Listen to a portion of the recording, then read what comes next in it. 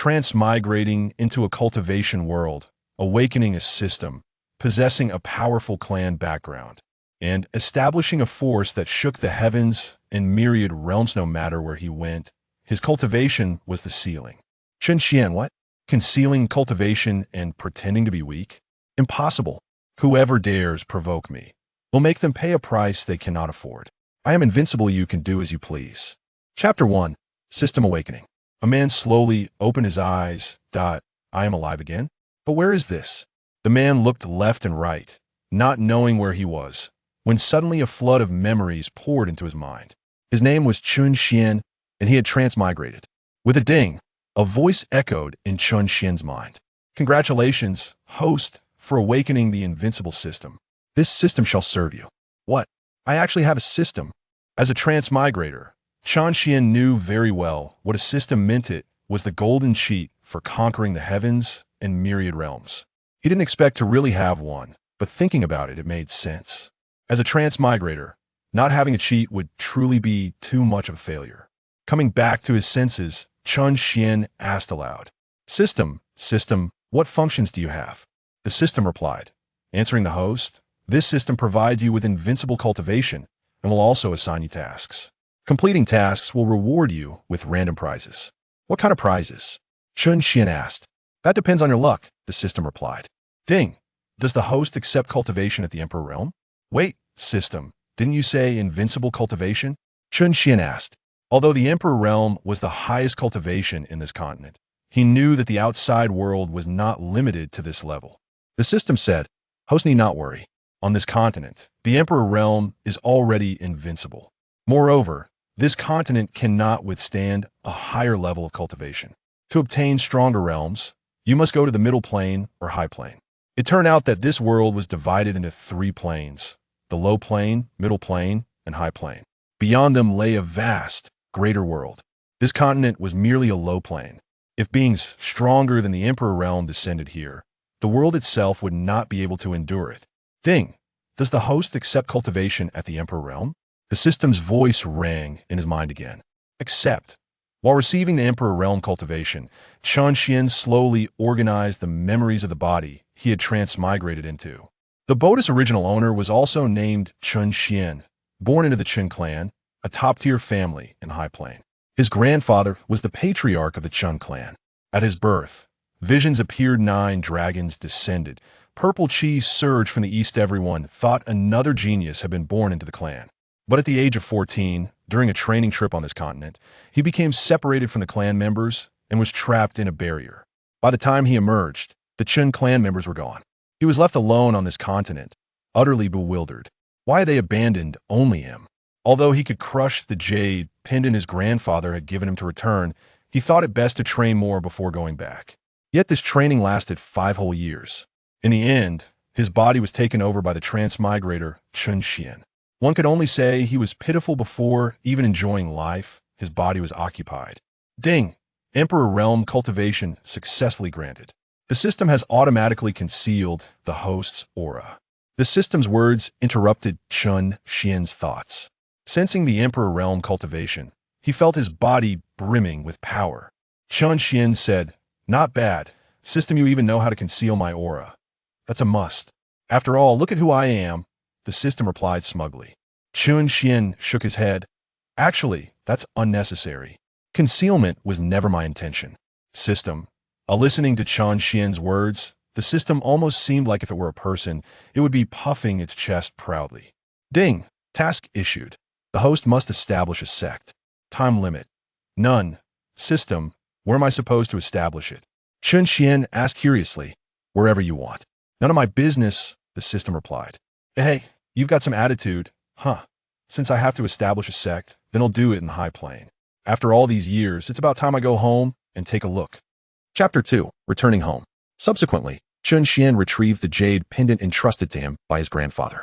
When Chen Xuan embarked on his journey for training, his grandfather, Chen Yi, had given him this pendant, instructing him to shatter it in times of peril. Within it contained a fraction of Chen Yi's cultivation. After all, this was a low plane. And without such a safeguard, it could lead to catastrophic consequences. Naturally, Chen Xuan had a second option, to summon a portal leading to the Chen clan.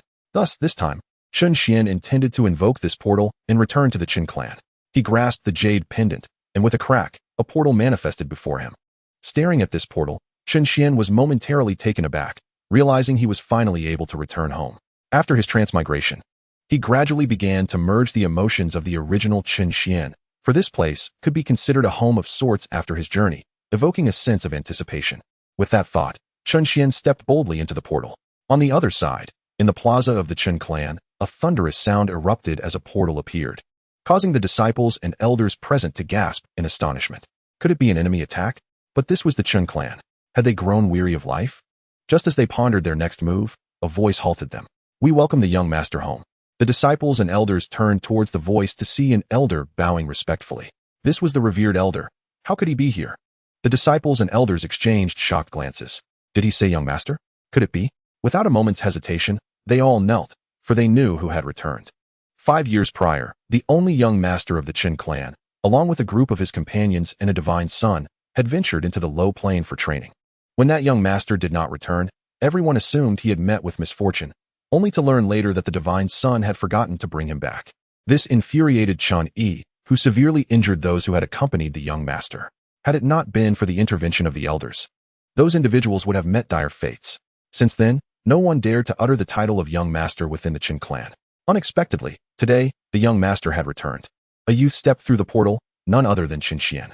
"Elder, you are too kind," he said, helping the elder to his feet. "It is truly wonderful that you have returned, young master. The clan leader has missed you greatly," the elder expressed joyfully. "The little rascal finally deigns to return?" A voice interjected, and a middle-aged man approached. This man was Chen Xuan's father, Chen Yu. "Father, your son has returned," Chen Xuan replied, bowing respectfully. "It's good to have you back. Both your mother and I have missed you dearly," Chen Yu said. "Mother," Chen Xuan replied, "I have missed you both as well." "Let us speak further inside," a deep voice interjected. "Come, your grandfather has been eagerly awaiting your return," Chen Yu said as he and Chen Xuan made their way to the main hall. "My dear grandson, I have missed you terribly," Chen Yi exclaimed as Chen Xuan reached the entrance of the hall. "Grandfather, I have missed you too," Chen Xuan replied. "You think I would not notice your absence for 5 years?" Chen Yi said, feigning irritation. Chen Xuan comforted him, saying, "Oh, grandfather, I went to train. I needed to hone my skills so as not to bring shame upon you." "Shame? As long as you are safe, this old man is at ease. Do you know how restless I have been? If it weren't for the fact that your life tablet remained intact, I would have thought you perished." In truth, Chen Yi had sent individuals to search for Chen Xuan in the low plane, but due to restrictions on those at the Imperial realm and below, they could only send disciples of lesser cultivation. Despite the vastness of the low plane and Chen Xuan's erratic movements, how could they possibly locate him? "Really, grandfather, can't you say something more encouraging? I did not return empty-handed. Just look at my current cultivation level," Chen Xuan said proudly. Chen Yi scrutinized his grandson closely, suddenly astonished. "The Imperial realm? How can this be?" Chen Yi exclaimed in disbelief. It is known that while many individuals exist at the Imperial level in high planes, few among the younger generation attain such heights. Most are merely remnants of the past. "Grandfather, you seem confused. 5 years ago, I was merely at the king level," Chen Xuan replied, wearing a helpless expression, thinking his grandfather's memory had faded due to excitement. "By the way, grandfather, I am not at the Imperial level." Chen Yi looked puzzled. "If you are not at the Imperial level, then what are you? Could I be mistaken?" Chen Xuan replied, "Grandfather, I sealed my cultivation, otherwise the low plane could not withstand my power." "What?" Chen Yi jumped up, and the elders of the Chen clan were equally astonished. Suddenly, Chen Yi waved his hand, creating a barrier around them, for there were many eyes and ears present. Soon, only Chen Xuan, Chen Yi, Chen Yu, and a few elders remained. Grandfather, what are you doing?" Chen Xuan questioned, bewildered by Chen Yi's actions. At that moment, the elder stepped forward to explain. "Young master, you may not realize, but the clan leader is concerned about your revelations impacting the disciples outside, especially since you stated you are not at the Imperial level." The other elders nodded in agreement, saying, "Indeed, young master, it would not be good to discourage them." All right, I understand," Chen Xuan replied, feeling somewhat resigned. Was being strong considered a fault? "Okay, Xuaner, what do you mean by having sealed your cultivation?" Chen Yu inquired, surprised at how far his son had come in 5 years. "Very well, father." Chen Xuan activated his storytelling mode. He explained that he had discovered a secret realm in the lower plane, one unlike any he had encountered before. In it, he had witnessed countless ethereal figures of gods and demons, filled with opportunities. He had unknowingly spent what felt like millennia there. constantly teetering on the brink of life and death. However, danger coexisted with opportunity. It was within that realm that he had broken through to the pinnacle of the Imperial Saint. Upon emerging, the low plane nearly erupted, prompting him to hastily seal his cultivation. Initially, he believed he had been there for millennia, only to realize upon his return that only 5 years had passed, which was why he had come back. With a serious demeanor, Chen Xuan recounted his tale, making it sound utterly believable. Chun Yi and Chen Yu, initially worried as they listened to their grandson's sons near brushes with death, found themselves leaping up in astonishment at the conclusion. What? You broke through to the Imperial Saint? The elders were equally bewildered. What is going on?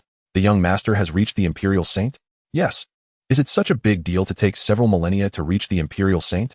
Chen Xuan shrugged, raising his hands in a gesture of indifference. If the ancient figures outside had heard him, they would undoubtedly have found his words laughable.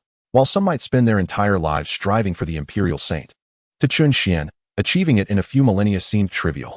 Suddenly, Chen Yi recalled something and inquired, Xianer, you mentioned seeing ethereal figures of gods and demons in the secret realm? Yes, Chen Xuan affirmed. No wonder you were able to break through to the Imperial Saint so swiftly. It seems you encountered the divine and demon secret realm, Chen Yi realized. Chen Yu then asked, Father, what is so different about this divine and demon secret realm? This secret realm is unlike any other, Chen Yi replied, gazing towards the clan's forbidden grounds. The divine and demon secret realm is said to have emerged during the ancient cataclysmic battles between gods and demons, a conflict that darkened the heavens and resulted in the fall of numerous deities. It can be said that the divine and demon secret realm is essentially a graveyard for gods and demons. It is fraught with peril, yet also laden with opportunities. Chen Yi stated, turning back to his grandson. Regardless, our Chen clan now boasts an Imperial Saint among us. How delightful! Chen Yi exclaimed joyfully. At this moment, the elders finally realized the situation and quickly bowed, exclaiming their congratulations to Xiaozhu for breaking through to the Disheng realm. Chen Xian then turned to his father Chen Yi and grandfather Chen Yu, saying, Father, grandfather, I have returned not only to break through to the Disheng realm, but also to establish a force of my own. Chapter 4. The dialogue before the breakthrough. What do you mean by Disheng? Chen Yi looked at Chen Xian in astonishment. The Disheng realm had not been seen for tens of thousands of years and was typically possessed only by top-tier families. Even the Chen clan, formidable as it was, had only one ancestor at the Disheng level, who had suffered severe injuries and remained in slumber for millennia. It was unimaginable that Chen Xian, at such a young age, barely in his 20s, would aspire to reach the Disheng realm. If this news spread, it would undoubtedly astonish the elder beings. However, considering that his grandson had spent millennia in the Shun Mo secret realm, it seemed plausible, albeit still surreal. Suddenly, Chen Yi snapped back to reality. Xianer, you mentioned wanting to establish your own force. Yes, Chen Xian replied. Ah, Xianer, if you desire a force, you should simply speak to grandfather. He can have your father hand over the entire Chen clan to you. Why emulate your father in creating a force? Chen Yi earnestly advised Chen Xian. Grandfather, aren't you the clan leader? Why would you need my father to transfer it to me? Also, what do you mean by emulating my father? Chen Xian asked, perplexed. Many years ago, I entrusted the position of clan leader to your father. However, he established the Mingyu Empire 5 years ago and is too preoccupied to manage the Chen clan, which is why I am temporarily overseeing it. Otherwise, why do you think the clan members refer to you as Xiaozhu? Chen Yi explained. Oh, so that is how it is. I had no idea so much had transpired during my absence, Chen Xian realized. Therefore, heed your grandfather's advice and refrain from establishing any forces. Let us remain within the Chen clan. You are now Di Sheng, and as clan leader, they would not dare to oppose you. Chen Yi continued to persuade. Grandfather, please do not dissuade me. My mind is made up, Chen Xian said solemnly. It was no jest. He needed to establish a force to fulfill the tasks assigned by the system. At that moment, Chen Yu interjected. Father, we should let Xianer go. After all, he needs to undergo some trials. Trials? What nonsense. He has trained for 5 years, and upon his return, he is already Di Sheng. What more trials does he need? Are you all going to train and leave me, this old man, to guard the house? Chen Yi retorted, visibly irritated.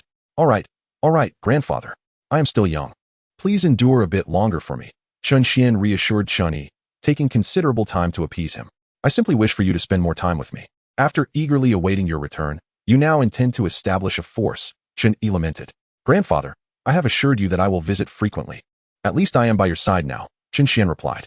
Chen Yu then said to Chen Yi, Father, I must return now. Before Chen Yi could respond, Chen Xian interjected. Father, won't you stay until I break through to Disheng? Chen Yu answered, I cannot.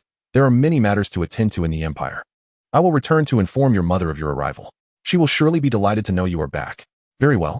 I shall come to find you both after my breakthrough to Dishan, Chen Xuan said to Chen Yu. Chen Yu embraced Chen Xuan, saying, my son has grown. Soon he will surpass his father. Father. Chen Yu then turned to Chen Yi, saying, I must take my leave now. Go on, go quickly. Your presence is bothersome. Chen Yi waved his hand impatiently. Chen Yu smiled slightly, knowing his father was tough on the outside but soft on the inside.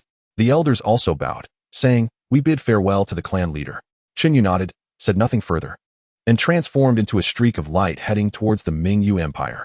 Chen Xuan gazed in the direction of the Empire, and then turned to Chen Yi and the elders, saying, Grandfather, elders, I am about to begin my breakthrough. Please stand back.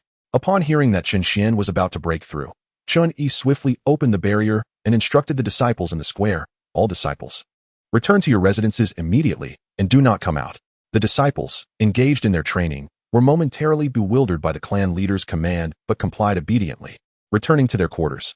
Now, only Chen Xuan remained in the arena. Chapter 5, Breakthrough. Half-god realm Chen Xuan then tapped his head and began to communicate with the system. System, come forth. What's the matter? The system replied, somewhat confused. What do you mean, what's the matter? Did we not agree that to attain a higher cultivation level, one must ascend to the mid-level or high-level planes? Why are you still sleeping?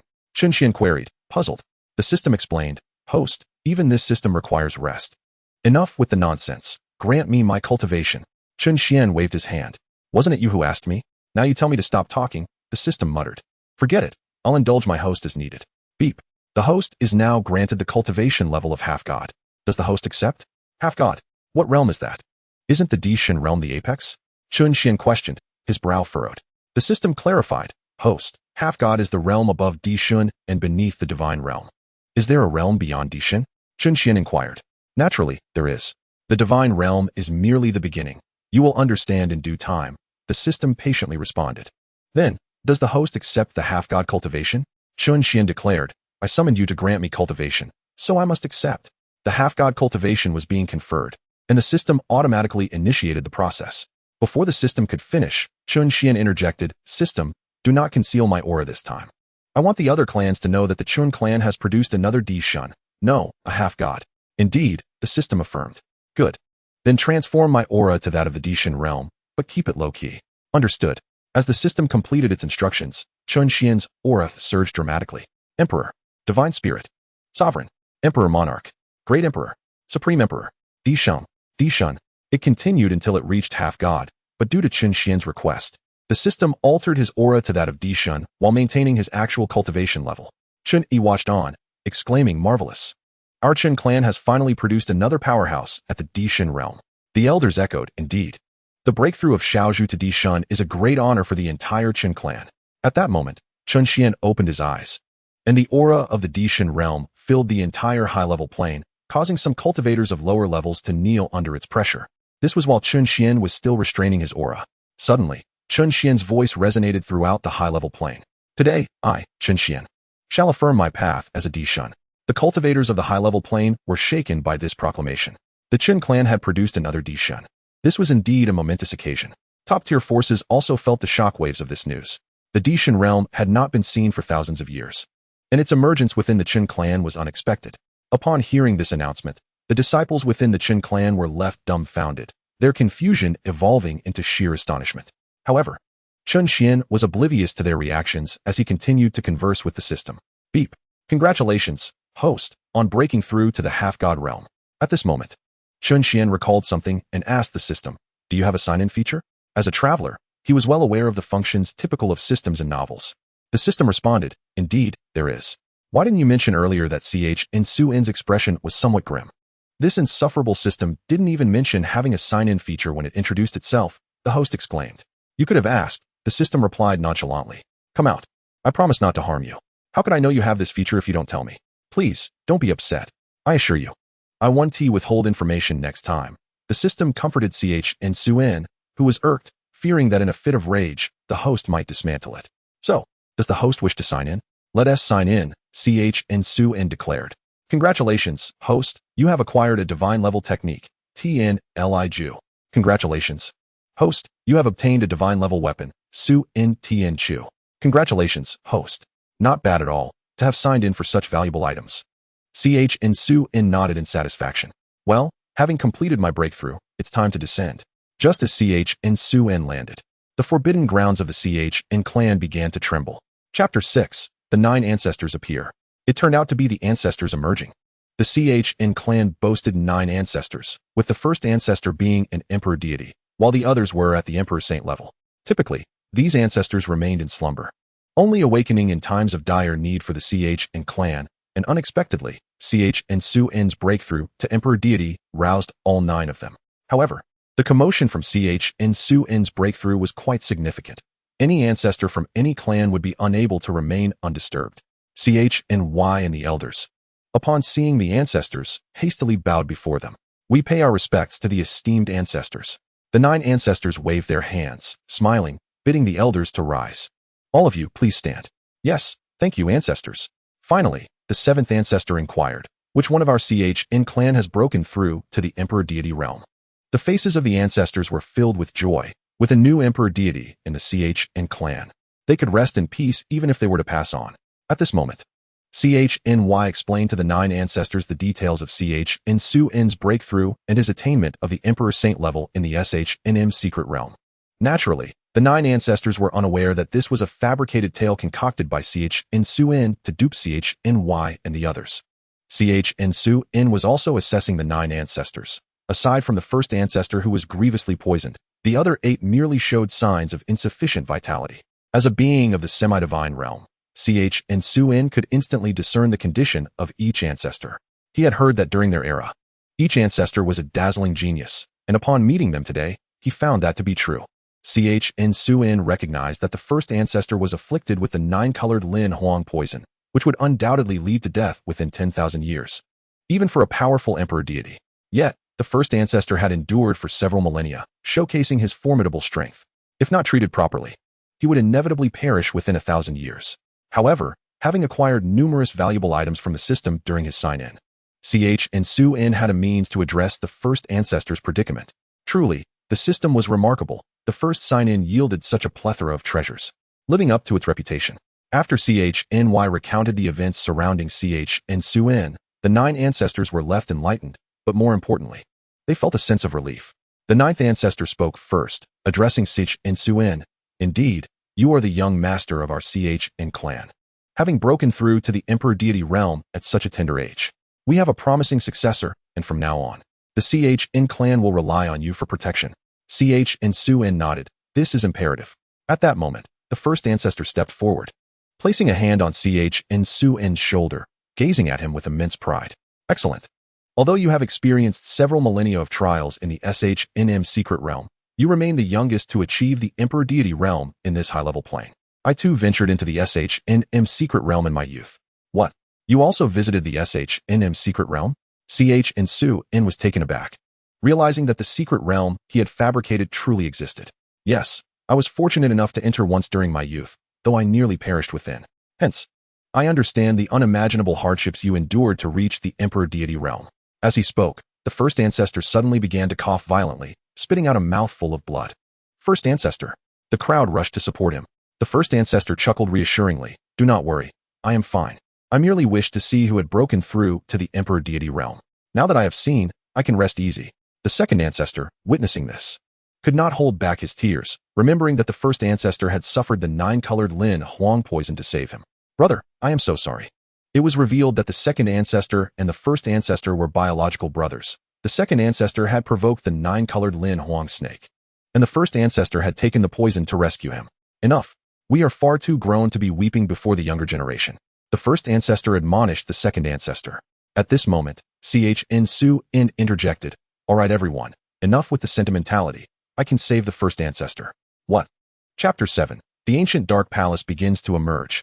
The elders and ancestors were stunned, especially the 9 ancestors, who were well aware that the first ancestor had been poisoned for over 10,000 years, with the toxin deeply entrenched in his bones. Saving the first ancestor was no small feat. They had explored numerous methods to find a cure, all to no avail. Naturally, the first ancestor was the most shocked. He understood his own condition better than anyone. The 9-colored Lin Huang poison was not a joke. He had thought he would perish within 1,000 years at most. Was there truly a chance for salvation? He was not afraid of death. Rather, He feared that his demise would provide an opportunity for rival factions to exploit. Although the Chen clan was a top-tier family, it was not invincible, especially with opposing forces lurking. If he were to fall, the Chen clan would be vulnerable to relentless oppression from rival factions. Within 1,000 years, the Chen clan would surely perish, underscoring the importance of having an emperor deity to safeguard a faction. The emergence of Xianxia, a prodigy who reached the Emperor Saint realm in a mere few millennia, had already overshadowed all the talents of their era. It was evident that Xianxia possessed extraordinary aptitude. Given another 1,000 years, he would undoubtedly ascend to the emperor deity realm. However, the first ancestor's time was insufficient for Xianxia to achieve such a breakthrough. If the first ancestor were to fall, the Chen clan would face irreversible devastation, as the emperor saints could not contend with an emperor deity. Yet with Xuan's appearance, all these issues seemed resolvable. The one most excited was the second ancestor, who gazed wide-eyed at Xuan. Is this true? Is there still hope for my brother? Xuan smiled gently. Indeed, it is true. Then, turning to the first ancestor, he said earnestly, First ancestor, the process of treatment will be excruciating, allowing for no missteps. Can you endure it? The first ancestor laughed heartily. Huh? What is there to endure? If it comes to it, I would rather die. With you in the Chen clan, even in death, I can rest in peace. Xuan replied, First ancestor, as long as I am here, you will not perish. Well then, this is not the place for treatment. Let us proceed to the forbidden grounds. Yes, let us go. The second ancestor was practically bouncing with anticipation, as if he were the one about to receive treatment. Soon, Xuan and the 9 ancestors transformed into streaks of light, soaring towards the forbidden grounds, leaving Chen and the elders behind in the plaza. After all, entry to the Chen clan's forbidden grounds was restricted to those at the Emperor Saint level. Chen addressed the elders, You may disperse now. Return to your duties. The elders obeyed and scattered. At that moment, Chen's voice resonated throughout the Chen clan. All disciples may cultivate freely, do not slacken. Today's events must not be disclosed, otherwise, you shall face family consequences. Having said this, Chen hummed a tune as he walked away, his mood exceedingly buoyant. His grandson had just returned to announce his status as an emperor deity, and now he was set to treat the first ancestor. This was enough to boast about for millennia. The disciples of the Chen clan were still in a daze, bewildered by the news. The young master is an emperor deity? How old is he? Even if he is extraordinary, this is beyond reason. How could they possibly live up to such a standard? Soon, rumors began to spread among the disciples, claiming that the young master was the reincarnation of an ancient powerhouse, awakened with memories of his past life. As is often the case, the tales grew increasingly exaggerated. Meanwhile, within a foreboding and eerie grand hall, the voice of a middle-aged man resonated from the throne. You may have heard of the Chun clan's Chen Xuan. Flanking the throne, 12 individuals stood, guardians of this formidable faction known as Guan, notorious for their nefarious deeds, having committed countless atrocities in secrecy. The hall's master, at the pinnacle of the Emperor God realm, observed the silence with disdain. With a snort, the pressure of his Emperor God aura erupted, sending the 12 guardians hurtling backward, grievously injured in an instant. At this moment, one guardian rose to speak. Master, please calm your wrath. According to our investigations into the Chen clan, there is no one by the name of Chen Xuan. He is likely a sealed individual. In other words, is one who has been sealed away, a once great talent whose extraordinary gifts forced them into self-imposed confinement due to certain circumstances. When the time is right, they will break free, but it was unexpected for this guardian to mistake Chen Xuan for Afengzh. The middle-aged man's voice echoed once more. Afengzh is of little concern. Even if they break through to the Emperor God realm, what of it? They cannot interfere with our plans. Thus, a monumental conspiracy was quietly brewing. Chapter 8. Detoxification. In the Chun clan's forbidden grounds, Chen Xuan addressed the 8 elders. Elders, shortly I shall perform detoxification for Ancestor E, and I kindly ask for your protection. The 8 elders nodded reassuringly. Rest assured, you may proceed without worry. With us here, you can focus solely on your task. Then I beseech you to commence your protective measures, Chen Xuan requested. Upon his words, the 8 elders began to establish their protective barriers, maintaining distance from Ancestor E and Chen Xuan. Chen Xuan turned to Ancestor E and instructed, Ancestor, no matter what occurs, do not resist, simply follow my guidance. Ancestor E smiled in response, very well. With that, Chen Xuan waved his hand, propelling Ancestor E into the air, and a needle appeared in Chen Xuan's grasp. This needle, known as the Devouring Needle, could consume all poisons, a gift from the system. Chen Xuan hurled the devouring needle into Ancestor Yi's body, prompting a grunt from him. Next, Chen Xuan produced the Demon Lotus, another reward from the system. It must be said that the system was remarkably generous, bestowing numerous valuable items upon its first sign-in. The Demon Lotus, dark red in hue, possessed formidable power. With Chen Xuan's current cultivation, anyone of lesser rank who glanced at the Demon Lotus would ignite their life force, ultimately being reduced to ashes. This illustrated the overwhelming potency of the Demon Lotus. Chen Xuan cast the Demon Lotus toward Ancestor Yi, enveloping him in dark red flames. Ah! Ancestor Yi cried out, clearly affected by the synergy of the Demon Lotus and the devouring needle. The other 8 elders turned their gazes toward Ancestor Yi's outcry, particularly the second elder, who, upon witnessing Ancestor Yi's condition, held his breath, silently praying for him. At this juncture, Chen Xuan spoke to Ancestor Yi. Ancestor, what I just injected into you was the devouring needle. The poison has penetrated your very bones. This needle will scour your body, consuming the toxins. After enduring the devastating 9-colored Lin Huang poison for millennia, your body can no longer withstand the needle's potency. The Demon Lotus will assist in refining your physique. If you can endure, not only will you return to your peak, but you may also break through your cultivation level. The remainder is up to you. Ancestor Yi, gritting his teeth against the pain, replied, Do not worry, Ancestor. I shall not let your efforts go to waste. With that, Chen Xuan approached the 8 elders, who hurried to him, the second elder asking, Xianer, how is Ancestor Yi? Chen Xuan respectfully responded, Second elder, the rest lies in fate.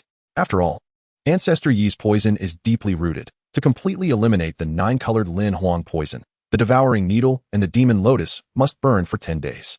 However, this duration will be exceedingly arduous for Ancestor Yi. As long as his willpower remains steadfast, he will succeed. The second elder nodded in understanding. I shall take my leave now, Chen Xuan stated. Allow me to accompany you, offered the second elder. No need, second elder. Just ensure the protection of Ancestor Yi with the rest. Very well. As the second elder concluded, Chen Xuan transformed into a wisp of wind, exiting the forbidden grounds. The elders gazed at the spot where Chen Xuan had vanished, exclaiming, The Chen clan has a successor. Ha ha. The second elder, his gaze filled with concern for Ancestor Yi, murmured, Eldest brother, you must persevere. I am still waiting for you to drink with me. Upon exiting the forbidden grounds, Chen Xuan sought out Chen Yi. Before he could speak, Chen Yi inquired, How is Ancestor Yi's condition?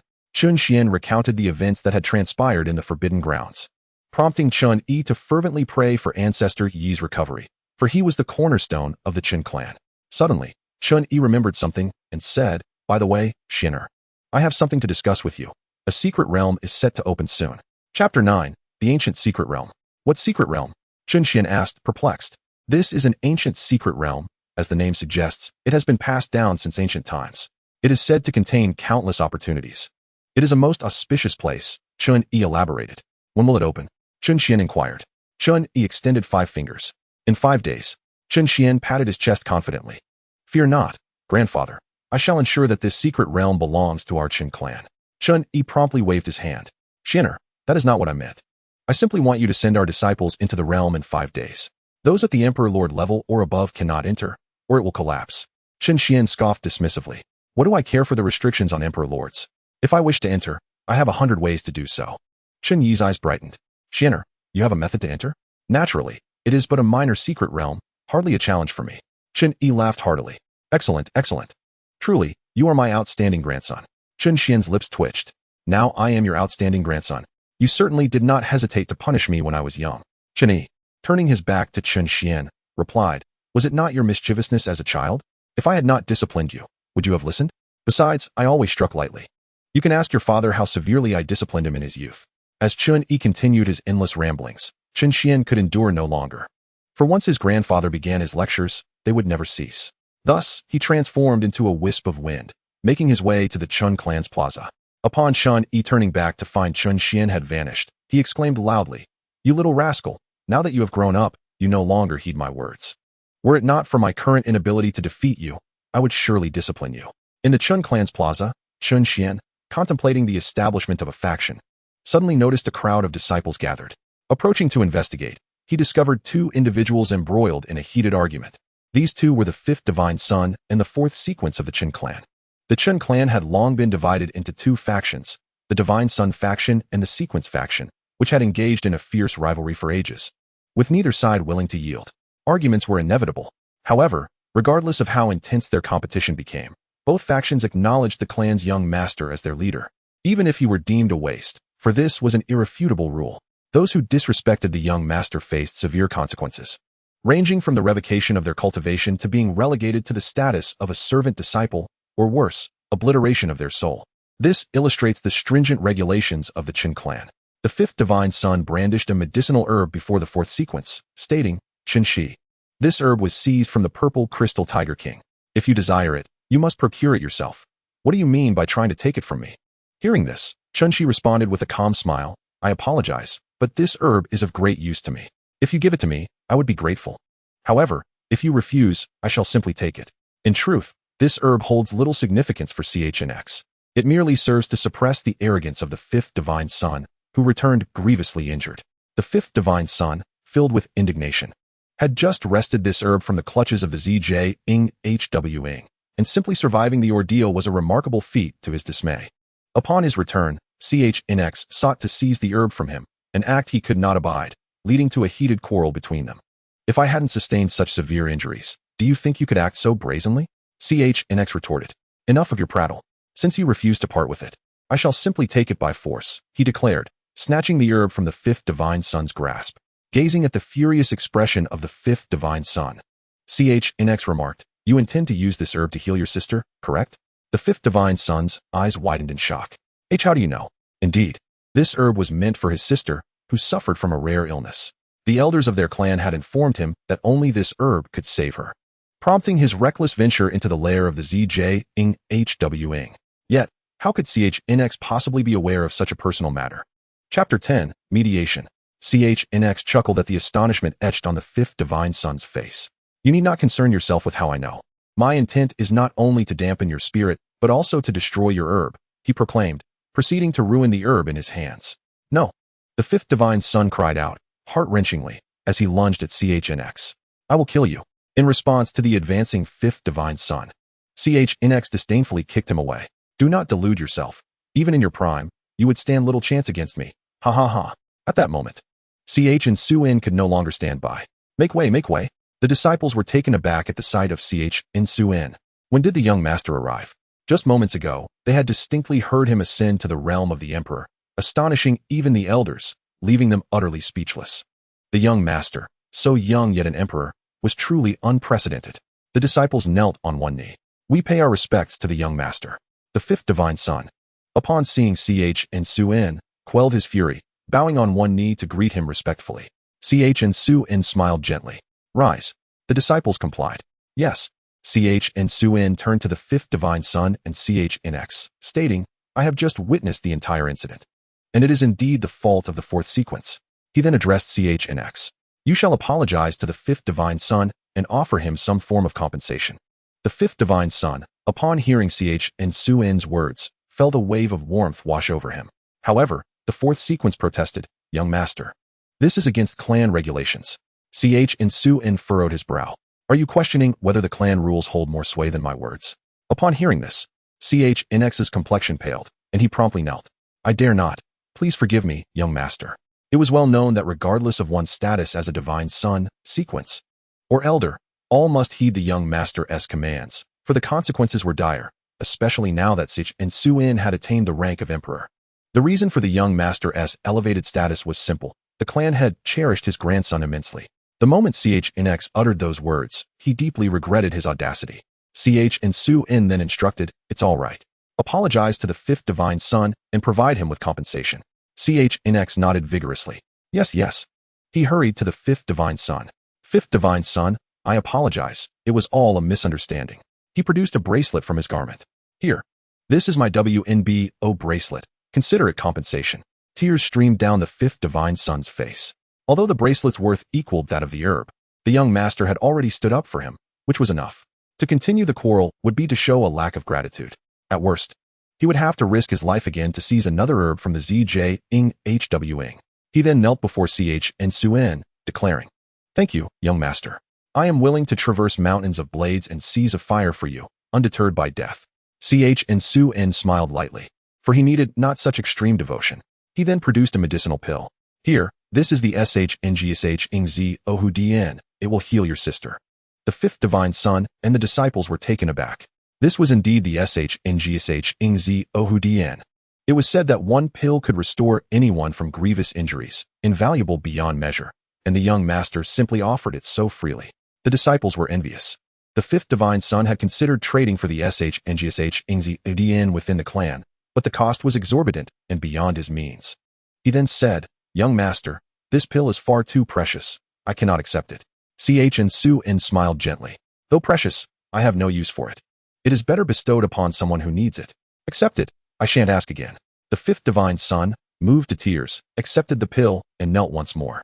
"Thank you, young master. Today I vow to traverse mountains of blades and seas of fire for you, willingly facing death. Should I falter, may the heavens and earth conspire against me." Chen Xuan's lips curled into a smile. "If you truly wish to follow me through trials, strive to enhance your own strength." The fifth divine son, tears glistening in his eyes, replied, "Indeed, I shall diligently elevate my power to follow in the young master's footsteps." Chen Xuan encouraged, "Very well, persevere." With that, Chen Xuan transformed into a wisp of gentle wind and departed, restoring all of the fifth divine son's injuries with a mere wave of his hand. As Chen Xuan left, the disciples echoed, "We bid farewell to the young master." Chen Xuan returned to his quarters. He would remain there for the next few days, awaiting the opening of the secret realm.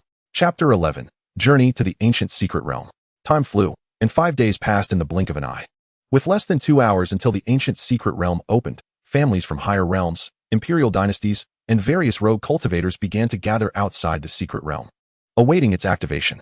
Chen clan. CHNY arrived outside Chen Xuan's room, gently knocking on the door. "Xuan, the secret realm is about to open. Prepare yourself. We shall head to the square." Hearing CHNY's voice, Chen Xuan replied, "Understood, grandfather. I shall join you shortly. Make haste." CHNY urged before proceeding to the square. Sitting on his bed, Chen Xuan opened his eyes. At last, the secret realm would open. The rewards from the system's sign-ins over the past few days had been bountiful. "System, you haven't run out of items, have you?" Over these 5 days, Chen Xuan had signed in for over 100 various items. The system's voice resonated in his mind. "Host, please do not doubt my capabilities. Let me assure you, I am an inexhaustible resource." Chen Xuan remarked, "Indeed, the system lives up to its name." The system responded with pride, "Of course."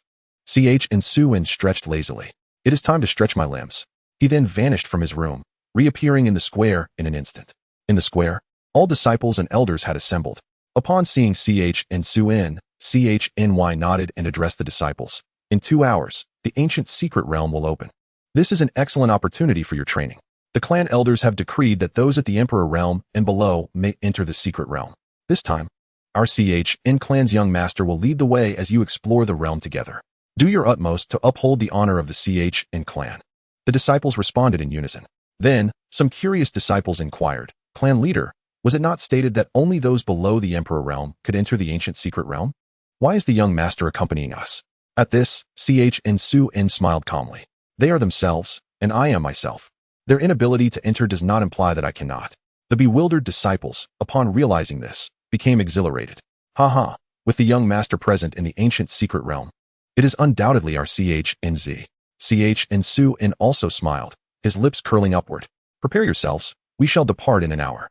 The disciples responded in unison and then dispersed, leaving only the divine sons and the sequences behind. Observing their lack of preparation, Chen Xuan inquired, "Will you not prepare?" The first divine son stepped forward, stating, reporting to the young master, "We have no preparations to make." The first sequence also approached, saying, "Young master, we have nothing to prepare." Chen Xuan nodded in acknowledgement. "I do not care about your past grievances. You must unite and listen to me. Do you understand? Otherwise, you will bear the consequences." Upon hearing this, the divine sons and the sequences knelt on one knee and replied, "Yes, we shall obey the young master's command." Chen Xuan nodded with satisfaction. "That is more like it." An hour later, Chen Xuan declared loudly, "Let us depart." Subsequently, Chen Xuan and the sequences boarded the same flying vessel, while the others boarded a different one. As the vessel took off, it soared toward the location of the secret realm. The elders and the disciples who could not enter the realm cheered for them within the CHNZ. Minutes later, Chen Xuan and his companions arrived at the secret realm. "Look, the people of CHNZ have arrived." Some members of other clans rushed to greet them upon their arrival. Chapter 12. The dispute before the opening of the secret realm. Some clan elders, and even clan leaders personally came to welcome Xuan and his entourage. Young master of Xianxia, you come unscathed, haha? Xuan smiled and nodded in response. I come unscathed. This was true for those who had a good relationship with the Xianxia. Those who did not merely observed silently from the sidelines. At this moment, a holy son from one clan stepped forward and said, you grovel before a junior. You truly bring shame to your clan. Upon hearing this, everyone was taken aback. Wow, this person is quite bold, daring to speak like that to a top-tier clan. Someone recognized the individual. I know who he is. That is Xiaoming of the Xiaozi. Everyone suddenly understood. No wonder he is so arrogant. It turns out to be him. This should be entertaining. Xiaoming, a prodigy of the top-tier clan, possesses the cultivation of the sacred realm at such a young age. The Xiaozi and the Xianxia have always been at odds, often clashing. However, the Xiaozi typically cannot compete with the Xianxia, as there is a distinction even among top-tier clans. Today, seeing that the elders of the Xianxia had not come, Xiaoming dared to act so brazenly. Although he spoke of another clan, everyone knew his words were directed at the Xianxia. The clan that was mocked looked at Xiaoming coldly, just as they were about to speak. Xianxia interjected. What are you, to act pretentious before me? Xiaoming was instantly enraged upon hearing this. At least I have the strength to act. I wonder if the young master of Xianxia has such power. As he spoke, he unleashed his sacred realm pressure towards Xianxia and the others. Xianxia, growing impatient, waved his hand, dissipating Xiaoming's pressure and sending him flying several hundred meters away with a single slap. I despise those who lack strength yet still act pretentious before me. The disciples behind Xianxia immediately cheered. Young master is mighty. Young master is mighty. The divine sons and sequences were equally delighted. Were it not for the young master's orders, they would have made a scene.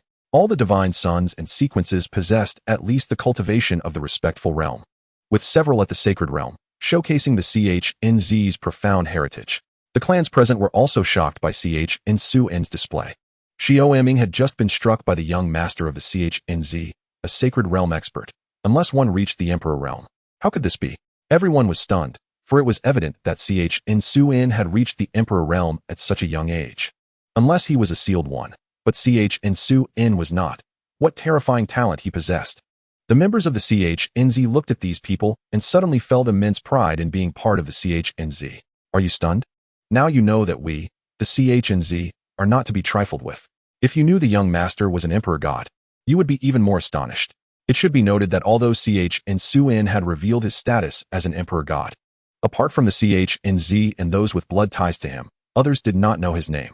Even when meeting members of other clans, he was referred to merely as the young master of the Xianxia. Thus, when he attained the status of emperor god, everyone assumed it was an ancestor of the Xianxia who had broken through. At this moment, an elder from the Xiaozi angrily addressed Xianxia, young master Xichen. Although our holy son has spoken rudely, there was no need for such a heavy hand. Xianxia turned his gaze to the elder, and the pressure of the emperor realm instantly bore down upon him. The elder of the Xiaozi felt a sense of dread and suddenly spat out a mouthful of blood, being sent flying backward. Xianxia coldly declared, remember, this is your first and last warning. If you dare to speak again, I will annihilate you. Once more, everyone was astonished. Chapter 13. The opening of the ancient secret realm. That was an elder of the Xiaozi, a powerful figure of the emperor realm. Yet he could not withstand the pressure from the young master of Xianxia. Just how strong is the young master? While everyone speculated about Xianxia's realm, the elder of the Xiaozi slowly rose and said, I did not expect the young master to be an emperor god. I apologize on behalf of holy son Xiaoming. I hope that the young master will not hold a grudge and spare our lives. As he spoke, the elder bent down. If given another chance, he would certainly not act as the scapegoat. Whoever wants to be, can be, I will not. Only a fool would. Unfortunately, there are no pills for regret, otherwise, this elder would surely consume a bottle. At this moment, the crowd's emotions could not simply be described as astonishment. They had become utterly numb. The reason they did not realize that Xianxia's pressure was aimed at the elder of the Xiaozi was that he could direct his pressure specifically at one person while making it imperceptible to others. As long as Xianxia wished, even standing before him, one would not know who his pressure was targeting. This was the terror of Xianxia, undoubtedly linked to the system. The crowd began to murmur. The young master of the Xianxia is truly extraordinary. He has reached the emperor god realm at such a young age. I could hardly believe it had I not witnessed it myself. Indeed, no wonder the young master of the xianxia has always been so mysterious. He has been hiding his trump card. Wasn't it the young master who recently broke through to the Emperor God realm? Upon hearing this, everyone suddenly understood. It turns out that this new Emperor God is none other than Xuan. And we mistakenly thought Xuan was some ancestor of the xianxia. The xianxia has kept their secrets well hidden. Everyone instantaneously grasped an important truth. The xianxia must not be provoked, and Xuan must be treated with utmost respect. They all thought in unison. It seems we must pay a visit to the xianxia after this secret realm expedition. Xuan glanced at the elder of the xianxia and said faintly, "Leave. You will not be so fortunate next time." The elder of the xianxia hastily replied, "Yes, yes, yes, I will not do so again." After saying this, the elder went to assist Xiaoming, feeding him a pill to help him recover, for they still needed to enter the secret realm. Fortunately, Xuan had shown mercy, otherwise, the consequences would have been far worse than mere injuries. Shortly after, Xiaoming awakened. When he learned that Xuan was an emperor god, he nearly lost his wits from fear. He regretted wanting to strike himself a few resounding slaps, gazing at Xuan with eyes full of dread. His resolve almost shattered. Fortunately, the elders of the Xiao clan reassured him that Xuan did not hold a grudge against the Xiao clan. Allowing his heart to settle, he silently vowed never to provoke the Xian clan again. Shortly thereafter, with a thunderous roar, the ancient secret realm opened, and the various clans and wandering cultivators swiftly entered the realm, prioritizing opportunities above all else. At that moment, within the GNDN, a middle-aged man seated upon the throne addressed the protectors below. "The secret realm has opened." One of the protectors stepped forward respectfully. "Yes, my lord, it has just opened." The man on the throne smiled slightly. "Excellent. Dispatch those of Saint Realm and below Imperial Lord Realm to commence our plan. Do not let me down." "Understood, my lord." The protector replied before vanishing into a wisp of black wind. The man on the throne chuckled. "If this plan succeeds, I shall break through to the legendary semi-divine realm, and then I can unify the entire high plane." Ha ha. The protectors below knelt on one knee, proclaiming, "Our lord will surely break through to the semi-divine realm and unify the high plane." The man smiled. "I can hardly wait." Chapter 14. Entering the Secret Realm. Outside the secret realm, the first divine son stepped forward. "Young master, shall we not enter now?" Xuan nodded. "We can wait until they have all entered before we go in." The first divine son respectfully replied, "Yes, young master." Afterward, he withdrew. Soon, most had entered, leaving only those above Imperial Lord Realm outside. Xuan declared, "Let us proceed." The members of the Xian clan responded, "Yes." At that moment, Elder YC of the Y clan approached Xuan upon seeing him about to enter the secret realm. The elders from other clans looked on with puzzled expressions. What is this old man up to? Xuan also regarded him with confusion. YC then spoke. "Young master Xian, are you also entering?" Xuan replied, "What if I am? Do you intend to stop me?" YC hastily waved his hands. "I would not dare. However, this secret realm can only accommodate those of Imperial Lord Realm and above. Otherwise, it would be unbearable. I implore young master Xian to reconsider." The other clan elders then understood YC's intent to stop Xuan. Since the secret realm could not withstand the power of those above Imperial Lord Realm, how could it endure someone like Xuan of Divine Emperor Realm? Xuan slowly spoke. "Indeed, those above Imperial Lord cannot enter, but I can simply suppress my cultivation to Imperial Lord Realm." YC was rendered speechless by this statement. Observing his reaction, Xuan continued, "In truth, you all wish to do the same. Yet your fear holds you back. After all, you have numerous enemies, and should you accidentally perish within, regret would come too late. Ultimately, you are all a bunch of cowards." Hearing this, YC and the other clan elders lowered their heads in shame. Xuan was correct. They had indeed contemplated suppressing their cultivation to Imperial Lord Realm to seek opportunities, but their fear of being slain by enemies deterred them. Without further regard for them, Xuan led the members of the Xian clan into the secret realm. Upon entering, they were engulfed by the aura of slaughter, as was customary for an ancient secret realm fraught with peril. However, Xuan was taken aback by the intensity of the killing aura, which was nearly palpable. One misstep could lead to madness. Yet, for Xuan, this was hardly a concern. He admonished the disciples of the Xian clan. "Now is your time to shine. Go forth and seek your opportunities. But remember this, do not be influenced by the aura here, for the consequences are dire. If anyone attempts to seize your opportunities, do not hesitate to retaliate. Show no mercy. Do you understand? The crowd responded enthusiastically, we understand. Xuan waved his hand. Go forth. Do not bring shame to our clan. The crowd bid farewell to Xuan as they set off in search of their fortunes. Before the divine sons and their ranks departed, Xuan issued a strict order. They must unite, and any who dared to stir conflict would be stripped of their titles. The divine sons and their ranks all assured Xuan they would not instigate discord, and only then did he nod in satisfaction, permitting them to seek opportunities. Xuan need not have entered, as his semi-divine realm cultivation already placed him at the pinnacle of this high plane. Yet, feeling idle outside, he decided to join in the excitement. Observing the enthusiasm of everyone seeking their fortunes, he nodded in satisfaction. Indeed, I find myself at leisure. It seems I must seek out some tasks to occupy myself.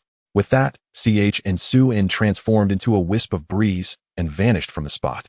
Chapter 15. The Plan of the GNDN. After Xuan's disappearance, in a void, dozens of men bearing the ancient character on their chests, all of whom were above the imperial realm, gathered, including 8 imperial lords. One man spoke. Today, our objective is to hunt down the exceptionally gifted talents here. Do you all understand? The crowd replied in unison. The man waved his hand. Begin your actions. Do not disappoint our lord.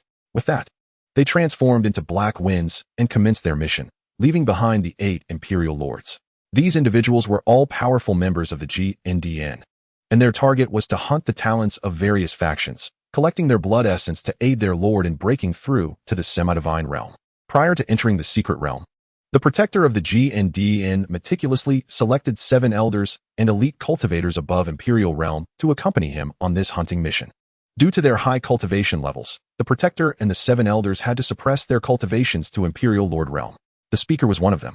With the addition of himself and the 7 elders, he felt confident they could accomplish the task assigned by their lord. While there were many imperial lords in the secret realm, he did not doubt that the 8 imperial lords on their side could systematically eliminate other imperial lords and complete their mission. If successful, the GNDN would unify the entire high plane. It was evident that the GNDN placed immense importance on this mission. Having dispatched not only a protector but also 7 elders, all of whom had previously reached the pinnacle of imperial sovereign, this clearly indicated the gravity of their investment. Should any of these individuals perish within the secret realm, it would be akin to a catastrophic earthquake for the GNDN. Subsequently, the protector addressed the 7 elders. Let us proceed. It is time to execute the task entrusted to us by our lord. The 7 elders nodded and transformed into black winds, disappearing from sight. At this moment, Xuan was leisurely strolling when he unexpectedly encountered a corpse. Out of curiosity, he approached to inspect it. To his surprise, someone had already met their demise, seemingly recently, as the blood essence had been drained, leaving a rather grisly scene.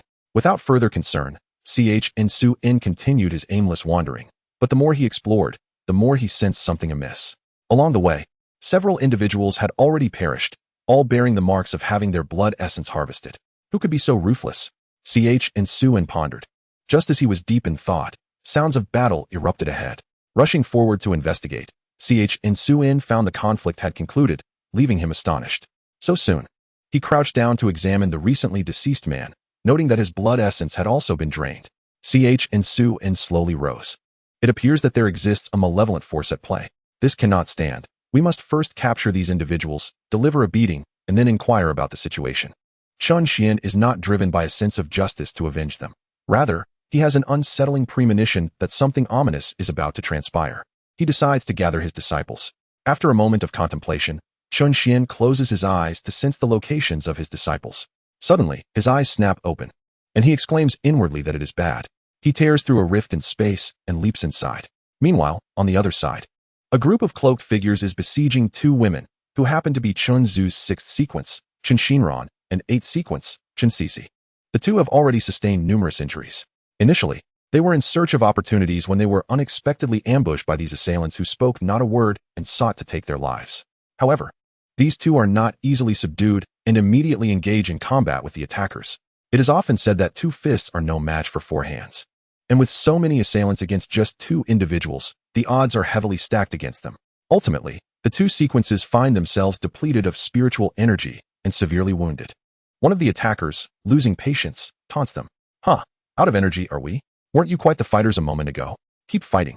Chen Xuan, indignant, retorts, "Pa, you lot are so many, yet you dare to attack just 2 people." The assailant, enraged by her words, replies, "Humph, still defiant at death's door? Today shall be your demise." With that, he conjures a colossal hand to strike down upon the 2 sequences. Chapter 16, Chunian intervenes. Just as the enormous hand is about to descend upon them, a rift in space tears open and a cold voice echoes. "What gives you the right to harm the people of Chenzu?" A flash of light ensues, and the immense hand disintegrates. Chen Xuan and Chen Cixi beam with joy and promptly kneel on one knee. We pay our respects to the young master. The figure before them is none other than Chen Xuan. Upon sensing his kin's distress, he hastened to their aid by tearing through space. Fortunately, he arrived in time to avert a tragedy. Chen Xuan raises his hand and, with a comforting tone, says, "Rise. You have performed admirably and have not brought shame upon Chenzu." Hearing this, the 2 sequences' hearts swell with joy. The young master praised us. How wonderful. Subsequently, with a wave of his hand, their wounds heal instantly. They feel invigorated and, filled with gratitude, kneel once more. "Thank you, young master. We are willing to face any peril for you." Chen Xuan, somewhat exasperated, replies, "Please, rise. You need only watch from the sidelines. I shall handle the rest." The 2 sequences comply and stand obediently aside. Chen Xuan then turns his gaze upon the black-clad assailants, releasing an oppressive aura of the Emperor's realm upon them. The attackers are taken aback. An Emperor? They, at most, possess the strength of the Emperor's spirit realm. Faced with Chen Xuan's overwhelming pressure, many collapse unconscious, while others panic and attempt to flee. Just then, the leader of the attackers crushes a jade pendant, summoning 8 swirling vortexes from which emerge 8 men, guardians and elders of the ancient dark temple. Chen Xuan observes them with a hint of intrigue. These individuals seem rather formidable. At this moment, Chen Xuan and Chen Cixi exclaim in shock. These are the guardians and elders of the ancient dark temple. They have actually entered. Realization dawns upon Chen Xuan. No wonder those individuals were drained of their energy. It was the doing of these ruffians.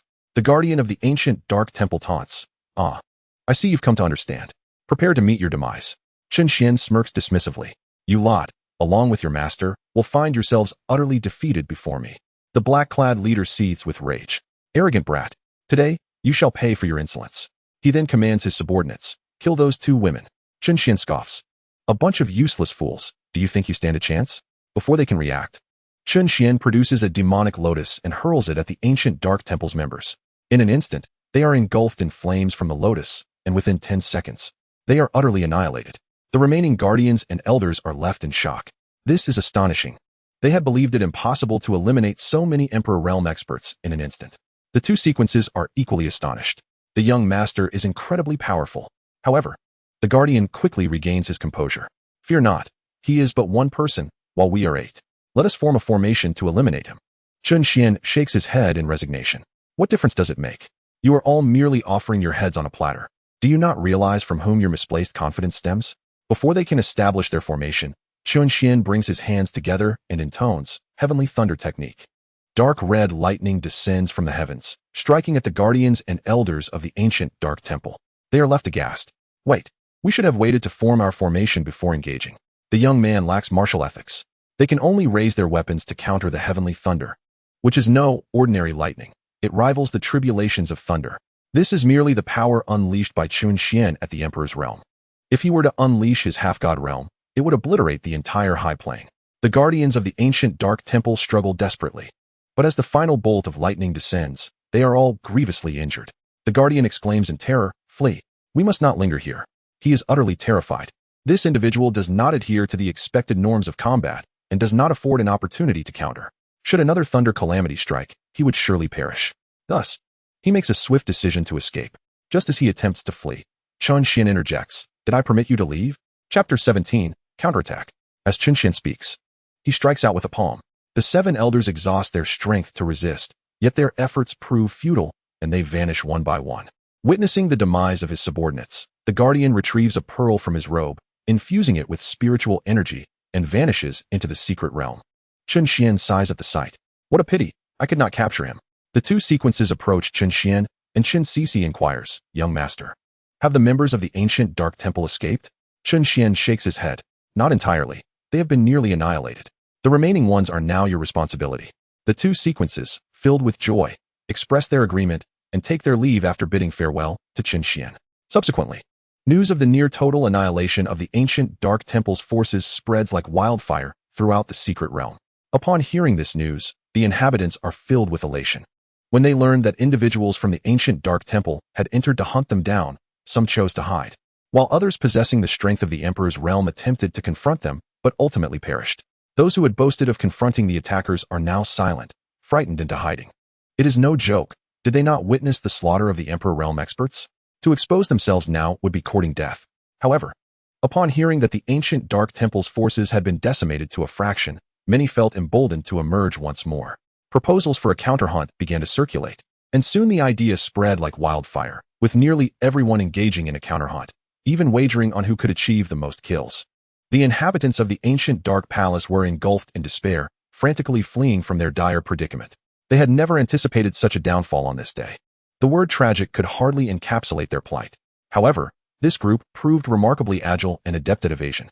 It took the occupants of the secret realm 3 days and nights to eradicate all remnants of the ancient Dark Palace. Upon learning that Chen Xuan had decimated the upper echelons of the ancient Dark Palace, the crowd's reverence for him grew exponentially. After all, he had resolved a significant predicament, effectively incurring a debt of gratitude from them. Once they had annihilated all members of the ancient Dark Palace, they exclaimed in exhilaration, expressing their intent to participate again should the opportunity arise. Subsequently, seeing that no remnants of the ancient Dark Palace remained, they resumed their quest for fortune. Meanwhile, within the ancient Dark Palace, a guardian returned, dragging his severely injured body back to the main hall. Upon entering, he knelt before the man seated on the throne and declared, "I pay my respects to my lord. I have failed to accomplish your task and am willing to accept punishment." The man on the throne slowly rose. "Oh, you have failed?" He gazed quizzically at the injured guardian. It was essential to note that this guardian ranked among the most powerful in their order.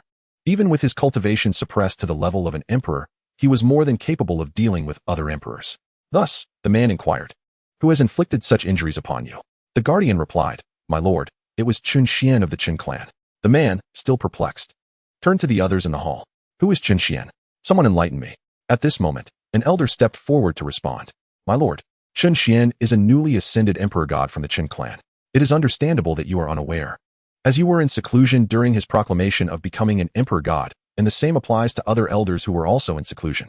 The elder who spoke was the left heavenly monarch of the ancient Dark Palace. The palace was structured with 1 lord, 2 monarchs, and 9 guardians, with the remaining members being elders. The 2 monarchs were referred to as the left and right heavenly monarchs, both at the peak of Emperor Saint level, with the right heavenly monarch currently in seclusion to break through to the emperor god realm and thus absent. The man snorted. "What does it matter? As long as I break through to the half-god realm, I shall consider them mere ants beneath my feet." He then turned to the guardian and asked, "What have you collected?"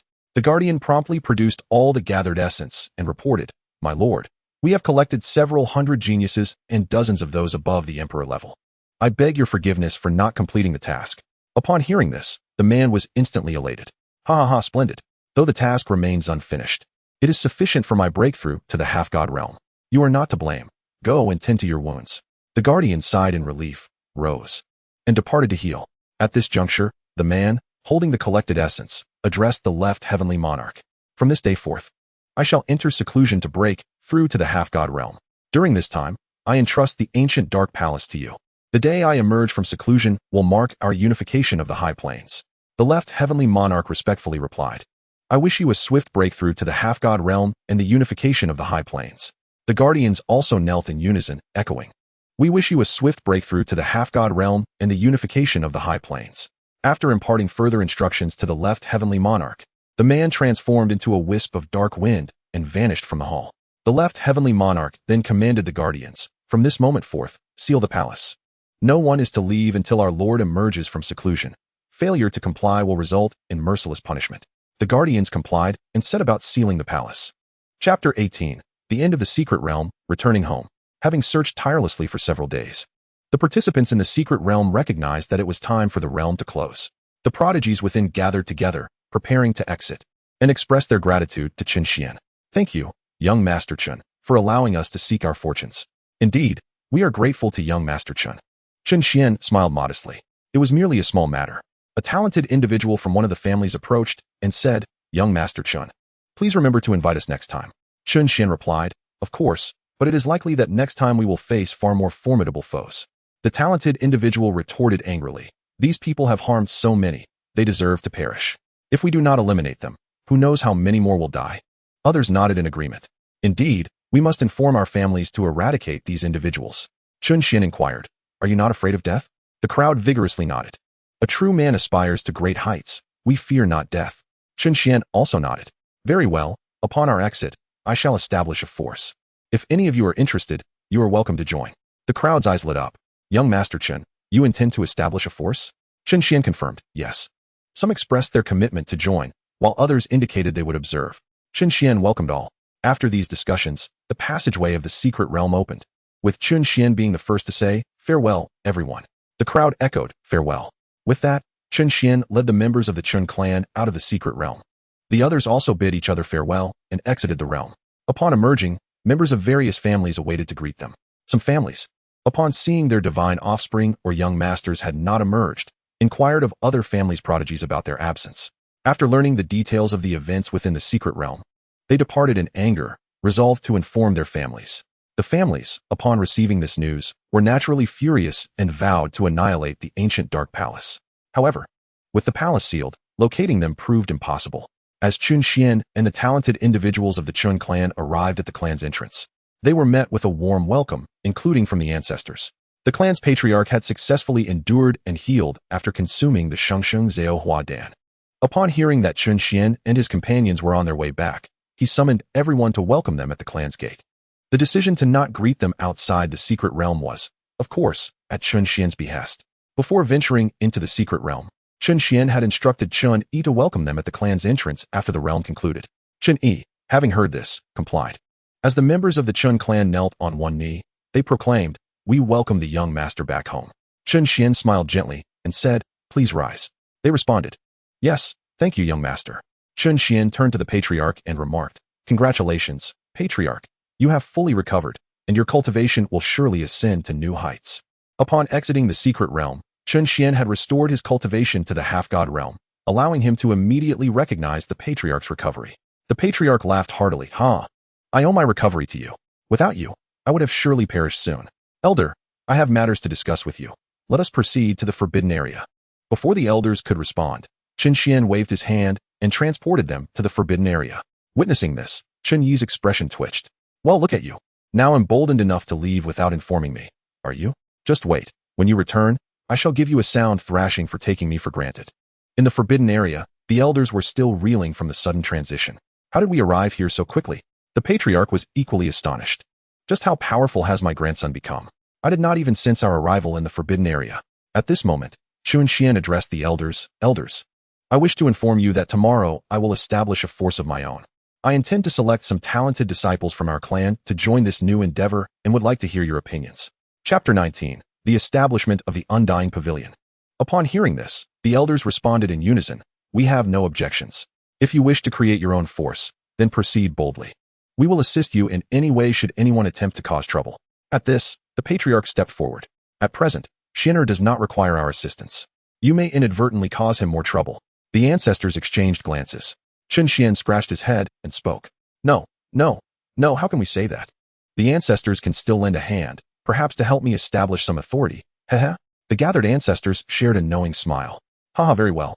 We shall assist you in establishing your authority. One ancestor declared. Shinner, when do you plan to establish it? Chen Xuan replied, immediately. The ancestors were taken aback.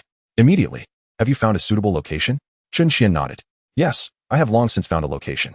During his time in the secret realm, Chen Xuan had already envisioned the location and even the name of his faction. The third ancestor inquired, shall we accompany you to see it? Shinner, have you already built it? Chen Xuan responded, naturally not. Constructing it is quite simple, merely a matter of a wave of the hand. The ancestors nodded in agreement. At their level, establishing a faction is but a fleeting moment. At this juncture, Chen Xuan added, ancestors, I might bring along some talented members from the family. One ancestor remarked, that is certainly not an issue. After all, we are all of the same family, regardless of location. The other ancestors nodded in agreement. With the endorsement of one ancestor, what more could they say? Moreover, they were in agreement. One ancestor said, let us go, Shinner, and see what kind of faction you wish to create. Chen Xuan replied, yes, I kindly invite the ancestors to accompany me. Thereupon, Chen Xuan transformed into a shooting star and departed the Chen clan. The 9 ancestors naturally followed suit. In the Wangu forest, there reside enormous spiritual beasts, each possessing the cultivation level of an emperor. In the distance, 10 streaks of light approached. It was Chen Xuan and his companions. At this moment, the fifth ancestor remarked, "Xianer, is it not too hasty to establish it here? Moreover, it is quite perilous." Chen Xuan addressed the fifth ancestor. "It is not hasty at all. With my presence, can I allow my disciples to be in danger?" The fifth ancestor nodded. "That is indeed the case." Subsequently, Chen Xuan suddenly made a move, instantaneously creating a colossal structure. Thus, a faction was established. Chen Xuan clapped his hands. Completed. One ancestor then inquired, "Xianer, what name do you intend to give it?" Chen Xuan pondered for a moment and declared, "Let it be called the Buxia Gang." Upon finishing, Chen Xuan waved his hand, inscribing the 3 characters of Buxia Gang. Thus, the Buxia Gang was founded. Chen Xuan addressed the ancestors, "Esteemed ancestors, please enter and take a look. I have some matters to attend to." Upon hearing this, the ancestors gradually entered the Buxia Gang. At this moment, Chen Xuan's voice resonated throughout the high plain. "Esteemed individuals, I am Chen Xuan of the Chen clan. Today, I establish the Buxia Gang and welcome all aspiring individuals to join my Buxia Gang, regardless of background or talent. Only those who can pass the trials shall become disciples of my Buxia Gang. Naturally, all esteemed families are also welcome to visit my Buxia Gang." After speaking, Chen Xuan entered the Buxia Gang. His proclamation stirred a great commotion. Some smaller families contemplated sending their disciples or descendants to the Buxia Gang. After all, this was a force founded by a being of the Emperor God realm. Should their disciples gain entry, it would be akin to securing a powerful ally. Meanwhile, some larger families deliberated whether to send their disciples to try their luck. For certain rogue cultivators, this presented an opportunity, as the presence of an Emperor God was a rare chance for them. Naturally, some forces opposed to the Chen clan harbored thoughts of investigation. Before long, numerous factions began making their way to the Buxia Gang. Chapter 20. A Convergence of Forces. The trials commence. Various prominent families successively arrived outside the Buxia Gang. Wow, how grand. The Buxia Gang is enormous. Indeed, it is confirmed to be the Buxia Gang, not the Buxia de Guo, right? The crowd was astonished by the scale of the Buxia Gang, which surpassed even that of empires. Chen Xuan had long awaited their arrival and smiled at their reactions, but he needed to wait for everyone to gather before proceeding. The Yang clan has arrived. The Shao clan has arrived. The Yi clan has arrived. The Fengyin Empire has arrived. The Mingyu Empire has arrived. Upon hearing the name of the Mingyu Empire, Chen Xuan recognized it as the force established by his father. The other families, upon witnessing the arrival of these top-tier clans, tactfully made way. They had no choice. They dared not offend them, for angering them could lead to catastrophic consequences for their own families. Members of the Mingyu Empire approached Chen Xuan, kneeling on one knee in deference. "We pay our respects to the young master." Chen Xuan nodded. "Rise. Is it just you few? Where are my father and mother?" An elder stepped forward, saying, "Young master, the emperor is unable to come due to pressing matters. And as for the madam, she is not unwilling to come. Rather, the emperor is preparing to break through to the Emperor God realm and requires her assistance. So he could only send us in his stead." Chen Xuan nodded. "I see. That explains his absence. Did my father leave any instructions for you?" The elder gestured to the disciples behind him, saying, "Young master, the emperor instructed that these are the exceptionally gifted disciples of our Mingyu Empire, entrusted to me to bring to you. Furthermore, the madam has expressed that she misses you dearly and will come to find you once the emperor achieves his breakthrough." Chen Xuan gazed at the Mingyu Empire and replied, "Then you may rest for a while over there." "Certainly." Subsequently, the members of the Mingyu Empire stepped aside. The other families were equally astonished upon hearing that Chen Xuan was about to break through to the Emperor God realm. They had not anticipated that the Chen clan would produce another Emperor God. Does this not imply that the Chen clan could dominate the high plain? The crowd buzzed with discussion. At this moment, a voice called out, "The Chen clan has arrived." From afar, Chen Yi was leading the disciples and elders of the Chen clan towards them. Chen Yi, beaming with joy, greeted Chen Xuan. "Haha, Xianer, your grandfather has arrived." Chen Xuan smiled in return. "Very well, grandfather. Please rest with the elders while I check for any remaining arrivals." Chen Yi cheerfully responded. "Certainly." After saying this, Chen Yi began conversing with the leaders of other families. After a while, some rogue cultivators also arrived at the Buxia Gang.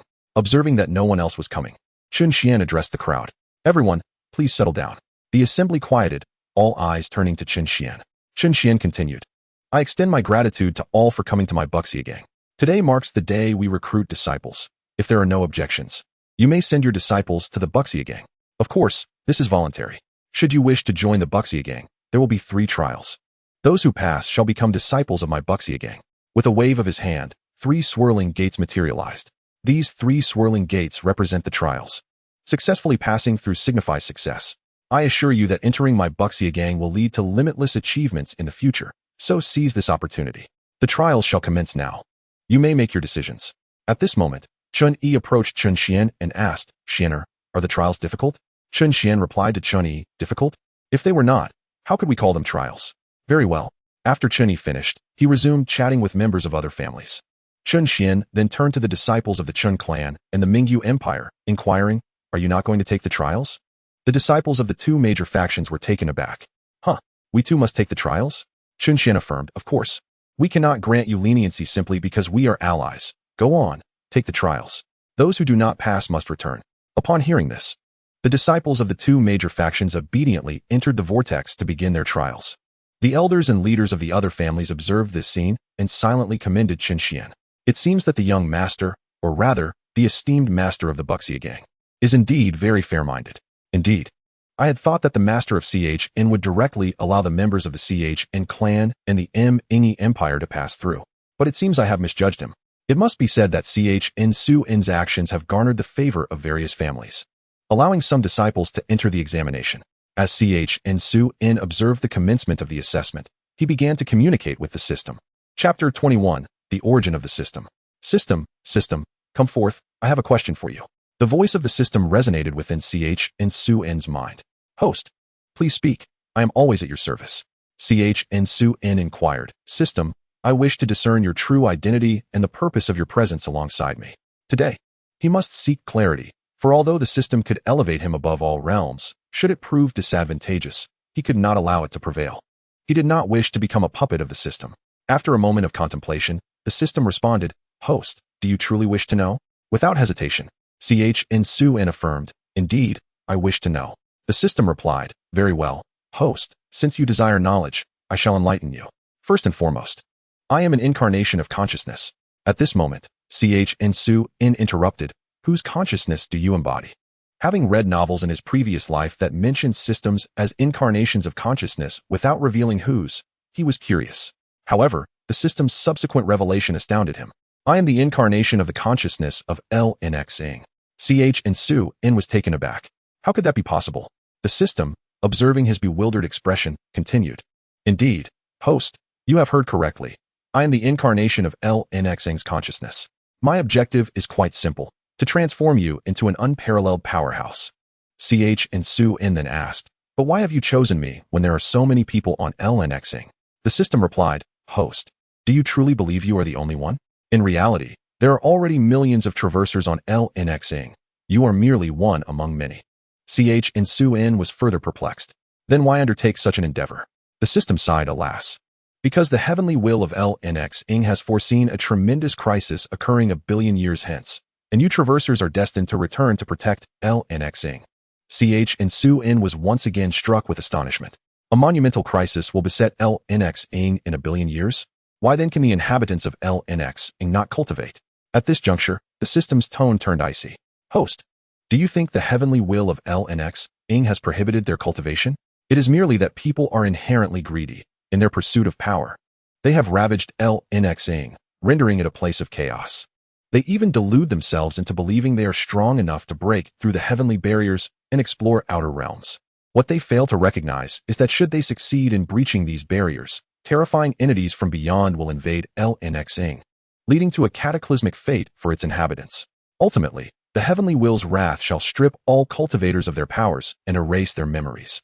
The heavenly will foresaw the impending crisis, yet could not permit the inhabitants of LNXing to cultivate.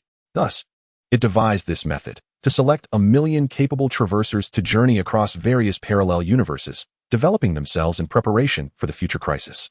CHN Su'in finally understood. So, this is how it is. The tales I read in novels were indeed true.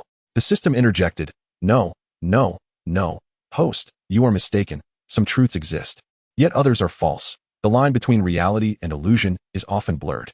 CHN Su'in further inquired, Does this mean every traverser possesses a system and shares my circumstances, achieving the highest cultivation wherever they go? The system responded, Host, you are mistaken once more. Not every traverser is endowed with a system. Some must start from scratch, while others can only grow stronger by completing tasks. were every traverser to possess a system akin to the incarnation of LNX-ing's consciousness. LNX-ing would have been discovered by entities from beyond long before you could mature, as the transformation of the consciousness into a system consumes the heavenly will's power. Your situation is uniquely exceptional, and presently, you are the only one aware of this matter. When the time is ripe, other traversers shall naturally come to learn of it. Chen continued to question, System, is the heavenly will of LNX-ing exceedingly powerful?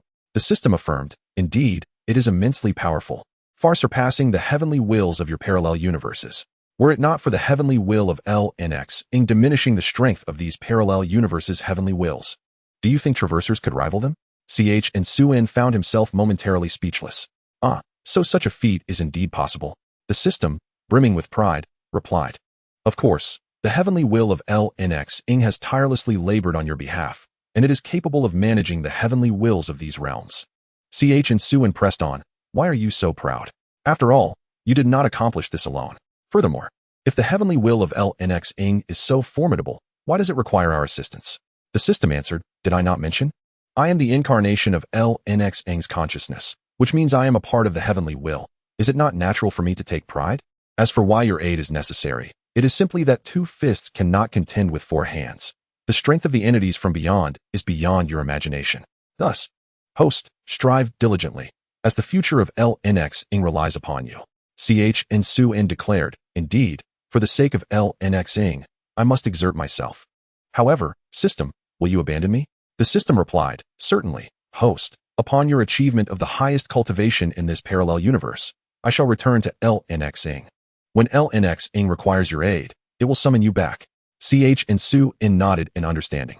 Very well, but can I truly survive for 1 billion years?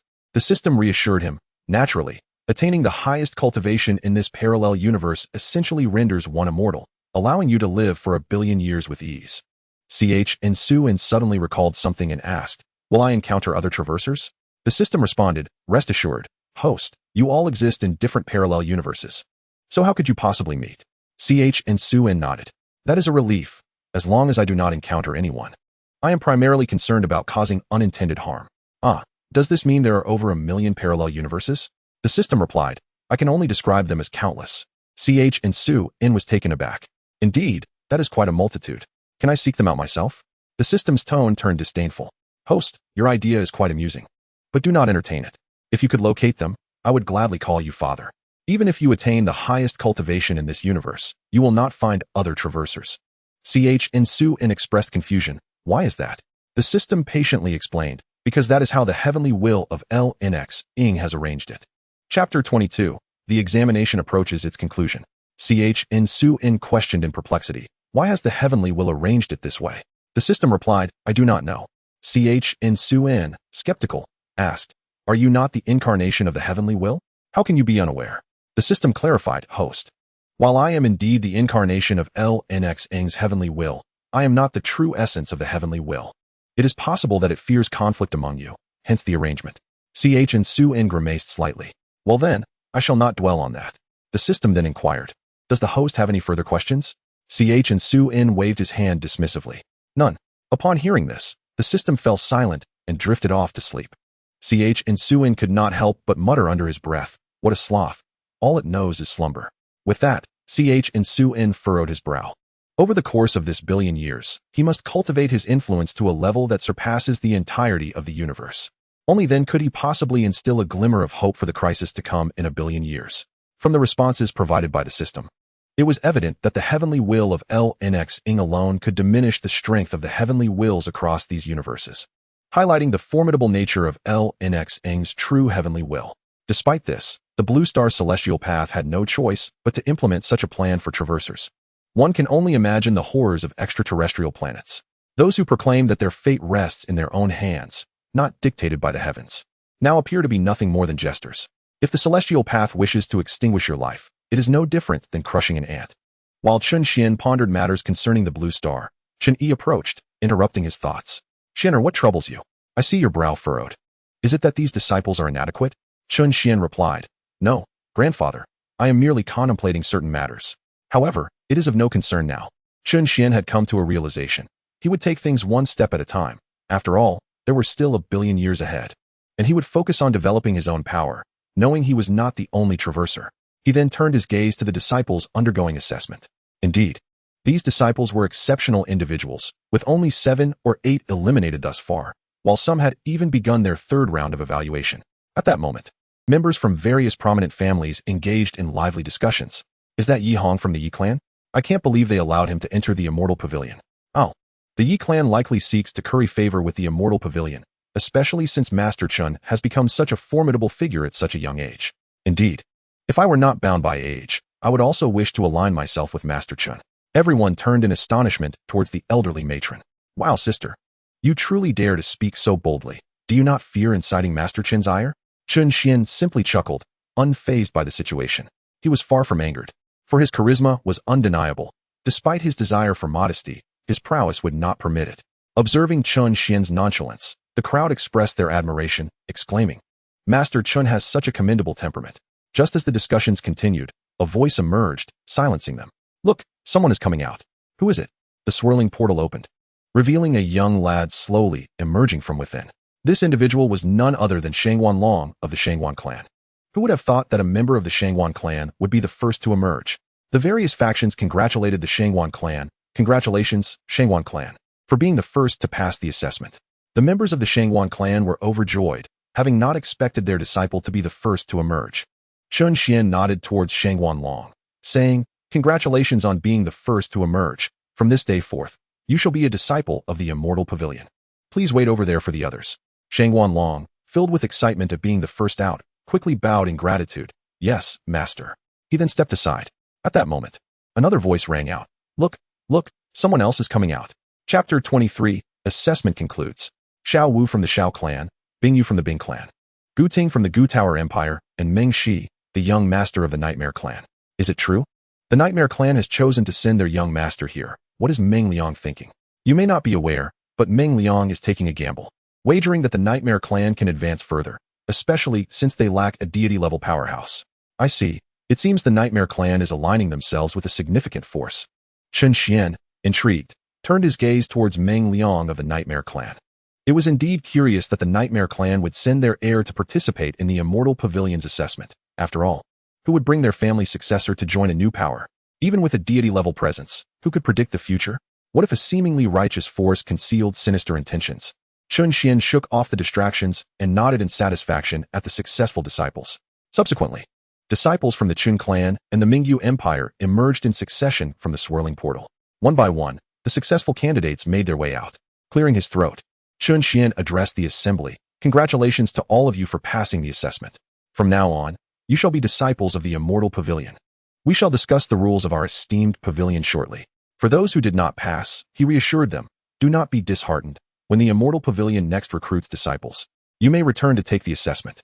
You will not leave empty-handed. Once we conclude, you may take home some gifts. The unsuccessful candidates expressed their gratitude and returned to their families, while those who passed bowed in acknowledgement. Yes, master. Chen Xuan nodded. If you have anything to say, please share with your families before we enter the Immortal Pavilion. The disciples promptly complied, moving to converse with their families. Suddenly, Chen Xuan recalled something and addressed the system. System, is it time to issue rewards? The system's voice resonated in Chen Xuan's mind. Congratulations, host, for completing the task. Rewards are now being issued. Congratulations, host. You have acquired the ability to reverse the tide of fate and the art of resurrection. Congratulations, host. You have obtained the door to the divine realm. Chen Xuan was quite pleased with the first reward, especially after examining its description. The ability to resurrect any deceased being as long as their essence could be traced was indeed remarkable. This meant that even ancient beings could be brought back to life if their essence was found. Such power was unparalleled. Chen Xuan then paused at the second reward. What is the door to the divine realm? There was no introduction. The system elucidated, host. The door to the divine realm serves as the key to access the divine realm. When you wish to enter, simply summon the door. Chen Xuan pondered the system's explanation. So that is its purpose. He awaited further rewards, but found none forthcoming. Chen Xuan inquired, System, is that all? Do you not intend to provide any additional rewards? The system, responding to Chen Xuan's query, replied nonchalantly, Host, be content. Setting aside the door to the divine realm, the resurrection art alone should suffice for your satisfaction. If you desire more rewards, simply continue to complete tasks. Chen Xuan nodded, acknowledging that such a resurrection art was indeed unique. Realizing he had been greedy, Nonetheless, he would strive for more next time. By the way, system, when will you issue tasks? The system responded, randomly. Do not worry, host, it should not be long. Chen Xuan smirked, bemused by the randomness of tasks. Just then, an individual flew in from the distance, proclaiming, haha, what grandiosity. Establishing a force without reporting to our Shua Pavilion. Who gave you the audacity? Upon hearing these words, Chen Xuan, the Chen clan, and all present turned to the speaker. Chapter 24. The Troublemaking Shua Pavilion. Chen Xuan surveyed the scene. 2 mid-level deity figures and 4 peak-level saint figures presented an imposing sight.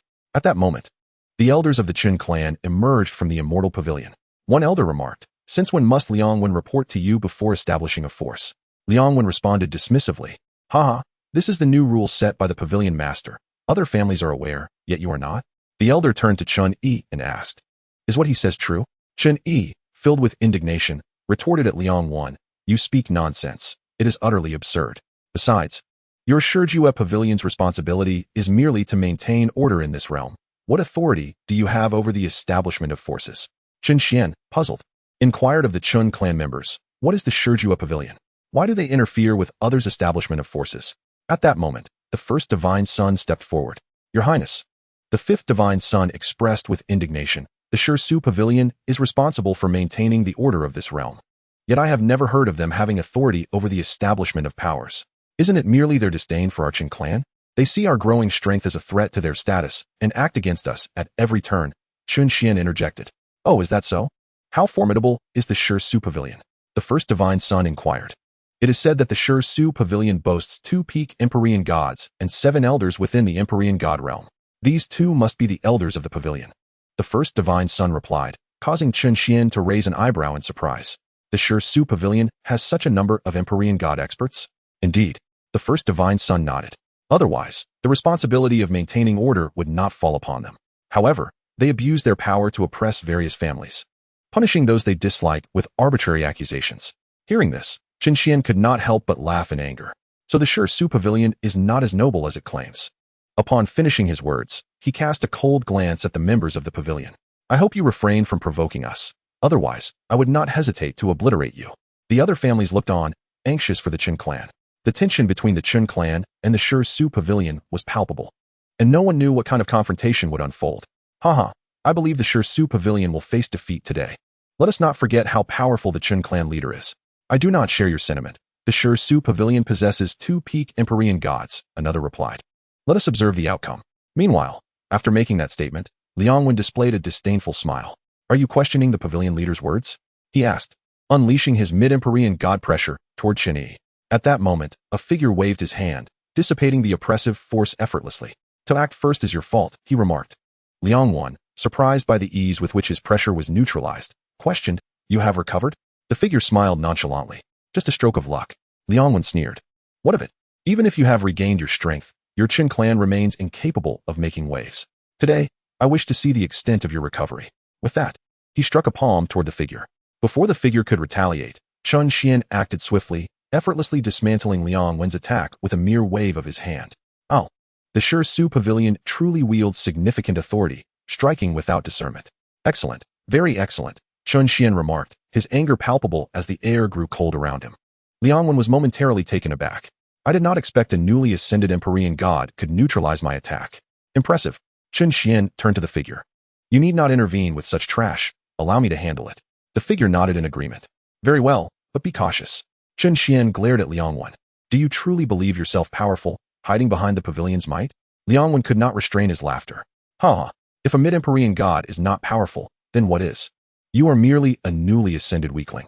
Is that so? Chen Xuan retorted, releasing a half-god aura that surged toward Liangwen and his company. They were taken aback. How is this possible? Chapter 25. The might of Chen Xuan. Chen Xuan's formidable half-god aura pressed down upon Liangwen and his companions, forcing them to the ground. Liangwen struggled to lift his head and stammered, why, you're actually a half-god.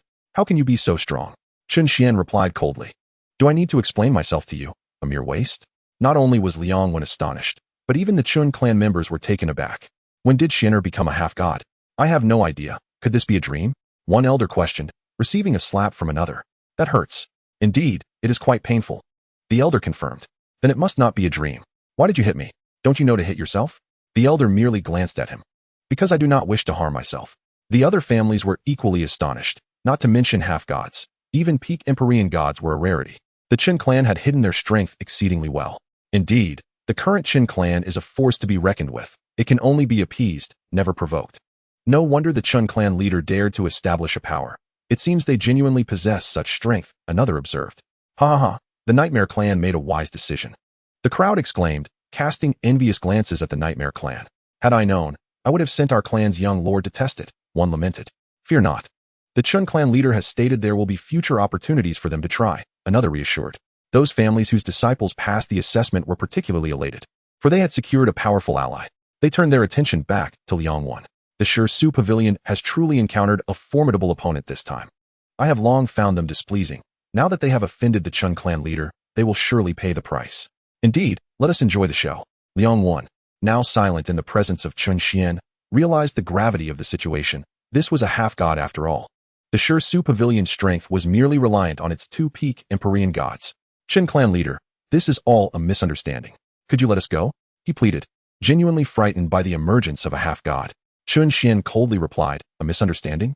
You appeared quite arrogant just moments ago. That hardly resembles a misunderstanding. Liangwan retorted, listen.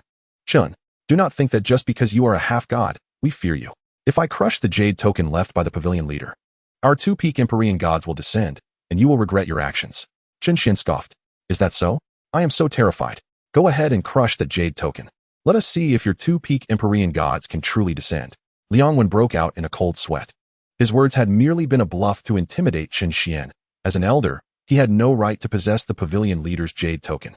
Chen Xuan lifted Liangwan effortlessly. You reap what you sow. It is time to pay the price for the harm you caused to others. Liangwan attempted to resist. But the power of a half-god was beyond his capacity to contend with. As Chen Xuan's hand descended upon him, Liangwan's ring emitted a glow, summoning an avatar to shield him. Please, spare me. Before the avatar could finish speaking, Chen Xuan's hand shattered it. Liangwan turned to flee, but it was futile. He disintegrated into a mist of blood. Chen Xuan sneered. What a waste. To die so quickly is unsatisfying. He then turned to the remaining disciples of the Shua Pavilion. You should blame yourselves for seeking trouble. With that, Chen Xuan unleashed his half-god aura upon these disciples, who disintegrated into blood mist, their lives extinguished effortlessly, as if he were crushing mere ants. Chapter 26. The system issues a quest. Who was it that spoke just before I eliminated them? Chen Xuan pondered, tilting his head in thought. It must have been the pavilion leader. I did not expect him to possess such power. But what of it? One strike is all it takes. He then dispersed the crowd and led the successful disciples into the immortal pavilion. Meanwhile, within the Shua Pavilion, a man suddenly opened his eyes. Who was this person that even my avatar could not withstand a single strike? The man, a peak Empyrean god, was astonished. His avatar possessed the strength of a mid-Empyrean god, and to be defeated in one blow was indeed shocking. Could he also be a peak Empyrean god? Or is it one of those ancient beings? However, the man pondered for a long time without arriving at a conclusion, and spoke to the disciple beside him. Investigate the cause of Elder Liang's death and report back to me. The disciple responded respectfully, yes, sect master. Subsequently, the master of the Shijong let out a hum. To dare harm an elder of Shijong, one must be weary of life. Once I uncover the truth, you shall face the consequences. Within the Buxiagong, Chen Xuan looked at the disciples with satisfaction and nodded. Excellent, excellent. To have so many disciples join on the very first day is truly commendable. He then addressed the disciples. Congratulations on passing the assessment. From this moment forth, you are disciples of Buxiagong. There are a few requirements I must clarify. We at Buxiagong do not condone bullying the weak or seizing others' possessions. I will prepare a list of rules to be posted on the wall. Anyone who violates these regulations will unfortunately cease to be a disciple of Buxiagong and may return to their respective clans. The sect is divided into the outer and inner halls. Disciples below the Imperial Realm cultivate in the outer hall, while those above the Imperial Realm may advance to the inner hall to enjoy richer cultivation resources. Here, you will have ample free time, primarily for self-directed cultivation. Even abstaining from cultivation is permissible. Should you encounter any issues, consult the elders within the sect. However, do remember that there is an annual assessment. Failing to pass will result in expulsion from Buxiagong, and you may only rejoin during the next recruitment. Shout loudly if you have understood me clearly. The disciples shouted in unison. We heard clearly and will not disappoint the sect master. Chen Xuan revealed a smile of approval. Since you are all unfamiliar with the sect, feel free to select your accommodations and familiarize yourselves with the environment before commencing your cultivation. The disciples collectively replied, yes. Chen Xuan waved his hand. You may leave now. The disciples dispersed one by one. At this moment, Chun-Yi approached Chen Xuan and said, Xian with such a high degree of freedom, will the disciples truly be diligent in their cultivation?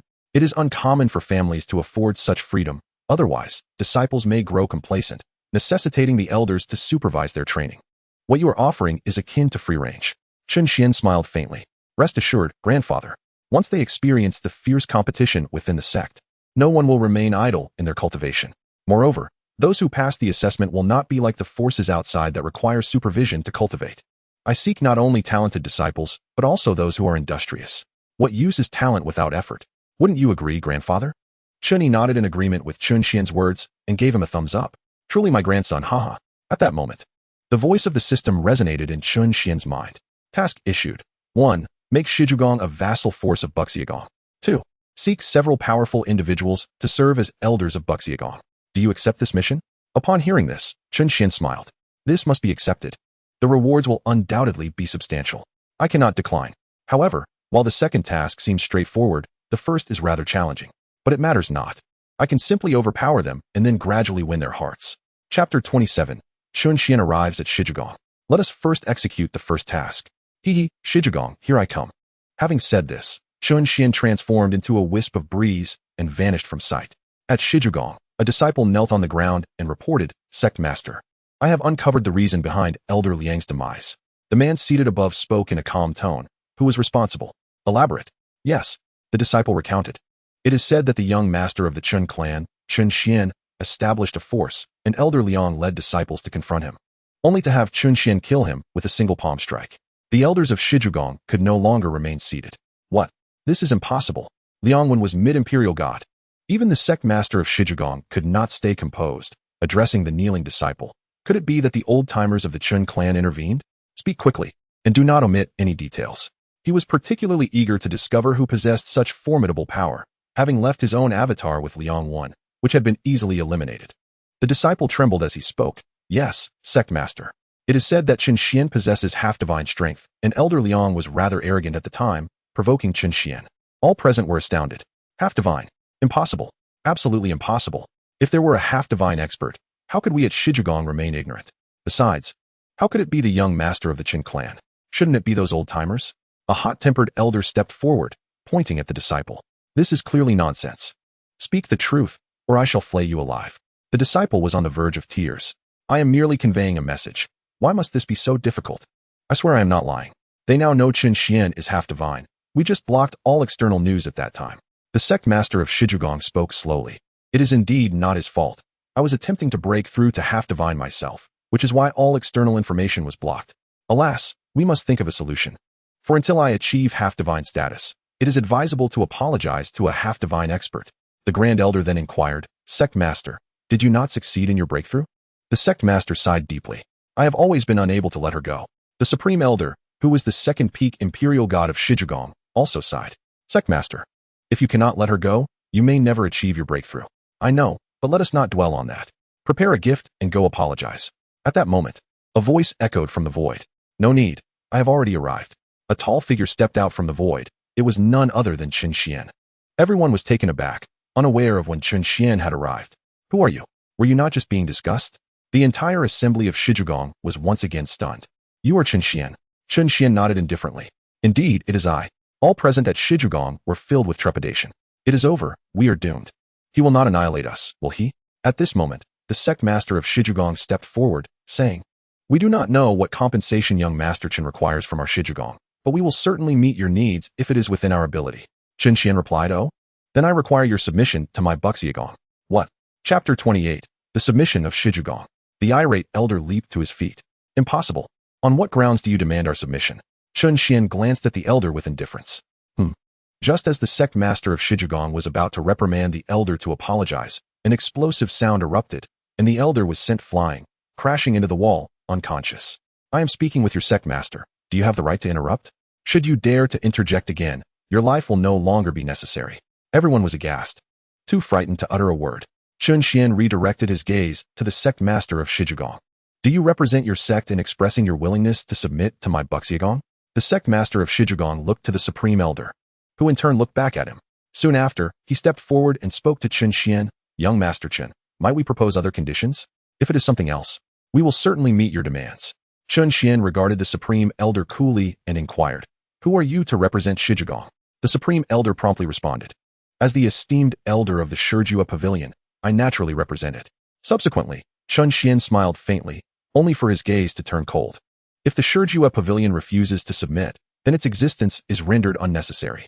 The crowd, upon hearing these words, changed countenance, casting anxious glances at the Elder and the Pavilion Master, awaiting their decision. The Elder, taken aback, was shocked by Chen Xuan's audacity. To perish for refusing submission was a notion he had not anticipated. While he himself was unafraid of death, the disciples of the Pavilion were another matter. He then turned his attention to the Pavilion Master. The decision rests with you. Your choice will be my choice. The Pavilion Master managed a sorrowful smile in response. Is there truly a decision to be made? I may not fear death, but I cannot allow my disciples to suffer alongside us. At this moment, the disciples remained oblivious to the turmoil within the pavilion, diligently immersed in their cultivation. The Pavilion Master then knelt before Chen Xuan. Hao Ze pays his respects to the Pavilion Master. The elders behind Hao Ze, witnessing their master's submission to Chen Xuan, promptly followed suit, kneeling as well. We pay our respects to the Pavilion Master. Chen Xuan nodded in satisfaction. All right, rise. Rest assured, you shall come to cherish your decision in due time. The crowd gradually stood. Yes, Hao Ze inquired of Chen Xuan. What commands does the Pavilion Master have? Chen Xuan replied indifferently, soon. You will relocate the Shijua Pavilion beside the Immortal Pavilion, establishing it as a branch, with you continuing as Pavilion Master. Hao Ze nodded vigorously. Understood. Then, contemplating something, he addressed Chen Xuan, Pavilion Master. May I request a brief delay before the relocation? Chen Xuan's tone turned cold as he responded, and why is that? I detest procrastination.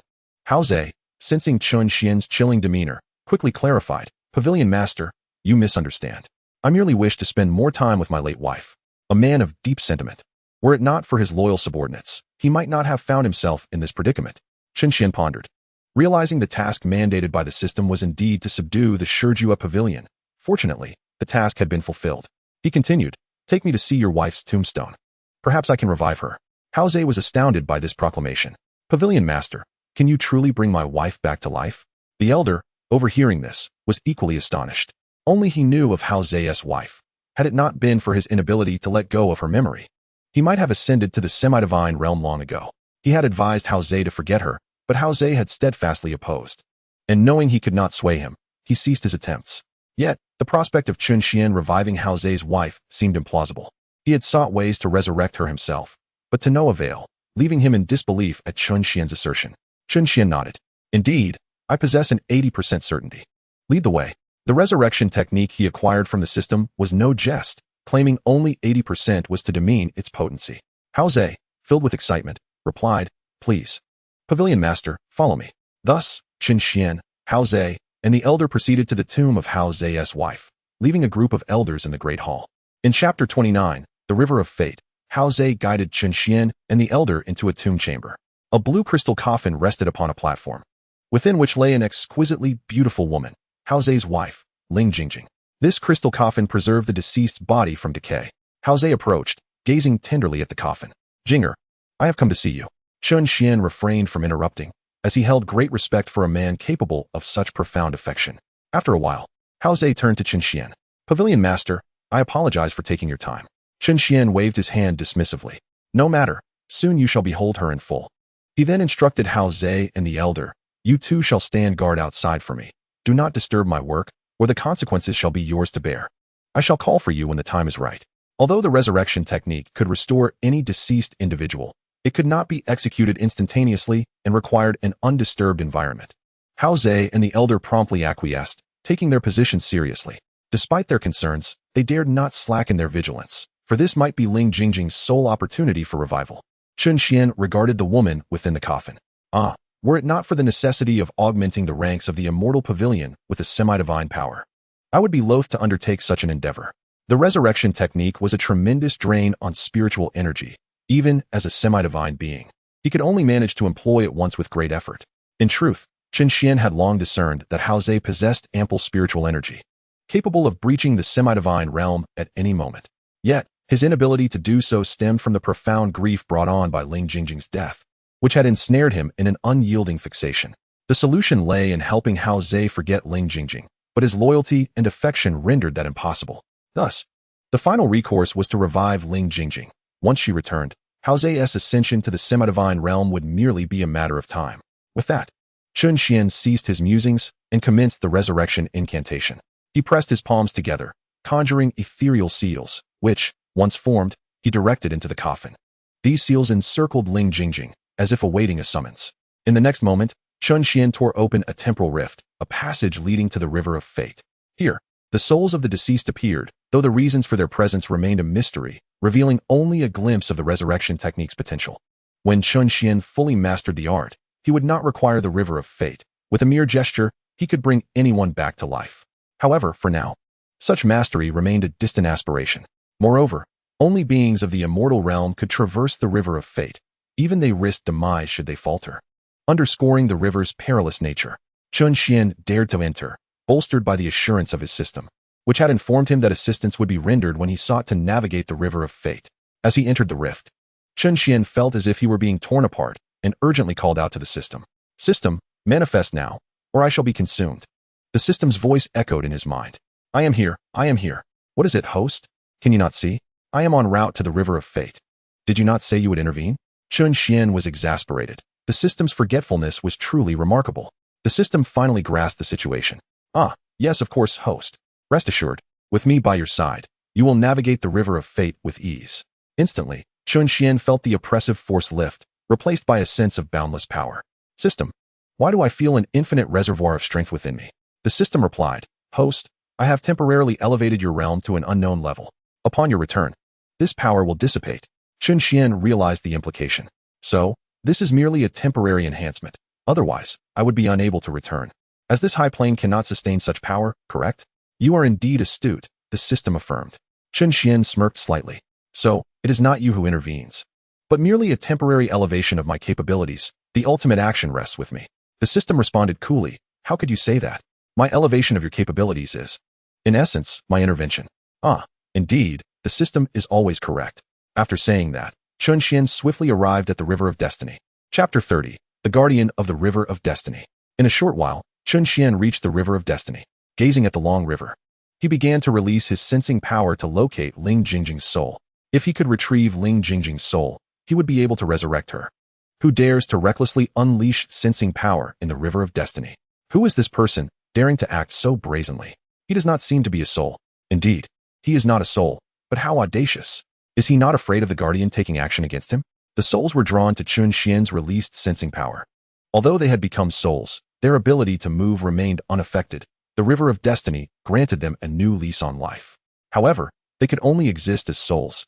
And there was no conflict here, for any disturbances would lead to punishment by the Guardian of the River of Destiny. The River of Destiny has a guardian, tasked with its protection. No one knows how powerful he is, but as long as he is present, no conflicts will arise within the river. Should an outsider cause trouble, the Guardian will tear them to shreds, making them a part of the River of Destiny. Chen Xuan observed the souls with an unwavering heart. Continuing to sense Ling Jingjing's soul, a voice echoed from the distant void. May I ask who you are? Why have you come to the River of Destiny? The souls turned pale at this voice. The Guardian has arrived. This man is in trouble. Indeed, the speaker was none other than the Guardian of the River of Destiny, Guan, who slowly emerged from the void. Chen Xuan cast a casual glance at Guan. I have come to find someone and take her back. Guan smiled faintly. Since she has passed, why not let go? Many, like Chen Xuan, have come to the River of Destiny in search of their loved ones. Initially, Guan would calmly advise them, and those who found peace would naturally withdraw. However, some foolish ones who attempted to force their way were easily dealt with by Guan. It is important to note that those who reach the River of Destiny are at least powerful beings, yet those easily defeated by Guan reveal his extraordinary strength.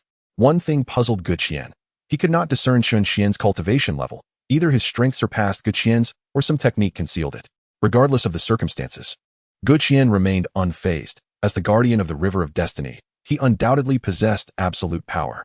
Chen Xuan listened to Guan's words and replied, I advise you not to meddle in affairs that do not concern you, lest you bear the consequences. Guan's expression darkened. You are rather bold. You must consider your actions carefully.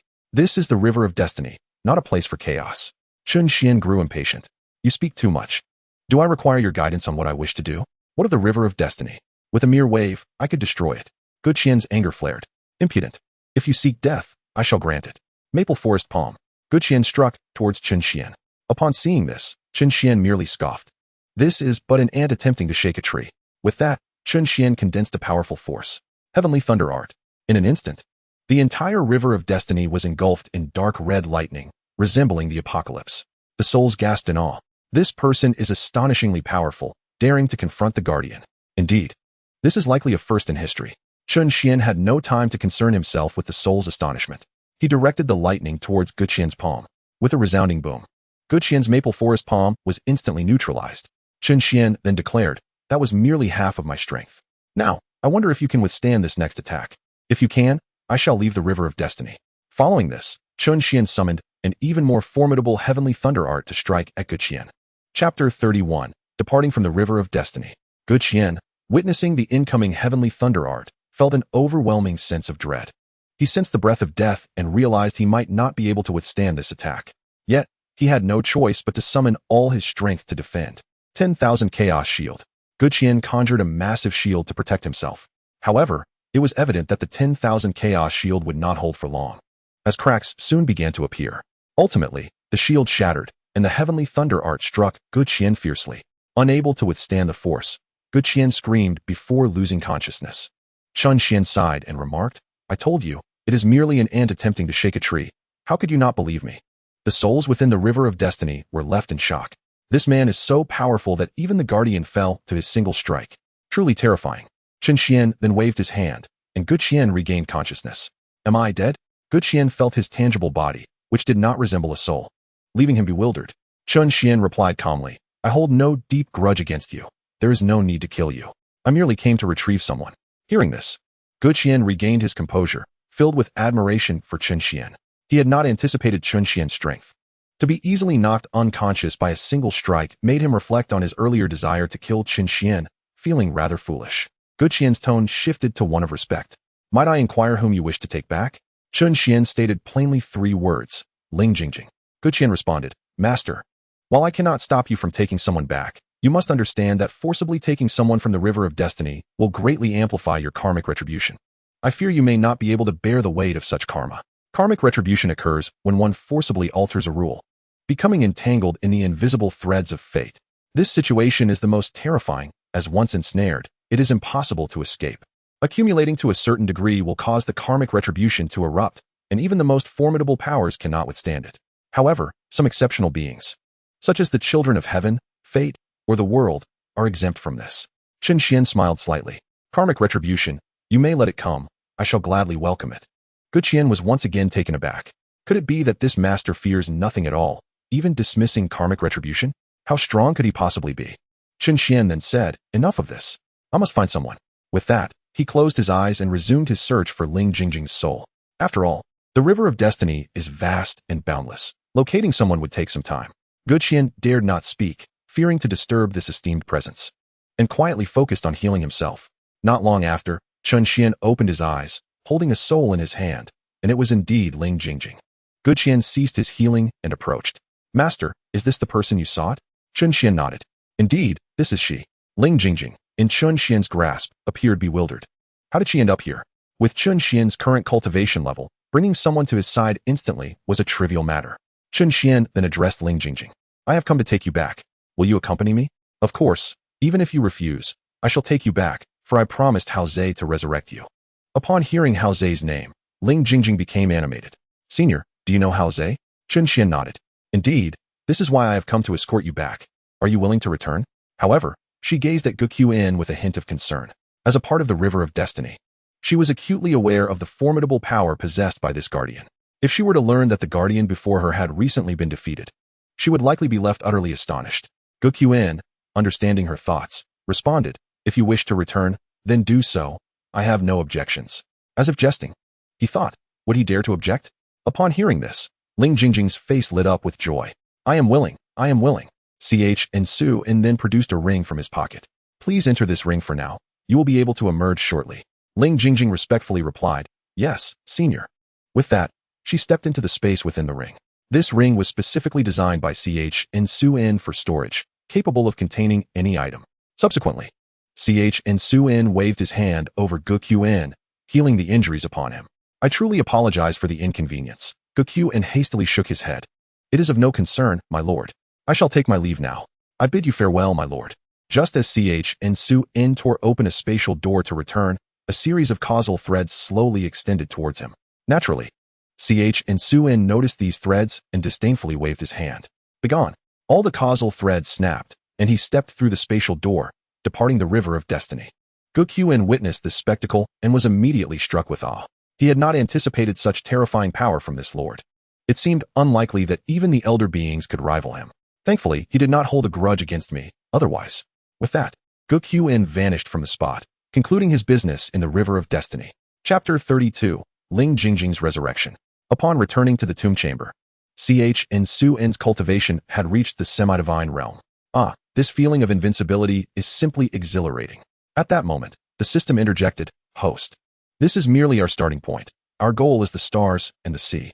Chen replied, I am well aware. The thought alone is exhilarating.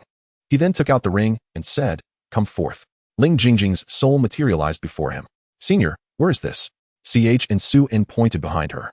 Look behind you. Ling Jingjing turned to see a coffin, and within it lay her own body.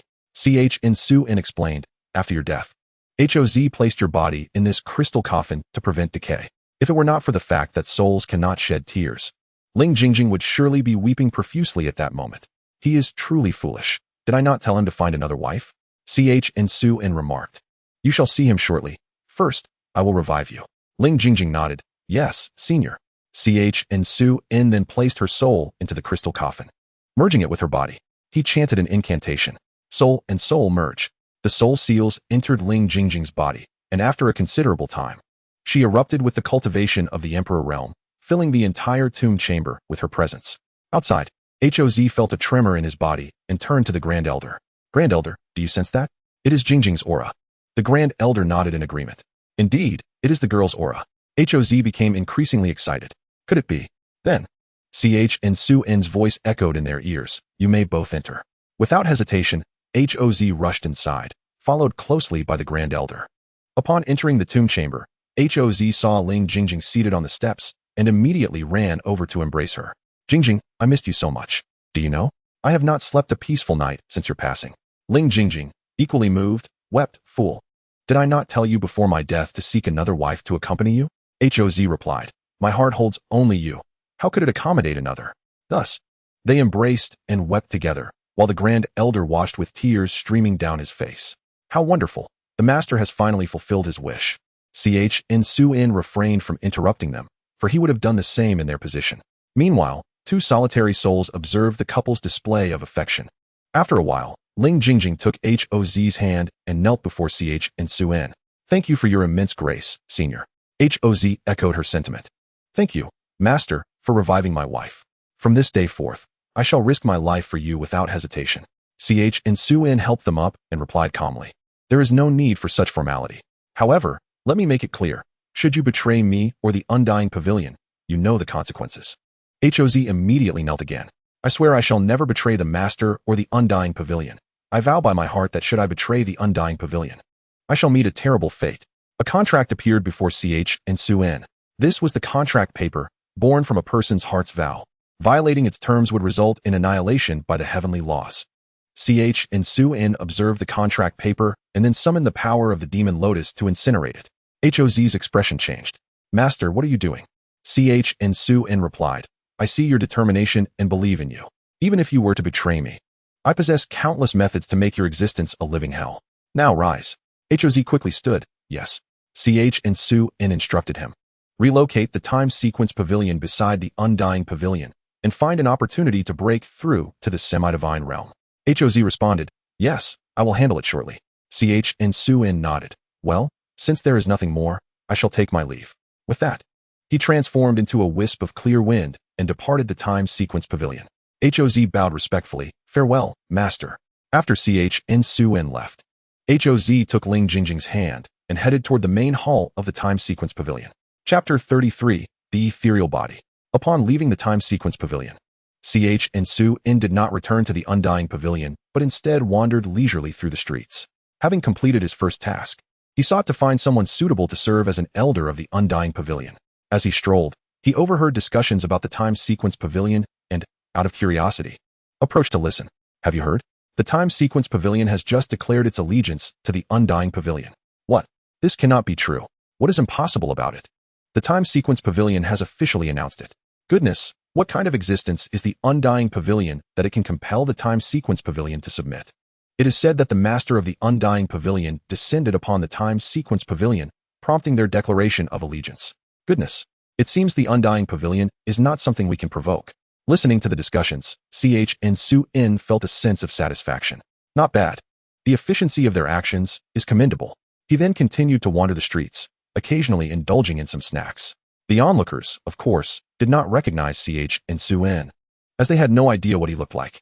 As he walked, Xuan was drawn to a commotion and, upon approaching, discovered a group of people mercilessly beating a little girl.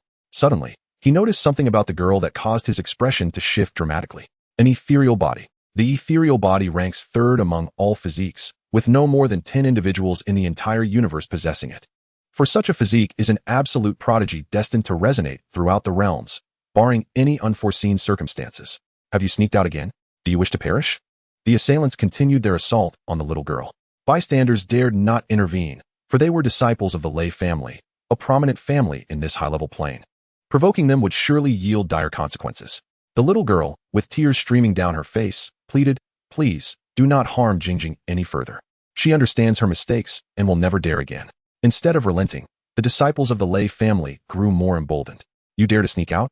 I won't let you off easily." At that moment, Chen Xuan could no longer hold back his anger. "Damn it, a bunch of brutes." With a swift gesture, he sent the assailants hurtling backward. Approaching the little girl, he gently stroked her head. "Little sister, the big brother has chased away the bad guys." In an instant, he healed her wounds. The little girl looked up at Chen Xuan, urging, "Big brother, you must leave quickly. Now that you've fought them, they will certainly return to harm you." Just then, the Lei family disciples who had been thrown aside began to rise. "How dare you strike me? Brothers, tear him apart." They charged at Chen Xuan en masse. The little girl cried out, "Big brother, be careful." Chen Xuan smiled slightly. "Do not worry, everything will be fine." His expression then turned cold. "Die." With that single word, sinister crimson demonic lotus flowers erupted from the bodies of the Lei disciples, reducing them to ashes amidst their screams. Bystanders were astounded by Chen Xuan's formidable power and applauded in awe. Continuing to caress the little girl's head, he reassured her, "See, I told you there was nothing to fear. Can you tell me why they bullied you?" The little girl nodded. "I wanted to sneak out to buy medicine for my mother, but they caught me and beat me, ruining the medicine." Tears fell from her eyes as she spoke. Chen Xuan wiped away her tears, contemplating taking her as a disciple of the Buxiu Ge. "Would you like to become my disciple? I can provide you with a better life." The little girl shook her head. "No, big brother, you should leave quickly. If they come, you won't be able to escape." Chen Xuan inquired, "What about you?" The little girl replied, "It's all right, big brother. They can beat me a little. I still need to buy medicine for my mother." Chen Xuan ruffled her hair. "But I am very powerful. I am not afraid of them. If you allow me to help your mother, will you come with me?" The little girl blinked.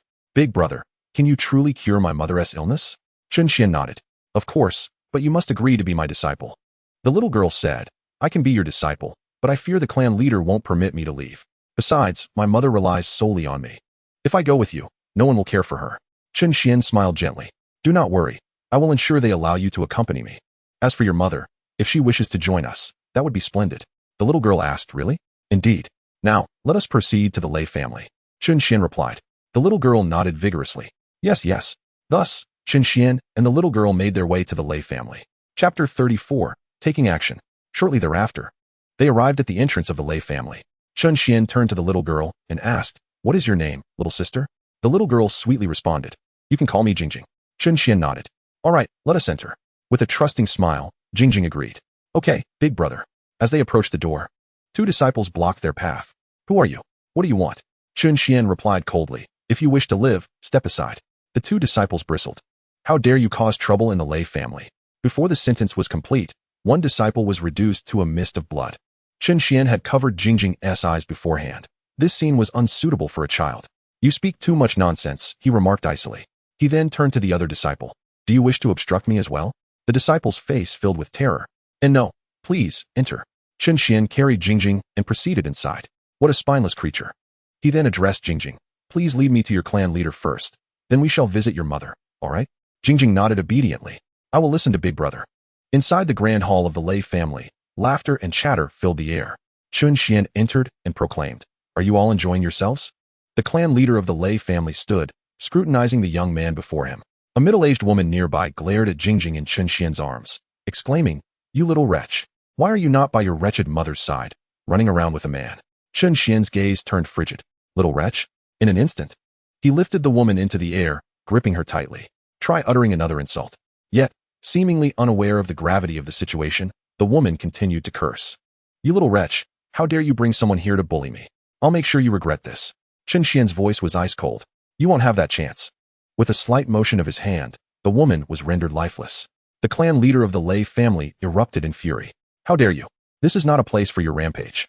He thrust his palm toward Chen Xuan. Observing the attack with indifference, Chen Xuan flicked his hand, effortlessly neutralizing the strike. He set Jingjing down and slowly approached the clan leader. The clan leader, filled with dread, retreated repeatedly, realizing that he was an emperor, and that his full strength had been so easily dispelled. Chen Xuan continued to advance, and with no retreat left, the clan leader stammered, "Who are you? What do you want?" Chen Xuan paused and asked, "What is your name?" The clan leader replied, "I am Lei Quan." Chen Xuan pointed at Jingjing. "You know that little girl, do you not?" Lei Quan responded, "Yes." Chen Xuan pressed on. "You must also be aware of her mother's illness and the bullying she has endured." Lei Quan's eyes widened in disbelief. "Impossible. Jingjing is my daughter. Though I may not pay her much attention, I would never allow her to be bullied." Chen Xuan retorted, "Oh, do you expect me to believe that? As her father? If you are unaware of her suffering, then you truly are a failed parent. And what of Jingjing's mother's illness?" Lei Quan replied, "I know about that. I had medicine sent." Chen Xuan laughed in frustration. "You sent medicine? Then why did Jingjing have to go out to buy it? Do you even realize she was beaten by your own family members just outside?" Lei Quan gasped in shock. "How can this be?" As Chen Xuan lifted him to prepare for the next step, Jingjing interjected, "Big brother, wait." Chen Xuan looked at her in confusion. "What is it, Jingjing?" She replied, "Big brother, my father truly does not know. I have not told him. He treats me very well." Upon hearing this, Chen Xuan released Lei Quan. "For Jingjing's sake, I will spare you." Lei Quan stood and expressed, "Thank you for your mercy, esteemed sir."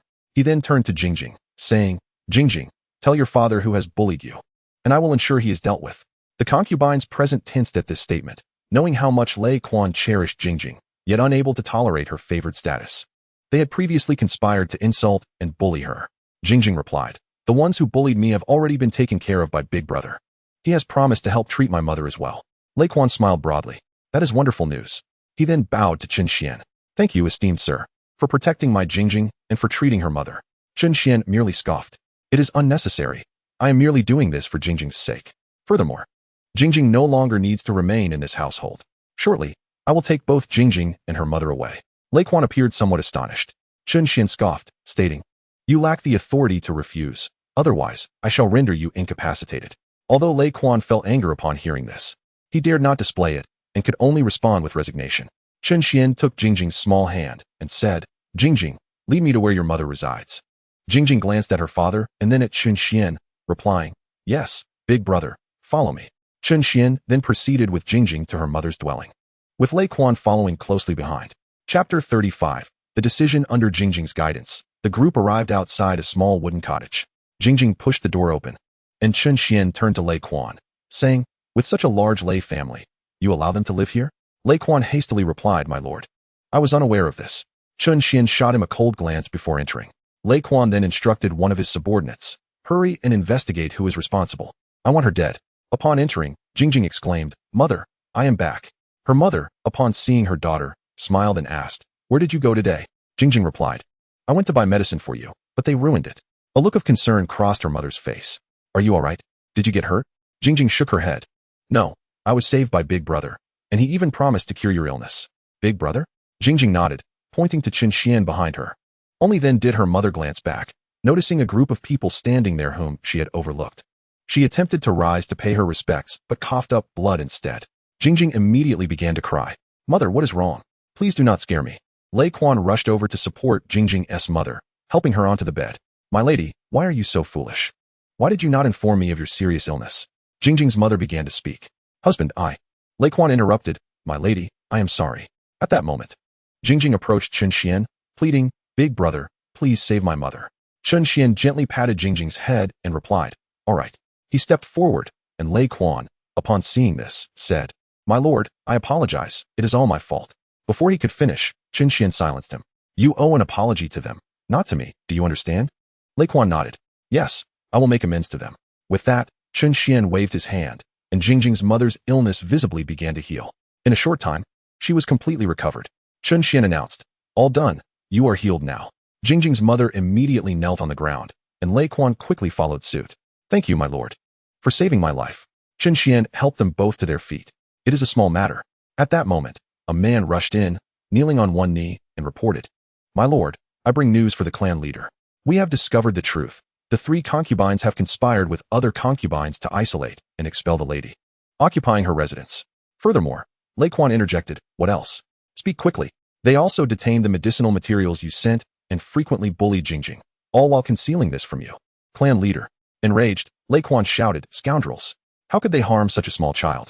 Capture them and imprison them for punishment. Yes, my lord. The man then retreated. Lei Quan grasped Jingjing's mother's hand and said, I am sorry for the suffering you have endured. It is all my fault. Jingjing's mother cried, I am fine. It is just Jingjing. Chen Xuan then spoke, squatting down to Jingjing and asking, Jingjing, why did you not tell your father that they were bullying you? Stammering, Jingjing replied, because my second aunt told me that if I spoke to you, they would expel me from the Lei family, so I.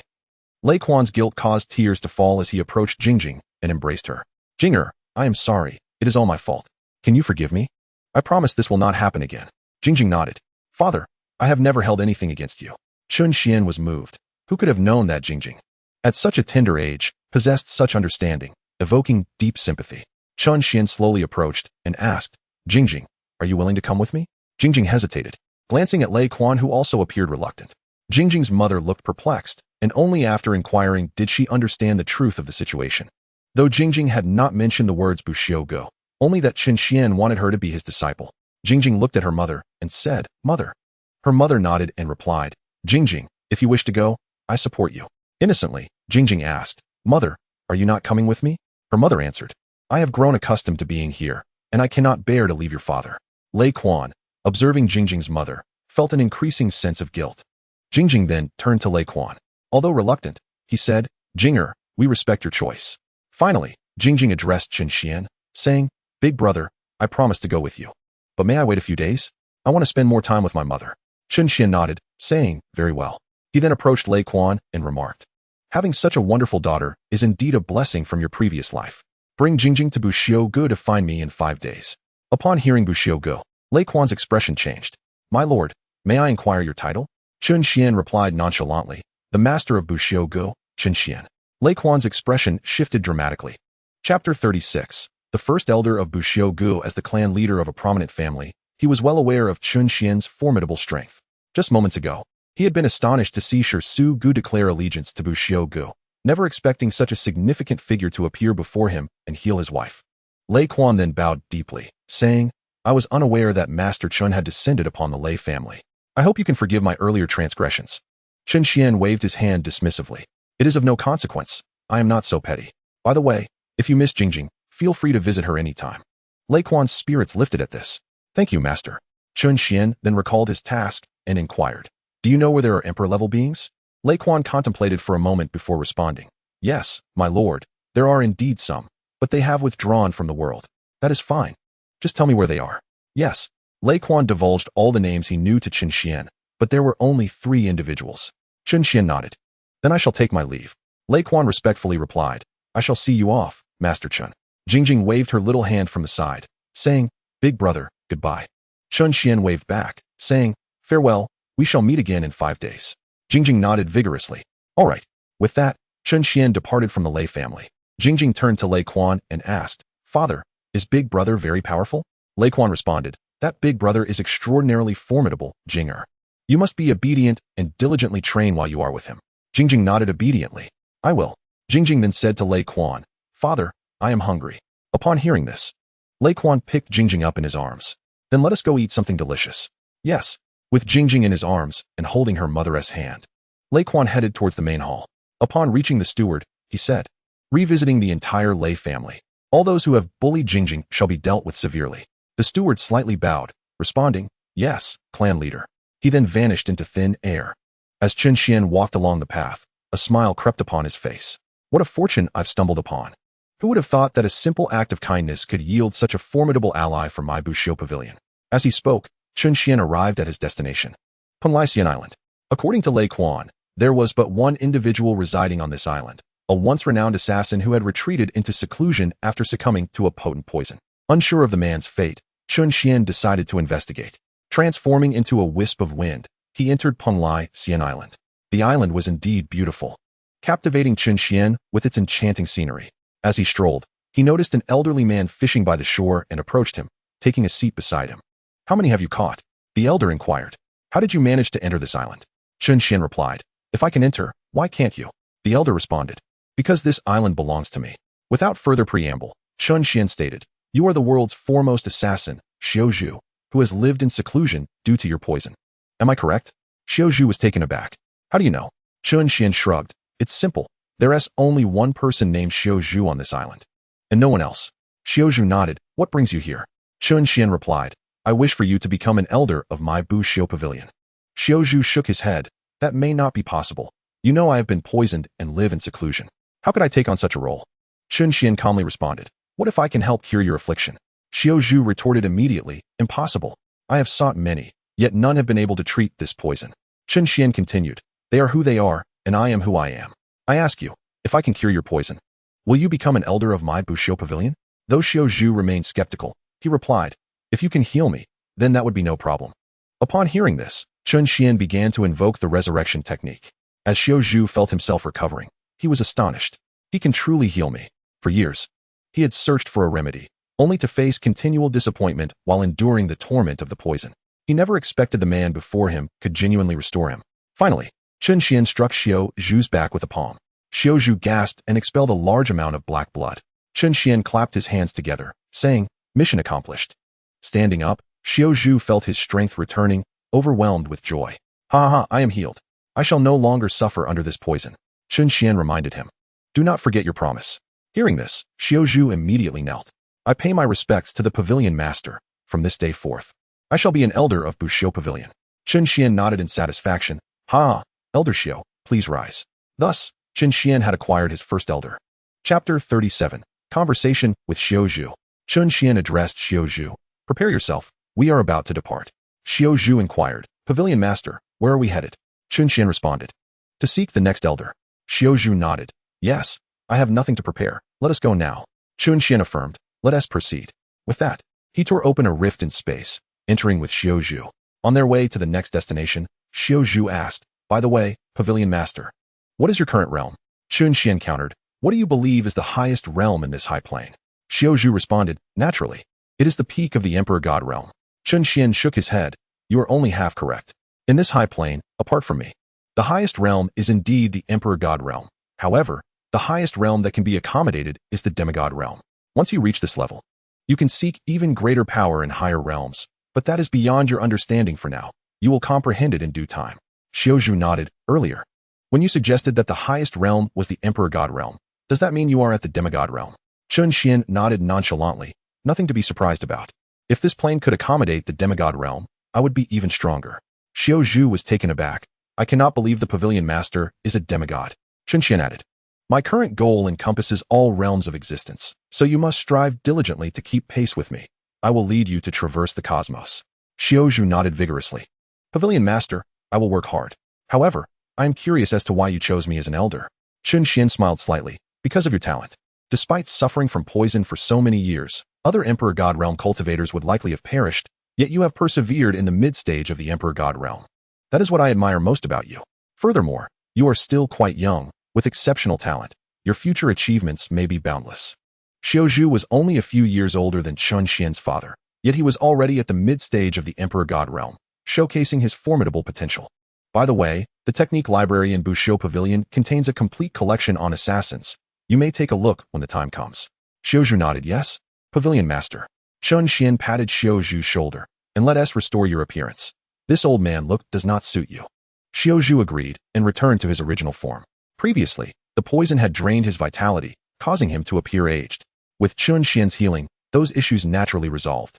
Chen Xuan looked upon his restored visage and could not help but exclaim, "Goodness, you are quite the handsome man. Those violet locks and eyes." Xiaozhu awkwardly scratched his head. "Pavilion Master, you jest, Surely you are more handsome than I. Chen Xuan laughed heartily. We are all handsome. He then inquired, may I pry into your personal life? Do you have a significant other? Xiao Zhu, puzzled, asked, Pavilion Master, what do you mean by significant other? Realizing he had used an unfamiliar term, Chen Xuan explained, a significant other refers to a partner. Xiao Zhu then nodded. Ah, I see. I do not have one. Chen Xuan continued. Do you have any woman you admire? Xiao Zhu shook his head. Not at all. Chen Xuan nodded. Very well. A heart unburdened by women can wield the sword with clarity. We must not allow women to distract us. Xiao Zhu agreed. Indeed. Chen Xuan pondered for a moment before adding. However, you should not entirely heed my words. If you have someone you fancy, pursue them boldly. As they spoke, the two arrived at their next destination. Chapter 38, The Second Elder. In Runan City, Chen Xuan and Xiao Zhu emerged slowly from the void. Let us go and seek the next elder, Chen Xuan said. Xiao Zhu nodded. Yes, Pavilion Master. The two walked past a blacksmith shop when a middle-aged man approached them, asking, Are you two looking to forge something? Chen Xuan replied, The world's best blacksmith, Yukue. The man's expression shifted slightly. I do not know what you are referring to. Xiao Zhu was astonished. The world's best blacksmith? It cannot be. They said he lost his right hand and could not recover, thus retreating into seclusion. I did not expect to find him here as a blacksmith. In the high plain, there were 5 renowned figures, 3 of whom had gone into seclusion, while 2 remained active in various fields, with little to no acquaintance among them, having merely crossed paths at most. Chen Xuan came to recruit 3 individuals to serve as elders of the Buxiaoge. In his eyes, these 3 were the most suitable candidates for the esteemed position. While 3 may not suffice, he could always issue an announcement upon returning, confident that more would come. A faint smile graced Chen Xuan's lips. You need not conceal anything. I shall be direct. I am here to invite you to become an elder of Buxiaoge. What do you say? Yukue inquired, gazing at Chen Xuan. You are a member of Buxiaoge? Chen Xuan asked. Oh, you know of Buxiaoge? Yukue responded. Of course, who in the entire High Plain is unaware of Buxiaoge? The master of Buxiaoge single-handedly compelled the Shi Gu to submit. Chen Xuan was surprised at how swiftly the news had spread. Xiao Zhu interjected. Do you realize that the person standing before you is none other than the master of Buxiaoge? Yukue was taken aback. What? The man before me is indeed the renowned master of Buxiaoge, and he has personally come to invite me as an elder? Chen Xuan smiled gently. Are you willing? Upon hearing Chen Xuan's words, Yukue collected himself. But my right hand is crippled. I fear I cannot fulfill the duties of an elder. Chen Xuan spoke. What if I can heal you? Yukue was astonished. What? You can heal me? Chen Xuan was momentarily speechless. Great. Another one who insists on me personally curing them. He had just heard the same from Xiao Zhu. He then turned to Xiao Zhu and said, Xiao Zhu, please explain it to him. I'm tired of elaborating. Xiao Zhu nodded, understood. Yukue looked at Xiao Zhu. And you are? Xiao Zhu stepped forward and introduced himself. I am Xiao Zhu.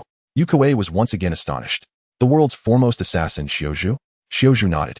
Indeed, that is me. Though I am now an elder of Buxiaoge.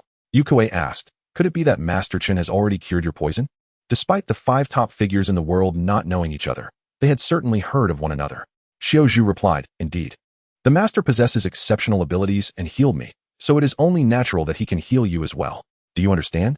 After hearing Xiao Zhu's words, Yukue knelt before Chen Xuan. Please, master, heal me. I am willing to become an elder of Buxiaoge. Chen Xuan smiled and nodded. It may hurt a bit. Bear with it. He then touched Yukue's hand, and the magical lotus instantly enveloped his entire arm. Yukue was drenched in sweat. His face contorted in pain, yet he did not cry out. Chen Xuan silently commended him. Impressive, enduring the agony inflicted by the magical lotus. You truly deserve the title of the world's strongest Iron Man. One must know that the power of the magical lotus is akin to the torment of a heart pierced by a blade. Soon, black mist began to emerge from Yukue's palm. After a while, Chen Xuan noticed no more mist was forthcoming and waved his hand, fully healing Yukue. Feeling the newfound strength in his hand, Yukue knelt on the ground. Thank you, master, for saving my life. Chen Xuan assisted him to his feet. You are now the second elder of Buxiaoge. Yukue nodded. Yes, I pay my respects to the master. Chen Xuan then inquired. That mist you released was no ordinary mist. Where were you injured? Yukue snorted. It was the work of the GNDN. They wanted me to join them. But when I refused, they attacked me in a group, and I inadvertently fell victim to their poison, resulting in this condition. Chen Xuan replied nonchalantly, GNDN. How intriguing. Very well, gather your things, and let us depart. Yukue responded affirmatively and removed a storage ring from his hand, preparing his belongings. I am ready, master. Chen Xuan nodded, raising his hand as a portal appeared, and the 3 proceeded to their final destination. Chapter 39. Return to the Pavilion. Yun Mingmen, Chen Xuan, and the two others emerged from the void. Chen Xuan addressed them. Let us meet the world's foremost information broker, Hao Yu. Meanwhile, within the grand hall of Yun Mingmen, a disciple knelt on the ground. Reporting to the master, they have arrived. Hao Yu's eyes sparkled. Is that so? Quickly, invite Master Chen in. The disciple then withdrew. Hao Yu beamed with delight. Master Chen has finally arrived. As Chen Xuan and his companions approached the entrance of Yun Mingmen, a disciple stepped forward respectfully. We welcome Master Chen. The master has been awaiting you. Xiao Zhu remarked. Your master was aware of our visit? The disciple replied. Yes, the master sent me to escort you inside. Chen Xuan smiled slightly. How amusing. Truly worthy of the title of the world's foremost information broker. Following the disciple's lead, they entered the grand hall of Yun Mingmen, where Hao Yu greeted them. I pay my respects to Master Chen. He then turned to Yu Kuei and Xiao Zhu, saying, It is good to see you both well. Yu Kuei and Xiao Zhu returned the greeting. We are well. Chen Xuan commented. Master Hao knew we were coming. Hao Yu responded, Master Chen. You may simply call me by my name. Chen Xuan nodded. Why have you chosen to remain hidden? Hao Yu replied, I merely mentioned it casually. Not expecting them to take it seriously. The three exchanged glances, their expressions incredulous. You are quite bold. Chen Xuan remarked. You must know the purpose of my visit. Hao Yu nodded. I do. You wish for me to become an elder of Buxiu Gu, correct? Chen Xuan confirmed. Indeed. What are your thoughts on this? Hao Yu responded eagerly. I would be more than willing to join Buxiu Gu. Chen Xuan smiled faintly. Splendid. With you three as elders. We shall strive for greatness and achieve brilliance. At that moment, Hao Yu interjected. Master, are you not concerned about accepting me as an elder? Fearing I may harbor ulterior motives? Chen Xuan replied with a calm smile. I have faith in my judgment. However, if you do harbor such motives, do you believe you would leave Buxiu Gu alive? Hao Yu shuddered at Chen Xuan's words. I wouldn't dare, even with 10 times my courage. I would not risk it. Hao Yu then addressed Chen Xuan. I pay my respects, master. Hao Yu's eagerness stemmed from his admiration for Chen Xuan after hearing of Shi Su Ji's submission to Buxiu Gu. He had learned that Master Chen was seeking elders, particularly those hidden from the world, and he had hoped Chen Xuan would come to find him. His expectations were not in vain. As he successfully became an elder of Buxiu Gu, Chen Xuan helped Hao Yu to his feet, asking, What will happen to Yun Mingmen? Hao Yu replied, Rest assured, Master, I have found a suitable successor. Once I depart, he will manage Yun Mingmen. Chen Xuan nodded. I see. You should also bring some elite disciples along with you to establish an information hall within Buxiu Gu. Hao Yu agreed. Yes, Master. He then proceeded to select disciples. After a considerable wait, Hao Yu finally returned, but he was alone. Chen Xuan inquired, Where are the others? Hao Yu responded, Master. I have decided to move the entire Yun Mingmen to Buxiu Gu and rename it the Information Hall. What do you think of this proposal? Chen Xuan patted Hao Yu on the shoulder. Well done, my boy. You have done brilliantly. Hao Yu scratched his head. Thank you for the praise, Master. Very well. You handle the relocation here. We shall return first, Hao Yu said. Yes, I shall see you off, Master. He then addressed the other two esteemed individuals. Farewell for now. Yu Kuei and Xiao Zhu nodded in response. Until we meet again. With that, the three departed Yun Mingmen, while Hao Yu set about completing the relocation tasks. Within the Buxiu Gu, Chen Xuan and his companions swiftly returned. Chen Xuan turned to the two and spoke. You are now the esteemed elder of the cabinet. In a short while, you two shall first find a residence to settle in.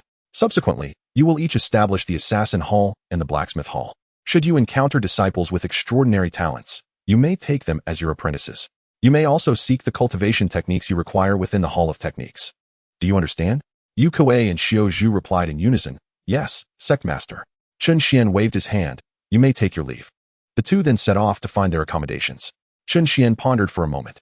With the addition of the three supreme sects, including the widely influential Yun Mingmen and the Shi Su Gu, my Buxiu Gu has now ascended to the pinnacle of the high realms. Once I complete my tasks, I shall visit the Mingyu Empire to see my mother, for it has been far too long since our last meeting. Subsequently, Chen Xuan issued a proclamation. Our Buxiu Gu is in urgent need of elders. Anyone above the Emperor rank may join as outer elders, while those above the Emperor Saint rank may serve as inner elders. We welcome all who wish to assume the role of elder within our Buxiu Gu. Upon the announcement's release, the entire high realm erupted in excitement. Those who beheld this proclamation rushed to Buxiu Gu, including many who were not even of the Emperor rank, eager to partake in the fervor. Chen Xuan then summoned Xiao Zhu. Sectmaster, you called for me. Xiao Zhu said. Chen Xuan nodded. Indeed. Many will come seeking the position of elder. I entrust this matter to you. Xiao Zhu responded. Yes, Sectmaster. With that, he departed to prepare for the elder selection. Chen Xuan reclined in a chair and soon fell asleep. Chapter 40. Astonishment. Outside Buxiaogu, a considerable crowd had gathered. Some sought to join as elders, while others merely came to observe, their strength insufficient to partake. Prior to Chen Xian's summons, Xiaozhu had already chosen a residence. After meeting with Chen Xian, he sought out Yu Kuei to proceed to the entrance. Observing the throng, Yu Kuei remarked to Xiaozhu, "The sect master possesses a remarkable charisma. It is no wonder so many have arrived." Xiaozhu smiled faintly. These individuals are merely drawn by the sect master's strength. We must caution the incoming elders. Should any harbor ill intentions, we shall not hesitate to eliminate them. Yu Kuei nodded in agreement. Upon arriving at Buxiaogu, the crowd buzzed with conversation, speculating how many would be appointed as elders. There should be many, as Buxiaogu has only recently been established with but a handful of disciples. Then, a mid-level emperor remarked, "It seems I may have a chance." Those two look familiar, others murmured, drawn to the mention. Suddenly, someone exclaimed, "Aren't those the renowned assassin Xiaozhu and the esteemed blacksmith Yu Kuei?" The crowd confirmed their identities, surprised to find them participating in the elder selection after having supposedly retired from the world. No, something is amiss. They appear to be elders already, having just emerged from Buxiaogu. Wow, the sect master is truly formidable, attracting the world's best. The Shi Gu has arrived. This announcement captured everyone's attention once more. Why have they come? The crowd rolled their eyes, realizing that those who had already pledged allegiance to Buxiaogu were simply behaving normally. Hao Ze, upon seeing the two esteemed figures, was taken aback. I did not expect the sect master to have recruited them. Aware of the 5 supreme sects, he approached to offer his congratulations. I had no idea both of you had become elders of Buxiaogu. Congratulations. Yu Kuei and Xiaozhu replied with smiles. Thank you. Thank you. What brings you here, Lord Hao? Hao Ze nodded. I am here to seek the sect master. Is he within? Xiaozhu confirmed. Yes, he is inside the cabinet. You may go find him directly. Thank you. Hao Ze replied, and Xiaozhu added, no need for formalities. We serve the sect master, so such politeness is unnecessary. Hao Ze laughed heartily. Very well, I shall seek the sect master now. After he entered Buxiaogu, Xiaozhu turned to Yu Kuei. We should not remain idle.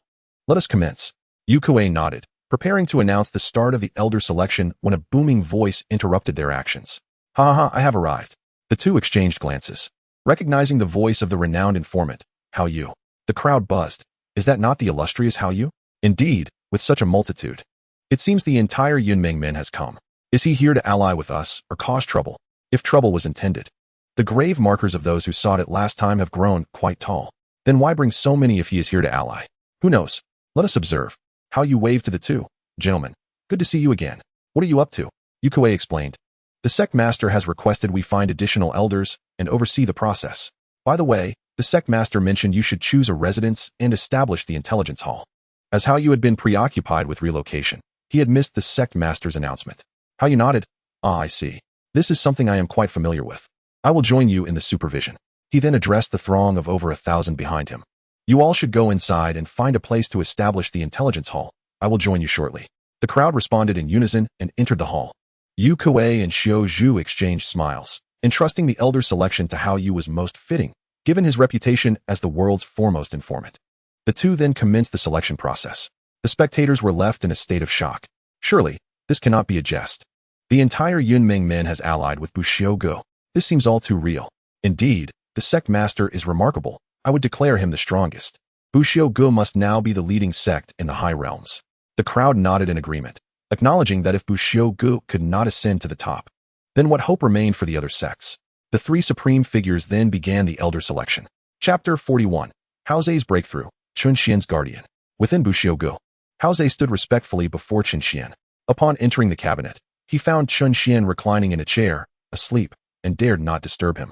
Instead, waiting patiently for Chen Xian to awaken. When Chen Xian drowsily opened his eyes and saw Hao Ze standing beside him, he sat up. Hao Ze, what brings you here? Hao Ze respectfully replied, Sect Master, I have relocated the Shi Gu next to Buxiaogu. He respectfully reported on the matter. Chen Xian nodded in satisfaction. Excellent work. Your efficiency is commendable. By the way, when do you plan to break through to the semi-divine realm? Hao Ze declared. I intend to do so within the next few days. I am confident of success. Previously, the death of Ling Jingjing had hindered his breakthrough, resulting in backlash. However, with her revival, he was now brimming with confidence. Chen Xian advised, there is no need to delay, the time is ripe. Proceed with your breakthrough now. I shall guard you. Hao Ze was deeply moved. I did not expect the sect master to personally guard me. I shall surely succeed in breaking through to the semi-divine realm. Chen Xuan then led Hao Zhe into a separate space. It would be unwise to attempt a breakthrough within Buxiu Gu. The potential for destruction is immense. Chen Xuan nodded at Hao Zhe. Begin. Hao Zhe respectfully acknowledged, understood, and commenced his breakthrough. Suddenly, Hao Zhe's aura surged forth as he unleashed his peak Emperor divine power, charging towards the barrier within himself. Moments later, a resounding crack echoed as the barrier shattered, leading him to face the impending thunder tribulation. Every powerful being above the Dijing level faces a thunder tribulation upon breaking through each realm. Those who withstand it will ascend, while those who cannot will vanish into thin air. It is as simple as that. As long as one can survive the thunder tribulation, all will be well. The reason why Hoz managed to survive after not enduring the thunder tribulation is that he only faced the first 2 rounds and chose to give up. Before attempting the 3rd round, one has the freedom to retreat. However, once the decision is made to confront the 3rd round, there is no turning back. Xuan, witnessing Hoz commencing the tribulation, instantly teleported several thousand miles away. Being too close would lead the thunder tribulation to perceive him as an ally of Hoz, thus amplifying its power exponentially. Xuan himself was not afraid of the tribulation, but he feared that Hoz, who could potentially overcome it, might suddenly perish, resulting in a significant loss of a demigod-level expert. In truth, even if Hoz failed, he could still be revived, but that would have to wait. As the system had stated that there was only one opportunity to enter the river of fate, Hoz gazed at the thunder tribulation. This time, I will not fear you. Come forth. The rumbling of the thunder tribulation echoed above Hoz's head. Crack. The first bolt struck him. Not so formidable. After enduring the first round for a while, it dissipated. Indeed, that was merely the appetizer. There were 3 rounds in total, and the first was just a prelude. Crack. The second round of the thunder tribulation descended, striking Hoz, whose face contorted in pain. Despite having faced the tribulation many times before, the sensation was inescapable. After a considerable duration, Hoz successfully navigated the second round. Xuan murmured, the final round approaches. At this moment, Hoz was gasping for breath, his gaze fixed on the thunder tribulation above, displaying a resolute expression. This time, I must endure the tribulation. Jiang Air is still waiting for me, and the sect master is as well. I cannot disappoint them. Upon saying this, the thunder tribulation struck down fiercely. Hoz spat out a mouthful of blood and half knelt, bending over. No, I must persevere. It is just a mere thunder tribulation. Bring it on. Hoz slowly straightened his body, fiercely resisting the assault of the tribulation. Xuan nodded approvingly. Indeed, this is the demeanor a sect master of the SHX should possess. As Hoz persisted, the thunder tribulation neared its conclusion. Crack. Another bolt struck, sending Hoz into the depths of the earth. In the deep pit, Hoz lay on the ground, a smile gracing his face. I have finally succeeded in breaking through. With that, he lost consciousness. Xuan waved his hand, restoring all of Hoz's injuries. Subsequently, Xuan lifted Hoz, saying, since my arrival in this realm, I have yet to embrace anyone. I never imagined you would be the first. With those words, Xuan stepped through the spatial door back to his room, laying Hoz on the bed to rest, while he himself returned to the lakeside to recline in a chair and sleep. Xuan felt elated. Now, the Bishigu has gained 2 demigod-level experts. Remarkable. Hoz is not only the 2nd demigod of the Bishigu, but also the 2nd demigod across the entire high-level plane. In Chapter 42, Xuan, after a billion years, after falling asleep, Xuan found himself in a desolate place, a wasteland devoid of life. Wasn't I asleep? Where's this? Xuan gazed ahead and saw a man standing before him. Who are you? The man turned to look at Xuan, and to his astonishment, he bore an uncanny resemblance to him, save for slightly crimson pupils. Otherwise, he was identical. You. The man looked puzzled, placing his hand on Xuan's temple, murmuring, it seems there is hope. He then addressed Xuan, I know you have questions, but time is short. The one who brought you here cannot hold on for long, so let us get straight to the point. I am Xuan, from a billion years in the future. As for why you are here, I do not know, but there are matters I must impart to you. Do you see this wasteland? This is actually LNXing. I understand you are shocked, but time is of the essence, so listen closely. After our return to LNXing, we have been battling against foreign beings for over 10,000 years, repelling them countless times. However, one day, after driving the enemy back, we pursued them, only to fall into their trap. They lured us into the depths of space, while secretly sending more forces to invade LNXing. Without us, those left behind could not withstand the onslaught. And TNDO ultimately perished. We were ambushed, beset by numerous foes. My comrades self-destructed to carve a path for me to escape. And though I endured great pain to break through, I encountered a cosmic maelstrom. Upon returning to LNXing, I found only ruins. I wished to revive them, but there was not a trace of life. Even resurrection techniques proved futile. I was on the brink of collapse, consumed by anguish. In my rage, I resorted to forbidden powers, darkening myself, and slaughtered across the cosmos, ultimately returning to LNXing to stand here, living in perpetual torment. Your appearance signifies a turning point. When I learned you hailed from 1 billion years ago, I recognized there was hope in you. Furthermore, I have learned that the reason for the relentless attacks on LNXing is due to someone revealing its secrets to the foreign beings, prompting them to amass their forces for an assault. However, I do not know who this person is. You must uncover that yourself. Time is running out. You must return. Remember what I said. Unearth this mastermind. Once you identify this individual, your burdens will lighten significantly. The future of LNXing depends on you. With that, Xianxiaaudiobooks vanished from that space. Observing Xianxiaaudiobooks' disappearance, the other Xianxiaaudiobooks said, "Since we have met, let me bestow upon you a gift." He then opened a spatial passage, retrieving a pearl into which he infused all his cultivation. After completing this, he sent the pearl into the passage. "I have entrusted you with all my powers, enabling you to avoid detours and better safeguard LNXing. I have done all I can. I hope my past self will not disappoint me. I leave this world without regret." With those words, he dissipated into the wind. Meanwhile, in a realm of LNXing, TNDO let out a muffled groan. "It seems I have overexerted myself, but at least I achieved my goal." Recently, TNDO had foreseen the future's outcome, albeit only partially. When he observed LNXing as a wasteland, despair gripped him. Yet upon seeing Xianxiaaudiobooks standing amidst the ruins, an idea struck him: to allow the current Xianxiaaudiobooks to meet his future self. After deciding, he employed his immense powers to facilitate the meeting, but soon suffered backlash. Nonetheless, the objective was accomplished. Finally, TNDO muttered, "This injury will not heal in 10,000 years." He then gazed toward the parallel universe where Xianxiaaudiobooks resided. This may be the final opportunity. The fate of LNXing hangs in the balance. In Chapter 43, The System in Slumber, a spatial passage appeared before TNDO. His eyes sharpened. Someone is coming. Then, a pearl emerged from the passage, slowly floating into TNDO's hand, which he naturally received. Upon grasping the pearl, the passage closed. TNDO exhaled in relief. I feared a breach in the TNDO barrier had allowed someone to infiltrate. He then scrutinized the pearl in his hand, which emitted a voice, "For Xianxiaaudiobooks in 1 billion years hence." With that, the pearl lost its luster. TNDO was astounded by the power emanating from the orb. Just moments ago, although TNDO was unaware of the content of the conversation between the two Xianxiu, he recognized it was indeed Xianxiu's voice. The magnitude of TNDO's astonishment was beyond verbal expression, for he sensed that the orb's power was countless times stronger than his own, containing the entirety of Xianxiu's cultivation from 1 billion years hence. It appeared that there was hope. The strength of this orb was sufficient to elevate Xianxiu, upon his return to Blue Star, to an unimaginable level. TNDO had not anticipated that his actions would lead Xianxiu to bestow all his cultivation to the future version of himself.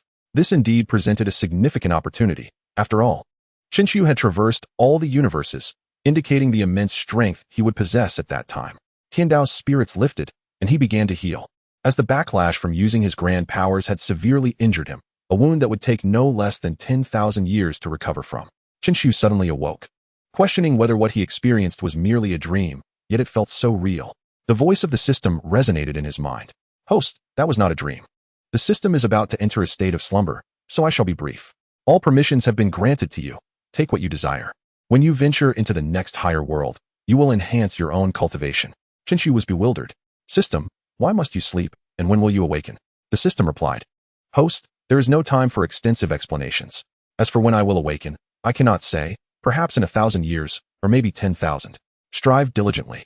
If I awaken and you remain a novice, I shall look down upon you." With that, the system fell into slumber. Xianxiu could not help but twitch at the corners of his mouth. The reason for the system's slumber was that it was an embodiment of TNDO's will from Blue Star, and with TNDO severely injured, it naturally fell into a deep sleep. Xianxiu furrowed his brow. He was not overjoyed by the system granting him all permissions. The system had already stated that what he witnessed was not a dream, meaning he truly beheld his future self from a billion years hence. Why did he awaken feeling as though so much had transpired? First, he saw his future self, then the desolate blue star of a billion years later. And now the system had succumbed to sleep. What exactly had occurred? What secrets lay within Blue Star? And who was the mastermind behind this? Was it the system that facilitated his meeting with his future self? Chen Xuan found himself burdened with countless questions, yet no one could provide answers. He would have to explore these mysteries alone. Frustration began to mount within Chen Xuan. If ultimate destruction was inevitable, what was the point of persisting? For the first time since his arrival in this realm, he felt lost. He had always dominated his adversaries with unparalleled strength. Yet gazing upon the ruins of Blue Star a billion years in the future made him realize he was but a frog in a well, dwarfed by the terrifying beings beyond Blue Star, who were likely infinitely stronger than he could imagine. What should he do? And how should he proceed? A voice interrupted Chen Xuan's thoughts. I pay my respects to the Pavilion Master. It was Xianxia, who had come to find Chen Xuan upon awakening. Chen Xuan nodded in acknowledgement. Rise. Xianxia complied and stood. Noticing Chen Xuan's furrowed brow, Xianxia inquired, Pavilion Master, is there something troubling you? Chen Xuan slowly approached the lakeside and turned to speak. Xianxia, I wish to pose a question to you. Xianxia replied, Pavilion Master, please feel free to ask. Chen Xuan continued. If you were to learn in advance that the place you are destined to protect would ultimately meet its demise, would you still choose to defend it? Or would you simply pass the remainder of your life? Xianxia pondered for a moment before responding. Pavilion Master, knowing that the place you are to protect will be destroyed, why not attempt to change that outcome instead? Upon hearing this, Chen Xuan fell into contemplation once more. After a while, he reached a state of clarity. Indeed, since he was aware of the eventual outcome, he should strive to alter it. Regardless of the cost, he would safeguard Blue Star, even if it meant sacrificing his life. The observer's clarity often eludes the actor. Xianxia's words were a profound awakening for Chen Xuan. He gazed at Xianxia and asked, what weapon do you typically wield? Xianxia responded, I wield a sword, Pavilion Master. Chen Xuan nodded and retrieved a sword from the system. This sword is the Moyang sword. I bestow it upon you. Xianxia immediately knelt in gratitude. Thank you for your generous gift, Pavilion Master. Accepting the Moyang sword, Xianxia felt its power and exclaimed, this sword feels as if it was tailor-made for me. It suits me perfectly. Chen Xuan smiled slightly. Use the Moyang sword wisely. Here is a manual for the Moyang sword technique for you to study diligently. Xianxia, elated at the mention of the sword technique, took it eagerly and said, thank you, Pavilion Master. I will certainly study it thoroughly. I shall return to the time sequence pavilion now. Chen Xuan nodded. Go ahead. Xianxia transformed into a streak of light and disappeared from the undying pavilion. Just as Chen Xuan contemplated stepping outside to see how many elders had arrived, he noticed Yu Kuei, Xiaozhu, and Hao Yu approaching him. The three knelt before Chen Xuan in unison. We pay our respects to the Pavilion Master. Chen Xuan raised his hand, and they stood. The matter regarding the elders has been resolved, Hao Yu reported. Pavilion Master, the elder matter has been completed. Xiaozhu added, Pavilion Master, thanks to Hao Yu. Several individuals who attempted to infiltrate our undying pavilion were apprehended and dealt with quite severely. Hao Yu scratched his head. It wasn't solely my effort. Both of you contributed greatly as well.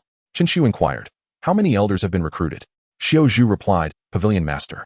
We have successfully recruited 270 Imperial Venerable level elders and several dozen Imperial Saint level elders. While there are not many Imperial God level experts from higher planes, those below the Imperial God level are plentiful. Chen Xuan nodded in satisfaction. You have done well. You shall be rewarded. He then produced 3 sets of techniques and weapons. These items are well suited for you and are thus granted to you. The 3 were overjoyed, quickly kneeling to express their gratitude. We thank you for your generosity, Pavilion Master. Chen Xuan waved his hand dismissively. No need for such formalities. The 3 of you will need to take on more responsibilities in the undying pavilion moving forward. They replied in unison, it is our duty.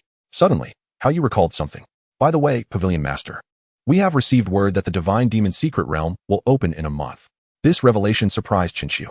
He had not anticipated that the Divine Demon Secret Realm, which he had mentioned to the ancestors of the Chen clan in jest, actually existed and was about to open.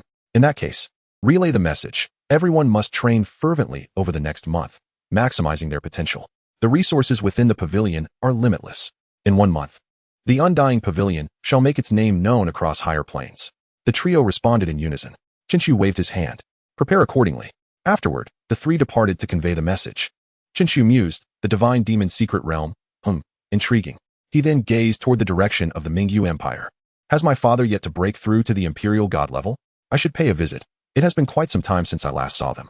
With that, Chen Xuan transformed into a wisp of breeze and vanished from the spot. On the following day, the esteemed family lay in ruins. with only a grand flag inscribed with the character "You" standing tall amidst the debris. Even the most foolish of families understood that this devastation was the work of the Mingyu dynasty, yet no one knew how this family had met its demise. Furthermore, no one had witnessed any emissaries from the Mingyu dynasty set foot on the territory of that illustrious family. It had simply vanished without a trace. Upon learning of these events, the other prominent families were understandably astounded and promptly dispatched individuals to investigate, but ultimately, they uncovered nothing. The top families found this phenomenon utterly unbelievable, and from that moment onward, none dared to speak ill of the Mingyu dynasty. When inquiries arose regarding how the Chinyu Mingyu dynasty had brought about the downfall of that illustrious family, Chinyu merely smiled faintly and remarked that knowing too much could be detrimental to oneself. This singular statement sent shivers down the spines of those present, deterring anyone from pursuing the matter further. Chen Xuan slowly approached the gates of the Mingyu dynasty.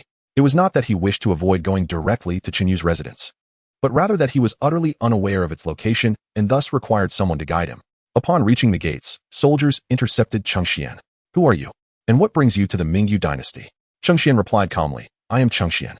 Upon hearing these two syllables, the soldier immediately knelt down, for Chen Xuan's name was widely recognized, and no one would dare impersonate him to enter the Mingyu dynasty, lest they wish for their own demise.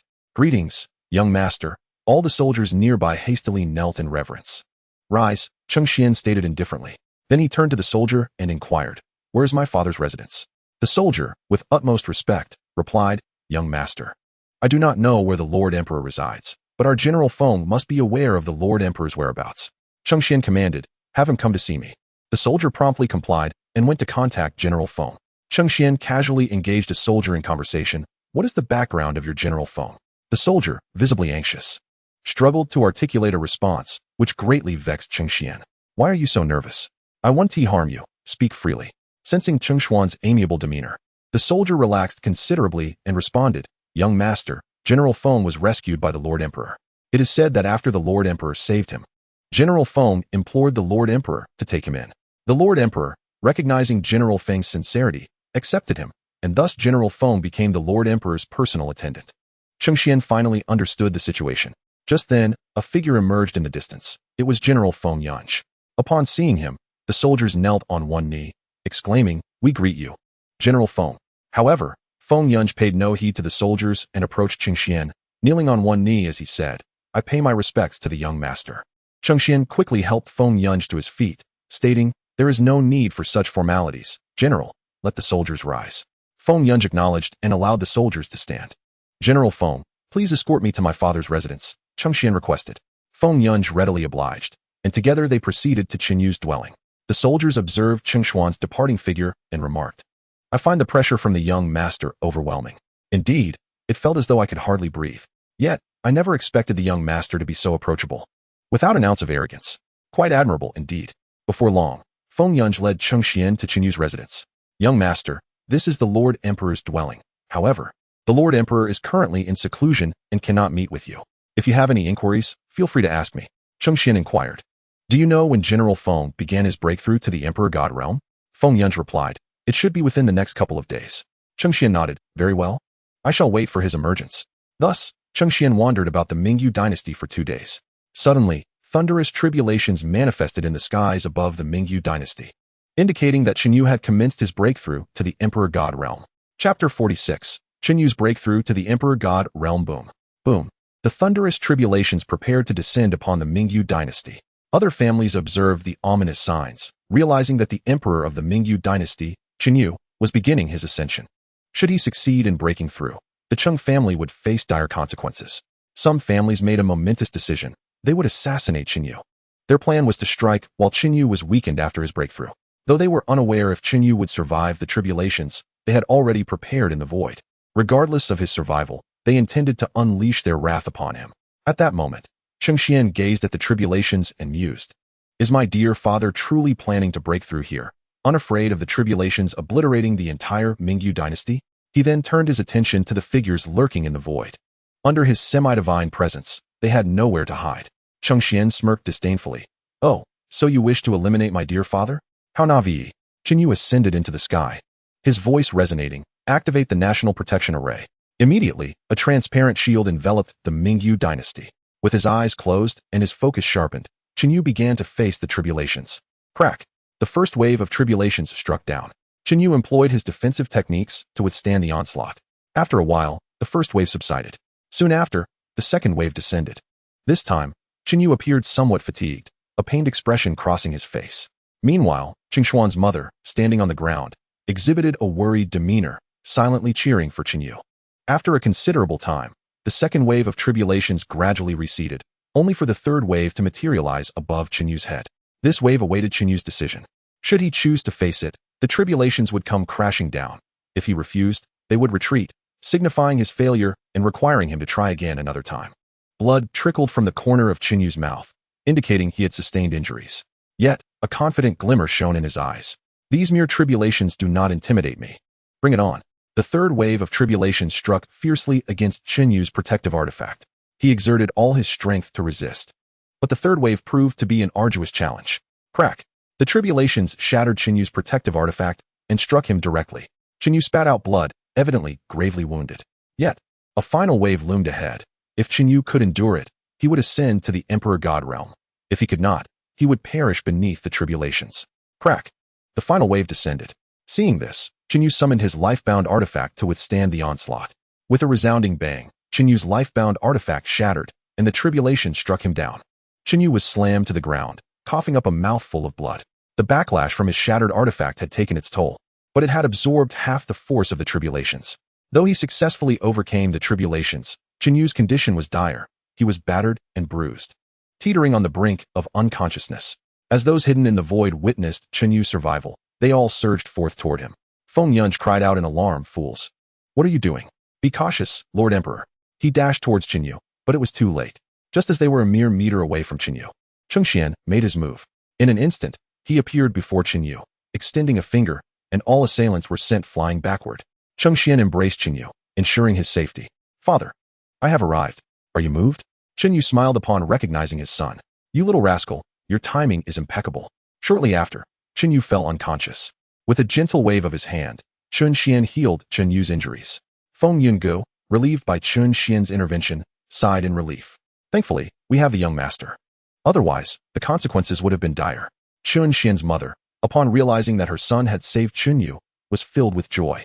Chen Xuan then handed Chen Yu to Feng Yungu and instructed, "Please assist my father to his room." Feng Yungu replied affirmatively and carried Chen Yu to his chamber. Chen Xuan then approached his mother.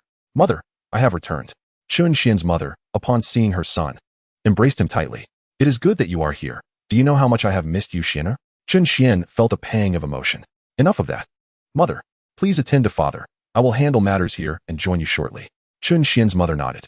"Very well, I shall go care for your father now." With reluctance, she departed to tend to Chen Yu. Chen Xuan then seized the individuals who had just been thrown back. His tone turned icy as he demanded, "Speak, who are you? Who sent you?" These individuals remained silent. Chen Xuan continued, "So you choose silence, very well." He then delved into their memories and, after gleaning the necessary information, eliminated them all. Chen Xuan's aura erupted with fury. He was thoroughly incensed. Jiangshi Empire, Pan family. Jiang family, Ice Frost Empire. Very well, you seem to enjoy scheming. Do you? It appears your existence is no longer warranted. With that, Chen Xuan vanished from sight. Chapter 47. The Fall of the Ice Frost Empire. In the blink of an eye, Chen Xuan arrived above the Ice Frost Empire. He cast a cold glance before conjuring a massive hand that hovered ominously over the realm. The citizens of the Ice Frost Empire were gripped with terror upon witnessing this colossal hand. Who is that? Do they intend to annihilate us? Where is the Emperor? Summon the Emperor at once. Other cultivators began to murmur among themselves. That figure appears to be the Lord of Chen Pavilion. Be confident. Remove the appears. That is indeed the Lord of Chen Pavilion. What has the Ice Frost Empire done to provoke him? Others were equally perplexed, unaware of the reason behind this confrontation. Then one individual spotted an announcement and exclaimed, "Everyone, come and see this notice." The crowd was drawn to the proclamation, reading aloud its contents. Today, the Emperor of Mingyu Dynasty, Chen Yu, has broken through to the Imperial God realm. After overcoming the tribulation, someone attempted to assassinate him, but his son, Chen Xuan, intervened. Upon investigation, it was revealed that the Ice Frost Empire, Jiangshi Empire, Jiang family, and Pan family conspired against him. While the high-ranking factions knew of Chen Yu's impending breakthrough, none anticipated an assassination attempt. Was this not a death wish? Not to mention the formidable strength of the Mingyu dynasty, Just the Chen clan and Chen Xuan alone could handle them easily. The crowd was astounded by this revelation. My goodness, these individuals are truly bold to challenge the emperor. Did they think that 2 imperial gods would ensure their safety? Now, the Lord of Chen Pavilion has come to their doorstep. It is baffling. One must wonder if their wits have been dulled. Despite having 2 imperial gods, the Lord of Chen Pavilion is backed by the Temporal Pavilion, which boasts more than 1 imperial god. Their self-destructive tendencies do not concern us. Let us watch the unfolding drama. By the way, where is the Emperor of the Ice Frost Empire? Is he afraid? Who knows? Currently, the Emperor of the Ice Frost Empire is absent, waiting for news with the Pan family, along with the other 2 power holders. Chen Xuan then brought his massive hand down, leaving an immense imprint in the ground, obliterating the Ice Frost Empire in an instant, leaving no trace behind. Such is the terrifying strength of a demigod. A mere gesture brings about monumental devastation. Chen Xuan gazed at the crater and remarked, I had no intention of killing you. But you brought this upon yourselves. May you find a better place in your next life. On to the next. With that, Chen Xuan vanished into thin air, heading to his next destination. The onlookers stared at the crater in stunned silence, not mourning for the fallen, but rather in awe of Chen Xuan's might. What an overwhelmingly terrifying power. Indeed, it is imperative to remember never to provoke the Lord of Chen Pavilion. The heads of various families hurried back to warn their disciples to steer clear of the Chen clan, the Immortal Pavilion, and the disciples of the Mingyu dynasty. Any who dared to cross them would be expelled from their families. Meanwhile, news of the Ice Frost Empire's annihilation spread like wildfire across the high realms. All sects, families, and empires that learned of this event were left in shock, including the Chen clan, who were equally astonished. They had not anticipated Chen Xian's current strength, capable of dismantling an empire with a mere wave of his hand, nor did they expect anyone would dare to target Chen Yu. Chen Yi contemplated launching an attack on the remaining factions, but decided against it, realizing Chen Xian had already resolved everything before anyone could intervene. Chen Yi felt elated. I never imagined he would be this powerful. He truly brings honor to our Chen clan. Chapter 48. Complete Annihilation Pan Family. The Emperor of the Ice Frost Empire was engaged in a lively discussion with the other 3 power holders. The head of the Pan family voiced his concerns. Su Mu, Ming San, Xu Ping, do you think they will successfully kill Chen Yu? If they fail, we will be in deep trouble. The Emperor of the Ice Frost Empire is named Su Mu. The head of the Jiang family is Jiang Ming San. And the Emperor of the Jiangshi Empire is Jiang Chu Ping. At this moment, Su Mu reassured him, do not worry, old Pan, it will be a success. Even if Chen Yu is powerful, he will be weakened after overcoming the tribulation. I have made arrangements. Even if they are caught, they won't dare disclose our involvement. The head of the Pan family felt slightly relieved. Suddenly, a disciple rushed in and knelt before them, saying, reporting to the head, we have the latest news. The head of the Pan family rose and asked, what is the situation? Is Chen Yu dead? The disciple trembled as he replied, no, he is not dead. What? The remaining 3 were unsettled as the head of the Pan family pressed on. Tell me, what is happening? The disciple continued, just as they were about to succeed. Chen Xian intercepted their attack. Moreover, he glanced at Su Mu. The 3 turned their eyes to Su Mu, who inquired, why are you looking at me? Continue. And what else? The disciple continued. Furthermore, Chen Xian discovered that it was you gentlemen who sent people to kill Chen Yu. And now the Ice Frost Empire has been obliterated by Chen Xian. The 4 were taken aback, and Su Mu exclaimed as he lifted the disciple, this cannot be. How could the Ice Frost Empire be destroyed by Chen Xian? The disciple struggled to explain, I assure you, it is true. Chen Xian obliterated it with a single strike. The 4 were rendered numb. While they knew Chen Xian was at the imperial god level, they never imagined he could be this powerful. An empire could not withstand even a single blow. Though Chen Xian was a demigod, they were unaware of his true strength. Not everyone in the high realms knew that he was a demigod. Otherwise, they would never have dared to entertain such treacherous thoughts. The head of the Pan family wore a grim expression as he turned to Su Mu. This is what you called a guaranteed success? Su Mu was equally bewildered. I had no idea it would unfold this way. He then questioned the disciple again. How did he discover our involvement? The disciple replied, he utilized soul searching. Upon hearing the news, Su Mu collapsed to the ground, overwhelmed with despair. It was all over.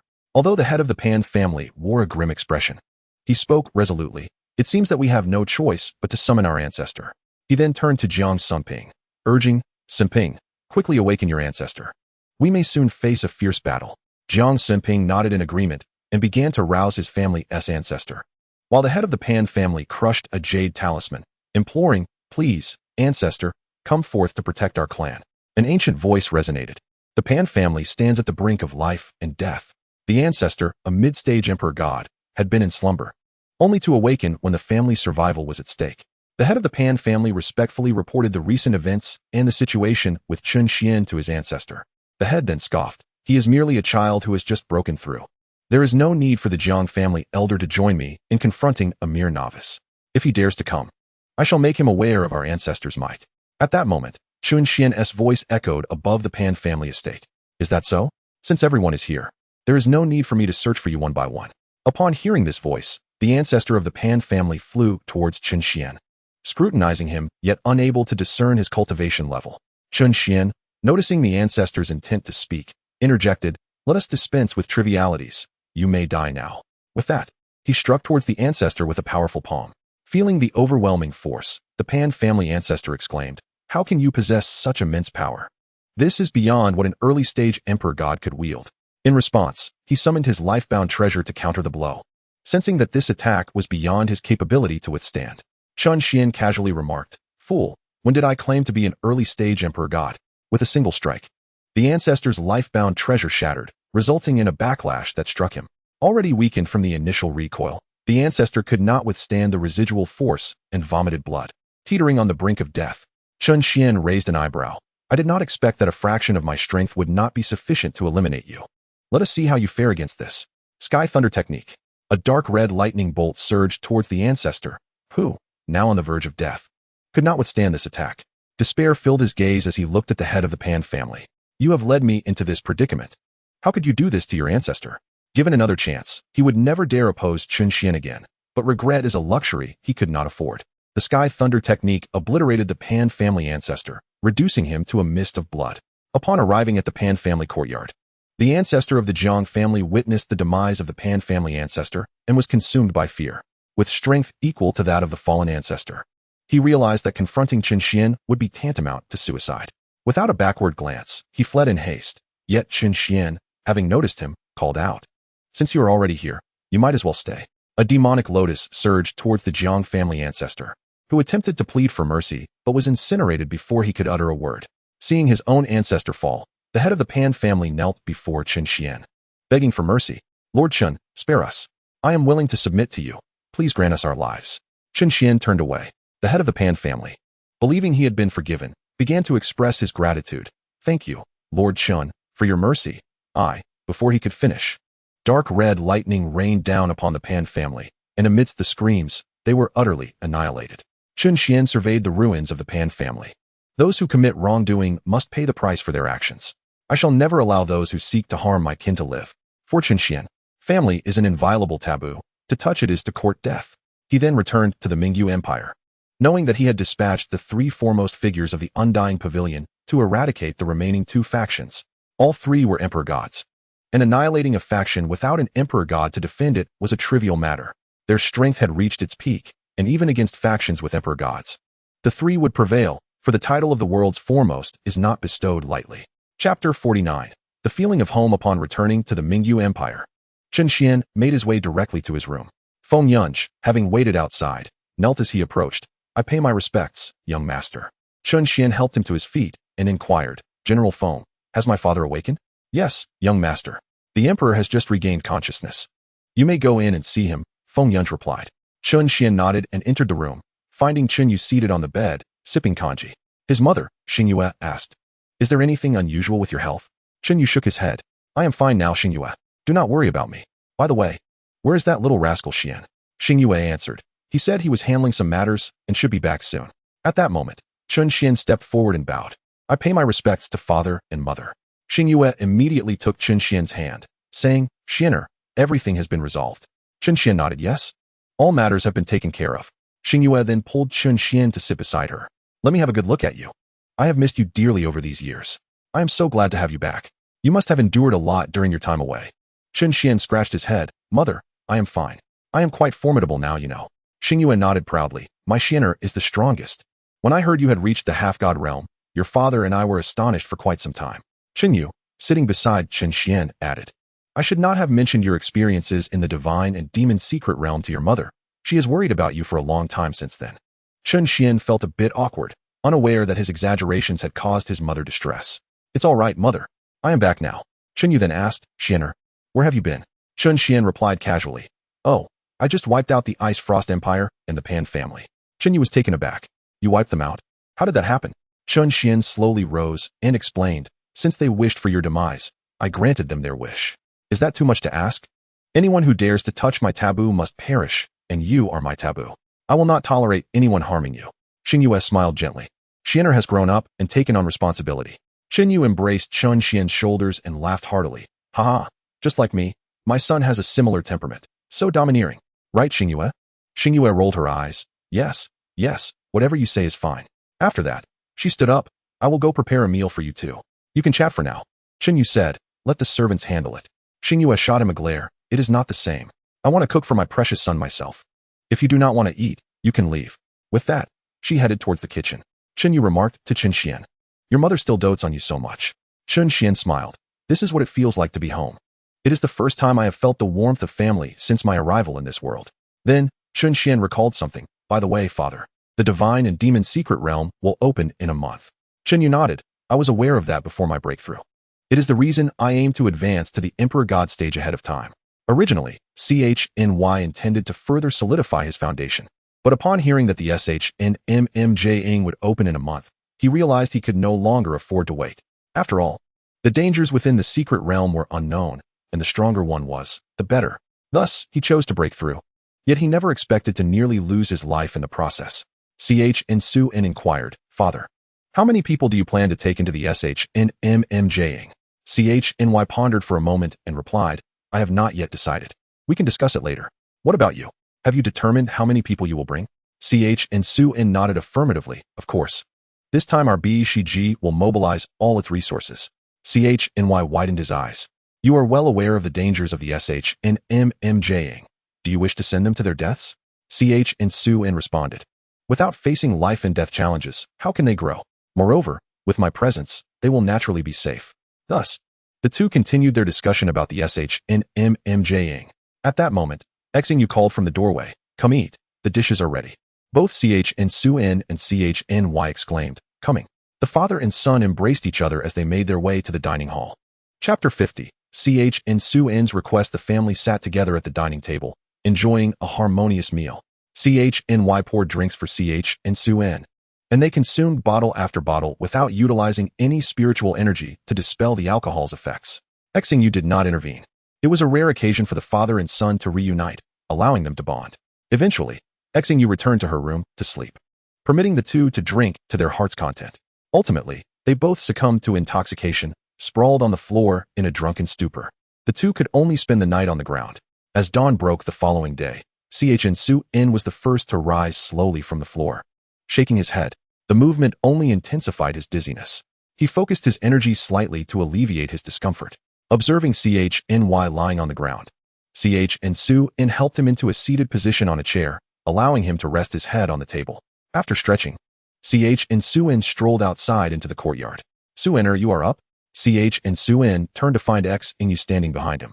He bowed respectfully. Mother. Xingyu assisted him up, gently patting his head. There is no need for such formalities in the future. CHN replied, Mother. Etiquette must be upheld. He continued, by the way, Mother, I must return. There are many matters to attend to in the hall. Xingyu, reluctant to part, suggested. Why not have breakfast first? CHN shook his head.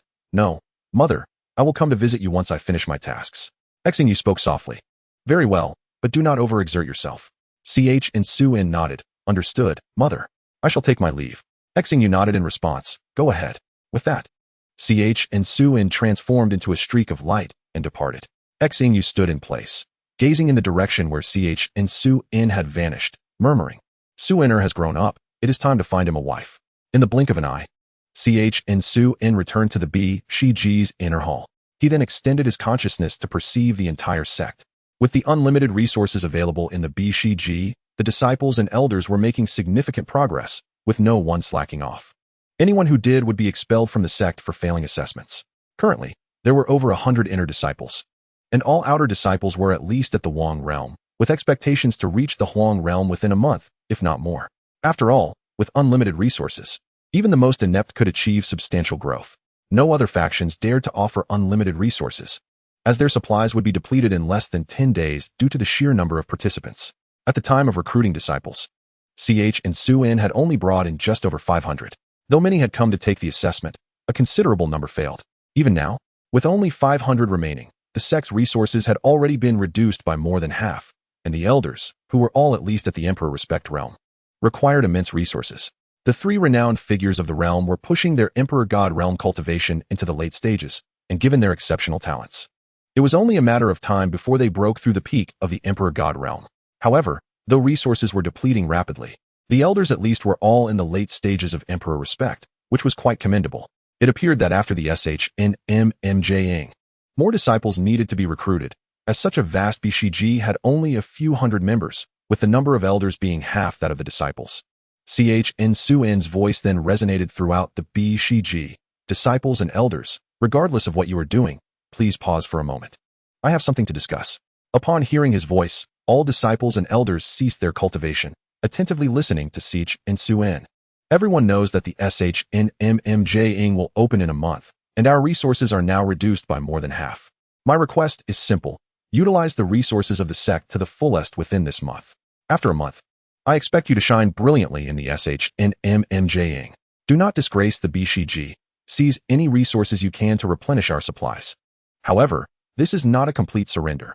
You will retain 60% of the resources for yourselves, and the remaining 40% will be contributed to the sect. That is all. Now, focus on your cultivation.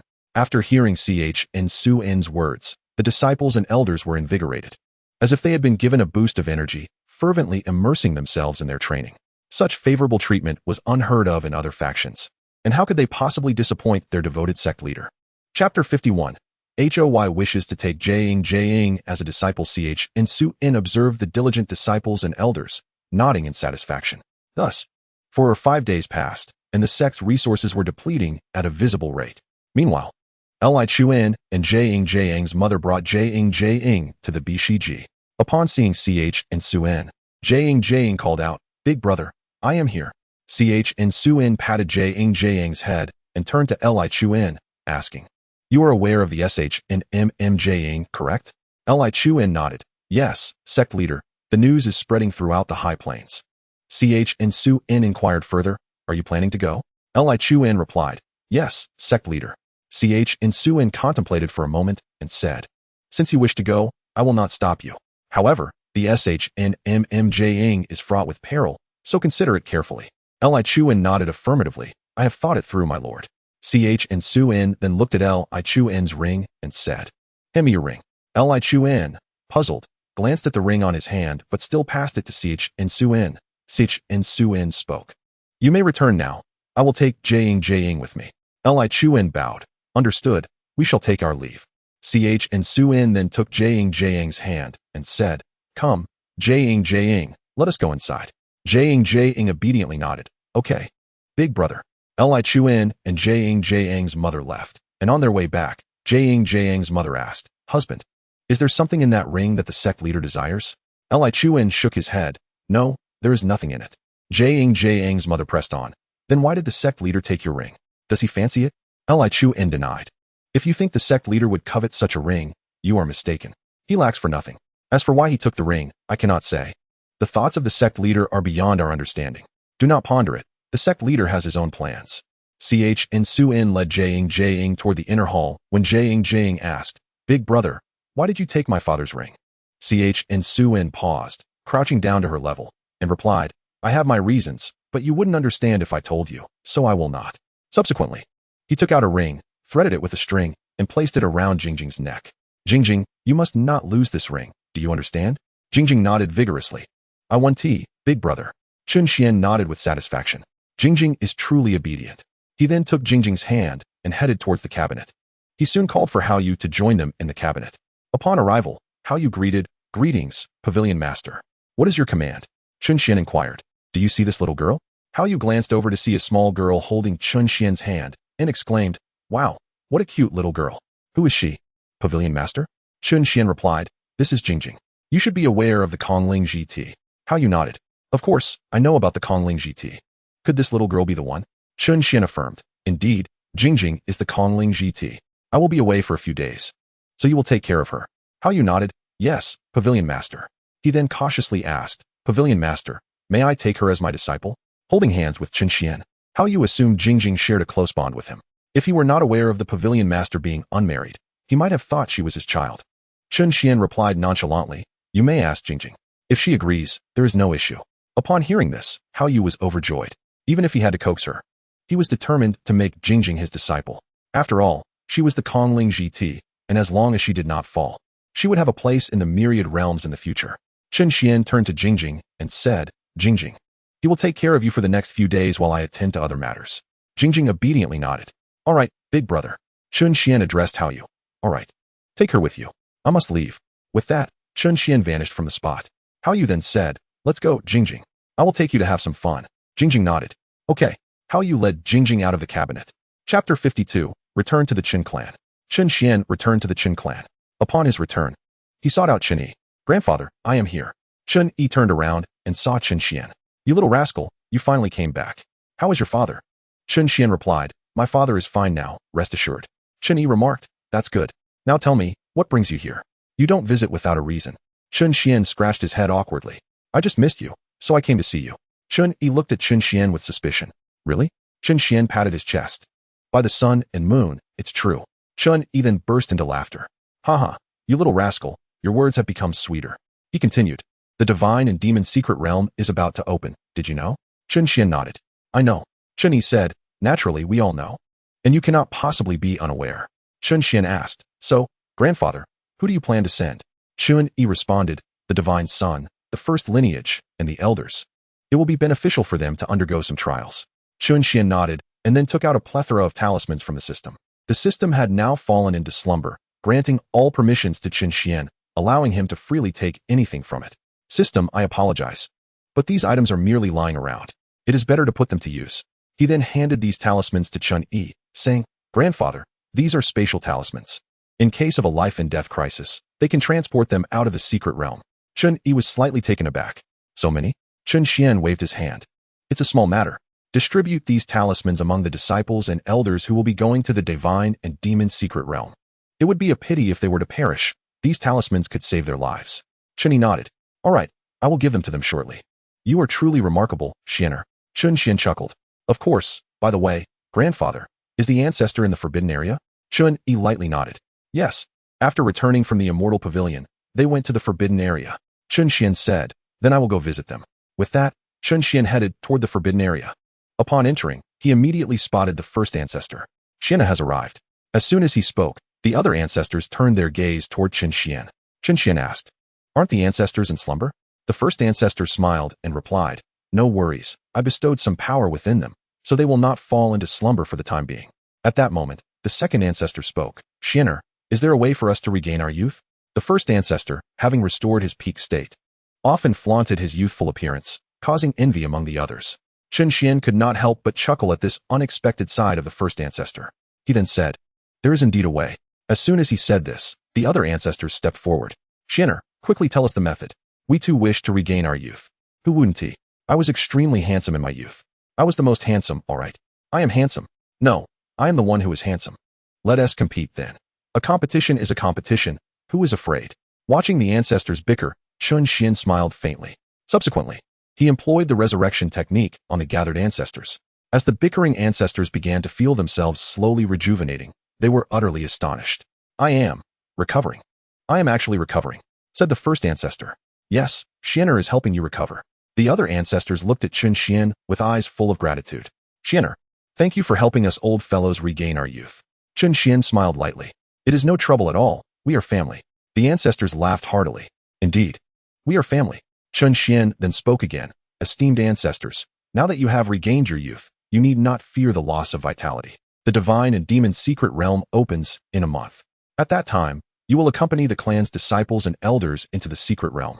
The ancestors were taken aback upon hearing that the divine and demon secret realm would open in a month. "What? The divine and demon secret realm is opening?" The first ancestor was particularly shaken, as he had previously been to the divine and demon secret realm. Chapter 53. Preparations for the Ancient Dark Palace. Observing the astonished expressions of the ancestors, Chen Xuan said, "Esteemed ancestors, you may not be aware of the opening of the divine and demon secret realm while in the forbidden area, but it is indeed set to open in a month.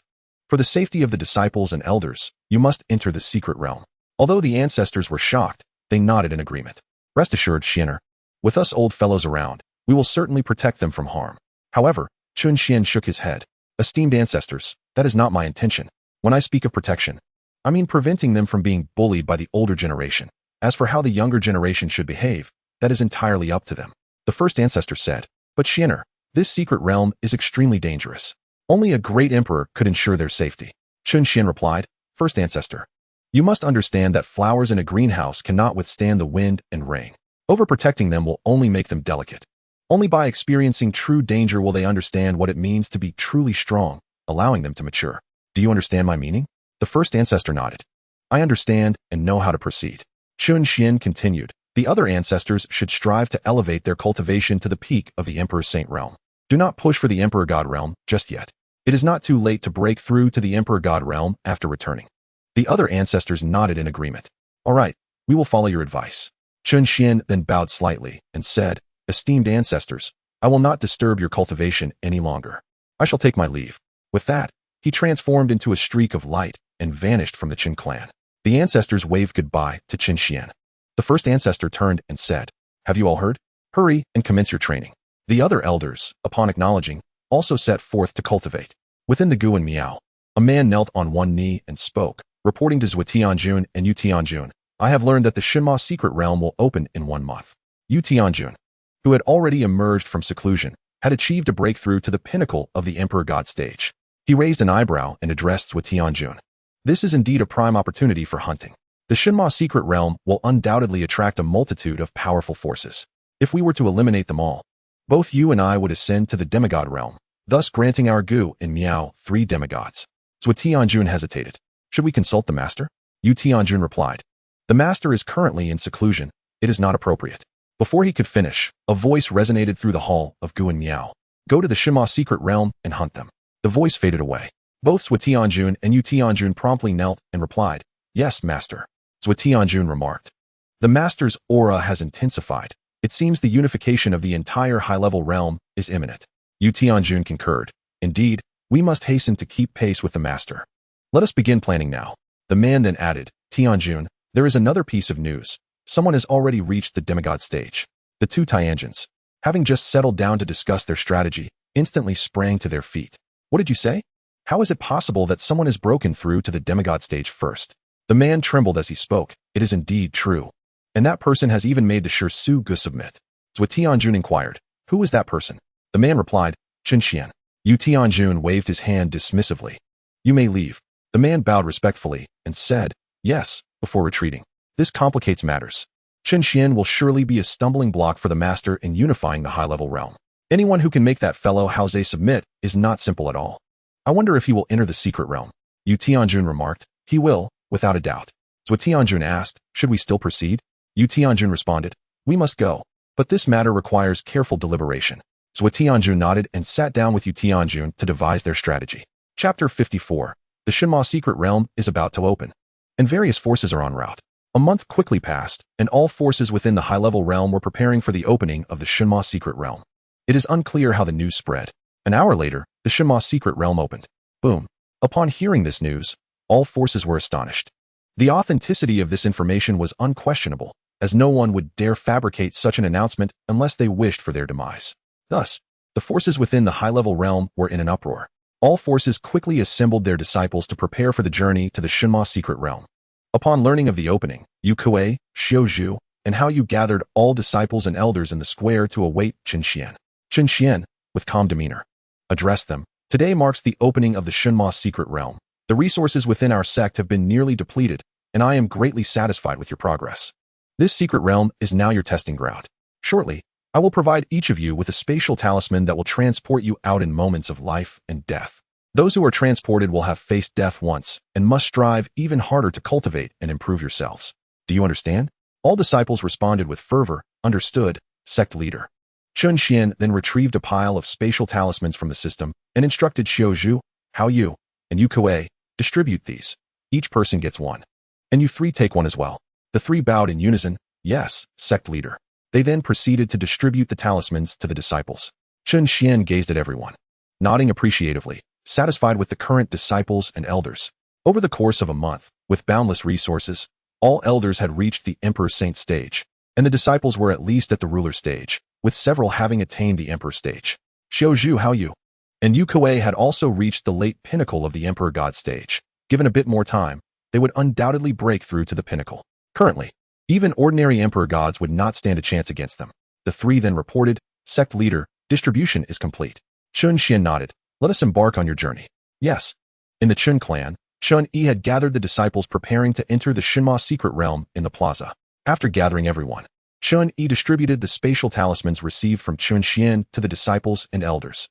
Once finished, he addressed the elders, reporting to the elders, "All personnel are assembled." The elders nodded. Aside from the first ancestor, the other 8 elders had all reached the pinnacle of the Emperor-Saint stage, each one regaining their youthful appearance. Initially, when they emerged, Chen Yi mistakenly regarded these elders as juniors, scolding them, which led to a humorous altercation where he ended up with a bruised face. Chen Yi regretted his misunderstanding, realizing he had no prior knowledge of their true identities. The elders, upon hearing this, playfully reprimanded Chen Yi once more, leaving him bewildered. "Who am I? Where am I? What am I doing? Why are the elders reprimanding me again?" The 6th ancestor spoke lightly. "How to address the elders is important. Please be mindful of your attitude next time." Chen Yi dared not speak further, fearful of incurring their displeasure again. Upon seeing the disciples assembled, the elders declared, "Let us depart. Xianer and the others should have set out as well." Yes. The Chen clan then began their journey. In the Mingyu Empire, Feng Yungu had gathered the disciples and army of the Mingyu Empire, awaiting Chun Yu's arrival. Compared to the Mingyu Empire, the numbers from the Buxiugu were significantly fewer. This time, the Mingyu Empire dispatched tens of thousands, with these individuals lacking spatial talismans, should they perish. So be it. Unlike the Buxiugu and Chen clan, who possessed talismans for protection, Chun Xian wished to provide them, but found the supply insufficient. He lamented to the system, which was in slumber and could not hear his grievances. Xingyu gazed at Chen Yu and said, "Be sure to prioritize safety this time. Protect these disciples and bring them back safely." Chen Yu nodded, understood. Xingyu then smiled gently, "Take good care of Xianer." Chen Yu rolled his eyes. "Xianer should be the one taking care of me, not the other way around." Xingyu chuckled, "I have already found a suitable bride for Xianer." Chen Yu looked at Xingyu. "When did you find someone? Why wasn't I informed?" Xingyu replied, "What need is there to inform you? It's not as if I am seeking someone for you. I just wonder if Xianer will like her." Chen Yu responded, "I cannot say. Well, I must take my leave." Xingyu nodded in agreement. "Go on." Chen Yu kissed Xingyu on the forehead and set forth with the disciples and army toward the Shima secret realm. Other forces hurried to the secret realm, and this time, it would undoubtedly be a battleground filled with conflict. Chapter 55, The Shima Secret Realm Opens. As Chen Xian led the members of Buxiugu to the entrance of the Shima secret realm, he observed that many forces had already gathered outside. Yu Kuei remarked, "Wow, so many people have already arrived." Hao Yu nodded. The Shima secret realm is a place where one can discover the path to divinity. Naturally, these individuals are tempted. Chun Xian agreed. "I wonder how many lives will be lost today? Almost all forces from the high-level realm have come." Hao Yu said, "They may be fortunate enough to acquire treasures here, but they might not survive to leave." Chun Xian then turned to the disciples behind him. "When you enter, do not be greedy for everything. Prioritize your safety. If anyone tries to bully you, fight back fiercely." All disciples responded in unison, understood. Before long, the members of the CHNZ and the MNYDCHO arrived, swiftly converging with CHNSUN. After exchanging greetings with the elders, CHNY and CHNSUN approached them for a conversation. Noticing the injuries on CHNY's face, he inquired, "Grandfather, what happened to your face? Did you engage in a fight?" Upon hearing this, CHNY also turned his gaze towards CHNY. CHNY, somewhat evasively, glanced at the elders and replied, "Oh, it's nothing." CHNSUN, perceiving the furtive look toward the elders, discerned that his grandfather must have incurred their displeasure, leading to his current state. When CHNSUN looked toward the elders, they averted their eyes, engaging in idle chatter about the splendid weather. CHNSUN's intuition confirmed his suspicions. Others present, witnessing this exchange, stifled their laughter, hesitant to approach for fear of being misconstrued as mocking. Subsequently, CHNSUN refrained from further inquiries, choosing instead to await the opening of the secret realm. Soon, HOZ, accompanied by the disciples of SHXG, arrived to meet CHNSUN. HOZ approached and said, "I apologize, Sect Master, for my tardiness." CHNSUN nodded in acknowledgement, responding, "It's quite all right. I instructed Ling Jing to attend to Jing at the BCG. Have you informed her?" Before venturing into the realm of divine demons, Chen Xuan had asked Hoz to summon Xianxiaaudiobooks to care for Xianxiaaudiobooks, as it would be unwise to bring a child into such a perilous environment. Hoz replied, "I have conveyed your message to Xianxiaaudiobooks," and she expressed her eagerness to look after Xianxiaaudiobooks. She should be at Bishiji now. Chen Xuan nodded approvingly. That is good to hear. The protective wards of Bishiji had been meticulously arranged by Chen Xuan, ensuring that even those at the peak of the imperial god realm would face dire consequences without his consent. As he sensed through his divine perception that Xianxiaaudiobooks was happily engaged with Xianxiaaudiobooks, he activated the grand formation. An hour passed swiftly. With a thunderous sound, the realm of divine demons was unveiled. Observing this spectacle, various factions hurriedly entered the realm. One elder addressed Chen Xuan, "Su-enter, the realm has opened. Let us proceed." Chen Xuan shook his head, saying, "We shall enter last." The elder acquiesced, "Very well." Chen also awaited the moment to enter alongside Chen Xuan. In the void, Zhuatianjian and Yutianjian had gathered the members of GNDN, knowing that any untimely appearance might render them targets for immediate annihilation, a consequence of the animosity directed towards GNDN. Thus, they could only afford to enter at the end. As Chen Xuan observed that most had already entered, he declared, "Let us go, it is time." With that, the CHNZ, Bishiji, and Mingydcho advanced into the realm of divine demons. As they entered, Chen Xuan cast a glance into the void, murmuring, "GNDN, how intriguing." Having uttered this, he stepped into the realm. In the void, Zhuatianjian was taken aback. Could he have seen us? That seems implausible. Yutianjian echoed his astonishment. Indeed, we underestimated the perceptive abilities of a demigod. We must tread carefully. With that, GNDN also entered the realm of divine demons. Chapter 56. The hunt begins upon entering the realm. Chen Xuan addressed the members of Bishiji, "Go forth. Your journey begins now." The disciples of Bishiji responded affirmatively and dispersed to carry out their tasks. Chen Xuan turned to the elders of the CHNZ, saying, "Esteemed elders, I shall take my leave." The elders nodded in agreement. "Very well." He then approached CHNY and said, "Father, I shall depart now. Take care of yourselves. Should any issues arise, do not hesitate to contact me." CHNY nodded. "Go forth, Su-enter. We shall meet shortly." With that, Chen Xuan transformed into a streak of light and vanished, embedding spatial talismans into CHNY and FNYNG, an action unbeknownst to them. After Chen Xuan's departure, CHNY addressed CHNY and the elders, "Father, esteemed elders, I too shall take my leave." The elders and CHNY nodded. "Go forth." Following this, CHNY departed with the Mingydcho. One elder remarked, "Let us also set forth." With that, the CHNZ commenced their expedition into the realm of divine demons. Just as they departed, the members of GNDN arrived.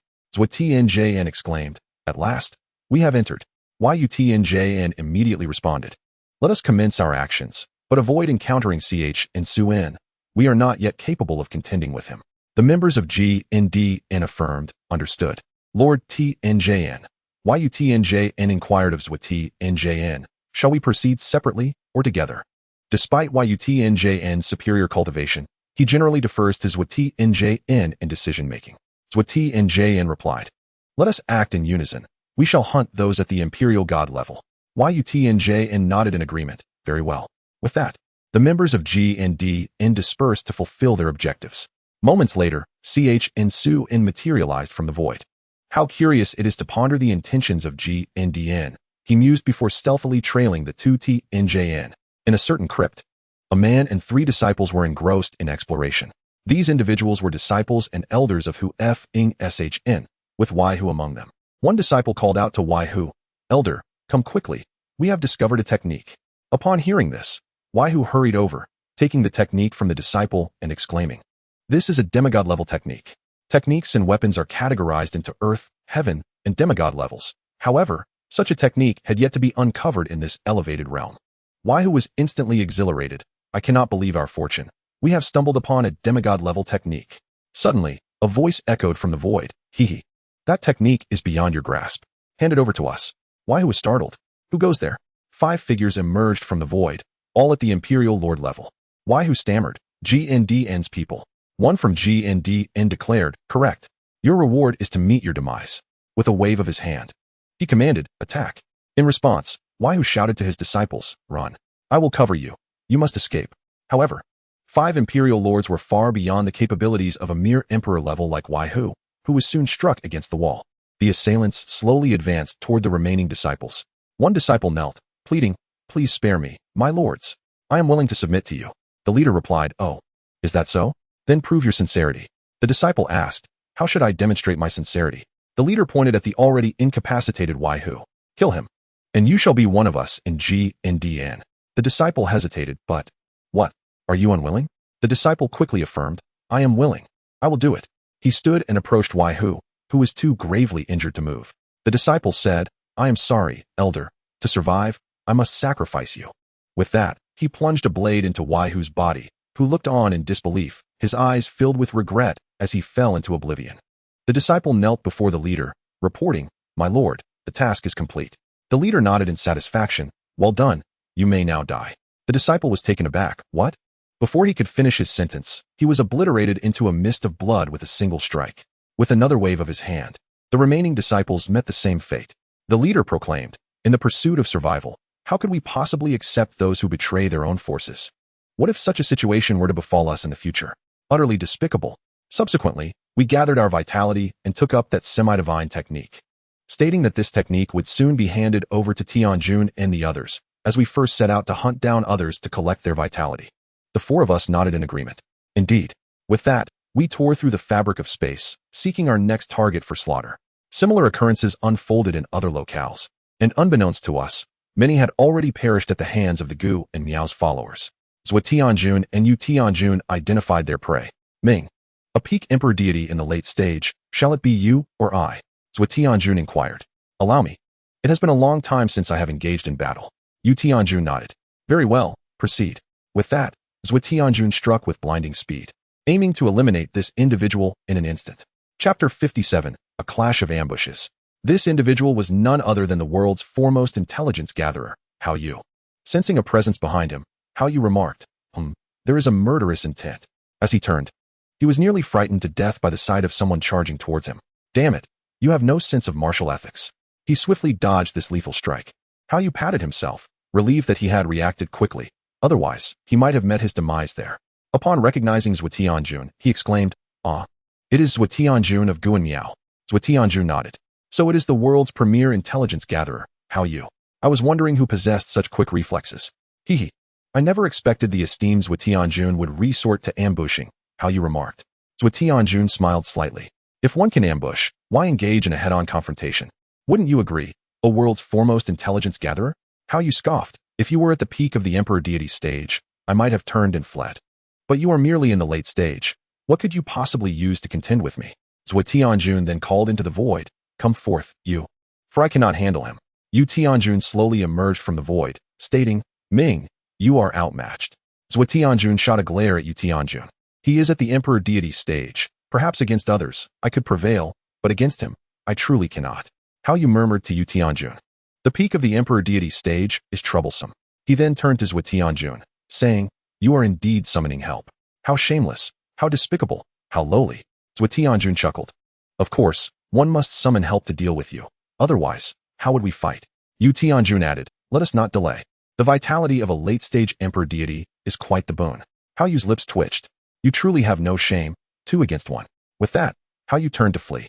Had he known better, he would not have separated from Lao Yu and the others. Otherwise, he would not be in such a dire situation. "Wait for me. I too shall summon aid. Just hope you do not catch up. Otherwise, I shall beat you to the point where even dogs would not recognize you." Through their time spent together, Yu Kuei, Xiuzhu, and Hao Yu had forged an unbreakable bond. Now, Hao Yu was making his way towards the location of Yu Kuei and Xiuzhu. Had they been present, he would not have needed to run. Zhua Tianjun smiled slightly at Yu Tianjun. "Look, he is fleeing." Yu Tianjun replied helplessly, "I am not blind. I can see that. Let us pursue. One should not let such a fine quarry escape." Zhua Tianjun nodded. "Very well, let us proceed." With that, both Zhua Tianjun and Yu Tianjun transformed into streaks of light, racing after Hao Yu. Soon after, Chen Xuan appeared, remarking, "It seems Hao Yu is heading to find Yu Kuei and Xiuzhu. Quite clever. Knowing to seek reinforcements when outmatched. Let us follow and see. I wonder what expression the Lord of Guan Miao will have when he finds out that all those sent have perished." Although Chen Xuan was unaware of whether the Lord of Guan Miao was in seclusion or had entered the fray, he was certain that no one could prevent the demise of all who entered the divine and demonic secret realm today. Chen Xuan had issued a death notice to them long before they entered the secret realm. If these three could not withstand me, I would intervene later. With that, Chen Xuan followed suit. Meanwhile, as Hao Yu fled, Zhou Tianjun and Yu Tianjun gradually closed the distance. Upon glancing back and seeing Zhou Tianjun and Yu Tianjun in pursuit, Hao Yu was taken aback. Damn, how can they be so fast? He quickened his pace, yet the two Tianjins were not so easily shaken off. Subsequently, Hao Yu produced an explosive talisman from his pocket and hurled it behind him. This explosive talisman was not a gift from Chen Xuan, but rather a token of gratitude from a talisman master he had rescued in the past, who had bestowed 3 explosive talismans upon him. Little did he know he would need it today. The explosion caught the two Tianjins off guard. Boom. It halted them momentarily. Seizing the opportunity, Hao Yu accelerated, pushing his speed to its fullest. Infuriated, Zhou Tianjun exclaimed, "That damned old six. How dare he ambush us?" Yu Tianjun remarked. "Enough with the complaints, let us chase." With that, Zhou Tianjun and Yu Tianjun resumed their pursuit, Zhou Tianjun still muttering, "That damned old six, I truly have had enough." Thus, Zhou Tianjun continued to vent his frustration at Hao Yu throughout their chase. Chapter 58, A War of Words. Xiao Zhu and Yu Kuei were in search of treasures when a voice interrupted their endeavor. "Old Xiao, help. Someone is chasing me." Both Xiao Zhu and Yu Kuei turned to see Hao Yu rushing towards them. Upon Hao Yu's arrival, Xiao Zhu asked, "Hao Yu, what happened? Who is pursuing you? Whom have you offended?" Yu Kuei and Xiao Zhu were equally perplexed. Hao Yu was at the peak of the late Emperor deity stage, capable of holding his own. Yet here he was, fleeing at such a speed. Hao Yu, catching his breath, waved his hand. "Give me a moment to recover." Soon after, Zhou Tianjun and Yu Tianjun arrived, spotting Yu Kuei and Xiao Zhu. "So, he has come seeking reinforcements. 3 late-stage Emperor deities, quite the waste of time," Yu Tianjun remarked to Zhou Tianjun.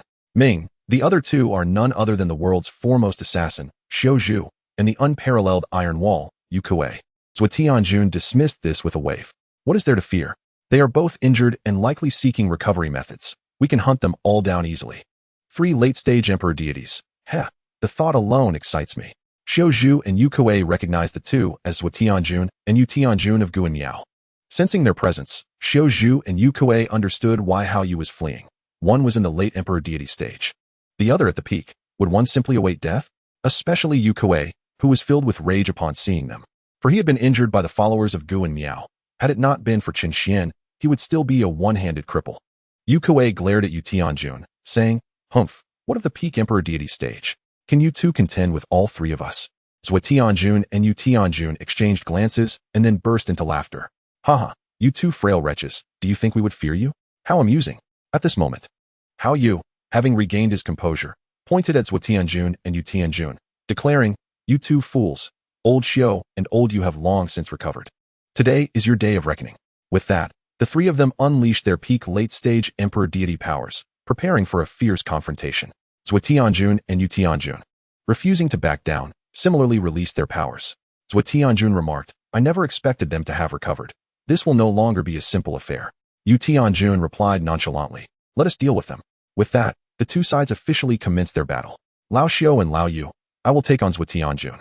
You 2 handle Yu Tianjun." Xiao Zhu and Yu Kuei nodded, naturally confident in their abilities. With that, Hao Yu charged towards Zhou Tianjun, declaring, "Come on, old man, let's have a duel." Upon hearing this, Zhou Tianjun retorted, "You are the old man. Your whole family is old. I am still so young. Today, I will tear your mouth apart." With that, Zhou Tianjun engaged in battle with Hao Yu. Meanwhile, Xiao Zhu and Yu Kuei confronted Yu Tianjun, their skirmish far quieter than that of Zhou Tianjun and Hao Yu, as they exchanged no words during their fight. In contrast, Zhou Tianjun and Hao Yu continued to bicker while clashing. "You old fool, still wishing to hunt me? Watch as I obliterate you." Hao Yu taunted. "You are the old fool. I will kill you." Zhou Tianjun shot back. TSK, you can't even handle this? Look at your features. They are all mismatched. None can stand each other." Zhou Tianjun fumed, intensifying his assault while hurling insults. A village with 2 li cannot have 3 masters that dare not recognize the 4 books and 5 classics. Yet you dare to teach the 7, 8, 9 children. How bold. 10 rooms, 9 destitute, gathering 8 taels, 7 coins, 6 cents, 5 mils, for cents, and still of 3 hearts and 2 minds, a first-rate scoundrel. How you scoffed, you sissy. Instantly, Zhou Tianjun's defenses crumbled. "Ah, I detest being called a sissy, die? Hao Yu merely touched his nose, observing.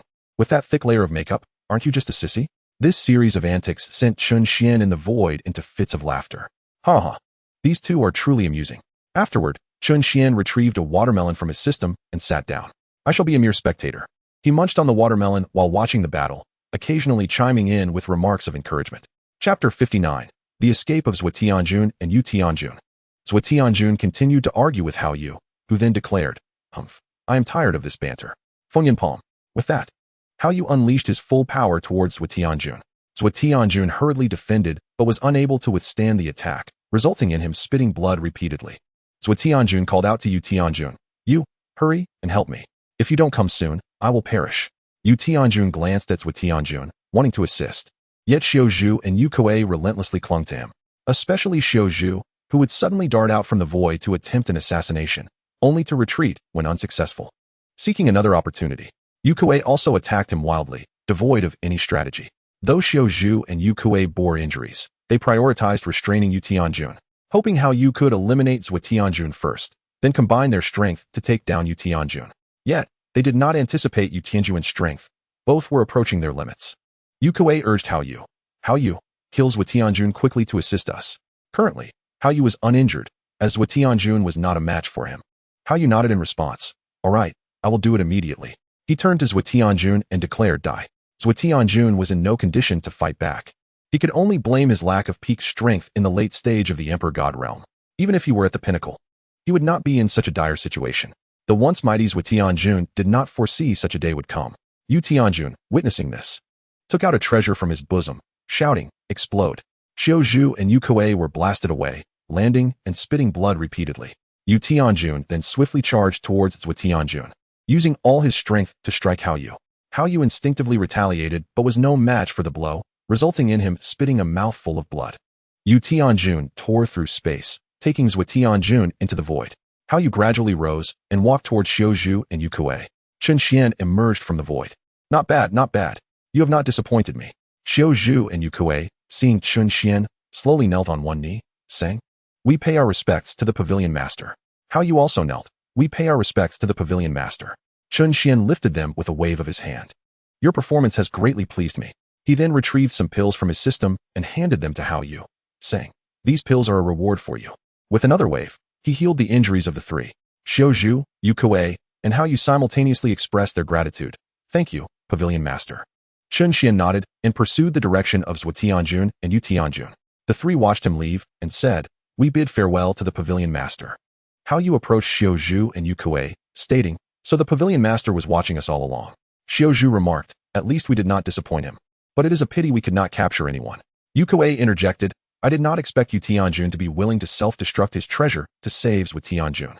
Hao Yu shrugged. Now that they are both injured, and the Pavilion Master is pursuing them, it seems they are doomed. Xiao Zhu and Yu Kuei nodded in agreement. That is indeed the case. Hao Yu curiously inquired, Why do you think the Pavilion Master did not intervene from the start to capture them? Yu Kuei suggested, Perhaps the Pavilion Master wanted to see how much we have progressed. Xiao Zhu added, Regardless, we must strive to enhance our cultivation to serve the Pavilion Master better and not let him down. Hao Yu and Yu Kuei nodded. Hao Yu then asked, Should we go look for the Pavilion Master? Xiao Zhu shook his head. We cannot catch up to the Pavilion Master now, and even if we did, we would not be able to assist him. Hao Yu nodded in agreement. Very well. Xiao Zhu then concluded, Let us depart. This place has been ravaged beyond recognition. The remnants of their battle had left the area in ruins, with precious items turned to rubble. The three resumed their treasure-seeking journey. Chapter 60. The Death of Zhou Tianjun and Yu Tianjun. Yu Tianjun emerged from the void, slowly bringing Zhou Tianjun with him. Upon exiting, Yu Tianjun released Zhou Tianjun, who stumbled and fell to the ground. Zhou Tianjun looked up at Yu Tianjun and exclaimed, Damn it, you. I am still heavily injured, and you just let me go. Yu Tianjun attempted to help Zhou Tianjun up, but Zhou Tianjun resisted. Let me sit here. Zhou Tianjun then fumed. Damn it. I have never been this embarrassed in my life, especially that Hao Yu with his sharp tongue. Next time, I will surely rip his mouth apart. Yu Tianjun, however, calmly replied, Instead of wasting time cursing him, you should focus on recovering. Once you are well, we can continue hunting them. As Yu Tianjun finished speaking, a voice echoed in their ears. Hee. I fear you will not have that opportunity. With that, Chen Xuan stepped out from the void. Zhou Tianjun and Yu Tianjun were taken aback. Who are you? Yu Tianjun sensed Chen Xuan's aura and inquired. You are Chen Xuan. Chen Xuan did not respond. There is no need for the dead to know. He then continued, now, tell me, what plans does the Guan temple have? As Yu Tianjun heard this, he confirmed that the person before him was indeed Chen Xuan and communicated with Zhu Tianjun telepathically. Ming, this person is Chen Xuan, the demigod-level powerhouse. I will self-destruct to buy you time to return to the temple and wait for the master to emerge. Zhu Tianjun replied through thought, let us escape together. If we self-destruct our innate treasures, we can surely get away. Yu Tianjun shook his head. That is impossible. A demigod-level powerhouse is not as simple as you think. Just run as fast as you can when the time comes. Chen Xuan scratched his ear, saying truly, the Tianjun of the Guan temple is willing to sacrifice for others. Yu Tianjun was shocked by Chen Xuan's words, staring at him in astonishment. What you heard was merely a whisper. Chen Xuan nodded in acknowledgement. Did you think your secret communications could elude my perception? Indeed, as a being of semi-divine stature, it is effortless for Chen Xuan to discern the thoughts of others. However, he was touched by the content of the messages exchanged between the right and left heavenly lords. Despite their nefarious deeds, it is rare to find individuals contemplating the welfare of others in times of crisis. Even some righteous factions fall short in comparison, for many are merely hypocrites cloaked in virtue. Yet, this realm is a higher plane, and moral perspectives here are inherently more upright than those in lower dimensions. Otherwise, they would not have progressed as far as they have. In other lower realms, villains would have perished long ago, resembling mere killing machines. The difference in this higher realm is evident. The intelligence of antagonists is vastly superior. Otherwise, the Guan temple would have been obliterated long ago, and at times, they manipulate other factions with ease. Were it not for their opposing stances, Chen Xuan might have considered inviting them to join the unfading Pavilion as elders. Unfortunately, they are adversaries and have crossed paths with Chen Xuan. The Right Heavenly Lord's original plan was to hunt down powerful beings of the Emperor God realm once they had recuperated. However, Chen Xuan's sudden appearance disrupted their scheme. The Right Heavenly Lord immediately initiated self-detonation, urging the Left Heavenly Lord to flee. Yet, Chen Xuan merely smiled, declaring, you cannot self-destruct without my permission. With a gentle gesture towards the Left and Right Heavenly Lords, the Left Heavenly Lord was immobilized, and the Right Heavenly Lord's self-detonation was halted. The Right Heavenly Lord, astonished, exclaimed, no, it's impossible. How can there be such a disparity? Chen Xuan approached him slowly, stating, there is nothing impossible. The realm of semi-divinity is beyond your comprehension. I offer you one more chance. What is the true plan of your Guan temple? Speak, and I shall grant you a swift demise. Then, sensing an oddity, he muttered, why does it seem as though I am the villain here? The Right Heavenly Lord coldly replied, it is impossible for me to divulge our secrets. No sooner had he finished speaking than Chen Xuan sent him flying. The Left Heavenly Lord, witnessing this, wished to speak but found himself powerless, unable to utter a word. Chen Xuan's icy voice resonated. Since you refuse to speak, you may as well perish. A demonic lotus was hurled towards the Right Heavenly Lord, who screamed in agony as it pierced him. This demonic lotus would not grant him an immediate death. Instead, it would torment him slowly, inflicting a suffering beyond his imagination. Chen Xuan then turned his attention to the Left Heavenly Lord, asking, will you choose to speak, or will you, like him, experience the power of the demonic lotus? With a slight gesture, the Left Heavenly Lord regained his freedom. The Right Heavenly Lord, in torment, pleaded, Ming, do not say a word. Growing impatient, Chen Xuan unleashed a bolt of celestial lightning upon the Right Heavenly Lord, reducing him to a mist of blood. The Left Heavenly Lord, enraged at this sight, declared, even in death, I will not allow you to prevail. He then initiated his self-detonation, catching even Chen Xuan off guard, who could only conjure a protective barrier before him. After the explosion, the Left Heavenly Lord was reduced to ash. Chen Xuan remarked, you possess some spirit. It is far better than those who succumb to others through underhanded means. Nevertheless, it is a pity. With that, he transformed into a wisp of wind and vanished from the spot. Unbeknownst to Chen Xuan, 2 talismans lay on the ground. Chapter 61, Nangu. In the Grand Hall of the Guan Temple, 2 figures materialized from the void. Indeed, these were the Left and Right Heavenly Lords. The Left Heavenly Lord glanced around in confusion, realizing they were in the Grand Hall of the Guan Temple, and stammered, what is happening? Did we not die? How are we back in the hall?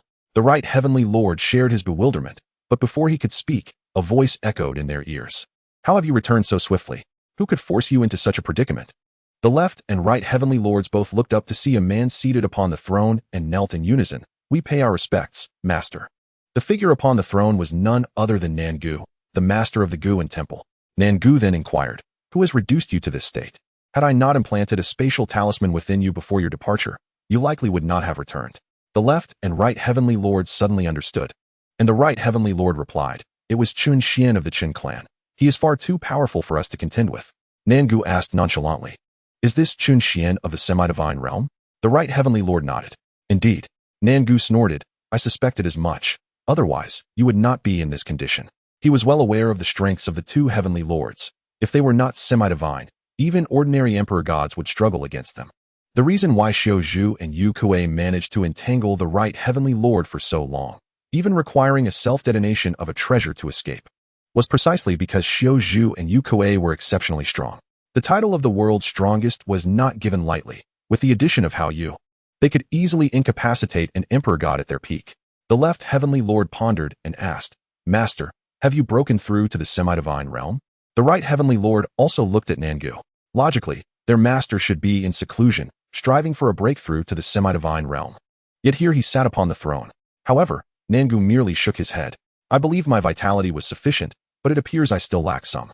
I intended to wait for your return before making the breakthrough, but I did not expect you to be summoned back so soon. How much have you gathered?" The left and right heavenly lords hung their heads in shame. "Apologies, master. We have not collected anything." The left heavenly lord then recounted the entire ordeal. After listening, Nangu remarked, "I did not anticipate that Xiao Zhu and Yu Kuei could delay you. Their reputation as the world's strongest is well-deserved. Summon all those within the divine demon secret realm back. A semi-divine being has already emerged in the higher plane, and we cannot afford to delay any longer. Otherwise, unifying the entire higher plane will become exceedingly difficult." He then added, "Inform the Wan Mo sect and the Seven Dao Cave, letting them know that we are on the verge of unifying the entire higher plane, and to prepare to assist us in this endeavor. They shall not be forgotten afterward." The left and right heavenly lords responded in unison, "Yes, master." Nangu waved his hand. "You may leave." The left and right heavenly lords then retreated. Nangu murmured to himself, "I did not expect someone to surpass me in breaking through to the semi-divine realm. This presents an obstacle in my quest to unify the higher plane. It seems I must devise further plans." Once outside the Guan temple, the left heavenly lord cast a secret spell and, alongside the right heavenly lord, made their way to the Wan Mo sect. Within the divine demon secret realm, a man poised to take action suddenly heard a voice in his mind. "The situation has changed. All personnel must return to the Guan temple." Although the man was unaware of the developments, he complied, for the voice belonged to the left heavenly lord. Every disciple and elder who had entered the divine demon secret realm received this message and began their retreat. On their way to the Wan Mo sect, the left heavenly lord remarked, "That Chen Xuan is truly terrifying. A semi-divine being is indeed formidable." The right heavenly lord nodded in agreement. The left heavenly lord continued, "Why do you think Master does not wait for the influx of spiritual energy? Would it not be advantageous to gather vitality during the ensuing chaos among the factions?" The right heavenly lord glanced at the left heavenly lord.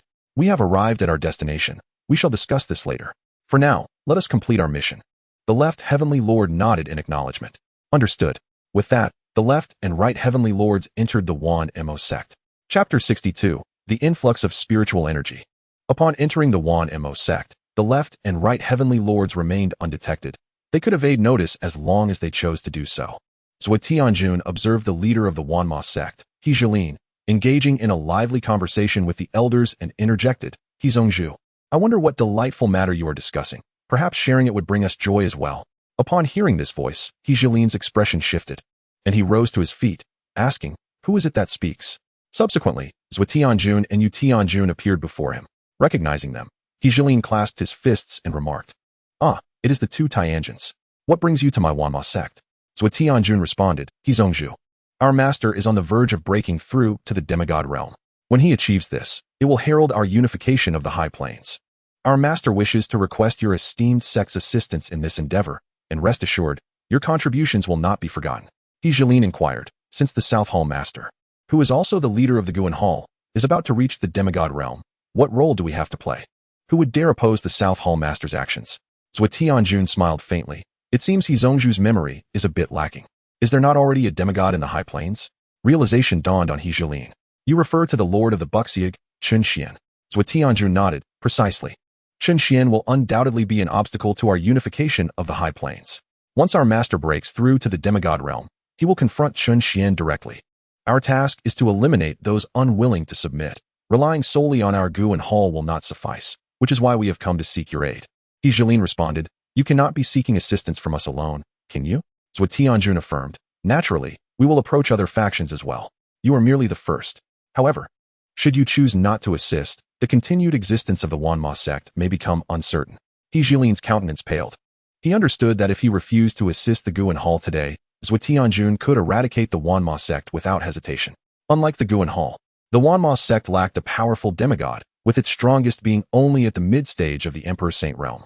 Thus, Jilin bowed deeply and declared, the Wanma sect is willing to lend its full strength to assist the Guan Hall in unifying the High Plains. Zhuo Tianjun laughed heartily. Ha! Zhongzhu, please rise. With your commitment, we can return assuredly. We shall take our leave now. Jilin replied, I bid farewell to the two Tianjins. Afterward, Zhuo Tianjun and Yu Tianjun proceeded to their next destination.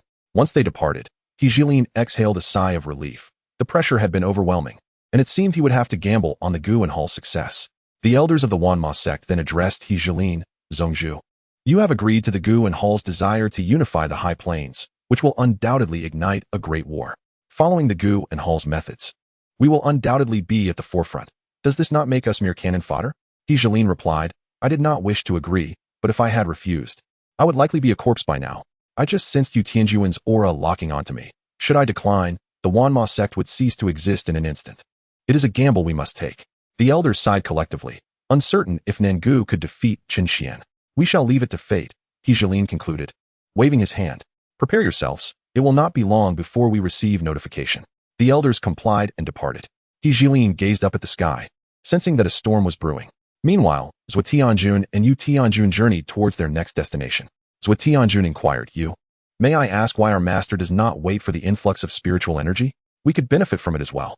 Yu Tianjun shot him a glare. How can you be so naive? The influx of spiritual energy signifies the arrival of a grand era, during which all sealed powers will emerge. At that time, demigods will be plentiful, and emperor saints will be as common as dust. A battle will ensue that will involve all factions. If our master does not unify the High Plains beforehand, chaos will engulf us, making unification impossible. Zhuo Tianjun nodded in understanding. I see now. They continued on their path. The influx of spiritual energy, as its name suggests, will sweep through the high, middle, and low plains, causing everyone's realms to ascend dramatically. Even those not actively cultivating will experience exponential growth. However, an increase in realm does not guarantee access to resources, leading to fierce conflicts over them. Participation in the chaos will be unavoidable, as factions will inevitably clash to seize all available resources. Particularly, rogue cultivators will form alliances to attack established factions, plunging the high, middle, and low planes into utter disorder, which is the consequence of the influx of spiritual energy. Of course, such chaos will only commence after the influx concludes. For who would waste the opportunity to enhance their strength? The influx of spiritual energy occurs once every 20,000 years, and the time until the next event is not far off. Chapter 63. The dialogue between Nangu and the Demon Emperor after Zhuo Tianjun and Yu Tianjun conveyed their message at the Qidao Cave. They returned to the Guan Hall. There was no need for them to personally inform the remaining factions, as Qidao Cave had already agreed to relay the message. Upon their return to the Grand Hall of the Guan Hall, Zhuo Tianjun and Yu Tianjun witnessed two individuals engaged in animated conversation. The two knelt on one knee and greeted, We pay our respects to the master. Nangu, seeing Zhuo Tianjun and Yu Tianjun return, said, Rise. All matters have been attended to. Zhuo Tianjun confirmed, Yes, master, everything has been arranged. Qidao Cave and the Wanma sect have both agreed to assist us. Nangu nodded and gestured to the man beside him, stating, This is the Demon Emperor. Zhuo Tianjun and Yu Tianjun bowed to the Demon Emperor. We pay our respects to the esteemed Demon Emperor. The Demon Emperor replied, You may rise. Yes, Zhuo Tianjun said, regarding the Demon Emperor, the supreme ruler of the demon realm, at the pinnacle of the demigod realm.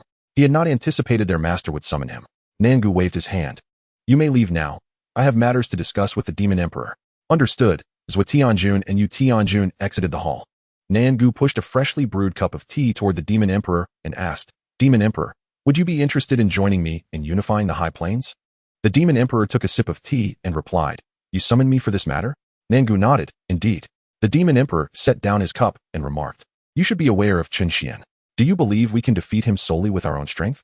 Nangu produced a vial filled with vital essence and stated, This blood essence is sufficient for me to break through to the demigod realm. Once I achieve that, I will confront Chen Xuan. In the meantime, You can lead your subordinates to eradicate his forces. Afterward, you can assist me in slaying Chen Xuan. At that point, no one will dare to resist the Guan Hall, and unifying the High Plains will be within our grasp. The Demon Emperor inquired. What benefits do I gain from serving you? Do not forget, other demigod powers are not to be trifled with. Nangu assured him, rest assured. You will not suffer a loss. Once we unify the High Plains, we will share governance over them. The Demon Emperor questioned, are you truly willing to share? Nangu nonchalantly replied, what is there to be unwilling about? The vast High Plains are beyond the Guan Hall's management, so we shall split them evenly. The Demon Emperor nodded. Very well, I will trust you. Rising, the Demon Emperor stated, if there is nothing further, I shall prepare. Nangu responded, good. With that, the Demon Emperor transformed into a wisp of black wind and vanished from the Guan Hall. Once the Demon Emperor had disappeared, Nangu's gaze turned cold, and he murmured to himself, Hee, do you think you are worthy of sharing high positions in the GNDN with me? You are merely pawns for my use. Once I unify the High Realms, I shall turn you all into my nourishment. At that time, not only the High Realms, but even the middle and lower realms will be transformed into sustenance, allowing me to break through to the legendary Divine Realm and proceed to the Divine Domain to continue my grand ambitions. After finishing this proclamation, I addressed the Zwt New Jersey Inn and YUT New Jersey Inn outside. Eming, you, come in, I have matters to discuss with you. Upon entering, the two asked, what is your command, my lord? They were unaware of the recent dialogue between the Demon Emperor and Inning. Inning stated, I shall soon break through to the semi-divine realm. You are to manage the GNDN while I am in seclusion. Both Zwt New Jersey Inn and YUT New Jersey Inn responded in unison. After assigning his tasks, Inning tore through space to break through to the semi-divine realm. Zwt New Jersey Inn remarked, it appears our lord has secured the Demon Emperor's assistance. YUT New Jersey Inn nodded and said, with the Demon Emperor's help, we have gained a formidable ally. However, I received news from the QDOK that some factions are unwilling to assist us. What shall we do? Zwt New Jersey Inn smiled slightly. A faction without even an emperor-level presence lacks the qualifications to be cannon fodder. They need not exist. Let them be extinguished. They serve no purpose. YUT New Jersey Inn nodded. That is acceptable. Zwt New Jersey Inn then inquired, by the way, who do you think would win in a fight between you and the Demon Emperor? YUT New Jersey Inn pondered for a moment and replied, I do not know. I have never fought him, but he should win, as I have only recently achieved my breakthrough. Zwt New Jersey Inn nodded and stated, let us convey this news to the QDOK. With that, Zwt New Jersey Inn and YUT New Jersey Inn went to deliver the message. Meanwhile, within the divine and demonic secret realm, chaos reigned, and the inhabitants remained oblivious to the plans of the GNDN. Chapter 64. xianxiaaudiobooks versus xianxiaaudiobooks. Inside the divine and demonic secret realm, xianxiaaudiobooks, the first son of the Xian clan, was vying for a heavenly level technique against xianxiaaudiobooks, the young master of the WNF in DCHO. xianxiaaudiobooks proclaimed, xianxiaaudiobooks, I discovered this first. It would be inappropriate for you to snatch it from me. xianxiaaudiobooks retorted, this is not a matter of who found it first. This is the divine and demonic secret realm, where strength prevails. xianxiaaudiobooks promptly unleashed his emperor-level cultivation. Indeed, strength determines the victor. Let us engage in battle. xianxiaaudiobooks' expression changed dramatically. You have actually broken through to the emperor level. xianxiaaudiobooks himself was merely at the pinnacle of the saint level, and he was astonished that xianxiaaudiobooks had achieved emperor status before entering the secret realm. However, xianxiaaudiobooks was not deterred and released his own peak saint-level cultivation. Let me see just how powerful the emperor level truly is. With that, xianxiaaudiobooks and xianxiaaudiobooks commenced their battle. xianxiaaudiobooks declared, first son, allow me to demonstrate my prowess, wind palm. xianxiaaudiobooks scoffed. Too weak. He countered with a palm strike. A tremendous explosion echoed as their palms collided, sending xianxiaaudiobooks soaring while xianxiaaudiobooks only staggered back a few steps. xianxiaaudiobooks charged at xianxiaaudiobooks once more. Young Master xianxiaaudiobooks, now it is my turn, thundercloud palm. As xianxiaaudiobooks landed and saw xianxiaaudiobooks rushing toward him, panic set in, and he hastily prepared to defend himself. However, he could only hold out for a short time, as xianxiaaudiobooks swiftly rendered xianxiaaudiobooks defenseless. A powerful punch landed on xianxiaaudiobooks, sending him crashing backward, blood spitting from his mouth. xianxiaaudiobooks addressed xianxiaaudiobooks, you have lost, and I shall take the technique. He then advanced toward the technique when xianxiaaudiobooks, feeling unwilling to accept defeat, drew a silver needle from his pocket and hurled it at xianxiaaudiobooks. Just as xianxiaaudiobooks reached for the heavenly level technique, He sensed danger and swiftly leapt aside, watching as the silver needle embedded itself in the wall. He turned to Ling Ru, stating, I did not expect you to resort to such treachery. It seems you cannot be allowed to live. Ling Ru laughed at this. Ha ha. You think you can dismiss me so easily? Come forth, General Q. Subsequently, a man emerged from the void and knelt before Ling Ru. I pay my respects to the young master. This individual was none other than Qianxia, the great general of the WNF DCHO. Ling Ru commanded, kill him and bring me the heavenly level technique. Qianxia hesitated. But, young master, might this be a bit? Ling Ru interrupted, do not concern yourself with that, eliminate him. Are my father's words no longer of consequence? Prior to entering the divine and demonic secret realm, the emperor of the WNF DCHO, who is also Ling Ru's father, had dispatched this general to accompany him, mandating that everything be conducted according to Ling Ru's wishes. It was well known that the emperor was notoriously indulgent towards his son, fulfilling virtually all of Ling Ru's desires. Hearing this, Qianxia replied, yes, young master, I shall proceed. He then advanced step by step towards xianxiaaudiobooks. Sensing Qianxia's approach, xianxiaaudiobooks felt a surge of panic. Escape was impossible. Qianxia was at the emperor level, and fleeing was futile. What should he do? Various thoughts raced through xianxiaaudiobooks' mind. Yet he could not conceive a means to contend with an emperor-level adversary. With the elders absent and the ancestors unknown, xianxiaaudiobooks gritted his teeth, realizing that he had no other choice but to fight with all he had and leave the rest to fate. He once again unleashed his emperor-level cultivation. Qianxia, observing xianxiaaudiobooks' refusal to flee and his release of emperor-level power, remarked, oh, you still wish to resist? The oppressive aura of the emperor level bore down upon xianxiaaudiobooks, who could not withstand such pressure and was soon pinned to the ground. Unable to move, Qianxia spoke slowly. If you were to survive, you would undoubtedly achieve great things in the future. However, my young master has decreed your death, so I am sorry. Just as Qianxia was about to strike, a voice echoed, hee, a mere emperor-level individual deigning to attack a lowly emperor? How shameless. Chapter 65. Qianxia's demise. Ling Ru's death. Hearing this voice, Qianxia inquired, who? Suddenly, a figure emerged from the void, none other than Shizich, the world's foremost assassin. Following him were two more figures, Ku, the finest iron tank in the realm, and Hoy, the most esteemed information broker. Hoy remarked, I have never seen such shamelessness. Bullying a junior simply because of your emperor status. I wonder what you were thinking. Shizich, Hoy, and Ku had initially intended to search for treasures in this region, but were incensed to witness Qianxia bullying a disciple of the Xian clan, which was the territory of their own sect leader. Thus, without a second thought, they rushed in to assist, unable to tolerate such unfairness. The countenance of Qianxia turned grim at the sight of the three. He knew he could not contend with even one of them. Xianxiaaudiobooks recognized the three instantly. After all, he was aware that they had joined his master's undying pavilion and held the status of elders. He promptly bowed and greeted them. I pay my respects to the three seniors.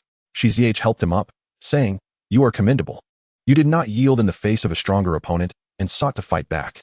You have not shamed the Xian clan. Xianxiaaudiobooks scratched his head in modesty. Thank you for your praise, senior. Ku added, rest assured, we will handle this bully for you, just watch. Xianxiaaudiobooks replied respectfully, I appreciate your assistance, seniors. Ku waved his hand dismissively. It is a trivial matter, we simply cannot abide him. While they spoke so casually, Qianxia was anything but calm and quickly exclaimed, seniors, there has been a misunderstanding. It is all a misunderstanding.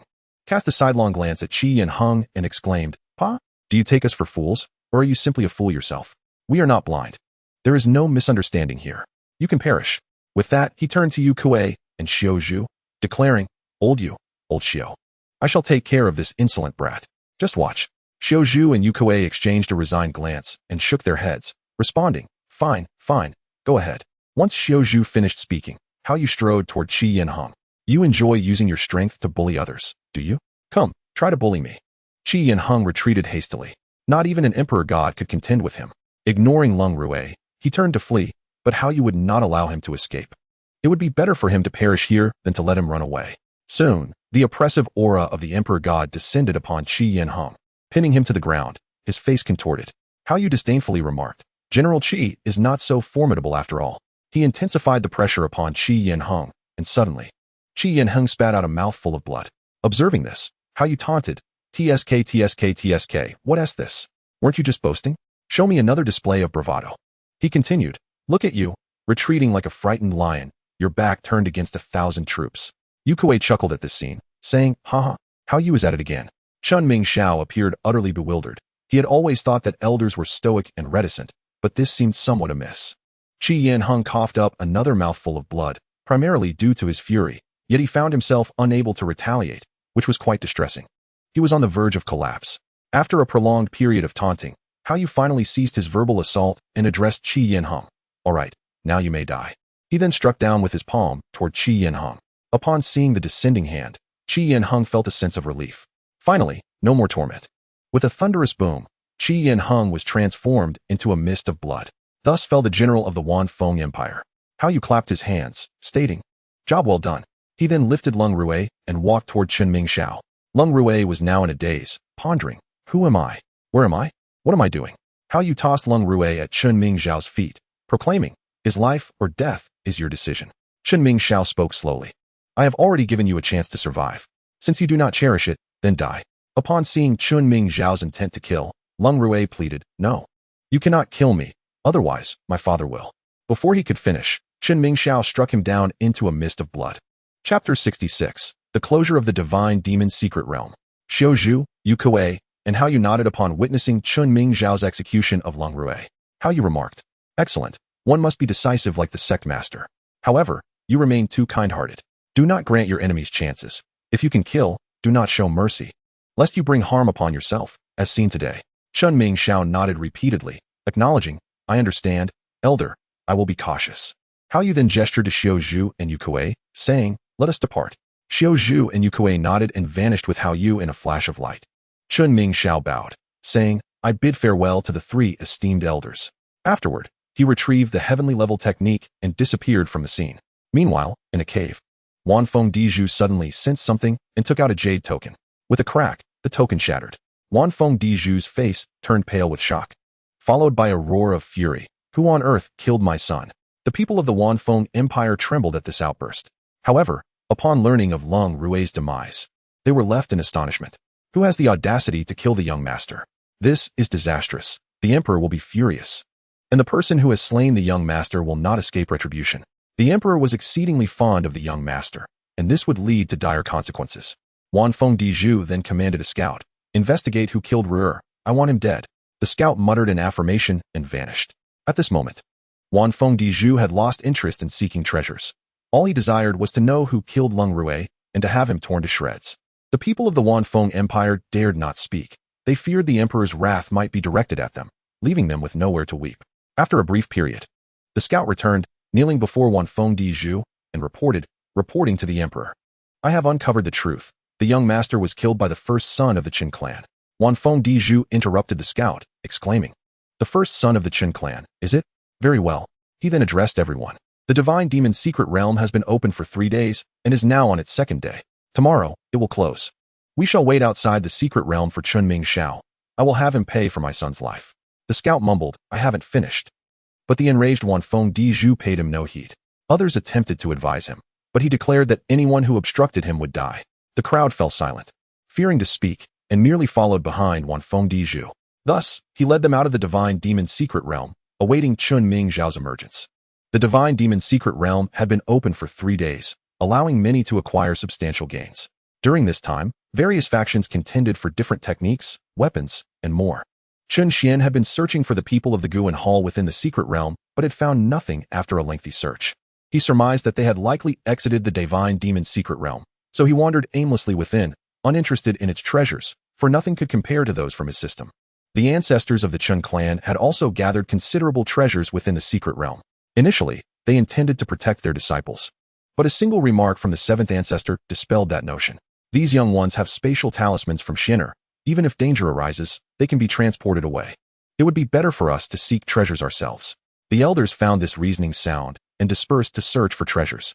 Meanwhile, the disciples of the Bushiu Pavilion, through mutual assistance, repelled those who sought to steal their treasures. Naturally, many disciples activated their spatial talismans when confronted by stronger opponents. The head of the Shirsu Pavilion, Hao Zhe, found no treasures to seek and, like Chen Xuan, wandered around aimlessly. When others saw Hao Zhe, they hurriedly distanced themselves. Aware that they could not match him in strength, preferring to yield. This was a world governed by the law of the jungle. The strong commanded respect, while the weak were destined to be bullied. Since ascending to the semi-divine realm, Hao Ze had not engaged in combat. So many believed he was at the peak of the Emperor God realm. Nonetheless, no one dared to target him. For he was a clever man who would not act foolishly. He understood the distinction between life and treasures. Hao Ze had no interest in the treasures of others. It was inconceivable that he would compete with ants for scraps. Over the course of 3 days, countless lives were lost. Death was inevitable. To obtain fine treasures, one must possess formidable strength. Otherwise, one merely serves as a dowry for others. As 3 days swiftly passed, a voice suddenly echoed within the Divine Demon's secret realm. The Divine Demon's secret realm is about to close. All individuals must exit immediately or face death. Upon hearing this voice, the crowd rushed toward the exit of the Divine Demon's secret realm. Chen Xuan stroked his chin upon hearing the proclamation. This voice is intriguing. However, I am not interested at present. Next time, I shall make you the training ground for my Bushio Pavilion, thus fulfilling your purpose. Why does Chen Xuan not seize control of the Shinma's secret realm at present? The realm harbors numerous forbidden zones, and its aura instills a sense of danger even within him, a being of semi-divine stature. To enter recklessly would only lead him to a disadvantage. Thus, he resolves to wait until he attains the divine realm before delving into the mysteries of the Shinma's secret realm. As for locating the Shinma's secret realm, with the system at his disposal, he hardly fears being unable to find it. After all, he can freely utilize the resources within the system. Discovering a Shinma's secret realm is exceedingly simple. Subsequently, Chen Xuan withdrew from the Shinma's secret realm. Once everyone had exited, the realm sealed itself completely. Chapter 67. The Humiliation of the Wanfeng Emperor. Soon after, Wanfeng Emperor searched for Chun Mingxiao. Upon seeing Chun Mingxiao engaged in cheerful conversation with the disciples of the Chen clan, his fury ignited, and he stormed over, bellowing, "Chen Mingxiao, return my son's life." The crowd was drawn to Wanfeng Emperor's outburst, turning their attention to him. Chun Mingxiao, momentarily taken aback, quickly composed himself and replied, "I already spared Lung Rue once, yet he refused to leave and even attempted to kill me, urging Qi Yinheng to attack me. If he does not perish, who will? Were it not for the timely intervention of Senior Xiaozhu, Senior Hao Yu, and Senior Yu Kuei, I might have met my end." The crowd began to murmur upon hearing this. Who would have thought that the esteemed General Qi would dare to act against a junior? This is enlightening. It is widely known that Lung Rue is the most favored son of Wanfeng Emperor. He will surely not let this matter rest easily. Yet what can he do? The Wanfeng Empire pales in comparison to the Qin clan. Regardless, it appears we are in for a spectacle. Wanfeng Emperor's countenance darkened. Regardless, you must pay for my son's demise today. The crowd regarded Wanfeng Emperor with disdain. How shameless can one be? Indeed, at that moment, Hao Yu stepped forward and declared, "Humph, Qi Yinheng was slain by me, and your son was incapacitated by me. If you wish to take action, feel free to try." Immediately, the oppressive aura of the Emperor God realm bore down upon Wanfeng Emperor. His expression changed drastically, and he gradually regained his composure. "I apologize, Elder Hao. It was my impulsiveness. It is now common knowledge that 3 of the 5 foremost realms have become elders of the Immortal Pavilion. Hence addressing Hao Yu as Elder Hao is entirely appropriate. Hao Yu huffed, "If you seek vengeance, come find me. I am ever ready." Wanfeng Emperor shook his head repeatedly. "I dare not." With that, he led his entourage away. The crowd buzzed with chatter, relishing Wanfeng Emperor's humiliation. Chun Mingxiao felt deeply moved and bowed to Hao Yu, saying, "Thank you, Senior." Hao Yu waved his hand dismissively. "It was my act. It is of no concern to you. Had you been wronged, I would have felt remiss." Chen Xuan then approached and inquired, "What transpired?" Upon seeing Chen Xuan, Hao Yu knelt on one knee and said, "I pay my respects to the Pavilion Master." Following suit, the Chen clan, Mingyu Empire, Immortal Pavilion, and others knelt, proclaiming, "We pay our respects to the Pavilion Master, young master." Chen Xuan replied, "Please rise." He then asked Hao Yu, "What happened just now?" Chen Xuan was unaware as he had been the last to exit the Shinma secret realm, while Wanfeng Emperor had begun to cause a commotion before all had emerged. Hao Yu respectfully responded, "Pavilion Master, Chun Mingxiao killed Wanfeng Emperor's son, Lung Rue, and he came seeking trouble with Chun Mingxiao, but I have resolved the matter." Hao Yu elaborated on how Qi Yinheng had attempted to strike Chun Mingxiao within the Shinma secret realm. Chen Xuan scanned the area, noticing the absence of Wanfeng Empire's members, and asked, "Where are the Wanfeng Empire's people?" "They have already departed," replied Hao Yu. Chen Xuan continued, "If we follow their reasoning, does it mean we can retaliate if they kill our disciples? Remember, if such an incident occurs again, we shall annihilate them." Hao Yu nodded, affirming, "Understood, Pavilion Master." The crowd gasped, astonished by Chun Xian's audacity and fierce protectiveness. Clearly, it would be prudent for the disciples to avoid offending the Immortal Pavilion. Not solely the Immortal Pavilion, but also the Chen clan. Initially, the elders of the Chen clan contemplated standing up for Chen Mingxiao, who would tolerate their own disciples being bullied. However, they did not anticipate how use swifter response. Chen Xuan then addressed the crowd, stating, "Everyone, if it is merely a dispute among disciples, we shall not intervene. However, should someone exploit their superiority to bully the weak, do not blame me for taking action." The crowd nodded in agreement, promptly assuring Chen Xuan that such occurrences would not transpire within their own ranks. This reflects the advantages of immense strength. No one dares defy the words of a powerful individual, for those who do often meet their demise. Subsequently, Chen Xuan bid farewell to Chen Yi, Chen Yu, and the ancestors of the Chen clan before departing with the members of the Immortal Pavilion. The others then exchanged farewells and returned to their respective factions. On the journey back, Wan Feng Emperor seethed with rage, resembling a volcano on the verge of eruption. He then mused, "No, I cannot accept this. My son's death cannot go unavenged. I must devise a plan." Shortly thereafter, Wan Feng Emperor revealed a knowing smile. "I have a plan." Chapter 68, A Discourse. After leading the disciples to the entrance of the Immortal Pavilion, Chen Xuan beheld hundreds of individuals standing there. These were the disciples of the Immortal Pavilion who had been transported via spatial talismans. Upon their arrival, they did not enter the Immortal Pavilion but awaited the return of Chen Xuan and the others outside. Upon seeing them return, they knelt on one knee and proclaimed, "We pay our respects to the Pavilion Master and Elders." Chen Xuan nodded in acknowledgement. "Please rise." The crowd complied, responding affirmatively. Chen Xuan continued, "All disciples, proceed to the square. I have words for you." The disciples of the Immortal Pavilion dutifully made their way to the square. Once assembled, Chen Xuan stood elevated and addressed them, "Esteemed disciples, I trust you have encountered numerous experiences within the Shenma secret realm. Regardless of what you have faced, I implore you to remember the events of these past few days. The path of cultivation remains long and arduous. You are still too weak and, in the eyes of others, mere ants. Especially for those who were transported via spatial talismans, you must diligently cultivate, for you have already faced death once. Today, you survived due to external means. What of the next time? You must fortify yourselves if you wish to carve out your own destiny in the future and ensure your names are remembered across the myriad realms. Otherwise, you shall become mere stepping stones for others, left behind as they soar to greatness, while you languish in stagnation, your dignity trampled by the strong, and you remain silent. Do you truly wish for this to be your reality?" The disciples responded in unison, "We do not wish for this." Chen Xuan continued, "Since you do not wish for such a fate, then cultivate diligently. Do not bring shame upon yourselves, nor upon the Immortal Pavilion. If anyone dares to bully you from the outside, strike back with all your might. Should any old fools dare to lay a hand upon you, the Immortal Pavilion will ensure they and their affiliated forces pay an unbearable price. However, if you are bullied by the younger generation, you have only yourselves to blame. Do not blame others. Your dignity must be earned through your own efforts. I can protect you for a time, but not for a lifetime. I do not desire weak disciples within the Immortal Pavilion, for such individuals repulse me. Delicate flowers in a greenhouse break easily under pressure. I need you to become indomitable. And know that there will be no protective treasures provided to you within the pavilion in the future. If you fall, it is final. In this world of the survival of the fittest, no one will pity you. What you must do is elevate your strength. Our goal is the entire universe, not merely a high plane. The path ahead is still long. I have just spoken of the disciples, and now I shall address the elders. Do not presume that your formidable strength grants you the luxury of complacency. Diminish your haughty demeanor, or you shall inevitably face dire consequences. The Bushio Go has no need for such elders. If you cannot relinquish your arrogance, then it would be best for you to depart. Remember, there are always those beyond your comprehension, and should you treat others as mere ants, you may find yourself regarded as one in turn. While I can understand a degree of pride, for who among the strong is without it, it must be set aside within the Bushio Go. We seek individuals of substance, not mere blusterers. Do you comprehend? Why does Chen Xuan articulate such sentiments? On one hand, he wishes to impress upon the disciples the insignificance of their current standing through their trials in the Shun Mo Mi Jing. On the other, he aims to awaken the elders, who have become rather arrogant.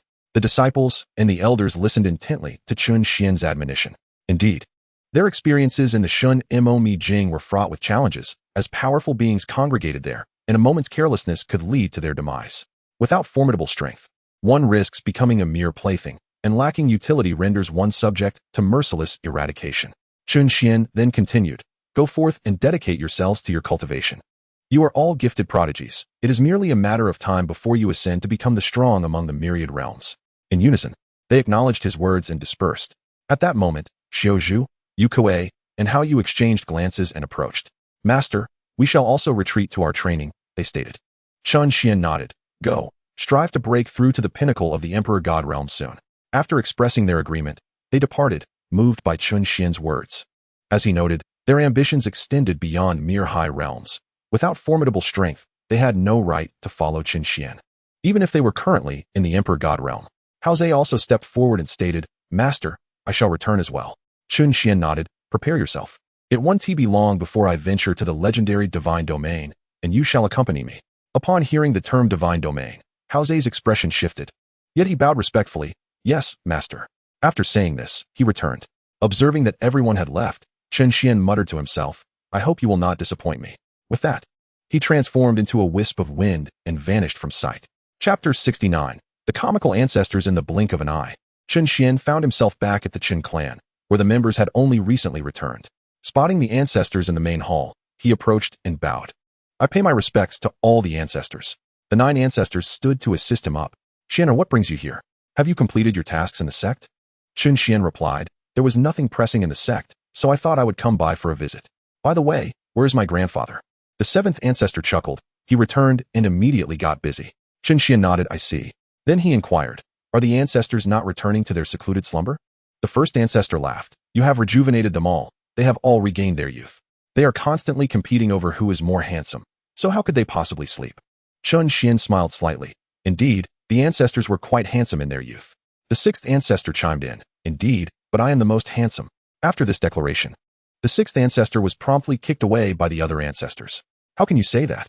If we are to speak of handsomeness, it is none other than me, boasted the 2nd ancestor, patting his head with confidence. The other ancestors wished to refute him, but they feared facing the same fate as the 6th ancestor.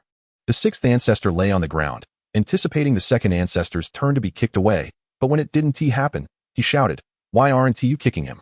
The assembled ancestors exchanged glances. We can't defeat him.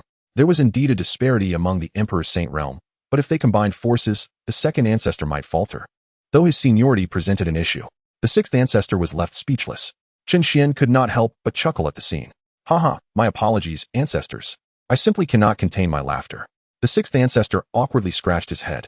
Chen Xuan then asked, when do the ancestors plan to break through to the Emperor God realm? Upon hearing this, the 8 ancestors shook their heads. Chen Xuan felt puzzled. What is the matter? Is there a difficulty? The 2nd ancestor then explained. It is not that we do not wish to break through, but our talents are limited. To achieve the Emperor God realm, we shall likely have to wait for the influx of spiritual energy. Chen Xuan was once again perplexed. What is this influx of spiritual energy? The 2nd ancestor elaborated. The influx of spiritual energy occurs like a tide, surging across the high, mid, and low realms. At that time, everyone's cultivation will surge dramatically. This influx occurs once every 20,000 years and lasts for a month. However, after a month, the 3 realms will likely descend into chaos. Chen Xuan nodded in understanding. So at that time, the Emperor God shall be abundant. The other ancestors affirmed, indeed, but there will also be many who fall, like rain. For the influx of spiritual energy heralds a great conflict. Chen Xuan then queried, surely the ancestors have experienced the influx of spiritual energy? The ancestors shook their heads. How could that be?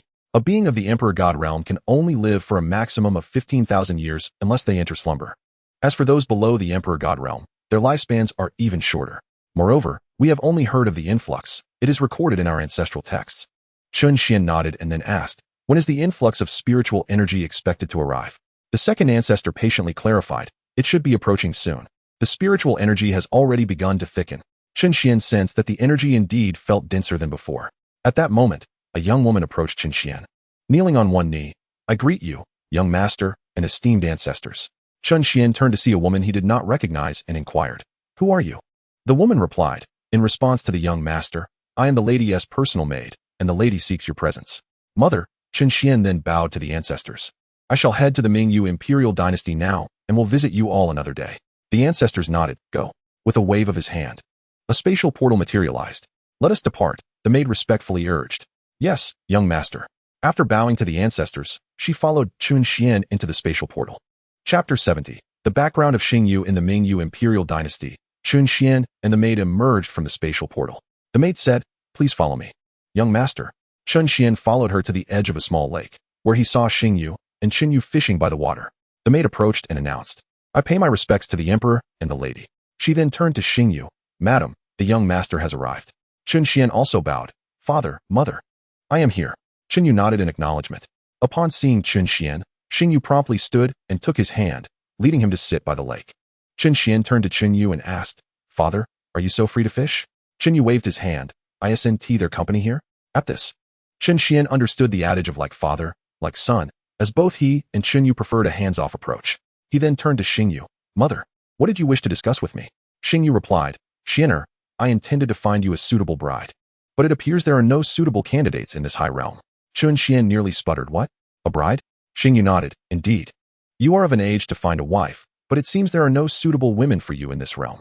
Chen Xuan sighed in relief, thinking, phew. Thankfully there are none. I am not ready to seek a wife just yet. Xingyu continued. Originally, I intended for you to find a spouse here, and our family would lead a simple life together. However, it seems I must inform you that you have a fiancée. Upon hearing this, Chen Xuan scoffed. What fiancée? Why am I here looking for a wife? Chen, beside him, wore an expression of amusement. Having been informed by Xingyu about the plan to find a spouse for Chen Xuan, Xingyu said, Su-inner, please remain calm. The situation is as follows. I hail from the SHNY, and your grandfather is one of the 10 rulers there. Chen Xuan was taken aback. He had never been aware of his mother's background, and he immediately inquired, Mother, why did you come to this high plane? Xingyu explained, I had a fierce argument with your grandfather over some matters. He locked me in a room, forbidding me to leave. In my frustration, I fled the family and came to this high plane, where I fell in love with your father at first sight.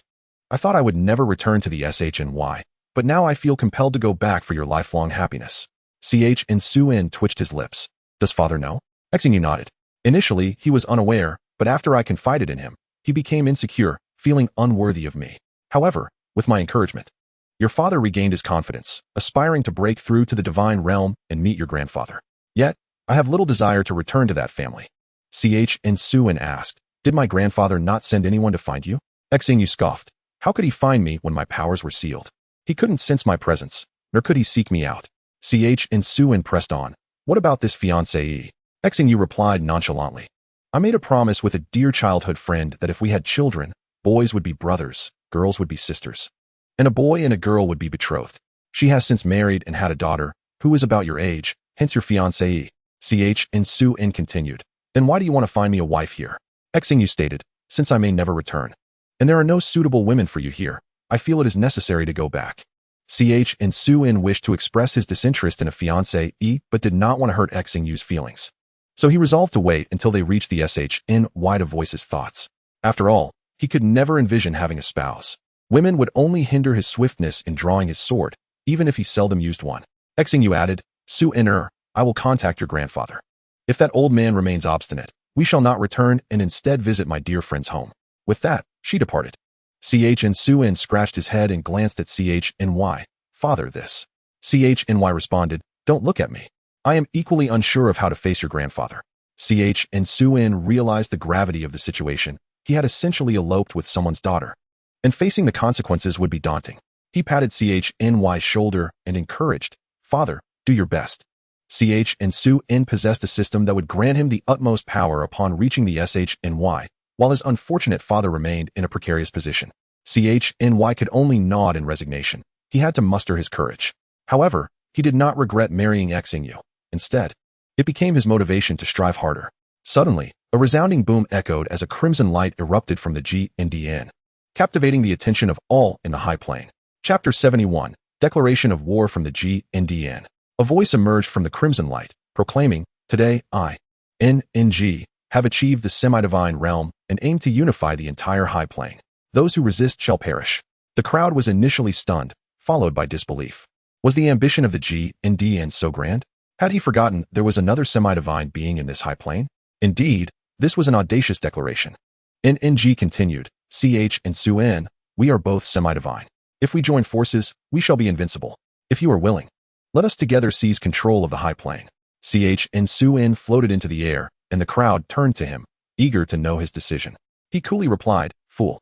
A collective sigh of relief swept through the crowd. Had Chen Xuan acquiesced, the high plane would have been in peril.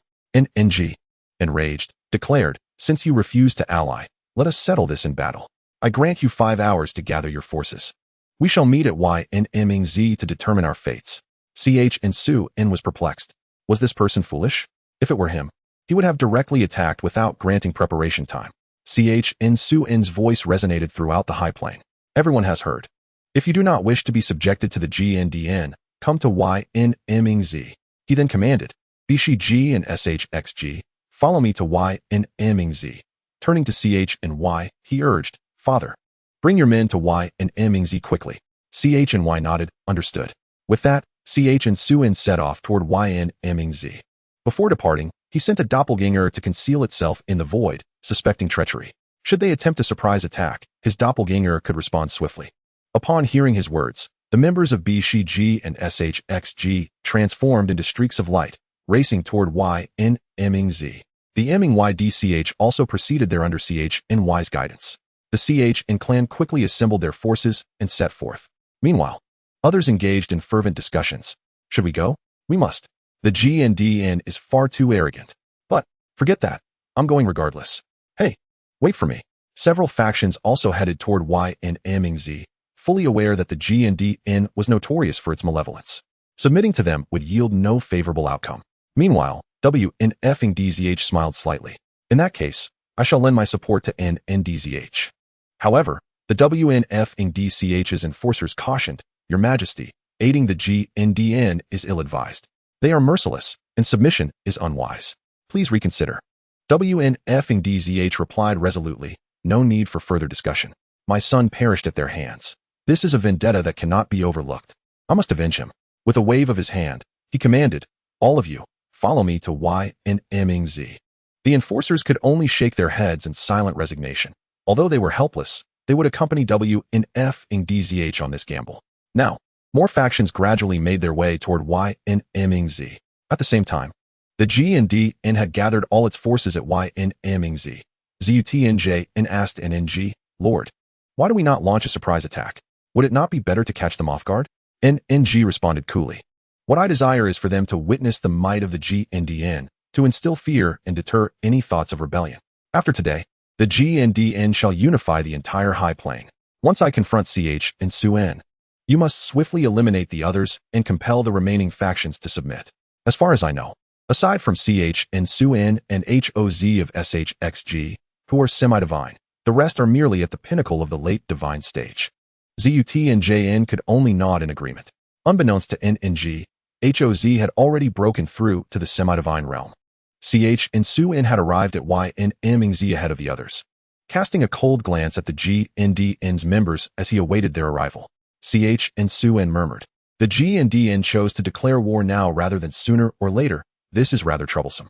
Indeed, the forces of various factions have suffered heavy losses within the Shinma secret realm, and now the GNDN has declared war once more. This has led Chen Xuan to suspect whether the Lord of GNDN is acting with intent, as their losses appear minimal. This battle will undoubtedly be arduous, and Chen Xuan has resolved that he will refrain from intervening, allowing Ninggu to send Haoze instead. It is imperative for them to endure genuine cruelty to facilitate their rapid growth from dire circumstances. Chen Xuan's disposition is not devoid of compassion. Rather, he finds the notion of incessantly shielding them to be undesirable. He addressed Ninggu, questioning why, if they could launch a surprise attack, they chose such an overt approach. Ninggu replied with a smile, I am not merely assaulting a high-level realm. My aim is to unify the high-level realms. If I can execute a covert strike, I shall refrain from doing so. It's all just a game. Chen Xuan chuckled slightly. Are you not concerned that you might end up playing yourself to your demise? Ninggu responded coldly. Humph, tethering you allows our two pinnacle emperors to eliminate your forces. Does it not serve us better? Chen Xuan tilted his head slightly. Why do I sense a hint of fear from you? Ninggu scoffed dismissively. Fear? Where do you perceive that? You seem to hold yourself in far too high regard. Chen Xuan remained unconvinced. Let us await the outcome. As the conversation progressed, many factions began to gather at Chen Xuan's side, particularly Haoze, who, upon learning of Ninggu's semi-divine status, yearned for a confrontation. Since his ascension to the semi-divine realm, he had not engaged in battle, and today presented the perfect opportunity. As 5 hours swiftly passed, most attendees had gathered. Ninggu addressed the assembly, Esteemed individuals, should you choose to submit to me, I assure you of ample standing. Observe our formation, and then yours. Do you truly believe you can contend with us? Chapter 72. Xing Jingyang. Upon hearing this, the crowd scrutinized the formations on either side. Chen Xuan's lineup consisted of Chen Xuan, Lord of the Immortal Pavilion, Semi-Divine Realm; Hao Ze, Lord of the Timeless Pavilion, Semi-Divine Realm. Xiu Zhu, Elder of the Immortal Pavilion, Late-Stage Divine Emperor. Yu Kuei, Elder of the Immortal Pavilion, Late-Stage Divine Emperor. Hao Yu, Elder of the Immortal Pavilion, Late-Stage Divine Emperor. Ancestor of the Qin Clan, Late-Stage Divine Emperor. Emperor of the Mingyu Dynasty, Early-Stage Divine Emperor. Yi Mo, the Foremost Talisman Master, Early-Stage Divine Emperor. Nan, the Foremost Alchemist, Early-Stage Divine Emperor. Conversely, Nangu's formation included Nangu, Lord of the Gu and Dian, Semi-Divine Realm. Right Celestial Lord of Gu and Dian, Pinnacle Divine Emperor. Left Celestial Lord of Gu and Dian, Late-Stage Divine Emperor. 4 Protectors of Gu and Dian, Mid-Stage Divine Emperor. The remaining 8 Protectors are Early-Stage Divine Emperor and Divine Saint. Supreme Demon Emperor of the Demon Realm, Pinnacle Divine Emperor. 3 Elders of the Demon Realm, Late-Stage Divine Emperor. Grand General of the Demon Realm, Mid-Stage Divine Emperor. Master of the 7 Paths Cave, Early-Stage Divine Emperor. Essentially, all Divine Emperor-level powerhouses from the high-level realms had arrived. Thus, Chen Xuan's side boasted over a dozen Divine Emperor-level fighters, while Nangu's side also had a similar number, albeit with a disparity in quality. The crowd glanced back and forth. Although they had only one Pinnacle Divine Emperor, as Hao Ze's semi-divine prowess had yet to be revealed, leading them to assume he was a Pinnacle Divine Emperor. Aside from the Emperor of the Wanfeng Dynasty, who had fled to Nangu's side, the others refrained from defecting. They were all too familiar with the Gu and Dian, which brought a sense of relief to Chen Xuan, who nodded approvingly. Should these individuals have defected, he would not have hesitated to intervene. He despised opportunistic factions, and regarding the Wanfeng Dynasty, its existence was no longer necessary. Chen Xuan then turned his gaze toward the left and right Celestial Lords. I did not expect you to have survived. This is somewhat surprising. I wonder if you will be so fortunate this time. The left and right Celestial Lords simultaneously huffed and ignored Chen Xuan. Unfazed, he braced for the impending clash. Within the Mingyu Dynasty, Xingyu was utilizing a communication jade tablet to converse with her father. Father, a venerable voice resonated from the other end. You troublesome girl. After such a long time, you finally decided to contact me. Where have you been? I have sent people everywhere searching for you. This voice belonged to Xingyu's father, Xing Jingyang. Father, I cannot elaborate extensively right now. Your grandson is in danger. Will you assist? Xing Jingyang's voice echoed with shock. What? When did you marry and have a child? Xingyu replied, I don't have time to explain everything. I simply ask if you will help. If not, I shall never return. Xing Jingyang hastily responded, I will help. Where are you? I will dispatch someone immediately. Xingyu said, in the high-level realm, hurry. After speaking, she severed the connection with Xing Jingyang and cast an anxious gaze towards Yun Mengze. Though Chen Xuan was semi-divine, as a mother, Xingyu could not help but worry for her child. Were Chen Xuan to witness Xingyu's distress, he would undoubtedly be exasperated. If not for the necessity of allowing his disciples to gain experience, he and Hao Ze could resolve the situation effortlessly, thus avoiding such complications. At that very moment in the divine realm, Xing Jingyang slowly opened his eyes. This troublesome girl, not even informing her father about her marriage. I have been angry for so long, and now I find I am a grandfather. He continued, in that high-level realm, which can only accommodate semi-divine powers. How formidable could the man she married possibly be? Shaking his head, he resolved, enough pondering, I shall see for myself. With a gentle wave of his hand, an avatar materialized. Satisfied with the appearance of this avatar, Xing Jingyang declared, let this avatar investigate Xingyu and my grandson. Humph. No one can so easily abduct the princess of my Xing clan. With that, the avatar vanished, and the battle on Chen Xuan's side officially commenced. Chapter 73. The battle commences. Both sides charged at one another. Come, I shall slay one. Come two, I shall slay a pair. Let us vanquish them and unify the high-level realm. Kill. Chen Xuan nodded to Hao Ze, who understood the unspoken command and charged toward Nangu. Surprised by Hao Ze's advance, Nangu exclaimed, Is Chen Xuan sending you to your demise? I am a semi-divine being. What courage do you possess as a Pinnacle Divine Emperor? Hao Ze huffed. Am I truly just a Pinnacle Divine Emperor? He then unleashed his semi-divine power. Nangu, in disbelief, shouted, How is this even possible? How could you also be semi-divine? At that moment, Nangu struggled to fathom Hao Ze's ascension to the semi-divine realm. He was completely unaware of when Hao Ze had achieved this breakthrough, nor had anyone informed him. Glancing at Chen Xuan, he pondered, if he also intervenes, there is no doubt we shall face defeat. Yet, observing Chen Xuan's lack of intent to act left him perplexed, though he had no time for further contemplation. As Hao Ze had already engaged him in battle, others found their respective opponents as well. Hao Yu was the first to confront the left Celestial Lord. This time, I shall see where you attempt to flee. The left Celestial Lord retorted with a huff. Come. Xiao Zhu and Yu Kuei took on the right Celestial Lord. Thus, the 5 warriors clashed once more. As Hao Yu and the left Celestial Lord exchanged blows, Hao Yu remarked, "You have actually advanced to the late-stage pinnacle of the Divine Emperor realm." Indeed, while in the GNDN, I broke through to the late-stage pinnacle of the Divine Emperor realm thanks to some vital energy, replied the left Celestial Lord. You think you alone can reach this level? Today, I shall tear your tongue to shreds. Hao Yu scoffed disdainfully.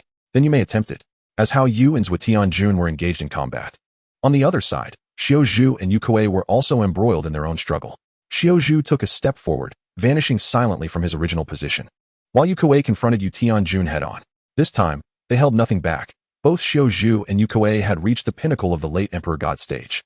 However, they were acutely aware of the considerable disparity between themselves and Tianjun, who was at the peak of the Emperor God stage. Xiao Zhu brandished his Chuan Su sword, an exceptionally sharp weapon capable of unleashing sword chi akin to needle tips, possessing formidable piercing power. He maneuvered the Chuan Su sword deftly through the void, striking at Tianjun. Tianjun emitted a cold snort, wielding the Wan Yao halberd, summoning waves of demonic energy in the air. These energies intertwined with the sword chi, but it wasn't long before the sword chi dissipated swiftly. Meanwhile, Yu Kuei was not idle. He swung the Tian Huang hammer towards Tianjun. This hammer had been gifted to Yu Kuei by Chen Xuan, who believed it was a perfect match for him. Tianjun did not dare to underestimate them. After all, he had previously been constrained by both Xiao Zhu and Yu Kuei, with Tianjun nearly losing his life at Hao Yu's hands. Today, he was determined to make them pay a price. The roar of Wan Yao erupted. Suddenly, a cacophony of enraged voices resonated, as Wan Yao was a sound-based technique capable of inducing a momentary daze. Both Xiao Zhu and Yu Kuei fell into this brief stupor, which provided Tianjun the opportunity to strike with the Wan Yao halberd. Xiao Zhu and Yu Kuei were instantly hit, spitting out blood and suffering severe injuries. Immediately afterward, Tianjun's pupils shifted to a deep crimson, and bolts of red lightning surged forth from the void, reminiscent of Chun Xian's Tian Lei Ju, albeit with a dark red hue. These red lightning bolts targeted not only Xiao Zhu and Yu Kuei, but also other battlefields, resulting in cries of agony as numerous disciples met their demise on the spot. Hao Yu glanced at the approaching lightning, sidestepped to evade it, while Tianjun launched a palm strike towards Hao Yu. Hao Yu's expression changed dramatically, and he could only raise his hands to conjure a defensive wall. Xiao Zhu and Yu Kuei fared even worse. Despite their combined efforts, they were struck again, spitting blood and turning pale. Such was the might of the Tianjun of the ancient Dark Palace. Yu Kuei's face darkened as he remarked, "Why does it feel like he is even stronger than before?" "Be more confident. Eliminate that feeling," Xiao Zhu replied. The reason for Tianjun's formidable strength lay in the vast amount of vital energy he had absorbed. Although he had not broken through to the semi-god realm, he was not someone other late Emperor gods could contend with, let alone Xiao Zhu and Yu Kuei, who were at the pinnacle of the late Emperor god stage. "This is troublesome. We should stall for as long as possible and wait for others to assist us once they resolve their own battles," Yu Kuei suggested. Glancing at the others, they might not be able to protect themselves. Subsequently, the two once again charged towards Tianjun to continue their fight. Chapter 74, The Fall of an Ancestor. The first ancestor of the Chen clan and the other 8 ancestors joined forces to confront the Demon Emperor. Chen Xuan found himself puzzled. Why would the ancestors challenge that Demon Emperor? The first ancestor was the first to charge at the Demon Emperor, who scoffed dismissively at the incoming 9 ancestors. "Just 9 ants, and they dare to challenge me?" The other 8 ancestors flanked the first ancestor, and as they approached, they unleashed their ultimate moves, for they were at the peak of the Emperor God stage and naturally gave their all. The reason the 9 ancestors had chosen the Demon Emperor as their adversary was that they intended to use a formidable opponent to awaken their latent potential and break through to the Emperor God stage. As the 9 ancestors charged towards the Demon Emperor, he slowly drew forth his witching sword. The witching sword required a heart devoid of compassion to unleash its true power. Without sufficient ruthlessness, it was merely a useless blade. The Demon Emperor was notorious for his coldness, which allowed him to wield the witching sword's might. As the first ancestor charged, he gripped his Ling Shao spear tightly, with the other 8 ancestors holding their respective weapons as well. The first ancestor exuded a fierce aura. Had he possessed greater strength, he might have been able to face the Demon Emperor alone. Although the Demon Emperor faced 9 opponents and was outnumbered, he was confident in his prowess, for none of his foes were even at the late Emperor God stage. If he were to lose, he might as well find a wall to run into. The first ancestor swung the Ling Shao spear towards the Demon Emperor, who merely smiled slightly. Still lacking. With a gentle flick of the witching sword, the spear chi that had been cleaved towards him vanished in an instant, yet the first ancestor thrust again. The Demon Emperor shook his head. "I shall entertain you." Using the witching sword, he traced a circle in the air, instantly conjuring a defensive barrier. In that moment, the first ancestor felt as though he was not striking a barrier, but rather piercing into an endless void, empty and desolate. The demon emperor held the spear in his left hand and unleashed a punch towards the first ancestor's chest with his right hand. The first ancestor quickly defended himself, with the 8 other ancestors joining in. Although they managed to withstand the impact, they were still sent flying several meters away. This was the terrifying might of the demon emperor, a power beyond comprehension. The faces of the 9 ancestors paled. They had never anticipated that even with 9 of them, they would struggle against the demon emperor, who was clearly superior. At that moment, a small dragon appeared in the demon emperor's hand, rapidly growing until it reached 100 zhang in length. The demon emperor declared, "Dark Void Dragon, go forth, and let these beings become your sustenance." The Dark Void Dragon roared and charged at the 9 ancestors. Not daring to wait, the 9 ancestors hurriedly unleashed their techniques against the Dark Void Dragon. But it showed no signs of stopping. The second ancestor exclaimed, "Damn, why is its skin so thick?" The first ancestor replied calmly, "We can only resort to that move." With a swift motion of his right hand, the Ling Shao spear radiated a brilliant light before striking down fiercely at the Dark Void Dragon. After using this move, the first ancestor found himself drained of energy and spat out a mouthful of blood, for that strike was a forbidden technique of the Chen clan. Using it would incur backlash, rendering him unable to wield spiritual power for a year in minor cases, or even leading to death from backlash in severe cases. He had initially intended to save it for the Demon Emperor, but it seemed unfeasible now. They couldn't even handle the Dark Void Dragon, let alone contend with the Demon Emperor. The Dark Void Dragon spewed forth a fireball, but how could it withstand the forbidden slash? The Dark Void Dragon let out a pained cry, clearly unable to endure the strike, and was shattered by the first ancestor's forbidden slash. Upon witnessing this, the Demon Emperor erupted in fury. The Dark Void Dragon had been his companion since childhood, but due to limited talent, it had reached its peak at the late Emperor God stage and could not break through further. Nevertheless, the Demon Emperor regarded the Dark Void Dragon as family, though ruthless. He was not heartless. Its death incited his wrath, and even if he could not unleash the full power of the witching sword, he could simply find another. However, the Dark Void Dragon's demise was irreversible. It had been the dragon that grew up alongside him. The Demon Emperor roared, "I shall have you dead." In an instant, he appeared before the first ancestor, gripping his throat. The other ancestors were taken aback, and with one hand around the first ancestor's neck, the Demon Emperor unleashed a punch towards the other 8 ancestors. The 8 ancestors were unable to resist and were instantly sent flying, their fates uncertain. The first ancestor, weakened by backlash, was unable to withstand the furious state of the Demon Emperor. Subsequently, the Demon Emperor twisted his hand, striking the first ancestor into a mist of blood, marking the fall of the first ancestor. The 9 ancestors surely had not anticipated events to unfold in such a manner. Chapter 75, Chen Xuan's Fury. The first ancestor, Chen Xuan, felt an overwhelming pressure emanating from the half-god realm upon the fall of an ancestor. The oppressive force caused everyone present to collapse to the ground. Even the peak of the Emperor God realm found it difficult to raise their heads. This was the fury of a half-god, an incredibly fearsome presence.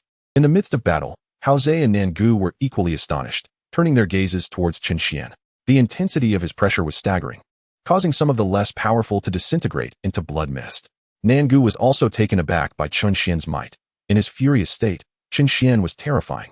If they did not flee now, escape would soon be impossible. As fellow half-gods, Nangu and Haozhe were less affected. Though they had sustained injuries from their previous skirmish, unlike Chen Xuan who had yet to engage, they decided to employ a secret technique to escape, not daring to look back. For a half-god, fleeing was relatively easy, and even Chen Xuan would struggle to pursue them. Haozhe wished to follow but was halted by Chen Xuan's chilling words. "Do not chase, you cannot catch up." Haozhe could only respond respectfully, "Yes, sect leader," and returned to stand quietly beside Chen Xuan. Although Chen Xuan was enraged, he retained his composure, aware that losing control would only exacerbate the situation. He realized that he could have prevented this tragedy had he been attentive to the first ancestor's plight instead of focusing on Chen Yu. To his shock, within a brief moment, all 9 ancestors had been defeated, resulting in the death of one. When he glanced at the fallen ancestor, he found them gripped by the Demon Emperor, and as he attempted to intervene, the Demon Emperor struck swiftly and lethally. This ignited an inferno of rage within Chen Xuan, who could no longer contain himself and unleashed his half-god pressure. He extended his hand, lifting the Demon Emperor into the air, and coldly declared, "I had no intention of intervening, but it seems I must now. Remember, do not provoke those near me in your next life. You cannot afford it."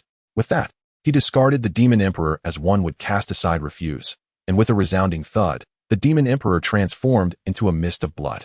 Throughout the ordeal, the Demon Emperor remained silent, realizing he was powerless to speak or resist, utterly astonished by the vast chasm between the half-god and peak Emperor God realms. Chen Xuan coldly surveyed the remaining individuals and instructed Hao Ze, eliminate all remaining foes. If even one escapes, you need not return to see me. Hao Ze nodded eagerly, affirming, yes, sect leader. Subsequently, as Chen Xuan's pressure dissipated, the others breathed a sigh of relief. Though those who had arrived with the ancient Dark Palace were far less fortunate, swiftly meeting their demise at Hao Ze's hands. As a half-god, Hao Ze understood that should any of these individuals evade capture, he would be too ashamed to face others, even without Chen Xuan's admonition. Chen Xuan then awakened the remaining 8 ancestors, and upon hearing the news of the first ancestor's demise, they were engulfed in profound sorrow, particularly the second ancestor, who wept like a child upon learning of the loss. Witnessing this, Chen Xuan felt a pang of regret. Had he known this would transpire, he would have vigilantly monitored the first ancestor's condition. Suddenly, an idea struck him, and he muttered to himself, I still have the system. How could I have forgotten?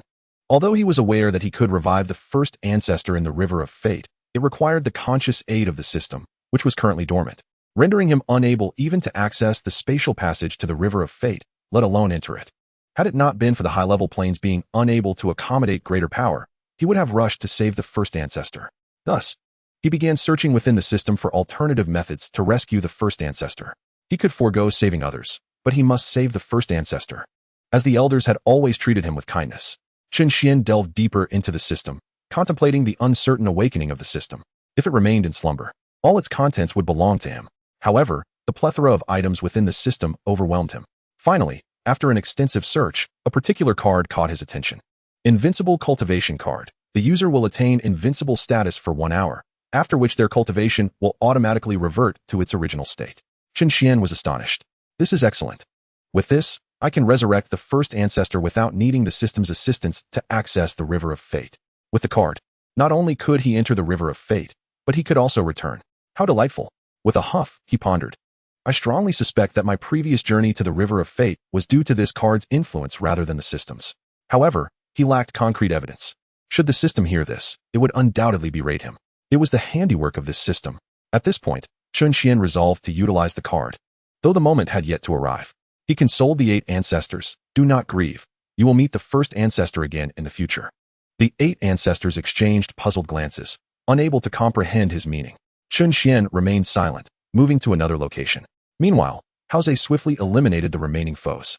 The scene was one of devastation. The losses were staggering.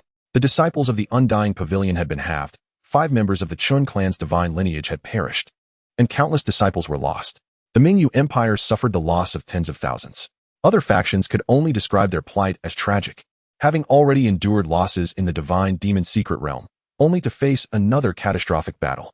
Without Chen Xuan's intervention, the death toll would have been even higher. Chen Xuan addressed the gathered crowd. Thank you all. The other factions responded in kind. Sect leader Chun is too modest. Without your intervention, we would have faced even greater losses. Indeed, we owe our gratitude to sect leader Chun. Chen Xuan merely smiled in response. Everyone, please organize yourselves and return.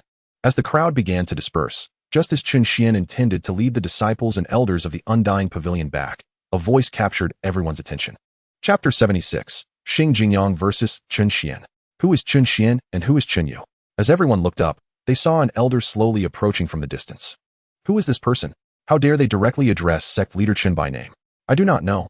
I have never seen this individual before. Could they be a hidden master? Why did they not appear earlier? The crowd was filled with curiosity about the newly arrived elder. Chen Xuan and Chen Yu exchanged bewildered glances at the elder's presence. Since when has it become so easy to break through to the half-god realm? Who is this person? They both inquired simultaneously. I am Chen Xuan, Chen Yu, they replied. Xing Jingyang, upon arriving at the high-level plane from the divine realm, sensed the location of Xing Yu. After confirming her whereabouts, he sought her out, but upon meeting her, she urgently instructed him to come to Yunmengze. Her anxious tone suggested an urgent situation, prompting him to inquire only about his grandson's name and Chen Yu's name before rushing to Yunmengze. To his surprise, he found that the battle had already concluded. Yet he did not know what Chen Xuan and Chen Yu looked like, hence his question. Xing Jingyang regarded Chen Xuan with a warm smile, nodding in approval. Not bad. To achieve this level in the high-level plane is quite impressive. Had you grown up in the divine realm, your cultivation would surely be even higher. Chen Xuan was utterly perplexed. Who is this old man? Why is he acting so strangely? Has he had too much to drink? As Xingjingyang turned his gaze towards Chunyu, his expression darkened. As a father, it is truly embarrassing that your strength does not surpass that of your own son. Chunyu awkwardly scratched his head, suddenly feeling embarrassed. At this moment, Chen Xuan spoke up. Are you looking for trouble, you old rascal? Xingjingyang remarked, glancing at his grandson, surprised by the latter's fiery temperament. He then beckoned Chunyu, saying, Come here, I have something to discuss with you. Chunyu hesitated momentarily, but eventually approached, only to be halted by Chen Xuan. Father, don't go over there. He has issues. Let me handle this. With that, Chen Xuan stepped forward to confront Xingjingyang, demanding, Who exactly are you? If you refuse to answer, I won't hesitate to give you a beating. At this juncture, one might wonder why Xingjingyang did not simply reveal his identity to Chen Xuan. From the onset, he had discerned Chen Xuan's cultivation level, realizing that the latter would not readily believe he was his grandfather. At such a level, one naturally becomes exceedingly cautious. However, Xingjingyang was not yet prepared to disclose his identity, having instructed Xingyu to come to Yunming's before departing from the Mingyu Empire. It was better for Xingyu to explain the situation. Oh, we are both at the demigod level. Such confidence, Chen Xuan smirked. You may give it a try. He was eager to ascertain the true strength of his grandfather, equally at the demigod level, and whether he could surpass him. As for Chunyu, he had ample opportunities to deal with Xingjingyang later. Upon hearing these words, Chen Xuan launched a punch at Xingjingyang, who met it with a palm strike. With a thunderous crash, both were propelled backward, landing hundreds of miles away before they came to a halt. Chen Xuan was slightly taken aback by Xingjingyang's strength. It had only been a test, yet he did not anticipate the old man's formidable power, which surpassed that of Nangu. Xingjingyang nodded in acknowledgement, recognizing Chen Xuan's exceptional abilities from their brief encounter. Chen Xuan grinned, finding the situation intriguing.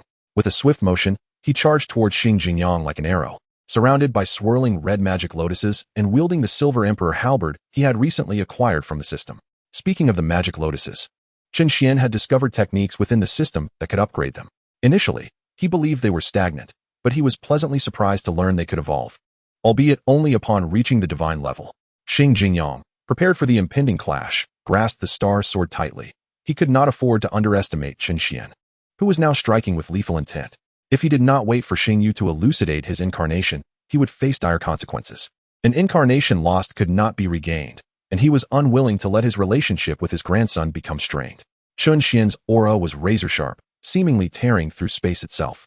For beings of their caliber, hundreds of meters were traversed in the blink of an eye. Upon reaching Xingjingyang, Chen Xuan wasted no time and unleashed his attack. Two beams of crimson light erupted from him as the magic lotuses fused with the Silver Emperor halberd, amplifying its power. He thrust it towards Xingjingyang, who, just as the weapon was about to strike, vanished like starlight, reappearing behind Chen Xuan. Xingjingyang slashed at Chen Xuan with his sword, but Chen Xuan countered with a swift parry, deflecting the sword's energy. Xingjingyang then disappeared once more, prompting Chen Xuan to quip, Enjoying your disappearing act, are we? Very well, I shall make you vanish. With that, he unleashed the thunder technique, transforming the battlefield into a tempest of dark red lightning, leaving onlookers to wonder if he was undergoing a tribulation. Xingjingyang had no choice but to emerge, utilizing defensive techniques to shield himself. Now, the tables had turned. Chen Xuan was on the offensive, lunging forward with the Silver Emperor halberd. Witnessing the oncoming attack, Xingjingyang's expression shifted dramatically. He considered retreating into the void. Yet the thunder technique still permeated that space, preventing his escape. Chen Xuan noticed the change in Xingjingyang's demeanor and smirked, having anticipated his intention to retreat. Thus, he had also cast the thunder technique into the void. Xingjingyang found himself ensnared in a dilemma. Should he continue to defend, he would become utterly passive, with no chance for initiative. If he abandoned his defense to counterattack, he would face both Chen Xuan's assault and the relentless onslaught of the thunder technique, a dual threat he could hardly withstand. Chen Xuan smiled slightly, declaring, "Let us see how you will react. Since you are unwilling to reveal your identity, then prepare to perish." At that moment, Xingjingyang exclaimed, "You little rascal. I am your grandfather." He could no longer remain silent. If he did not divulge the truth, his incarnation would indeed be obliterated by Chen Xuan, and he was uncertain if Chen Xuan had hidden cards up his sleeve. Failing to speak would complicate future encounters with his grandson. Losing to him was one thing, but losing face was another entirely. Just moments ago, he had claimed that Chunyu was not as formidable as his son, and now he found himself outmatched by Chen Xuan. How swiftly the tables had turned. Seeing that Chen Xuan showed no signs of relenting, he lamented, "Oh dear, you old fellow. If you don't speak, why pretend to provoke me?" Had Xingyu not mentioned her origins from the divine realm, He might have entertained the notion that this man was indeed his grandfather. Yet, his grandfather could not possibly traverse to such elevated planes. The individual before him dared to impersonate his grandfather, a provocation he could no longer tolerate. Xinjiang quickly pleaded, "Oh, I truly am your grandfather, Xianer. If you do not believe me, just ask your mother. She will confirm it." However, Chen Xuan was not inclined to heed his words. Just as he was about to take further action, a voice interrupted him. "Enough, Xianer. He truly is your grandfather. Cease your attack." It was Xingyu's voice. She had arrived earlier but had only now witnessed the confrontation between Chen Xuan and Xinjiang. After inquiring about Xingyu, she learned the details of the unfolding drama. She decided to observe rather than intervene, initially anxious when Xinjiang appeared behind Chen Xuan, fearing for her son's safety. However, as she saw Chen Xuan gaining the upper hand, she clapped her hands, exclaiming, "Well done." Had Xinjiang not been on the verge of being beaten to a pulp, she would not have called for Chen Xuan to stop. After all, he had provoked her son.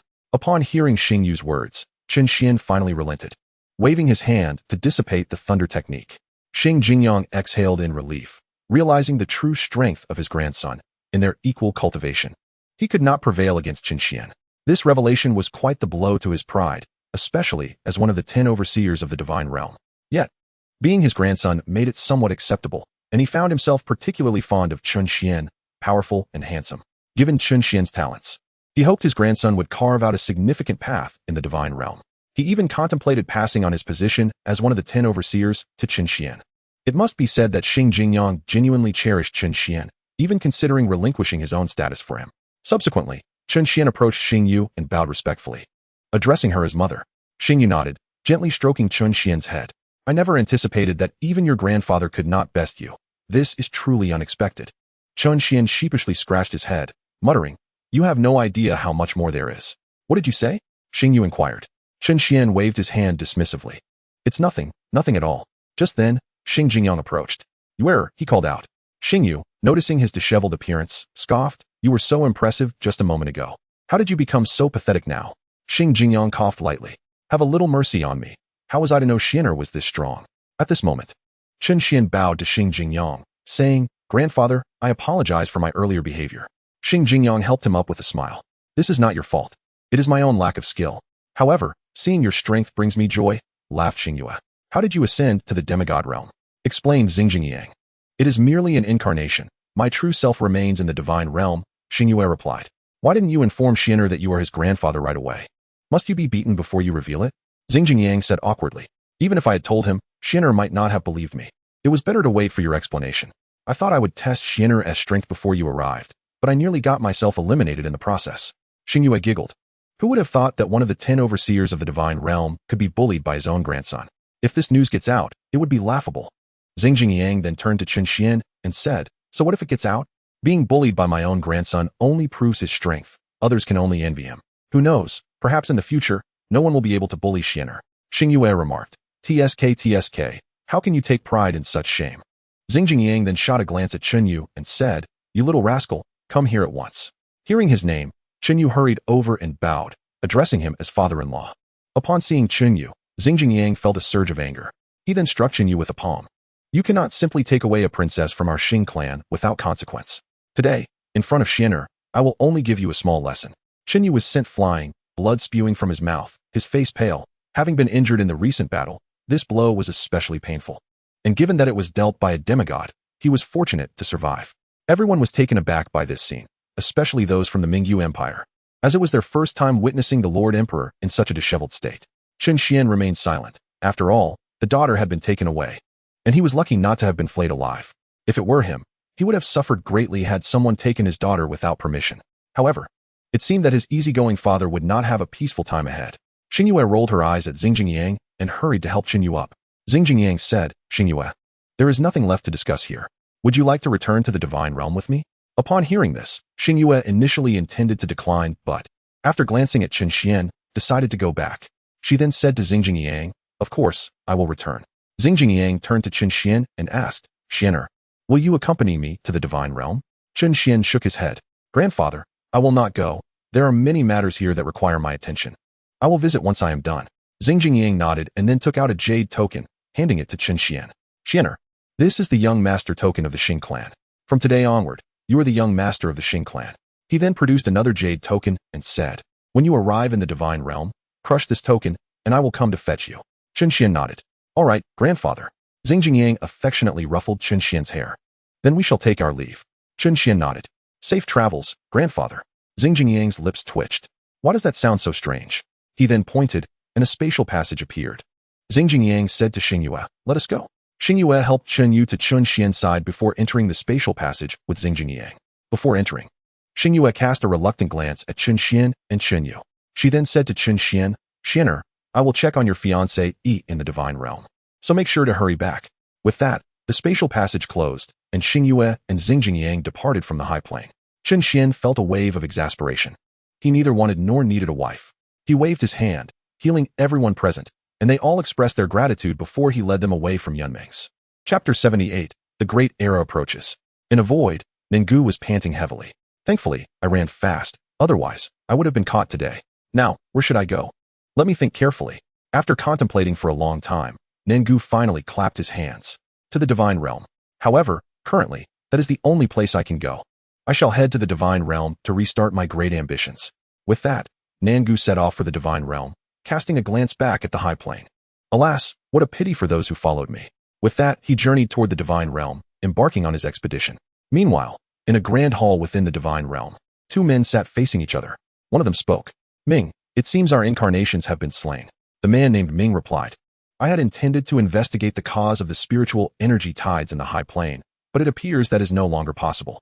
Hee, Chen Xian is rather intriguing. I look forward to your arrival in the divine realm." The man opposite Ming continued, "How can you be so certain that Chen Xian will come to the divine realm? And what of Ninggu?" Ming sipped his tea and said, "Not only will Chen Xian come to the high plane, but those several others will also follow. Moreover, I must silence that fellow named Hao Yu. His words are insufferable. As for Ninggu, having utilized our incarnations for so many years, we cannot let him off easily. We shall capture him and make him a servant. If he refuses, we will kill him." These two were none other than the left Heavenly Lord and the right Heavenly Lord. It turns out that they were merely incarnations in the high plane. They were unaware of the source of the spiritual energy tides in the high plane. Even those old fellows are interested in this high plane. "No matter. Let us play a game of chess. I must win today." "Very well. If you lose, you shall give me that treasured wine of yours." "Go to hell. Do not think to pilfer my wine." Now that Xingyue has returned to the divine realm, she immediately sought out Xing Jingyang. "I must ask how you could allow Xianer to become the young master of the Xing clan. Are you not afraid of him being targeted by certain individuals?" Xing Jingyang smiled. "With me around, Xianer will not come to harm." Xingyue replied, "Are you not worried that Xingyanan will object? He has never even been a young master. If you do this, Xianer will not only be on par with Xingyanan, but even with me." Xing Jingyang huffed. "If he has objections, let him come to find me. As for the position of young master, I have already decided to bestow it upon Xianer. If Xingyanan can defeat me in the same realm, I would gladly give him the title, even to his son." Xingyanan is Xing Jingyang's only son, ranking 5th among the Xing clan, with the rest being his daughters, while Xingyue ranks 2nd. The reason Xingyanan is not the young master of the Xing clan is that he has shown no ambition throughout his life, relying solely on the family's resources to cultivate. Thus, Xing Jingyang had no intention of passing the title to him. It was only when he faced Chen Xian that he realized how vast the gap between them was. They were worlds apart. Chen Xian was undoubtedly the most suitable candidate for the young master of the Xing clan. Xingyue wished to speak further, but Xing Jingyang interrupted. "Enough, I understand your concerns. I will handle these matters. Those old fellows are urging me, so I must go see them first." With that, Xing Jingyang vanished from sight. Xingyue muttered to herself, "I can't be bothered to argue with you. You are always the busiest one around here." After her grumbling, she went to find her sisters, as it had been a long time since she last saw them. Upon returning to the undying pavilion, Chen Xian looked at the remaining disciples and elders, nodding with satisfaction. He believed that these remaining disciples, having endured this life and death battle, would become even more diligent in their cultivation. He then dismissed everyone and returned to his chamber. Now, Chen Xian was filled with curiosity about the divine realm. However, he could not venture there just yet, as numerous affairs in the high-level realm required his attention. Moreover, the disciples of the immortal pavilion were too few, and the elders were scarce, not to mention that they were unable to recruit new disciples at this time. The major powers had suffered significant losses and needed recuperation. Chen Xian murmured to himself. Nevertheless, according to the ancestors, the spiritual energy tide was approaching, and at that time, he would let the system invest resources to elevate the cultivation levels of the disciples and elders as much as possible. As for the first ancestor, He would revive him upon reaching the divine realm and appoint him as an elder of the immortal pavilion. This should not be too much to ask. He then transformed into a wisp of breeze and vanished from the room. In the blink of an eye, Chen Xuan appeared at the Chen clan, which was engulfed in sorrow, not only due to the fall of the first ancestor, but also because many disciples had perished in this recent battle. Chen Xuan sought out Chen Yi directly. "Grandfather, where are the ancestors?" Chen Yi replied, "In the forbidden area." Upon seeing the sorrowful expressions of the disciples, Chen Xuan raised his voice. "Everyone, I understand that you are deeply saddened by the demise of the first ancestor and several disciples. But you must also recognize that without formidable strength, how can we protect the Chen clan and those you wish to safeguard? Therefore, all of you must cultivate diligently, to the utmost of your abilities. You are to become the dazzling pearls, not mere failures who falter in the face of adversity." The disciples and elders were immediately inspired by Chen Xuan's imposing presence, affirming, "Yes, we shall become brilliant pearls, not failures. We must strive to honor the fallen disciples through our relentless cultivation."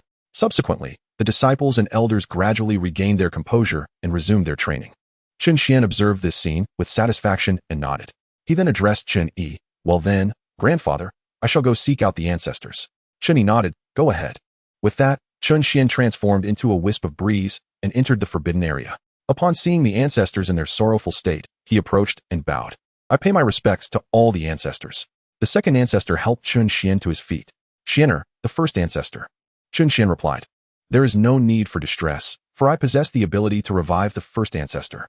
The ancestors erupted in astonishment at his words. "Xianer, what do you mean?"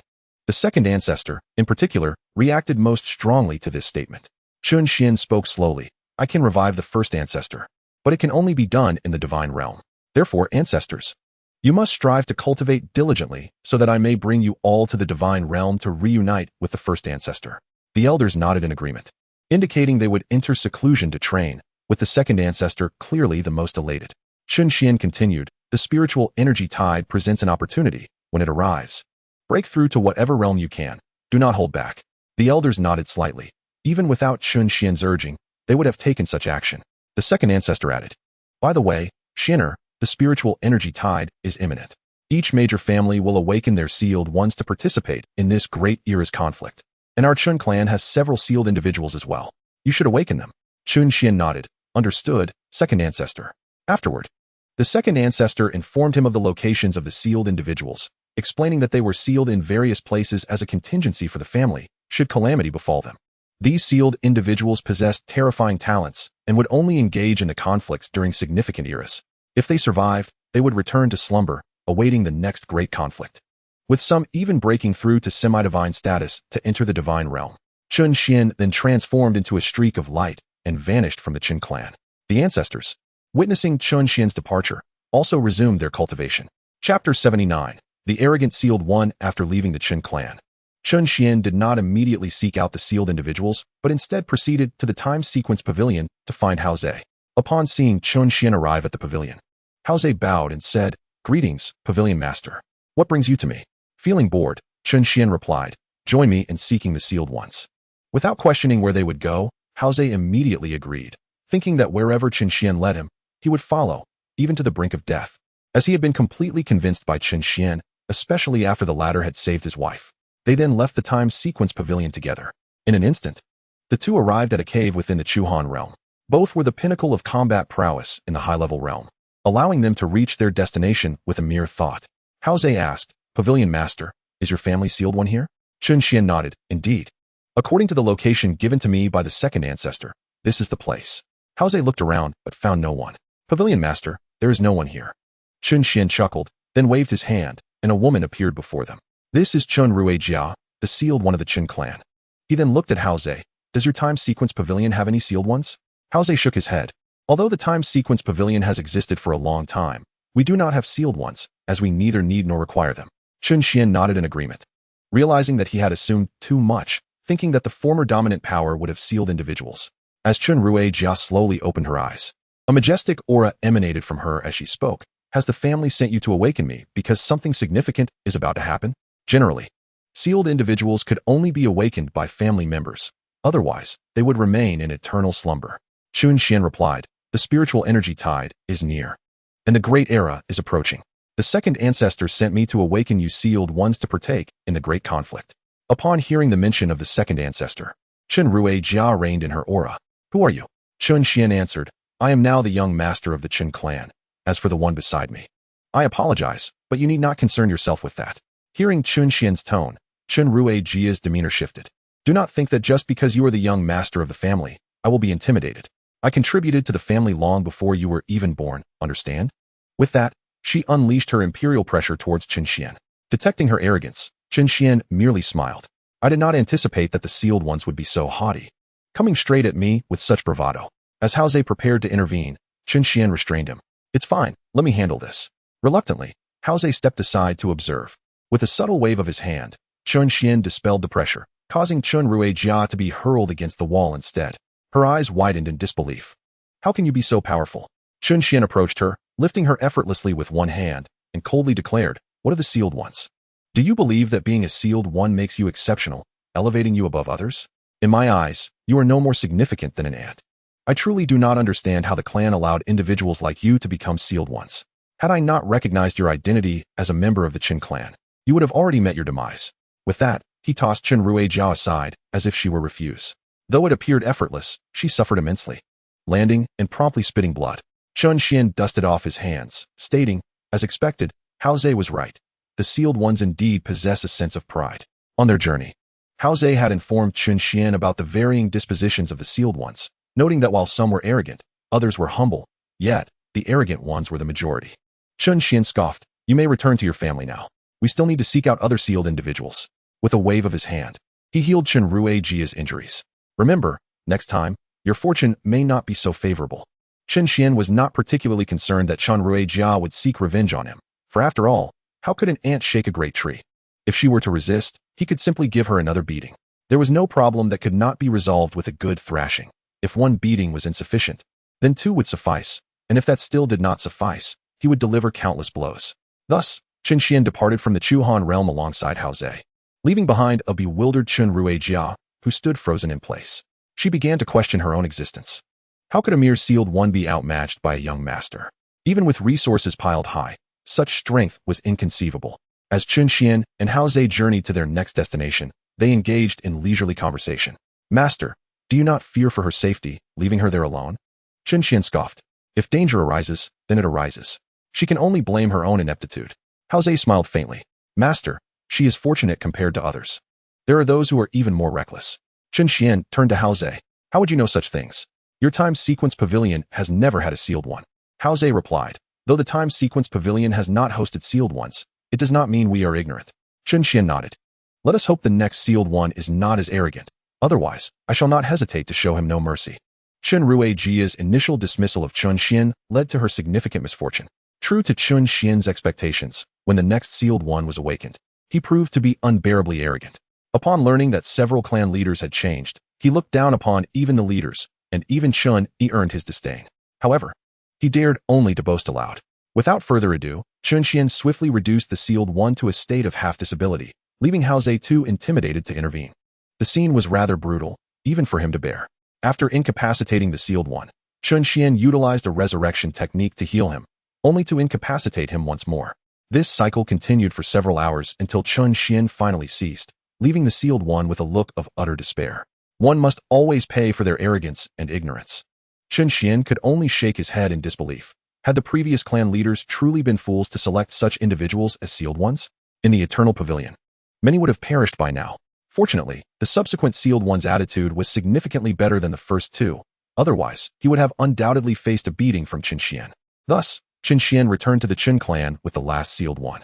Upon their return, both Chen Jia and the beaten sealed one shivered at the sight of Chen Xuan.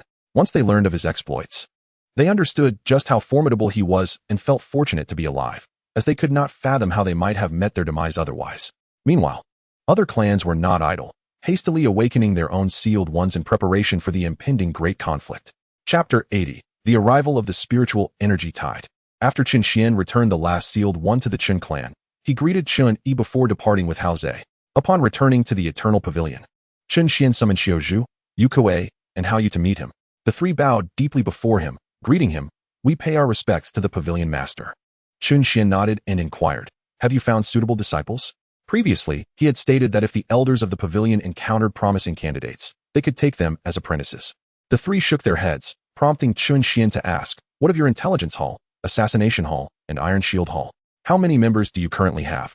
Xiao Zhu replied, "Pavilion Master, I have renamed the Assassination Hall to the Assassination Pavilion. It sounds better this way. Currently, we have about several dozen members." "How you added?" "The Intelligence Hall still has over 400 individuals. As I brought everyone from the Yunmeng sect into the Eternal Pavilion, the losses during the Great Battle were significant. So having over 400 remaining is quite remarkable." Chen Xuan then turned to Yu Kuei, who awkwardly scratched his head. "Pavilion Master, the Iron Shield Hall has been renamed to the Forging Pavilion, but now it has only a few members."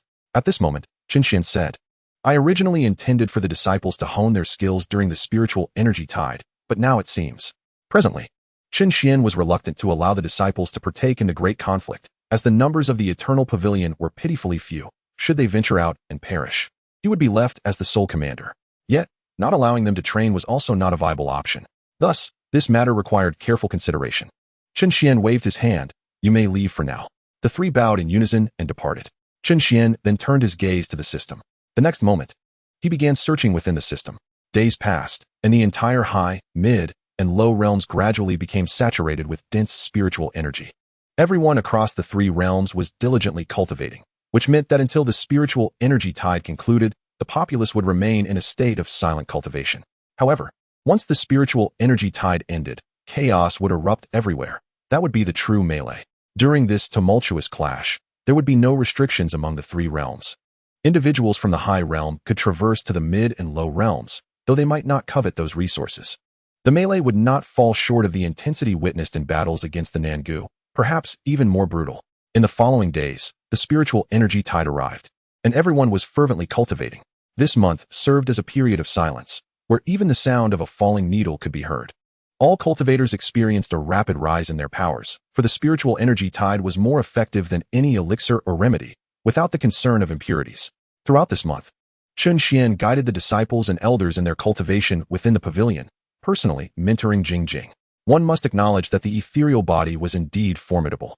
Under Chen Xuan's guidance, Jing broke through to the sacred realm in just over 10 days.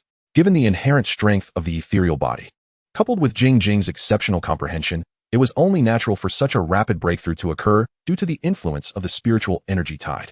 Chen Xuan was confident that once the tide concluded, Jing would undoubtedly ascend to the level of a great emperor or even higher. The disciples and elders within the pavilion were also fervently cultivating. To further ignite their enthusiasm, Chen Xuan scavenged a plethora of weapons, techniques, elixirs, and talismans from the system to distribute among the disciples. This maneuver only intensified their fervor for cultivation. Chen Xuan was determined to ensure that they all advanced to the half-god realm. Despite their extraordinary talents, one could not expect to achieve greatness overnight. Eventually, after much persuasion from Hao Yu, Jing finally agreed to become Hao Yu's apprentice, a decision Chen Xuan had no objections to, as he currently had no intentions of taking on disciples. A month swiftly passed, and the spiritual energy tide came to an end. During this month, the number of Emperor God Realm experts surged, and numerous half-god realm experts emerged. Among the half-god realm, some were sealed ones, while others were hidden ancient beings. Within the Eternal Pavilion, Xiao Zhu, Yu Kuei, and Hao Yu all advanced to the half-god realm, including Jing. The lowest cultivation level within the Eternal Pavilion was now that of the Emperor realm. Such significant advancement was attributable not only to the effects of the spiritual energy tide, but also to the contributions of the system. As for the Chen clan, aside from the 9 ancestors at the peak of the Emperor God realm, several other elders also reached the half-god realm, and Chen Yi managed to break through to the late Emperor God realm. Naturally, Chen Yu of the Mingyu Empire also ascended to the half-god realm, along with Feng Yungu. However, they were the only two. The Time Sequence Pavilion also witnessed the emergence of several half-god realm experts. Thus, through the influence of the spiritual energy tide, the presence of half-god realm experts had become commonplace. However, following the ensuing chaos, it was uncertain whether such a number of half-god realm experts would persist, for the chaos would not discriminate. It would seize anyone in sight. Amidst the clamor of voices, the three realms, high, mid, and low, officially commenced their melee. Chen Xuan addressed his disciples. In this chaotic melee, which undoubtedly represents a significant conflict of the ages, I trust you are sufficiently aware of its brutal and merciless nature. Should you wish to partake in this grand struggle, I shall not impede your decision. However, you must ensure your own safety. If you find that assurance elusive, fret not, for shortly, the elders will bestow upon you spatial talismans. Should you be transported back, It will signify that you have perished once, and thus, you shall be barred from further participation in this great contest. Do you comprehend? The disciples nodded vigorously. Subsequently, Chen Xuan exchanged a knowing glance with Xiao Zhu, who, understanding the unspoken communication, distributed the spatial talismans to the disciples. One by one, under Chen Xuan's watchful gaze, the disciples departed. Chen Xuan sighed, pondering how many of the over 100 participants might secure a position in this grand conflict. As Hao Yu was about to speak, a voice suddenly echoed in his ear. Master, am I not going? Turning his head, he found Jing Jing addressing him. You cannot go. The sect master has deemed you too young for participation. Hao Yu felt immense pride in his disciple, who had remarkably reached the pinnacle of the emperor realm at such a tender age, truly a prodigy. Chen Xuan, along with the other elders, returned to the immortal pavilion, awaiting the conclusion of this great contest. Chapter 81, A Satisfactory Conclusion. Chen Xuan remained within the immortal pavilion, absorbing much information regarding the grand conflict. It must be said, the Dusted Ones are indeed formidable, attacking indiscriminately without regard for possessions. Refusal to comply means certain death. Yet, there are some unfortunate souls, two of whom, bloodied and battered, found themselves ambushed by an unexpected adversary, resulting in an opportunistic gain. However, Chen Xuan had not yet heard news of any disciples from the immortal pavilion, suggesting that, at least for now, no casualties had been reported, otherwise, it would have already reached the pavilion. Conversely, there were reports concerning the Chun clan's disciples. It was said that the Dusted One, Chen Ruijia, was provoked by Dusted Ones from other clans and was subsequently pursued for several days and nights until rescued by his ancestral elders, leaving Chen Ruijia with no retort. Just as Chen Xuan contemplated inviting Xiao Zhu for a cup of tea, he was interrupted by a boisterous shout. Who is Chen Xuan? Come out, or I shall raise your immortal pavilion to the ground. In the assassination hall, upon hearing this, Xiao Zhu spoke coldly. Who possesses such audacity to insult the sect master? It seems you have a death wish. With that, he vanished from sight, while Yu Kuei and Hao Yu, reacting similarly to Xiao Zhu, transformed into streaks of light, racing towards the outer pavilion. Chen Xuan's expression turned icy as he manifested outside the immortal pavilion. There, he witnessed the elders of the outer pavilion restraining a man from entering, a Dusted One from the Long family, Long Yuchuan, a demigod, accompanied by two elders from his clan. When Long Yuchuan found the immortal pavilion's elders blocking his entrance, he struck them with a single blow, rendering them unconscious. With a dismissive clap of his hands, he scoffed, a bunch of trash, forcing me to take action. Xiao Zhu, Yu Kuei, and Hao Yu, having just arrived, were instantly incensed by this scene.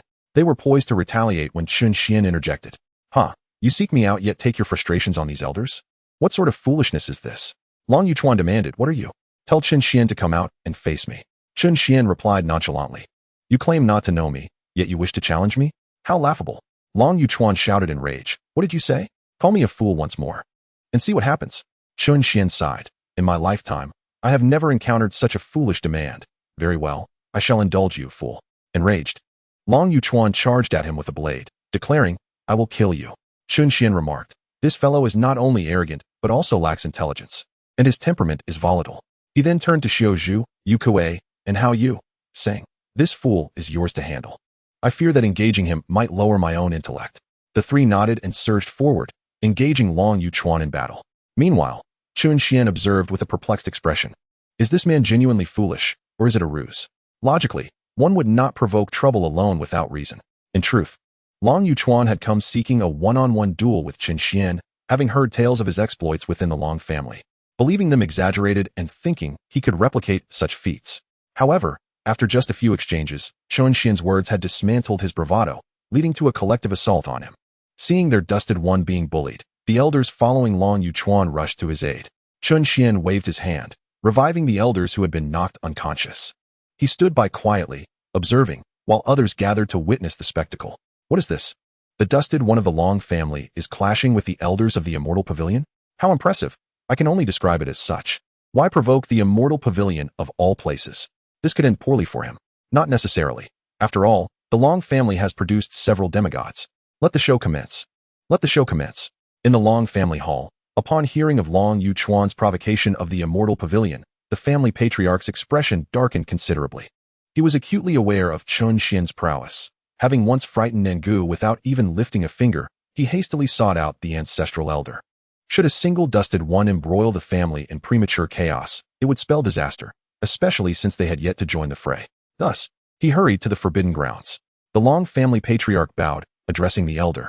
I pay my respects, ancestor. A frail voice resonated. Why have you come to seek me? Neglecting preparations for battle? The patriarch promptly replied, Ancestor, Long Yuchuan has provoked the immortal pavilion. This may precipitate our family's premature involvement in conflict. The ancestral elder retorted, what is there to fear? It is merely the immortal pavilion. There are others besides Chen Xuan who have ascended to demigod status. We need not tremble before him. The patriarch pressed, but ancestor, they are already engaged in combat. If you do not intervene, he may not return. The elder, with an air of indifference, remarked, he only brought along 2 elders, neither of whom are demigods. The Long family patriarch's complexion shifted dramatically. He surely will not return. Come with me to the immortal pavilion at once. With that, he led the patriarch swiftly to the immortal pavilion. Meanwhile, due to the absence of demigods among Long Yuchuan's accompanying elders, they were swiftly subdued by Xiao Zhu and Yu Kuei, leaving Long Yuchuan to face 3 opponents alone. Yet, under the relentless assault from the 3 demigods, Long Yuchuan quickly found himself at a disadvantage. As Hao Yu unleashed his powerful techniques, Long Yuchuan teetered on the brink of collapse. Finally, just as Hao Yu prepared to unleash a decisive blow, the Long family ancestral elder and patriarch arrived on the scene. The ancestral elder beseeched, I implore you, please show mercy. Xiao Zhu, Yu Kuei, and Hao Yu paused. Glancing at the newcomers, Xiao Zhu inquired, who is this person? I do not recognize him. Could he be from the Long family? What does it matter? Let us eliminate this brat first. I concur. With that, the trio resumed their assault on Long Yuchuan, who was now bloodied and on the verge of defeat. Observing this, the Long family ancestral elder's countenance darkened as he realized the trio's disregard for his plea. He then turned to Chen Xuan, asking, Sect Master Chen, might you? Before he could finish, Chen Xuan interrupted, no, begone. The ancestral elder fumed. Chen, do you think your demigod status renders you exceptional? We are all demigods here. With that, he unleashed his own demigod aura. Chen Xuan rolled his eyes at the Long family ancestral elder. State your purpose. If you seek trouble, then act swiftly. If you wish to rescue him, let me be clear, you cannot save him. Your demigod aura here is merely for show. Your incessant chatter is truly tiresome. The ancestral elder, infuriated, fell silent. He drew his prized artifact and charged at Chen Xuan.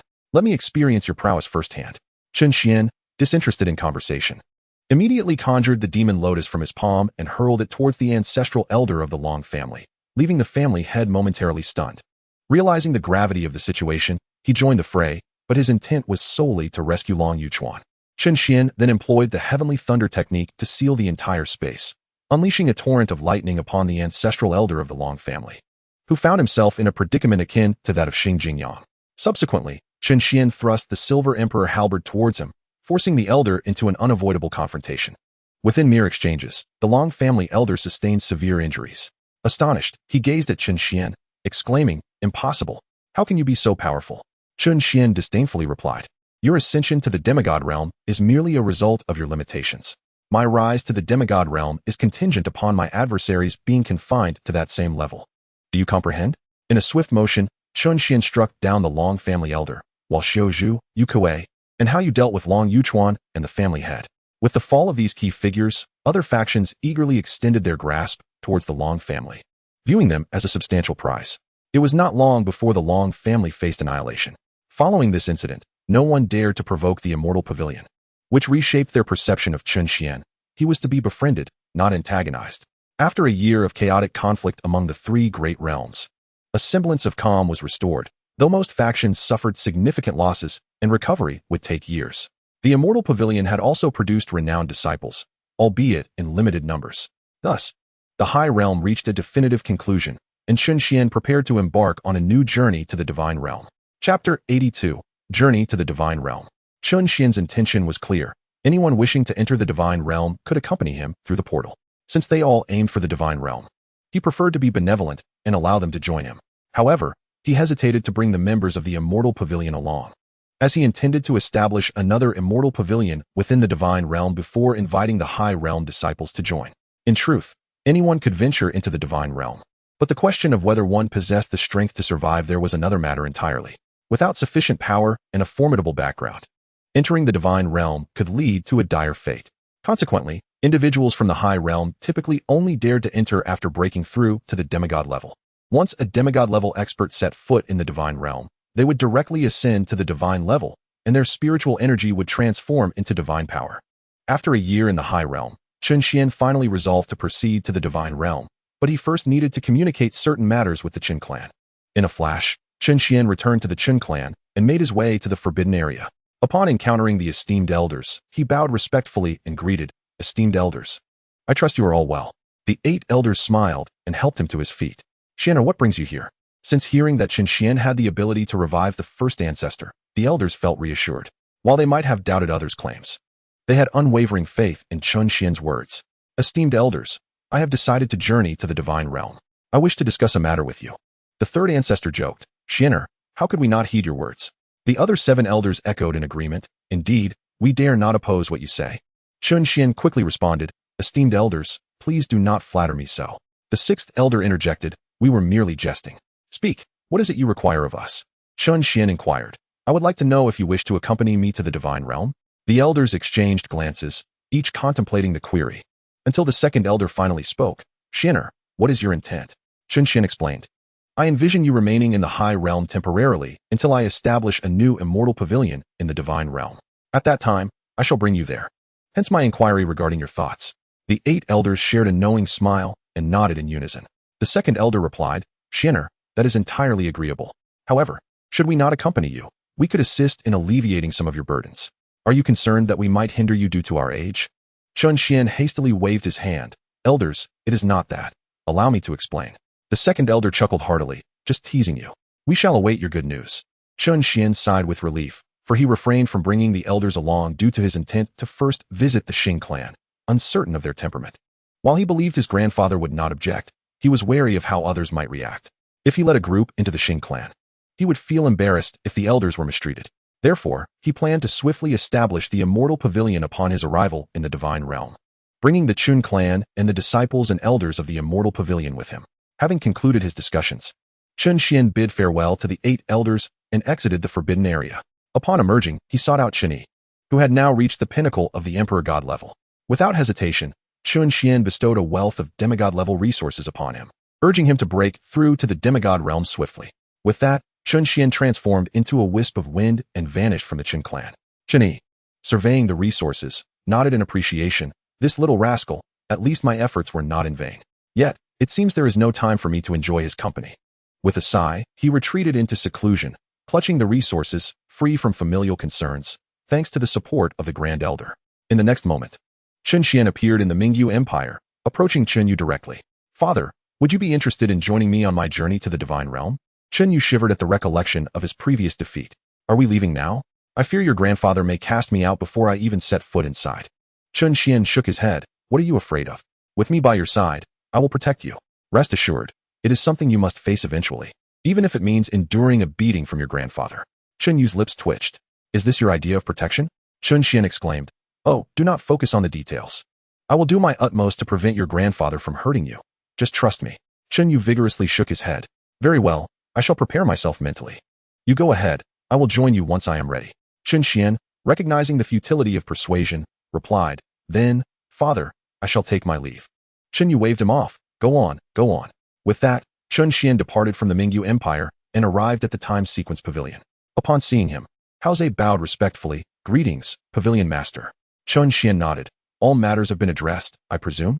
Hao Ze affirmed. "Yes, Pavilion Master, everything has been taken care of." Chen Xuan then declared, "Since all is prepared, we must leave the high realm." With that, Chen Xuan summoned the portal to the divine realm, his voice resonating across the high realm. "Should anyone wish to venture into the divine realm, you may enter through this portal. The closing time is 1 hour." With that, Chen Xuan and Hao Ze stepped into the portal, while other demigod-level experts, hearing his words, soared into the air, eager to explore the new world. Meanwhile, Chen Xuan and Hao Ze arrived in the divine realm. Hao Ze remarked, "Pavilion Master, is this truly the divine realm?" Chen Xuan nodded. "Indeed, this is the divine realm." Hao Ze could not help but marvel. Truly, the divine realm. The spiritual energy here far surpasses that of the high realm. Chen Xuan smiled slightly, not merely superior, but the divine realm dwarfs the high realm in strength countless times over. I am curious to learn what realms exist within the divine realm. Perhaps my grandfather can enlighten us about it once we reach the Xing clan. Subsequently, with 2 resounding booms, the barriers within the bodies of the 2 individuals shattered autonomously, and their cultivation levels ascended to the divine realm. Upon entering the divine domain, the spiritual energy within a demigod is automatically transformed into divine power. The two felt an overwhelming surge of divine power, magnitudes greater than that of the demigod realm. Chen Xuan smiled gently and murmured with a hint of anticipation for the pinnacle of the divine domain, yet remained unhurried, deciding to have his grandfather send someone to fetch him. With that, Chen Xuan produced the jade token left to him by Xing Jingyang and, with a gentle squeeze, shattered it, awaiting the arrival of assistance. In a grand hall, Xing Jingyang suddenly sensed something, prompting a joyful expression as he transformed into a streak of light. Vanishing from the hall. Chapter 83, Breakthrough to the Ancestral God Realm. Gradually, individuals emerged from the divine domain, engaging in brief conversations with Chen Xuan before clasping their fists in farewell and departing. Chen Xuan could not help but reflect on their need to gradually climb upward.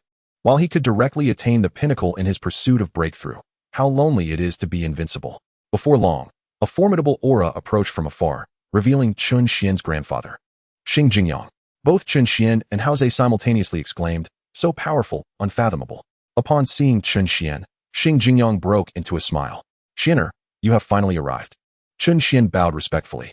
"I pay my respects to grandfather." Hao Ze also bowed, saying, "I pay my respects to the elder." Xing Jingyang noted the questioning gaze from Hao Ze directed at Chen Xuan. "Xianer, who is this person?" Chen Xuan replied, "He is my friend, accompanying me." Xing Jingyang nodded. "Then let us depart. We shall discuss further at home." Hao Ze looked at Chen Xuan, perceiving himself merely as Chen Xuan's subordinate. However, he was astonished to realize that Chen Xuan regarded him as a friend, which moved him deeply. Subsequently, under Xing Jingyang's guidance, Chen Xuan and Hao Ze returned to the Xing clan. In the Great Hall, several elders greeted the returning clan leader with respectful bows. "We pay our respects to the clan leader." Xing Jingyang nodded, gesturing towards Chen Xuan. "All of you, take note. Henceforth, he shall be the young master of our Xing clan, understand?" The elders turned to Chen Xuan, shocked to discover he was merely at the nascent divine realm. One elder stepped forward, expressing concern. "Clan leader, is it not rash to appoint a nascent divine realm individual as young master?" Chen Xuan also looked at the elder in confusion. What realm is the nascent divine realm?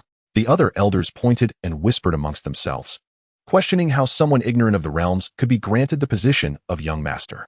Not necessarily. Perhaps he is a significant figure, right? Ha ha. Chen Xuan disdainfully regarded them. "Fools with myopic vision. You insolent brat, what did you say?" At this, the elders became enraged, unable to believe that an ant would dare to speak so disrespectfully to them. Since when can a mere nascent divine realm individual act so arrogantly? "If we do not teach you a lesson today, you shall know not the meaning of respecting your elders." Just as they intended to take action, Xing Jingyang unleashed a powerful aura, pressuring those elders who sought to strike. "An elder actually wishes to act against a junior. Are you questioning my words?" With a thunderous roar, that elder was sent flying. Xing Jingyang spoke. "Who else has objections?" The remaining elders were intimidated by Xing Jingyang's imposing presence, rendered speechless. Chen Xuan shook his head. This is indeed a world where the weak are devoured by the strong. He then turned to Xing Jingyang. "Grandfather, tell me about the divine domain." Chen Xuan felt it was unnecessary to maintain his facade. If his strength was insufficient, he could only suppress them temporarily with his grandfather's might. Eventually, there would be times when he would be alone, and he would not have it easy then. Thus, he resolved to break through. He must break through, and he must teach these elders a lesson. Otherwise, they would think him a soft target. Chen Xuan typically held no grudges, preferring to repay enmity in kind. Xing Jingyang nodded, beginning his explanation of the divine domain. Hao Ze perked up, eager to listen attentively. The divine domain, also known as the divine level plane, is divided into realms: nascent divine, divine general, divine lord, divine king, divine emperor, divine venerable, divine sovereign, ancient god, and ancestral god. The divine domain is jointly governed by 10 overseers, of which I am one. The divine domain is vast beyond measure, far exceeding high-level planes. Of course, there are other matters, but for now, you need not know so much. You shall learn all when you grow stronger. Chen Xuan began to grasp the general situation of the divine domain. If he were to break through to the ancestral god realm, he could become a ruler himself. Hao Ze was equally astonished, realizing that the divine domain was merely the beginning. He had thought himself formidable, only to discover he was but a frog at the bottom of a well. Nevertheless, he believed that Chen Xuan would lead them to the pinnacle of the divine domain. Chen Xuan pointed at the elders and addressed Xing Jingyang. "Grandfather, may I strike them? They attempted to act against me, and it would be improper not to retaliate." Xing Jingyang chuckled softly.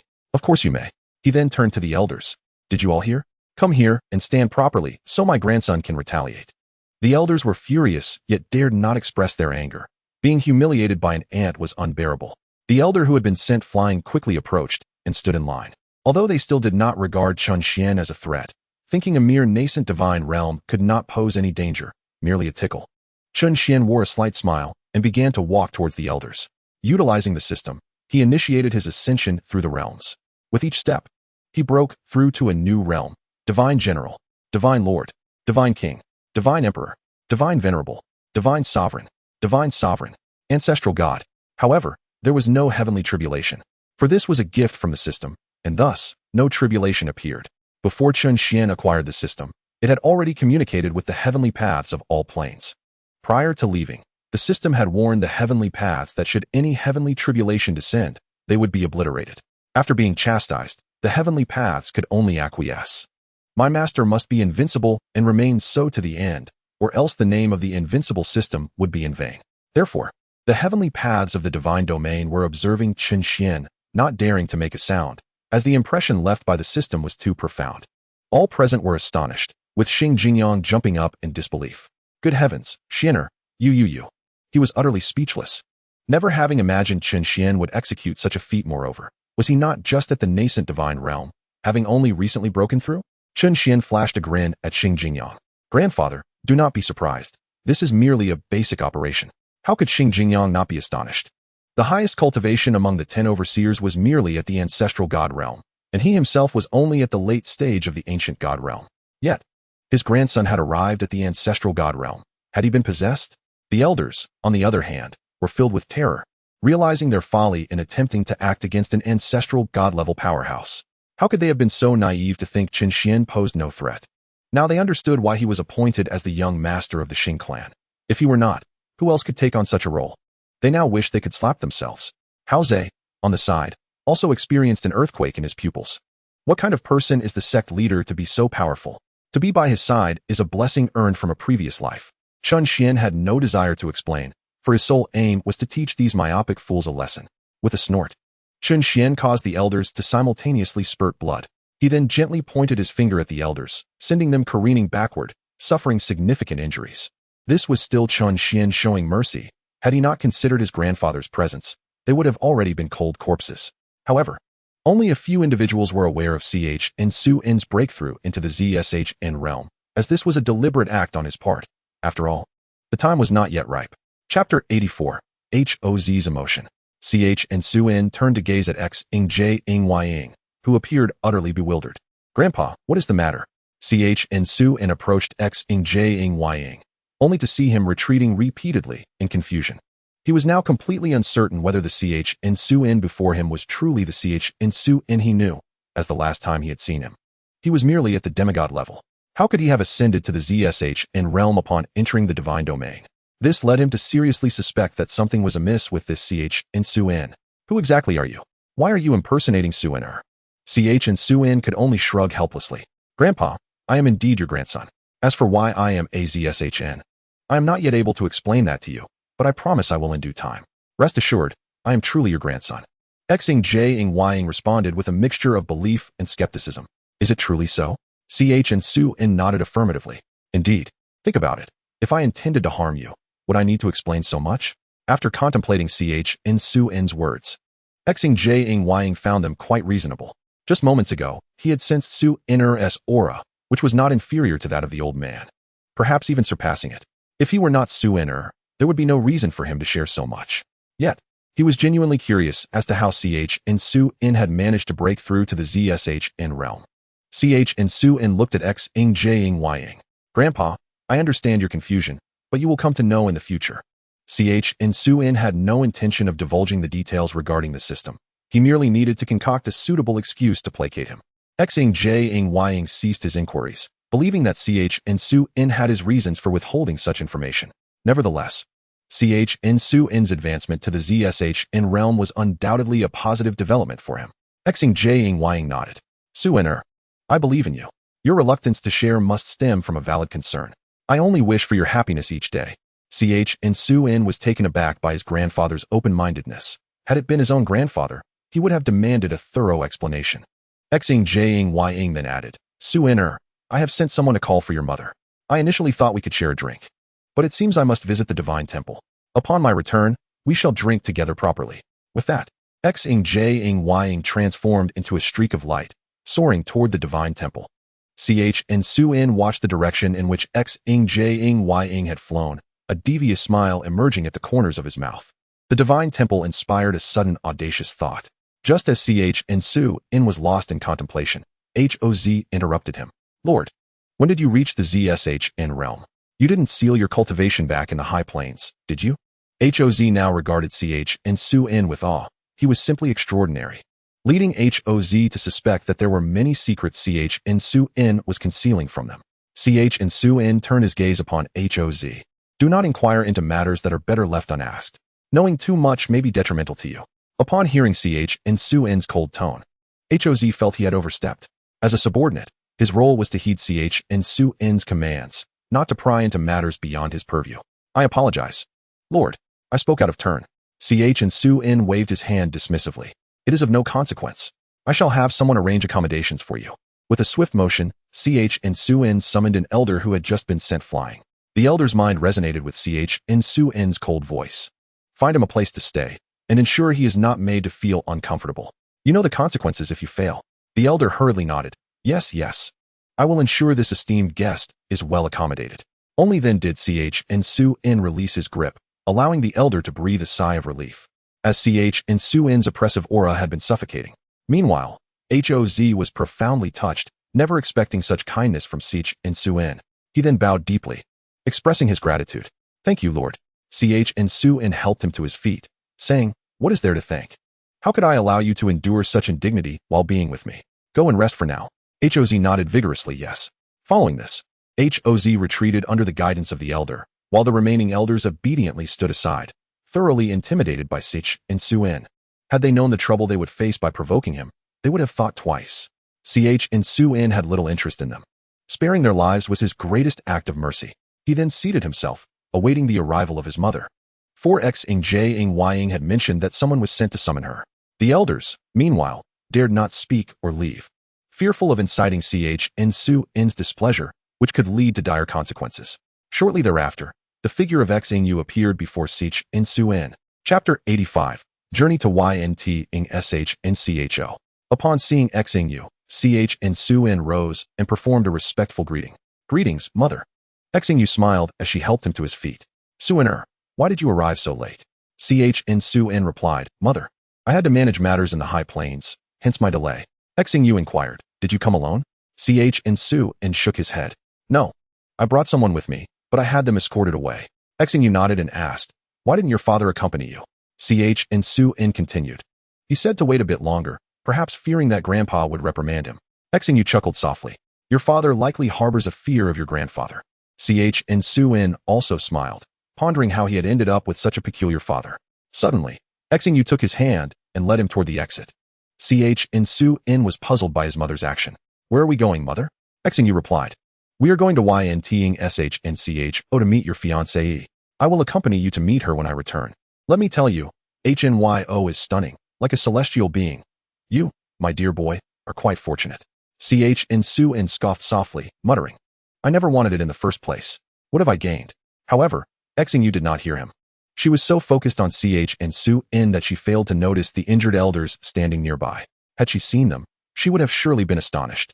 After Chen departed, the elders finally exhaled in relief, with some even collapsing to the ground.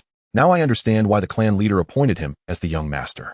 The ZSHN realm was a level they could only dream of attaining. Oh, let us first tend to our injuries. Reasonable. With that, the elders went off to nurse their wounds. As they journeyed toward xianxiaaudiobooks, Chen inquired, Mother, do you have any other siblings? Xianxiaaudiobooks responded, Yes, your grandmother gave birth to 5. I am the second. Your elder aunt has 2 sons and a daughter, all immensely powerful, now at the SHNWing realm. Your third aunt has a son and a daughter, both of whom are formidable and at the peak of SHNJN, soon to break through to SHNWing. Your younger aunt has 2 daughters, still quite young, currently at the Dihuing realm. Your fourth uncle has a son and a daughter, but they are just a few years old and have only just begun their cultivation. Chen listened attentively to Xianxiaaudiobooks' words, realizing that except for the children of his younger and fourth aunts, The rest were indeed stronger than him. But wait, he was now at the ZSHN realm, making him superior. CH and Su In then asked, what are their personalities like? Xing looked at him reassuringly. You need not worry. I have spoken to them, and they are all very welcoming of you. They even mentioned preparing gifts for your visit. CH and Su In stroked his chin thoughtfully. Ah, so that is the case. Now I am at ease. Although he harbored no fear of anyone, it would not be ideal for family relations to become overly strained. As they conversed, CH and Su In and Xing arrived at YNT ing SH and CHO, where Xing cast a glance at CH and Su In. You little rascal, are you secretly pleased? However, CH and Su In was preoccupied with thoughts of how to resolve the situation. If it were solely his concern, he would have simply annulled the engagement, but he had to consider his mother. He did not wish to see any discord arise between her and her childhood friend, who had been close to him for many years. In a nearby room, two young women engaged in cheerful conversation. They were YNX and YO, CH and Su In's fiancée, and her sister YNJ Ying, both daughters of the Emperor YNMY of YNT ing SH and CHO. Just then, a man appeared at the room's entrance and announced, Princesses. The Emperor has informed us that Princess YNXNYO's fiancé has arrived at the Divine Dynasty. You are to prepare to meet him. With that, the man vanished. At this moment, YNJ Ying teasingly remarked, Sister, your fiancé is here. YNXNYO shot her sister an annoyed glance. I am fully aware. If it weren't for Aunt Xing, I would hardly bother to meet this so-called fiancé. What qualifications does a waste from a high plane possess to be my fiancé? YNJ Ying interjected, Sister, do not speak too hastily. Should he possess extraordinary talent, he might surpass you in a few years. YNXNYO scoffed dismissively. Let him drink milk for a few more years then. At this, YNJ Ying laughed. Are you brave enough to annul the engagement? The two sisters typically adhered closely to their mother's wishes, yet upon hearing that her fiancé hailed from a high realm, YNXNYO's composure faltered. She knew that the highest cultivation level from such planes was merely demigod, leading her to believe that Sich and Su In would be a waste. However, every time she approached YNYRing to discuss annulling the engagement, her mother would become extremely irate. And having witnessed her mother's fury for the first time in her life, YNXNYO refrained from bringing up the matter again. Determined, YNXNYO nodded. I must annul this engagement. YNJ Ying observed her sister. But what about mother? YNXNYO shook her head. While I do not wish to anger her, marriage must be decided by me. Let us proceed to the Great Hall. With that, YNXNYO led the way, and YNJ Ying sighed, shaking her head at her sister's righteous demeanor. Knowing it was merely due to her infatuation with the young master of Y who SH and CHO. Meanwhile, CH and Su In and Xing had already arrived at the Great Hall of YNT ing SH and CHO. Upon seeing Xing, YNYRing was naturally delighted. Xing then introduced CH and Su In, saying, Su In, this is your Aunt YN. And then turning to YNSHOUN, and this is your Uncle YN, the Emperor of YNT ing SH and CHO. CH and Su In bowed respectfully. Greetings, Aunt YN, Uncle YN. YNSHOUN scrutinized CH and Su In, realizing he could not discern his cultivation level. As a deity, it was perplexing to him, yet he soon deduced that either CH and Su In was stronger than he, or some technique obscured his aura. Given CH and Su In's origins from a high plane, he concluded it must be the latter. YNYRing, unperturbed by such thoughts, addressed CH and Su In. Su In, you will be responsible for taking care of XNYO from now on. She has a bit of a temper, so please be patient. CH and Su In found this rather perplexing. It seemed overly eager to push her daughter into his care. Beside him, YNSHOUN cast a disapproving glance. He was reluctant to let his daughter marry CH and Su In. After all, when YNXNYO had sought his assistance in annulling the engagement with the Star Clan, he had been too afraid to comply. Despite YNYRing's gentle demeanor, her wrath was formidable when provoked. YNSHOUN had learned this the hard way, and he resolved to take out his frustrations on CH and Su In later, as it was acceptable for a father-in-law to vent his anger on a son-in-law. Soon, YNXNYO and YNJ Ying arrived at the Great Hall. Upon seeing her daughters, YNYRing took YNXNYO's hand and brought her before CH and Su In. This is your fiancé, CH and Su In. You two should take the time to get to know each other. Thus, they stood in silence, staring at each other without uttering a word. Noticing CH and Su In's lack of response, Xing playfully tapped his head. You little rascal, say something. Reluctantly, CH and Su In extended his hand. Hello.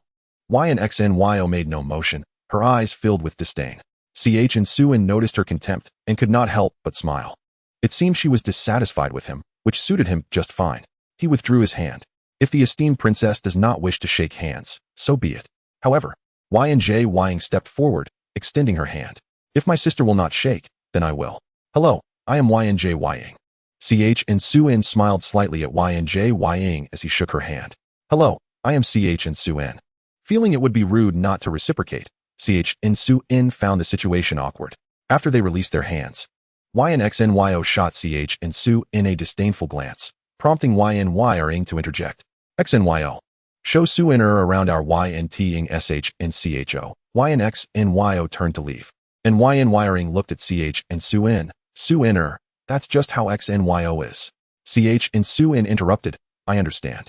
He then followed Xianxiao, feeling compelled to remind her not to consider herself too significant. He could not abide such pretentiousness and thought about how to confront her attitude. Ying tailed behind. While Ying engaged in conversation with Xianxiao, the three ventured to the back garden, where Chen Xuan contemplated how to annul the engagement when Xianxiao turned and said, Stop following me.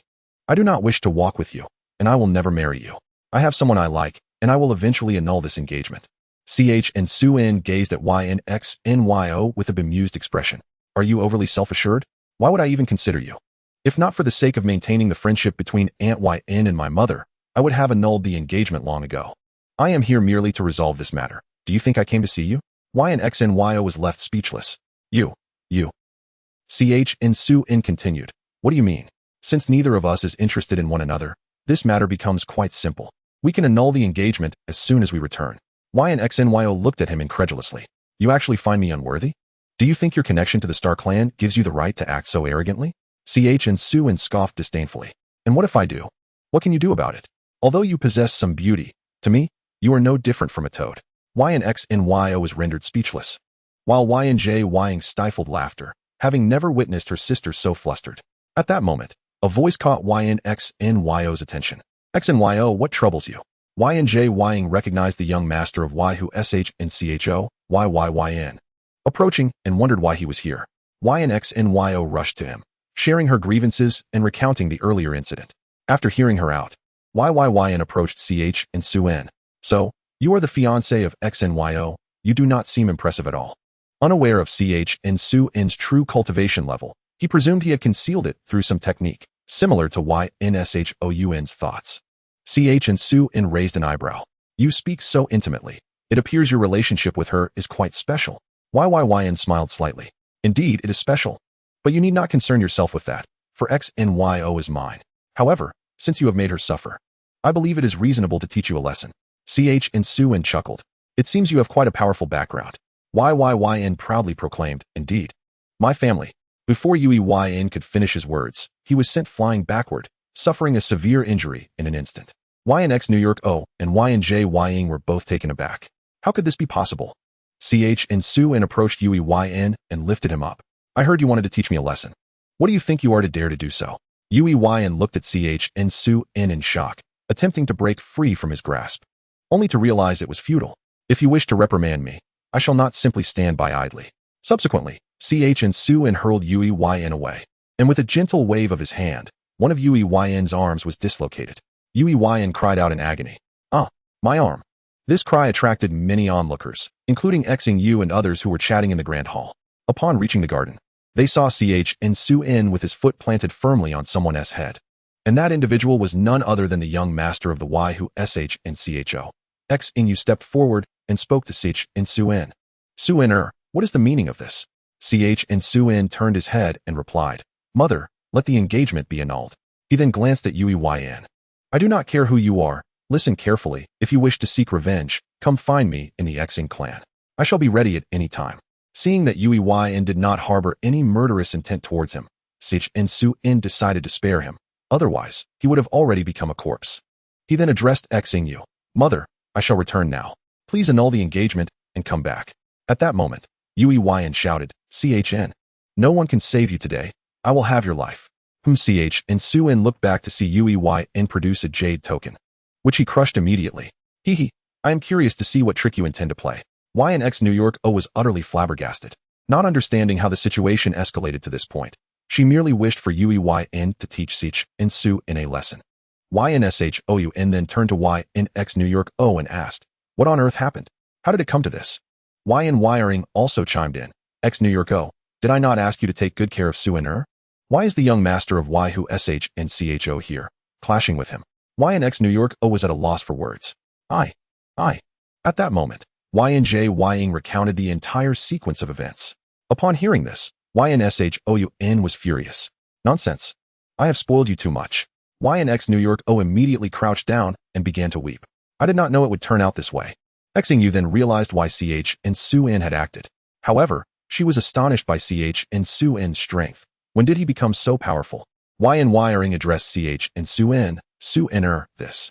xianxiaaudiobooks interrupted her. "Aunt Yan, there is no need to say anything. Let me resolve the matter at hand first."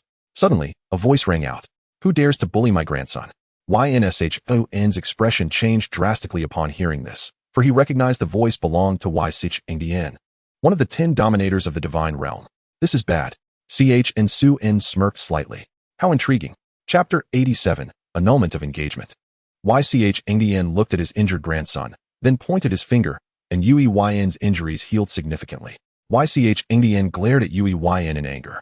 "Who harmed my grandson so severely? I will tear him apart." Yuan pointed at xianxiaaudiobooks. "Grandfather, it's this bastard. Please avenge me and kill him." YNDN turned his gaze to xianxiaaudiobooks. "Who are you? Do you not know who my grandson is?" xianxiaaudiobooks replied to Yuan. "Is he not merely an insignificant ant? Even facing death, he remains so defiant." YNDN unleashed his ancient god-level pressure towards xianxiaaudiobooks, yet xianxiaaudiobooks stood there unfazed. "Too weak, far too weak. Is this all you have? Humph, you can withstand my pressure. You must possess some technique to support you. Die."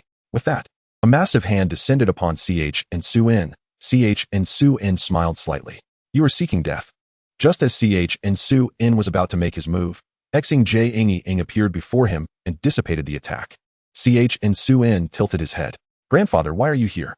Xing replied, "If I had arrived any later, there would have been a fatality." Earlier, everyone in the Divine Hall was discussing matters when Xing suddenly erupted in fury. Directing his gaze towards the YNTSHNCHO, others were perplexed as to why Xing was so enraged. So they came to investigate. Upon arriving, Xing discovered that it was his grandson who had struck Xing's grandson. Witnessing Xing's attack, Xing did not hesitate to intervene, for Xing was at the ancestral god level. How could Xing be seeking death? Although he was not pleased with Xing, allowing him to perish would not bode well for the divine realm. Thus, he intervened as he did. Xing bellowed at Xing. "Old man Xing, what are you doing? Do you intend to protect him?" Xing replied, "He is my grandson. While I wish to protect him, I cannot guarantee his safety. However, if you seek death today, you may certainly attempt it. Do you think I would shy away?" After saying that, Xing gathered an even more formidable power and struck towards Xing. Xing intended to retaliate, but was stopped by Xing. "Grandfather, allow me to handle this." Xing had no choice but to step aside. After all, he had already warned Xing. If he wished to seek death, let him do so. Xing merely pointed, and Xing's attack was effortlessly neutralized. Xing was astonished. How is this possible? Following this, Xing released his ancestral god aura, which bore down upon Xing. Impossible. How can you possibly be at the ancestral god level? The onlookers in the divine hall were equally stunned. They did not expect old Xing's grandson to be so powerful. It seems the divine realm will soon gain another dominator. Indeed, it appears so. The 10 dominators of the divine realm unanimously decided that any individual who reaches the ancient god level, regardless of their faction, may become one of the dominators of the divine realm. However, since the establishment of the 10 dominators, no new dominator had emerged, as breaking through to the ancient god level is no trivial matter. Xing slowly spoke. "There is nothing impossible. Since you wish to kill me, I have no reason to allow you to live." He then gathered a terrifying force in his hand, and a bolt of lightning shot towards Xing. Xing felt an imminent brush with death. Just as he resigned himself to fate, a child stepped in front of him. With both hands, the child conjured a shield to block the lightning. The expressions of several dominators in the divine realm shifted slightly. "Big brother." Indeed, This child was none other than Bizy, the only other individual in the divine realm, apart from Chen Xuan, to reach the ancestral god level. Although he appeared to be a child, he was merely undergoing a process of rejuvenation. After a moment, Bizy successfully blocked the lightning, but sustained some injuries himself. Chen Xuan gazed at Bizy. Who are you? And why did you shield him? Currently, Bizy was merely at the mid-ancestral god level, being able to withstand an attack from Chen Xuan, who was at the peak of the ancestral god level, was already quite a feat. Bizy replied, I am Bizy. May I ask if you could spare his life? Chen Xuan mused, a mid-ancestral god. It seems he is the only other ancestral god-level expert in the divine realm besides me. He then spoke indifferently. Reason? Bizy continued, my lord. Currently the forces of the demon realm are exceedingly audacious. They may soon make a significant move. If xianxiaaudiobooks is killed, the peak combat power of the divine realm will diminish greatly. Would it not be better to let him confront the forces of the demon realm instead? Chen Xuan coldly replied, do you think this concerns me? If you do not provide sufficient justification, please step aside and do not hinder my intent to kill. Bizy's expression changed drastically, and he turned to xianxiaaudiobooks, who understood the implications. He knew that the demon realm was indeed planning a major operation recently. Losing even one more person would be detrimental to their side. Although Chen Xuan possessed ancestral god-level strength, he had only recently arrived and was still unfamiliar with the divine realm, let alone the demon realm. Xuan, for my sake, please spare xianxiaaudiobooks' life. After all, his existence is quite significant. Chen Xuan, upon hearing Xinjiang's words, could only relent. While he could disregard Bizy's presence, he must show respect to his grandfather. With a disdainful huff, he declared that he could spare the man's life. Yet he must pay a price for his previous actions. With a swift gesture, Chen Xuan severed Yu Qingtian's arms. Yu Qingtian cried out in agony, but was powerless. For in this world, strength ruled supreme. It was a stroke of fortune that Chen Xuan did not take his life. He then turned his gaze towards Yu Yun. Although he could not kill him, he would not live much longer. With a flick of his middle finger, Yu Yun dissipated into a mist of blood. Yu Qingtian could only shake his head in resignation, realizing that he had brought this fate upon himself by provoking someone so formidable. In any case, he had more than one grandson, and he regretted coming here. Had Yu Yun not acted recklessly, he would not have lost his arms. Although he could recover after returning home, he now felt like a drenched dog. Chen Xuan clapped his hands, signaling the end of the encounter, and prepared to return home for some rest. Just as he was about to depart, Bizy intercepted him. Chen Xuan regarded him with a puzzled expression, wondering if there was more to discuss. Bizy inquired whether Chen Xuan would join the Divine Hall, offering him the position of Hall Master. Chen Xuan waved his hand dismissively, expressing disinterest and bidding farewell. With that, he transformed into a streak of light and vanished from the Yunting divine dynasty. It was absurd to consider taking on the role of Hall Master when he could barely manage his own affairs. Bizy, upon receiving the rejection, shook his head. One could not force someone into a position they did not desire. He too vanished in a flash, while the other overseers of the divine realm escorted Yu Qingtian away. Xinjiang then turned to Xingyu, stating that he would return to the divine hall, and he took flight towards it. Yun Yuron glanced at Yin Xinyao, shaking her head. If she were in Chen Xian's position, she too would have dissolved the engagement. Subsequently, she initiated the conversation about annulment, which Xingyu reluctantly accepted. Although the engagement was dissolved, their relationship would remain amicable as before. Upon returning to the Xing clan, Wu Xuanning and Wu Ming's son wandered aimlessly. With the engagement successfully annulled, Chen Xian contemplated establishing his own power and resurrecting his ancestors. Just as he pondered the timing of this endeavor, a voice interrupted his thoughts. Who are you? Only direct descendants are permitted here. Depart at once. Chen Xian looked up to see a somewhat handsome young man standing before him. And you are?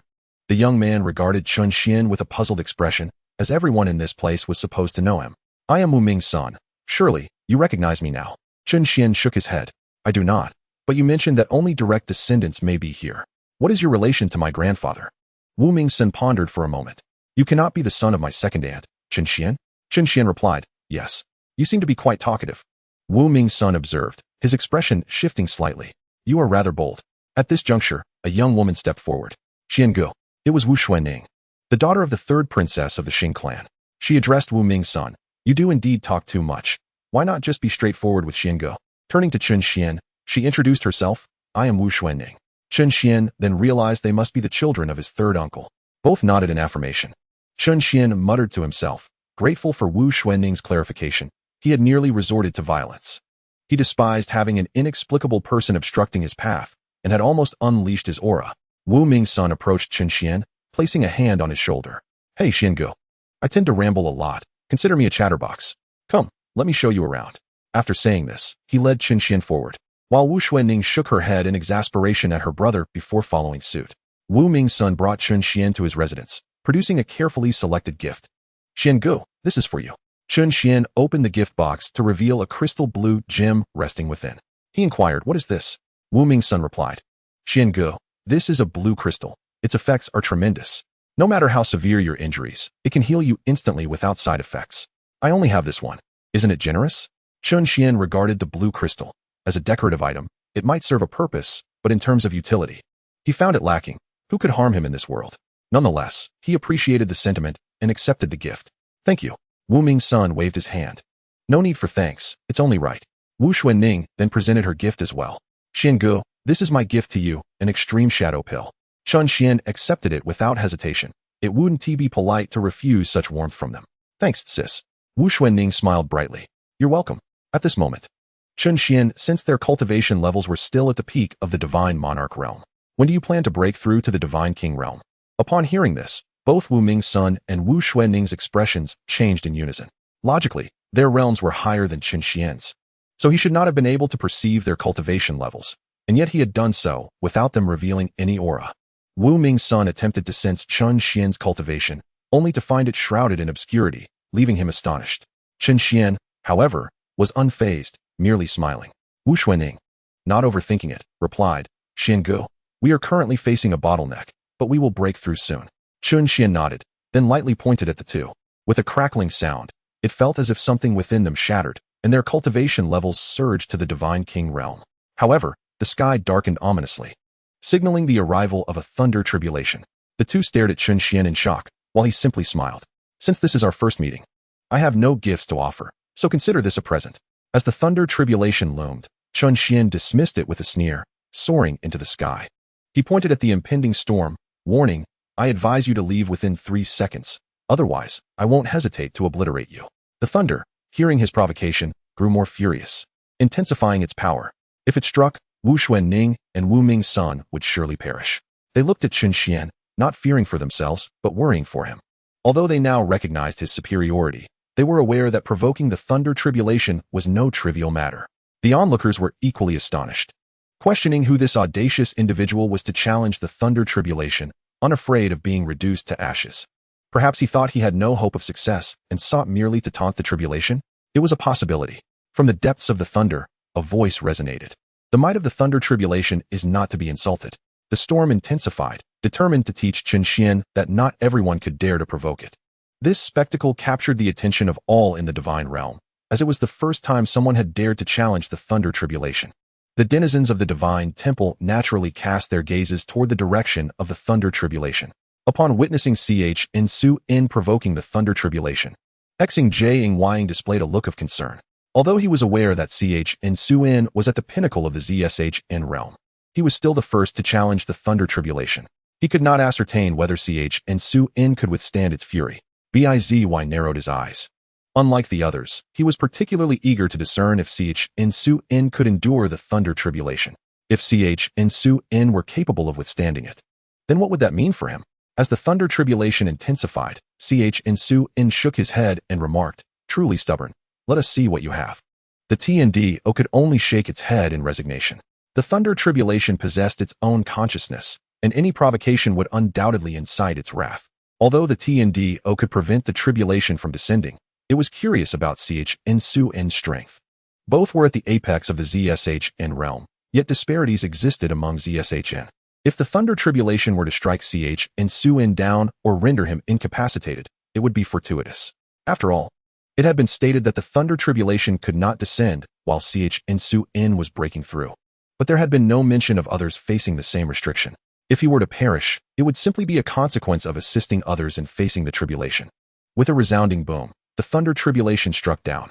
In response, Xianxiaaudiobooks unleashed the full extent of his ZSHN pinnacle aura and launched a fist toward the descending thunder. And then, there was no further action. Upon realizing Xianxiaaudiobooks' status, the thunder tribulation hastily retreated. Damn it! A ZSHN pinnacle? What kind of audacity is this to challenge me? How dare it act as if it were an entity of the TNDO? Xuan bellowed after witnessing its retreat. Hey, why are you running? Wasn't it said that the might of the Thunder Tribulation must not be disrespected? Why the cowardice? The voice of the Thunder Tribulation echoed back. This is not cowardice. This is from the heart. With that, the Thunder Tribulation vanished without a trace. Xuan disdainfully curled his lip. Cowardice is cowardice. Spare me the pretenses of sincerity. In this exchange, Xuan had indeed achieved a remarkable display, elevating his status immensely. The onlookers were left speechless in astonishment. What the hell? Did I just witness the Thunder Tribulation flee? A true ZSHN realm has emerged from the Xiang tribe. Initially, they had one overseer. And now another ZSHN has appeared, with the Thunder Tribulation retreating. Is this still a human? He is no longer human. He is a deity. Oh great one. Please allow me to prostrate before you. Bizy swallowed hard, now comprehending the source of Xuan's audacity in provoking the Thunder Tribulation. A pinnacle ZSHN, an existence coexisting with the TNDO. He was aware that the TNDO was of the ZSHN pinnacle, having encountered it before. Although he too was of the ZSHN realm, he had yet to reach its pinnacle and certainly did not possess Xuan's courage to challenge the Thunder Tribulation. He shook his head and returned to the Divine Temple, feeling disheartened by the disparity among them. Xuan then gazed into a void and directly stepped into it. Wsuning and WMing exchanged glances after witnessing Xuan's disappearance, remaining silent for a while until WMing finally spoke. Brother Xuan is truly incredible. I feel utterly inadequate. Wsuning also came to a realization. Perhaps Brother Xuan is the legendary ZSHN. After all, it takes a remarkable individual to frighten away the Thunder Tribulation. WMing looked toward the spot where Xuan had just vanished. We even prepared a gift for Brother Xuan. He likely would not deem our offerings worthy. In the void, as the TNDO was preparing to depart, Xuan's voice resonated from behind. Wait a moment, TNDO. The TNDO turned around to find Xuan standing before it. What business do you have with me? The TNDO felt an ominous premonition. Xuan smiled faintly. Do you believe I would rob you? The TNDO's expression shifted. You wish to rob me? Although you share the ZSHN pinnacle with me, that does not imply I fear you. Moreover, have you perhaps grown overly confident, thinking that scaring off the Thunder Tribulation grants you the authority to challenge the TNDO? Thunder rumbled ominously, electric arcs swirling around the TNDO, revealing its growing ire. Having already been vexed by the system, it was hardly in a good mood to face a robbery. Xuan also emanated the overwhelming aura of a ZSHN pinnacle, fully aware of the TNDO's presence in the void. He had indeed come to plunder the TNDO, suspecting that the recent intensification of the Thunder Tribulation was a trick of the TNDO. He was confident in his ability to overcome the TNDO, for he had yet to utilize many treasures contained within the system. The sudden increase in the Thunder Tribulation's intensity, had it not been for me, my younger siblings would have perished beneath its wrath. Thus, I have come to seek some form of compensation. The TNDO, hearing this, wore a puzzled expression. Wasn't it you who provoked the Thunder Tribulation first? Shouldn't you seek it for recompense instead of coming to me? Xuan casually picked at his nose. Just tell me whether you will comply or not. The TNDO, now realizing Xuan's intent to rob him, felt a mix of anger and amusement. Although Xuan may have looked down upon the TNDO's possessions, they held immense value for Wsuning and WMing, particularly for WMing, who wielded thunder-based divine power. The TNDO possessed the Thunder Heart, which, once refined by WMing, would enable him to break through to the GSHN realm without hindrance. As for Wsuning, the TNDO had the Heavenly Lotus Seed, which would allow her to ascend to the SHND realm without obstacles after refinement, even if she did not cultivate thunder-based divine power. Xuan had his means to assist her in achieving the GSHN realm. Once these two ascended, he would recruit them into his immortal pavilion, demonstrating his cunning. The TNDO then unleashed a barrage of lightning towards Xuan. Unperturbed, Xuan retrieved a defensive talisman from the system, raising it before him. Instantly, a protective barrier materialized. Though the ferocious lightning struck the barrier, it remained entirely unscathed, not even a hairline fracture in sight. Xuan nodded in approval. As expected of the system's items, anything drawn from it is of exquisite quality. He then produced a plethora of offensive talismans and hurled them at the TNDO. The TNDO's complexion paled as it sensed danger emanating from the talismans. Damn it, you truly have no qualms to expend so many talismans in one go. Yet, the TNDO could only brace itself for impact. Chen Xuan shook his head and muttered, "Why should I concern myself with the system's items? I have plenty more where these came from. I intend to use them one by one against you." The talismans Chen Xuan had hurled were lethal enough to ensure the demise of even a GSH in realm powerhouse, while those in the early stages of the ZSH in realm would suffer severe injuries. The TNDO's expression grew increasingly grim as cracks began to appear in its protective barrier. Even with only a third of the talismans still in play, the barrier was being bombarded by explosive force, and in no more than 10 seconds, the TNDO would be gravely injured. Finally, the TNDO gritted its teeth and declared, Wait. We can negotiate this." Chen Xuan, clutching an array of talismans, was prepared to unleash a second wave once the first was exhausted. Yet, the TNDO could not withstand the pressure any longer. With a wave of its hand, the unused talismans returned to Chen Xuan's grasp. He examined the talismans in his hand, nodding in satisfaction. "Not bad at all. I did not expect that even the Pinnacle TNDO would struggle against the power of these talismans. However, I suppose I too would not endure for long against them. Could it be that the TNDO is genuinely weak? No. The truth is that the talismans Chen Xuan had drawn from the system possessed a hint of celestial level power. Yet, even that slight essence was beyond the endurance of a ZSH in Pinnacle. Thus, the TNDO's ability to withstand for this long was impressive. Even Chen Xuan could not guarantee he would manage against these talismans. Truly, it echoed the adage. System-produced works are bound to be exquisite. Chapter 91, Spirit Communication Technique. Speak, what terms do you propose? Chen Xuan raised an eyebrow at Tian Dao. Initially, Chen Xuan had anticipated that Tian Dao would be stubborn to the end, but he was taken aback to find him as timid as during the lightning tribulation. Taking a breath, Tian Dao replied, "I can offer you whatever you desire. Is that acceptable?" The corners of Chen Xuan's mouth curled into a slight smile. "Had you said so earlier, we could have avoided this ordeal." Tian Dao scoffed. "Who could have known you possessed such formidable talismans? If I had them, I wouldn't fear you." Subsequently, Chen Xuan extended 2 fingers. "I require 2 items. First, the Heart of Thunder, and second, the Heavenly Lotus Seed." Upon hearing this, Tian Dao's expression shifted dramatically. "How do you know I possess these?" These 2 treasures were his most prized possessions, known solely to him. No one else could possibly know about them, especially someone like Chen Xuan, whom he had never encountered before. Chen Xuan smiled faintly, for he had stumbled upon this knowledge out of sheer boredom, exploring the system for intriguing items and eventually discovering a spirit communication technique. This technique allowed him to peer into the hearts and memories of others, but only if they were weaker than him. If they were of equal strength or slightly stronger, he could only glean fragments. Unlike soul-searching, this technique operated discreetly. Even if the other party was more powerful, they would remain oblivious to the inquiry. Chen Xuan had utilized this technique during his confrontation with Tian Dao, uncovering fragments of Tian Dao's memories, but since their powers were equal, he could only ascertain the existence of Tian Dao's treasures. Had he been stronger, he would have accessed all of Tian Dao's memories. Chen Xuan extended his hand, saying, "Do not concern yourself with how I know, just provide them to me." Tian Dao's face contorted in anguish. If he surrendered these items, he would feel immense pain for a long time, yet refusing would likely cost him his life. Suddenly, Tian Dao's eyes lit up with a thought. "Very well. I shall concede, but you must not seek me out again." Chen Xuan nodded in agreement. "That is acceptable, but should you tamper with these items, do you believe I would hesitate to cripple you?" With that, Chen Xuan unleashed a chilling aura that locked onto Tian Dao, fully aware of his intentions. Tian Dao's complexion paled.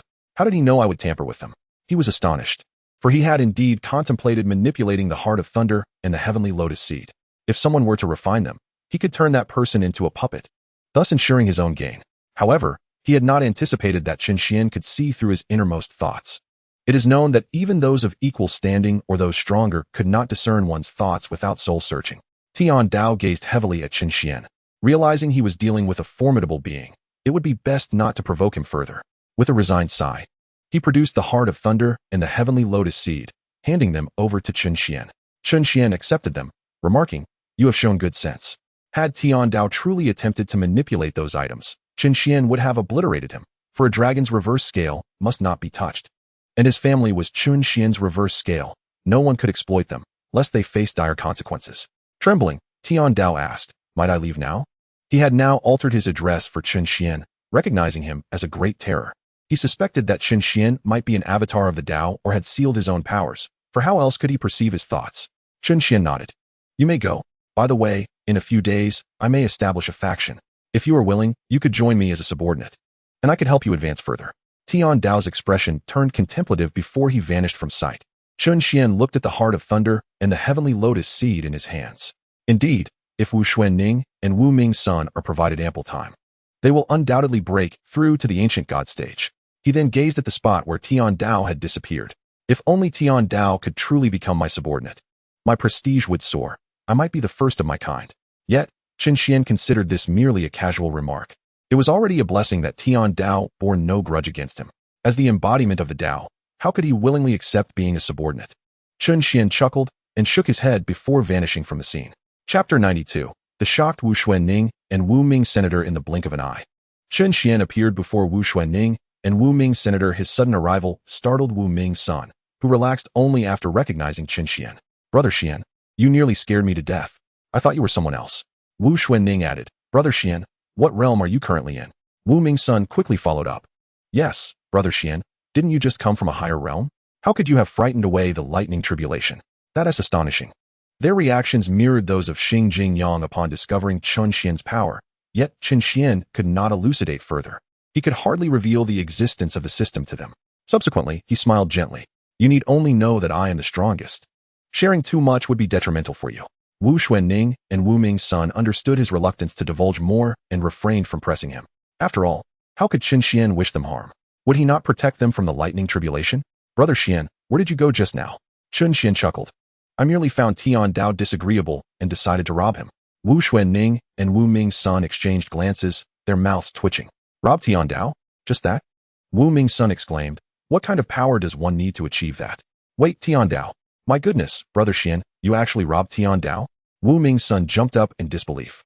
They were unaware of Tian Dao's true strength, but they understood that he was not to be trifled with. Even the 10 supreme rulers of the divine domains would hesitate to challenge his authority. Yet here was Brother Xuan, who had just robbed Tian Dao. How powerful must he be? Chen Xuan shrugged. Do not overestimate Tian Dao's strength. It is merely adequate.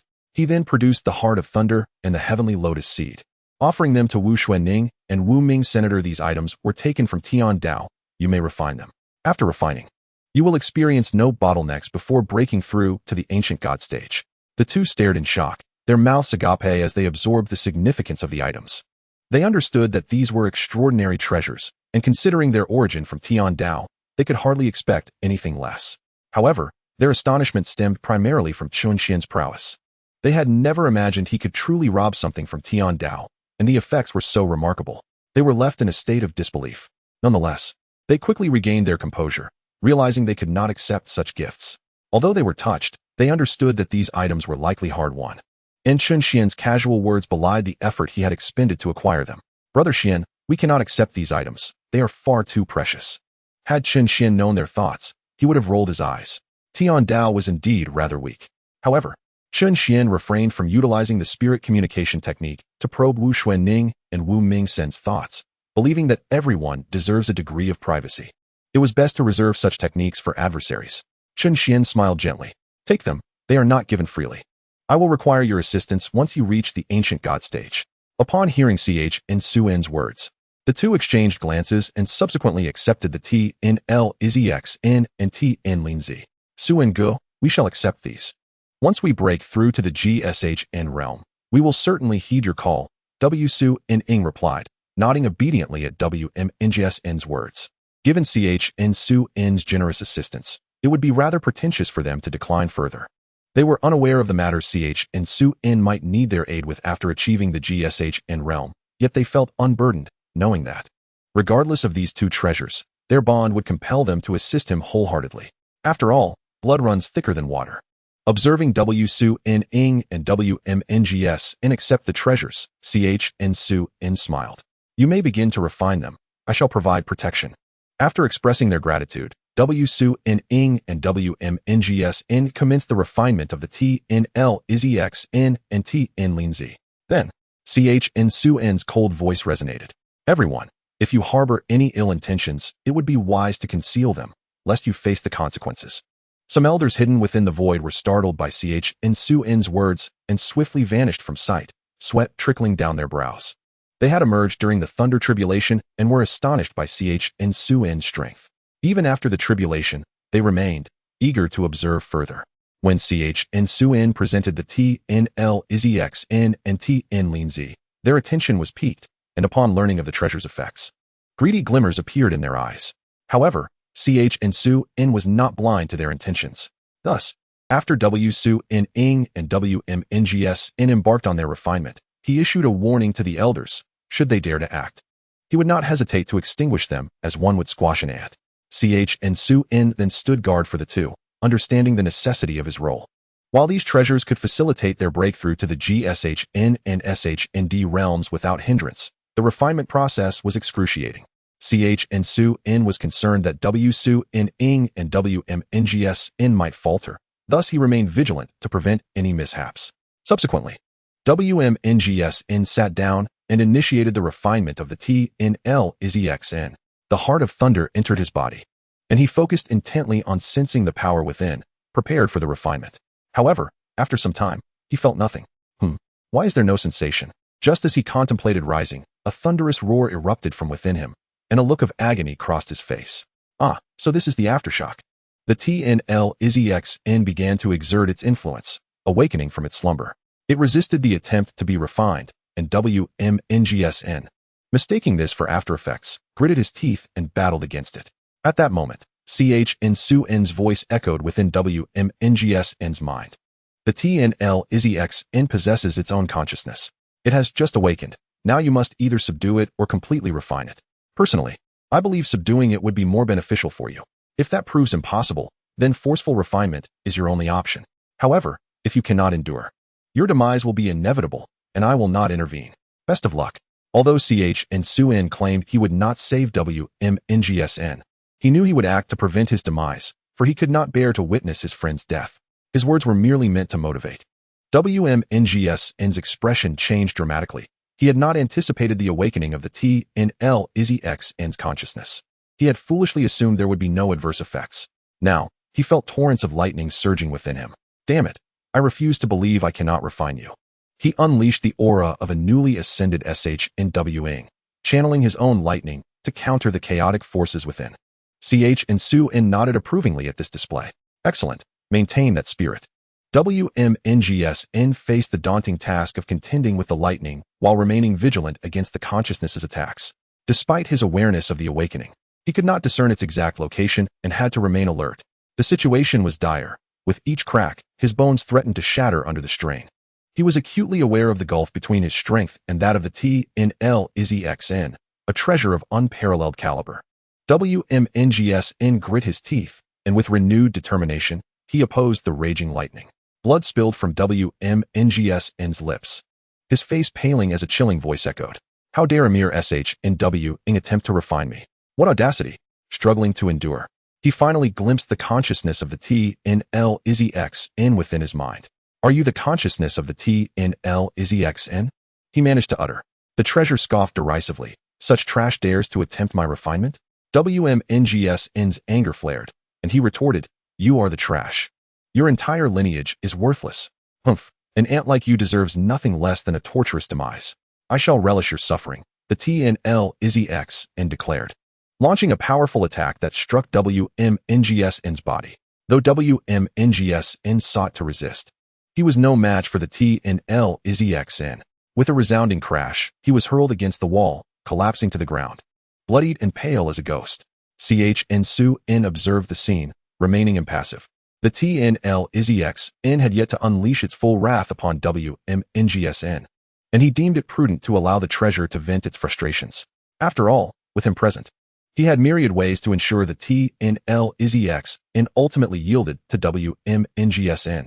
Moreover, enduring this trial would fortify WMNGSN's resolve.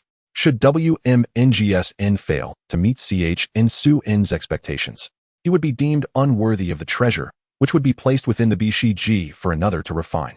Fortunately, WMNGSN proved to possess a strength of spirit greater than Chen Xuan had anticipated. With another violent crash, WMNGSN slammed against the wall, reduced to a bloody mess. Yet he persevered in his resistance against the TNL-IZXN. He felt a sense of absurdity wash over him. The TNLIZXN toyed with him like a mere plaything, while he foolishly sought to subdue or refine it. It was perhaps the greatest jest in existence, yet he had no avenue of retreat. Death or refinement were his only options. With a fierce cry, WMNGSN summoned every ounce of strength to rise once more, only to be violently repelled again. Nevertheless, his eyes shone with unwavering determination. Drawing forth a medicinal pill, he consumed it, feeling warmth coursing through his body. This infusion of vitality rejuvenated him, and he rose again to launch an offensive. The TNLIZXN was taken aback. It had not anticipated WMNGSN's enduring resilience. Its plan had been to strike him down repeatedly, each blow aimed at dismantling his spirit. Yet, it was astonished to see WMNGSN rise again, each time displaying an indomitable spirit, undeterred even after being thrown back. This is something that many cannot achieve, a rare willpower that few possess. Should this individual not falter, he shall undoubtedly secure a place within the realm of the divine, and it is not beyond possibility for him to attain the status of a ruler. Tianlai shook his head, evading Wu Mingsen's attack. Alas, you should not have provoked me, nor entertained the thought of refining me. Well, I have lost interest in tormenting you. You may perish. Subsequently, Tianlai conjured a terrifying killing move directed at Wu Mingsan, ensuring his demise upon release. Chen Xuan, sensing the opportune moment, prepared to assist Wu Mingsan in subduing Tianlai. Wu Mingsun's performance greatly pleased Chen Xuan, for the immortal Pavilion sought such talent. Only with an indomitable spirit can one carve a niche in this world where strength reigns supreme. Chen Xuan then flicked a finger at Wu Mingsan, rendering him unconscious. Tianlai felt puzzled. Has this fellow reached his limit? Soon after, he sensed a pulling force extracting himself from Wu Mingsen's body. Upon emerging, he found Chen Xuan smiling at him, and a wave of shock washed over him as he recognized Chen Xuan's overwhelming presence, akin to that of a supreme deity, locking onto him. How could this be? When did the realm of the divine host an existence coexisting with the Tao of heaven? To his knowledge, within the entire realm, apart from the Tao of heaven, there should not be another at the pinnacle of the ancestral deity realm. The highest should merely be the late stages of the ancestral deity realm. It was not due to the Tao's restrictions, but rather the absence of breakthroughs to this level. Has my slumber lasted so long? Chen Xuan spoke slowly. Tianlai, do you understand why you find yourself here? Tianlai became even more perplexed. Indeed, how did I arrive here? Logically, I should be beside the Tao of heaven. Chen Xuan continued. You are here because I have plundered the Tao of heaven. You were taken along with Tianlianzi. Tianlai exclaimed, impossible. Absolutely impossible. Though you are at the pinnacle of the ancestral deity realm like the Tao would never relinquish us to you. And how could the Tao be plundered? The Tao is not so weak. A slight smile curved Chen Xuan's lips. I understand your disbelief. You must have a way to contact the Tao, so why not try reaching out to see if he responds? Upon hearing this, Tianlai found it reasonable, for he indeed had a means to connect with the Tao. He promptly retrieved a jade tablet to initiate contact. I refuse to believe that the Tao would abandon us. However, after a while, the message that came back caused his expression to change dramatically. Chapter 94, Tianlianzi and Tianlai submit. The Tao actually said, do not disturb. Indeed, the message from the Tao contained only 2 words, do not disturb. These brief words conveyed all that needed to be said. The Tao had truly been plundered by Chen Xuan. Now, Tianlai was at a loss for words. What could he do against someone who dared to rob the Tao? Chen Xuan chuckled. So do you now believe? From Tianlai expression, he knew the outcome, although he had already anticipated it. Tianlai bitterly replied, do as you will. Who said I intended to kill you? Chen Xuan regarded Tianlai with indifference. Tianlai then glanced at Wu Ming Senator. Do you wish for me to submit to him? Chen Xuan nodded. Indeed, I trust you have witnessed his capabilities. Following him would not be a disadvantage. It would not be inferior to the Tao, and aligning with him would only further your advancement. Of course, should you refuse to submit, I shall forcibly refine you, as you should know that if I wished to refine you, you would have no chance to resist. Tianlai looked at Wu Ming's son, whose recent performance had indeed moved him. Following him was not a dreadful prospect, and ultimately, survival was paramount. He sighed and bowed to Chen Xuan, expressing his willingness to submit. Chen Xuan snapped his fingers. Had I known it would be this easy. He then touched Tianlai and Wu Ming's son, intertwining their fates. Should he perish, you shall perish too. Yet if he survives, you shall possess eternal life, capable of being resurrected instantly by Wu Ming's son, even if slain by others. Yes. After bowing, Tian Lei Xian entered Wu Ming's son's body. Henceforth, Tian Lei Xian and Wu Ming's son would be connected. With Tian Lei Xian's assistance, Wu Ming's son's understanding would broaden significantly. Chen Xuan's intertwining of their fates was straightforward. He could not always be present with them. Tian Lei Xian might behave properly in his presence, but should he be absent one day? Any covert mischief by Tian Lei Xian could place Wu Ming's son in jeopardy, which was not an outcome Chen Xuan wished to witness. Should Wu Ming's son fall, so too must Tian Lei Xian perish. Chen Xuan believed that if Tian Lei Xian possessed any intelligence, he would refrain from committing foolish acts. Next, Chen Xuan turned his attention to Wu Xuanning, who appeared to be in a more tranquil state compared to Wu Ming Sr. Wu Xuanning was seated on the ground, merging with the power of Tian Lianzi. However, she was not unscathed, drenched in sweat and pale. Chen Xuan wore a puzzled expression. Could it be that Tian Lianzi lacks consciousness? This should not be the case. Chen Xuan then extended his sensing ability to Wu Xuanning's interior and discovered that Tian Lianzi's consciousness had indeed awakened, though it remained passive. Quietly sitting beside Wu Xuanning, Tian Lianzi seemingly sensed something and suddenly opened her eyes, meeting Chen Xuan's scrutinizing gaze. She remained silent, having awakened when she sensed someone refining her. Just as she was about to act, she witnessed Tian Lei Xian submitting to Wu Ming's son, which startled her. She was acutely aware of Tian Lei Xian's strength, but to see him so flustered was a first for her. Before long, she too was drawn out from Wu Xuanning's body, whereupon Chen Xuan spoke calmly. Do you wish to submit to Wu Xuanning? Tian Lianzi was taken aback, now cognizant of Chen Xuan's prowess. No wonder Tian Lei Xian was so astonished. It turned out there existed an individual coexisting with the Tao. Chen Xuan spoke slowly. Please state your choice. Tian Lianzi replied. If I do not submit, is death my only fate? Chen Xuan nodded. Logically, that should be the case. Tian Lianzi sighed. I am willing to submit. Chen Xuan nodded with satisfaction. She was certainly more agreeable than Tian Lei Xian. Following the same procedure, Chen Xuan connected the fates of Tian Lianzi and Wu Xuanning, thus solidifying Tian Lianzi's submission. However, an unexpected turn of events occurred as Wu Xuanning suddenly cried out in anguish, clearly unable to bear the power of Tian Lianzi. If Wu Ming's son could hardly withstand it, how could Wu Xuanning manage? Although Tian Lianzi had submitted, her essence still resided within Wu Xuanning, instinctively attacking her. As an entity of consciousness, she could only alleviate Wu Xuanning's suffering by returning to her original form. Just as she intended to revert to her essence to relieve Wu Xuanning's pain, Chen Xuan intervened. Allow her to experience this suffering, for without enduring storms, how can one behold a rainbow? Tian Lianzi hesitated, but Chen Xuan shook his head. Fear not, I will step in when she is truly on the brink. While she is my sister, I do not wish for her to become a flower sheltered in a greenhouse, beautiful yet ineffectual. Tian Lianzi then understood Chen Xuan's intent. If one were to grow without facing adversity, how would they confront formidable foes in the future? In the realm where strength reigns supreme, Chen Xuan remains indifferent to one's identity. Without power, all is but ephemeral. In this merciless world of survival of the fittest, only prowess serves as the ultimate leverage to silence others. While Chen Xuan may provide temporary protection to Wu Ming's son and Wu Xuanning, can he guarantee their safety for eternity? It is evident that he cannot. Chen Xuan's ambition transcends merely cultivating Wu Ming's son and Wu Xuanning into formidable warriors. He aspires to transform all members of the Buxiu Gu into unparalleled powerhouses, capable of standing independently even in his absence. Thus, he resolved that when the time comes to guide the individuals from the high planes to the divine realm, they shall undergo rigorous training akin to that of devils, with an initial modest goal of establishing the foremost sect in the divine realm. This endeavor may necessitate some expenditure from the system. Chen Xuan gazed at the myriad treasures within the system. He mused on the uncertain timing of the system's awakening, pondering that perhaps it is best if it remains dormant, allowing him to indulge without restraint. After enduring the trials for an hour, Wu Xuanning succumbed to pain and fainted. With a mere wave of his hand, Chen Xuan eradicated the power within the Tian Lianzi, allowing its consciousness to merge into Wu Xuanning's body. He summoned two individuals to carry Wu Xuanning and Wu Ming's son back to their chamber.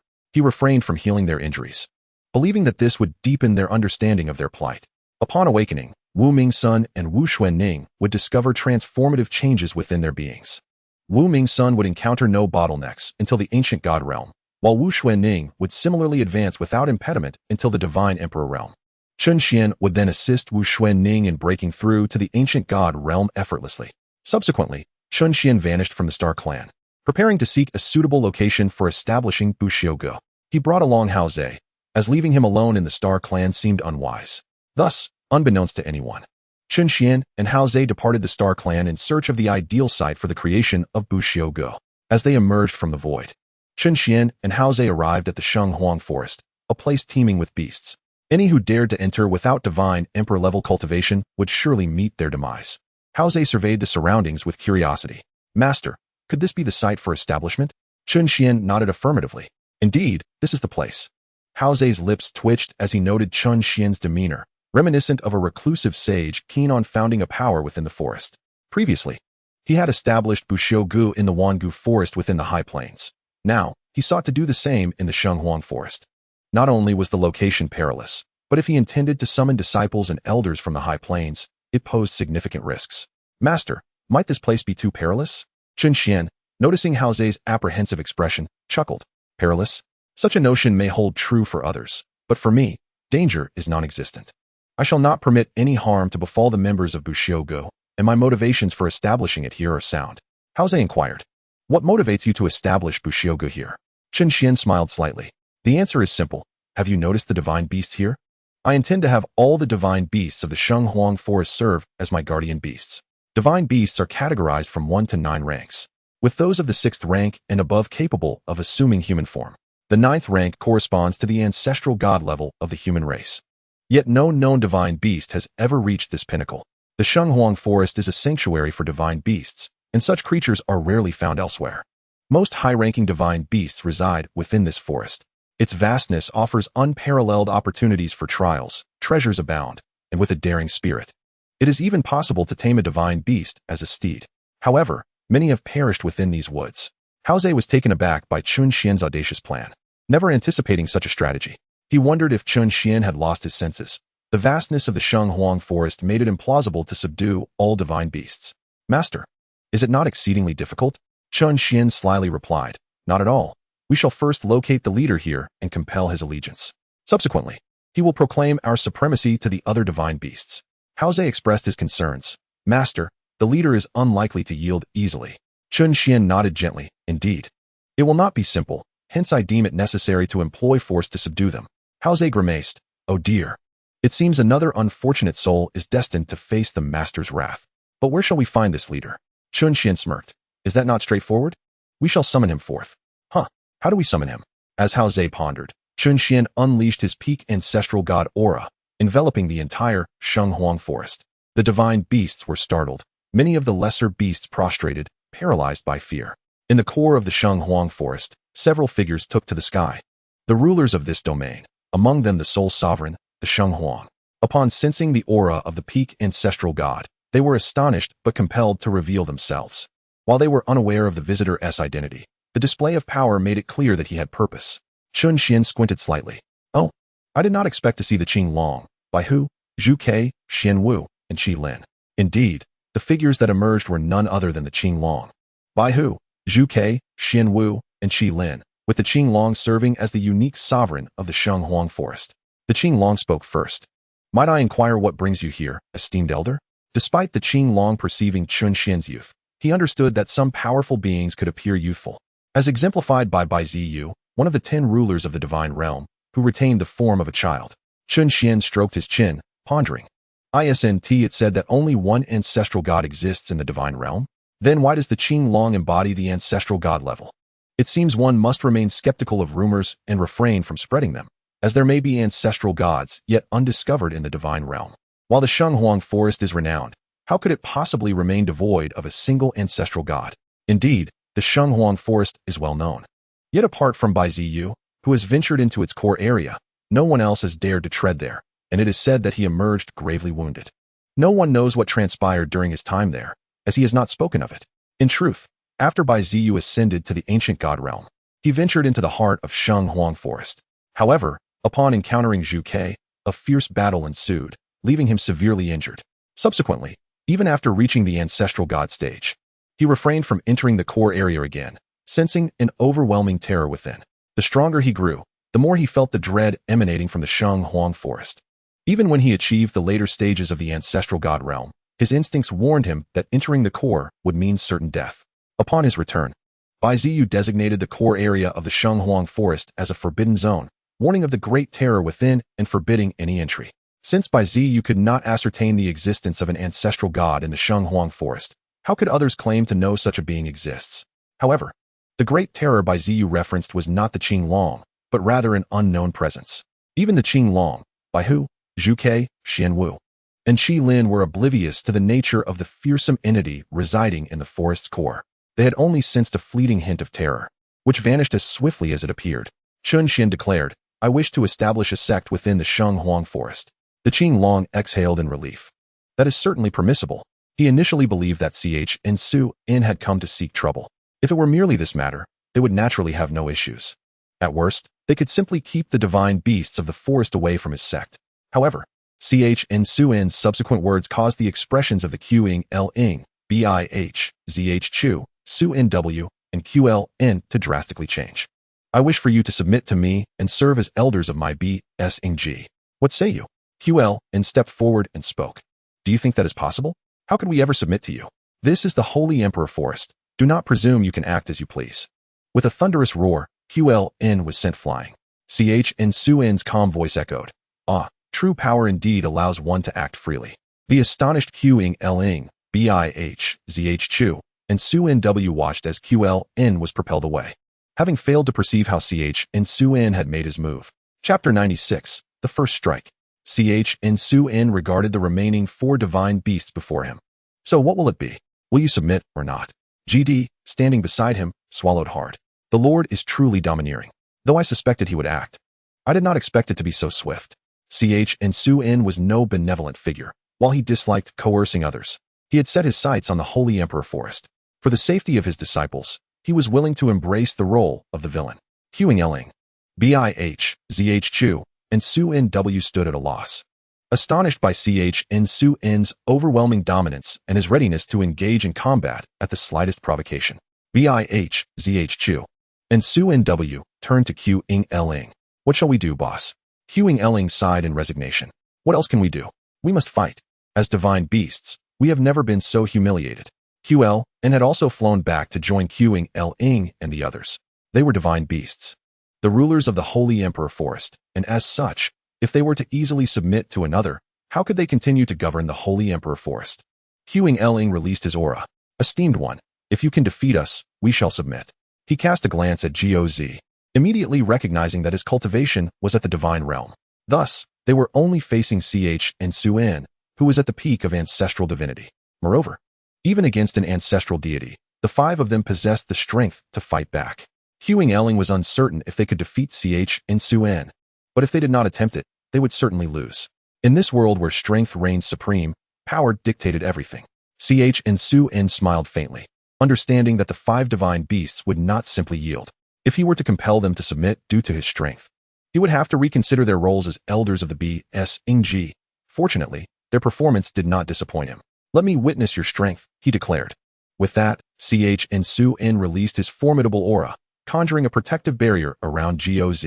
As Goz was still at the divine realm, without protection, even the residual energy from their clash could obliterate him. Subsequently, Chen charged toward Qing and the others. In tandem, Qing, Bih, Zh Chu, Su Nw, and Qln positioned themselves strategically.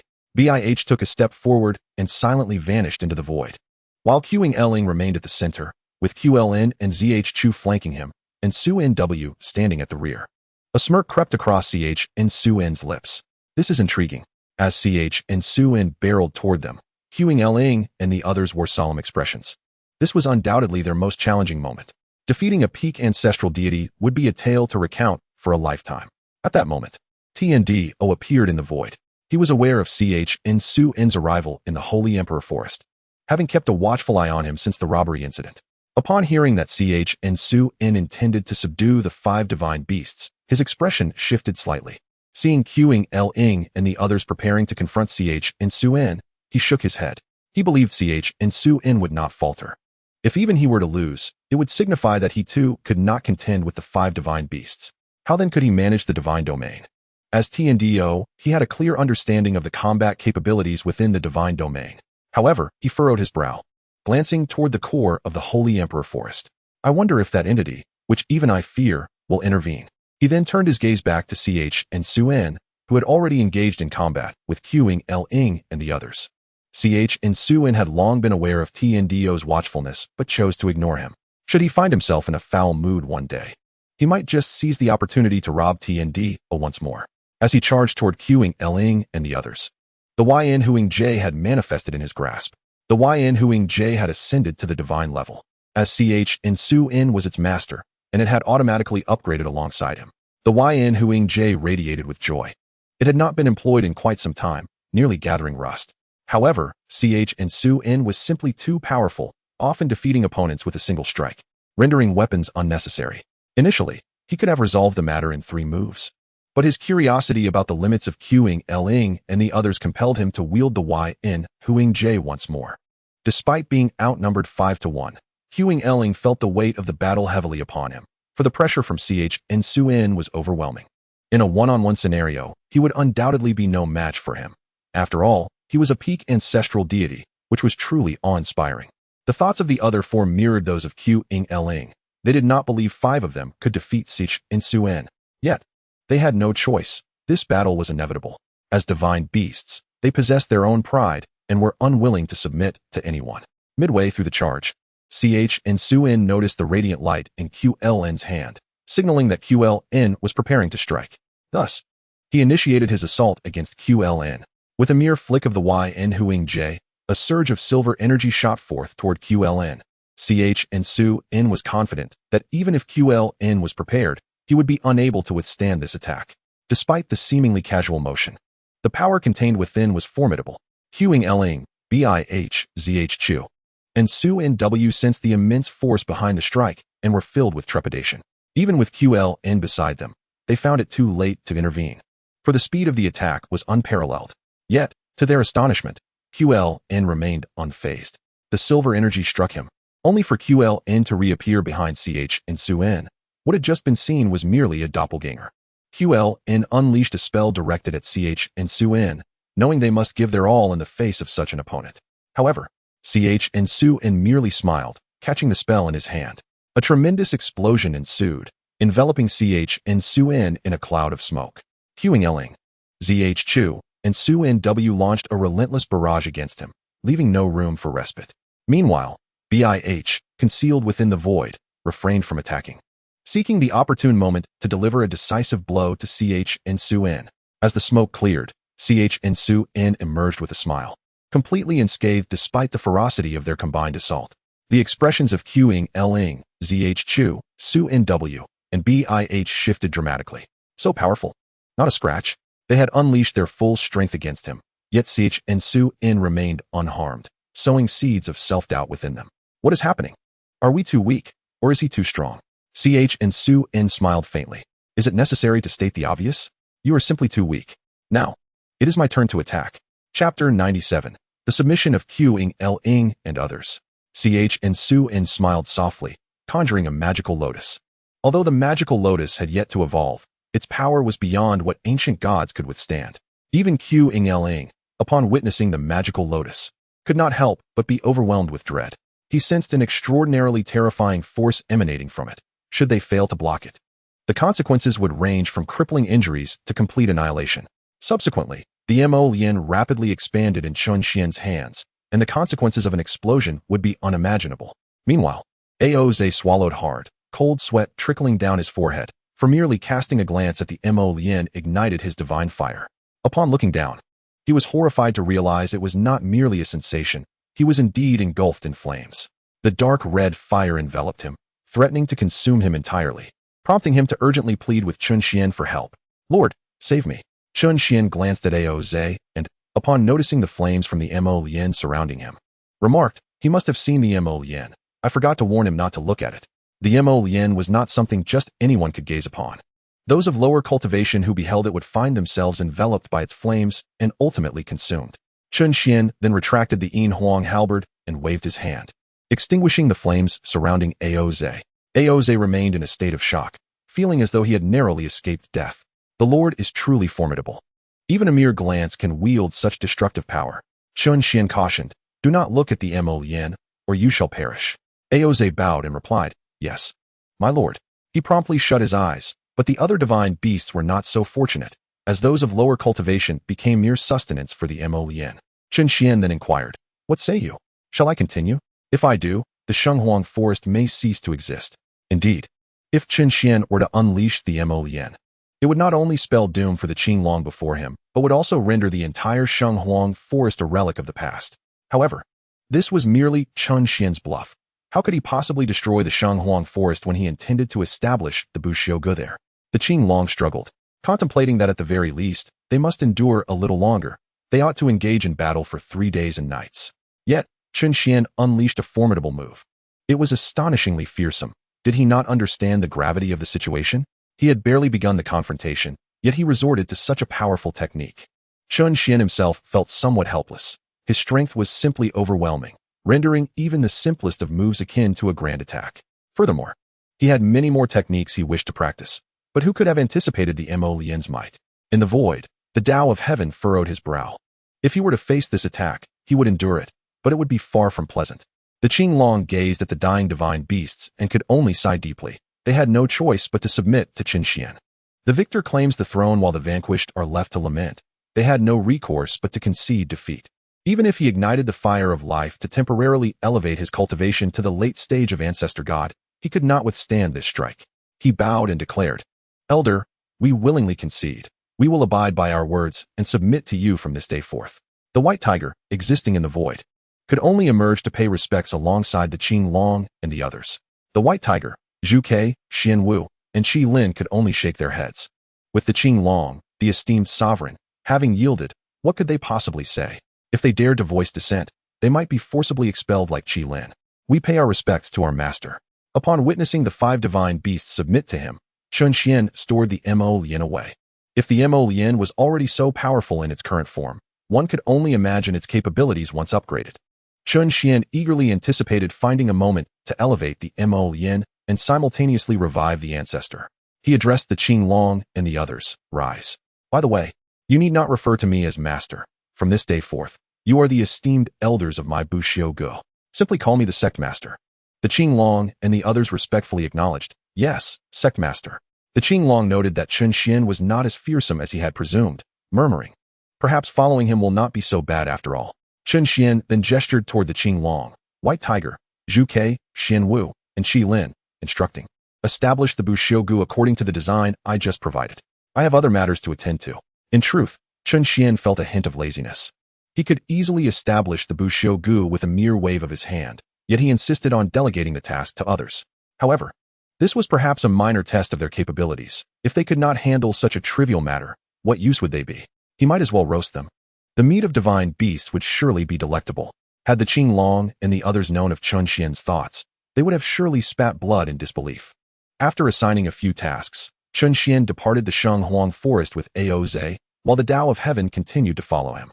Now that the location for the Buxiuge had been finalized, once it was complete, he could proceed with reviving the ancestor. Forcing the ancestor's cultivation to rise swiftly was preferable to waiting for a gradual increase, which could take an eternity. Nevertheless, Chen Xuan intended only to elevate the cultivation of the ancestors and his grandfather. As for others, they could progress incrementally, allowing them to truly appreciate their growth. Chen Xuan also contemplated the possibility of recruiting a child of destiny or a child of fortune into his ranks. After all, such individuals would undoubtedly secure their place in the myriad realms of the universe and could even achieve great renown. However, Chen Xuan had yet to encounter a child of fortune in the higher realms, which was quite absurd. Thus, he planned to recruit several children of fortune from the divine domain. If they were unwilling to join, he would not force them. But if they dared to oppose the Buxiuge or him, they should not blame him for their misfortunes. Moreover, Chen Xuan had resolved to recruit over 100,000 disciples in the divine domain, with the elders numbering in the thousands. The scarcity of disciples in the higher realms was truly disheartening, but the divine domain was different. He would first draw individuals from the Qin clan and the Mingyu dynasty into the Buxiuge before deciding on further recruitment. This endeavor could not be rushed. After all, he sought quality over quantity. The Buxiuge would require multiple positions, as merely having outer and inner elders would not suffice. Establishing a Buxiuge capable of accommodating tens of thousands in the divine domain posed no challenge, and given its vast scale, Chen Xuan believed that merely appointing elders would not be enough. Additional roles must be created. However, he needed to ponder these matters thoroughly. Currently, Chen Xuan had an abundance of tasks to address in the divine domain. Yet, he understood the importance of taking his time. One cannot achieve great results hastily. Now, he intended to return to the Xing clan to check on Wu Ming's son and Wu Xuanning's situation, while also upgrading the Mo Lian. He was eager to discover what transformations awaited the Mo Lian upon its upgrade. The Mo Lian and the Yin Huang halberd could be considered Chen Xuan's two primary weapons. Although the system provided many armaments, none could compare to the Mo Lian and the Yin Huang halberd in his heart. Before long, Chen Xuan and Aoze returned to the Xing clan. Chapter 98. The disarray of Wu Ming's senator. Upon entering the Xing clan, Chen Xuan addressed Aoze. You may explore the Xing clan. I shall first visit my brother and sister. Aoze bowed and replied, Yes, Sectmaster. Chen Xuan then transformed into a wisp of breeze and made his way to Wu Ming's chamber. After Chen Xuan departed, Aoze returned to his quarters to cultivate.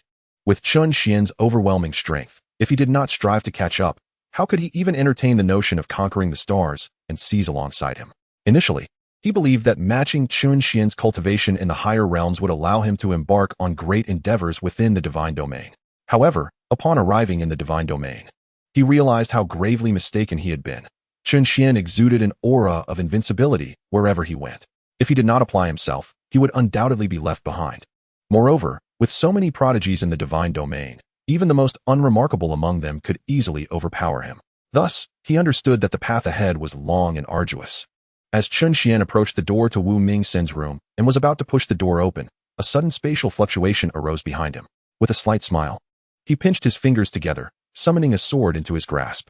With a resounding boom, the assailant behind Chen Xuan was sent hurtling away. Oh, how audacious of you to dare strike at me!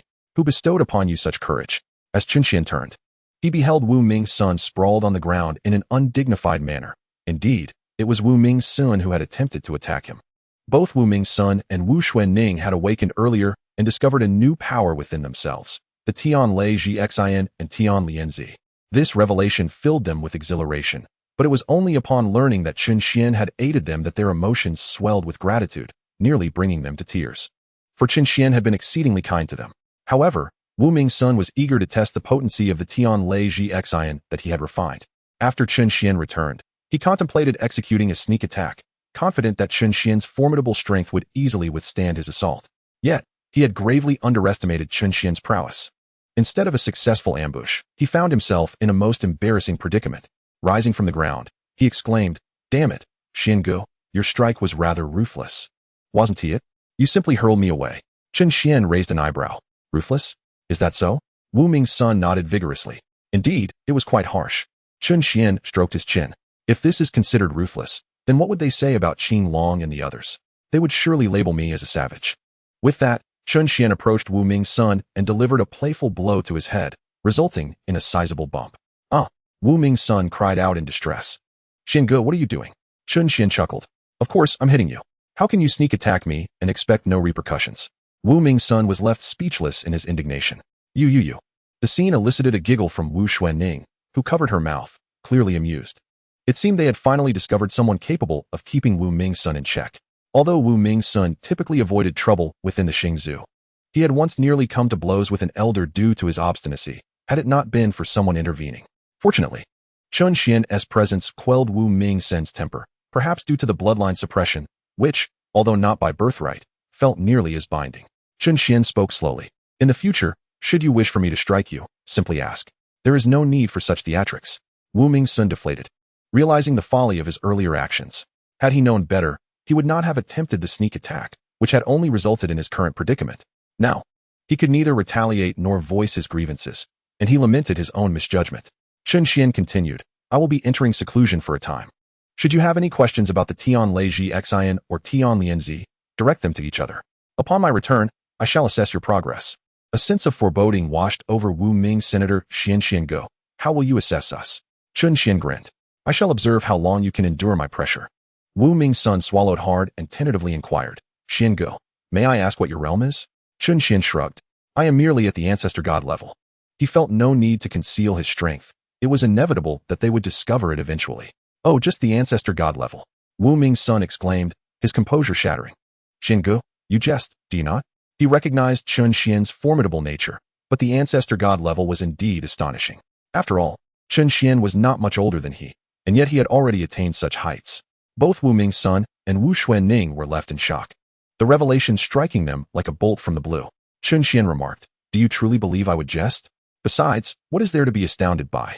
Now that you possess the Tian Lei Ji Xian and Xuanning the Tian Lianzi, your breakthroughs will come as effortlessly as drinking water.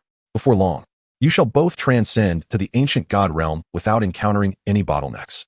If this news were to spread, it would send shockwaves throughout the divine realm. Turning to Wu Xuanning, he added, "Sister, you too must exert yourself. When I emerge, you will also face the pressure test." Wu Xuanning nodded. "Understood, Xiangu." With a slight smile, Chen Xuan made his way to the Xingzu's secluded chamber, a place designated for disciples or elders in retreat, of which there were thousands. Wu Ming's son felt numb. Could the Tian Lei Ji Xian truly be so formidable? Is what Xiangu said accurate? Is there truly no bottleneck? At that moment, the voice of the Tian Lei Ji Xian resonated within Wu Ming's mind. What Master Xian stated is indeed true. With my assistance, breaking through to the ancestor god level shall not pose a problem. However, I would advise you to find a way to withstand Master Xian's pressure. For the pressure of an ancestor god can easily reduce you to a mist of blood. Wu Ming's queried, "If I have your assistance, how long can I endure Master Xian's pressure?" The Tian Lei Ji Xian pondered for a moment before raising a single finger. Wu Ming's chuckled. "An hour would suffice." Yet the Tian Lei Ji Xian shook its head. "Incorrect. I meant a single second. You would not last even that long. Do you genuinely believe Master Xian's pressure is a jest? After all, he is an ancestor god of the highest caliber, one whom even the heavenly Tao fears.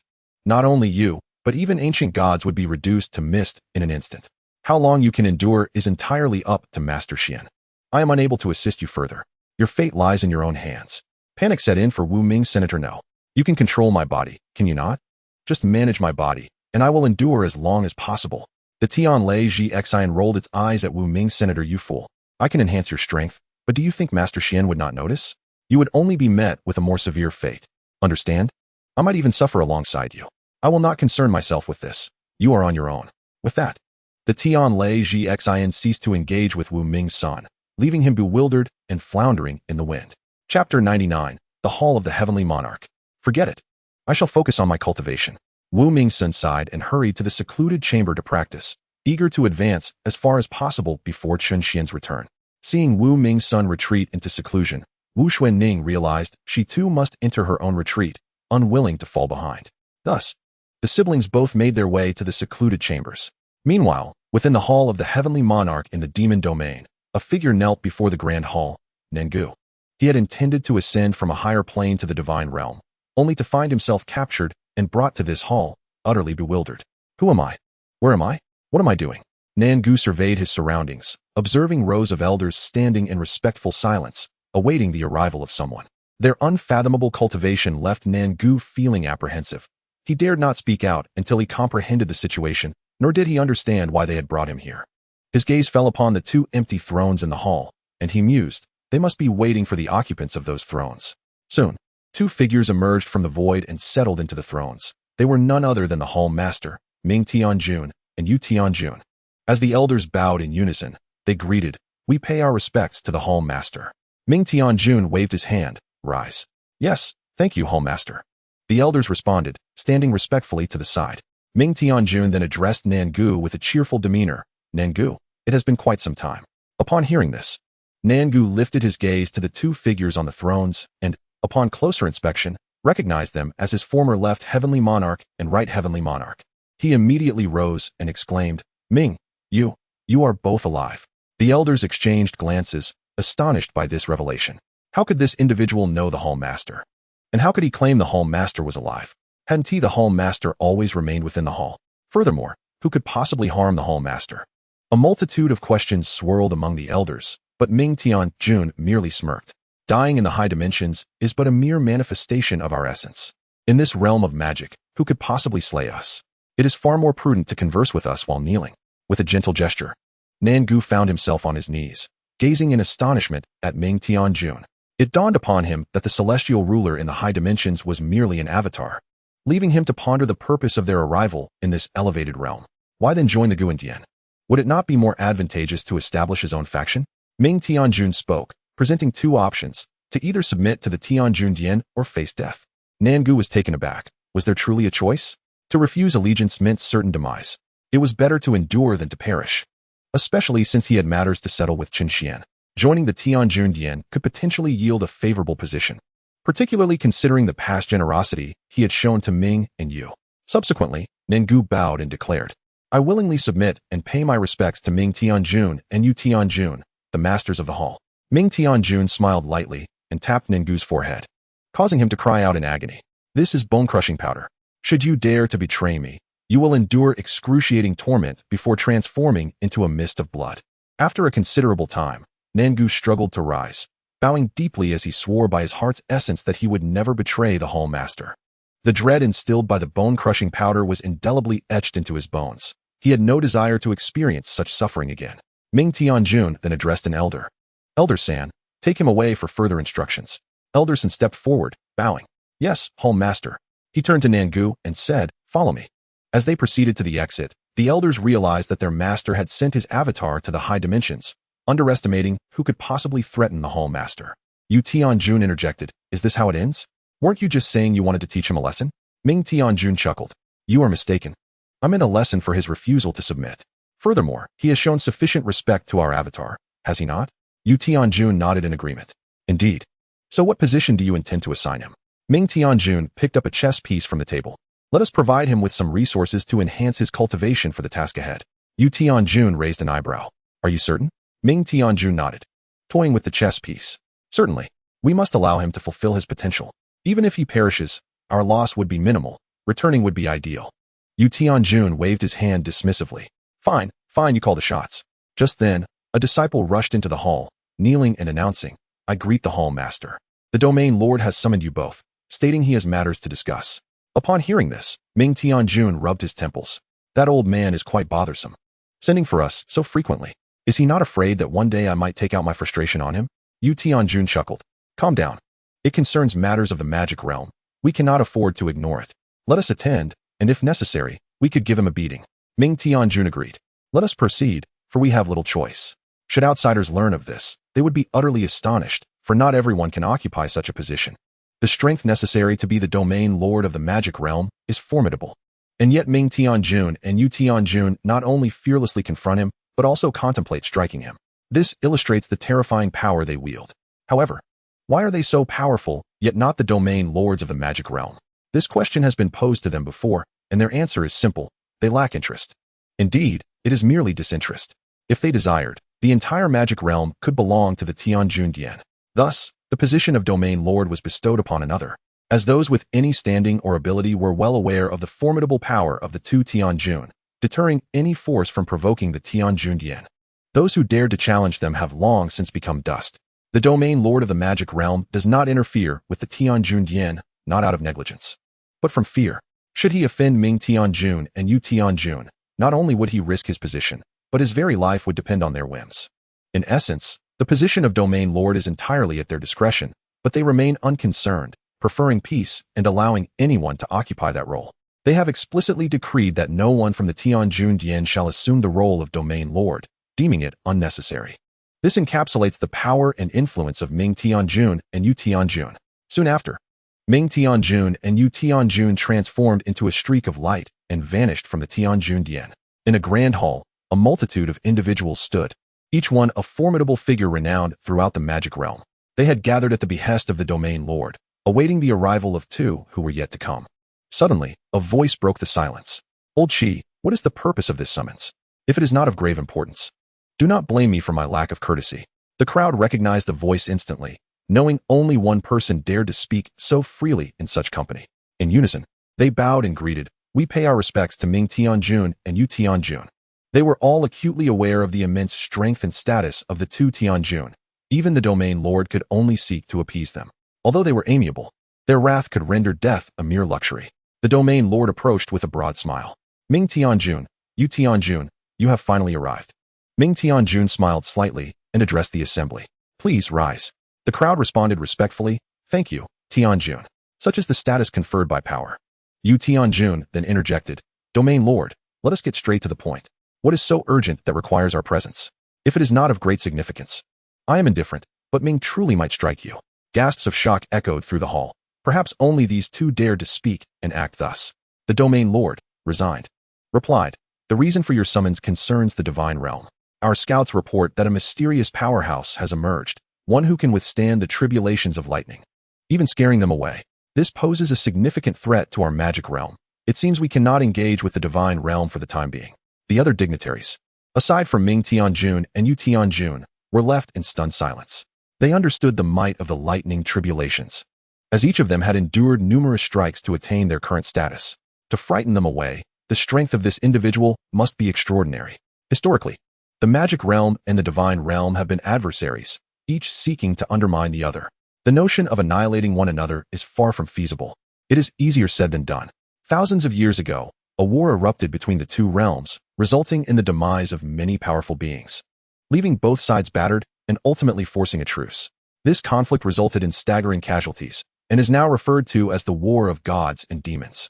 The fallen were interred in a secret realm, which has since been dubbed the Divine Demon Secret Realm, after spending over 10,000 years in repose. Despite the occasional friction between MY and SH New York, a full-scale war has yet to erupt. In the absence of absolute guarantees, neither side dares to engage in another confrontation, as the losses would be insurmountable. Should another war commence, it could lead to their utter annihilation, allowing individuals from other realms to reap the benefits, while both sides harbor intentions of exterminating one another. Neither wishes to grant the opportunists from other realms the chance to profit from their conflict. Upon hearing rumors that a domain lord possesses the ability to intimidate the Thunder Tribulation, the populace naturally fell into a state of disarray, speculating whether this heralded an imminent assault on MY by SH New York. The atmosphere became rife with chatter. A single pinnacle powerhouse could indeed dictate the outcome of the situation.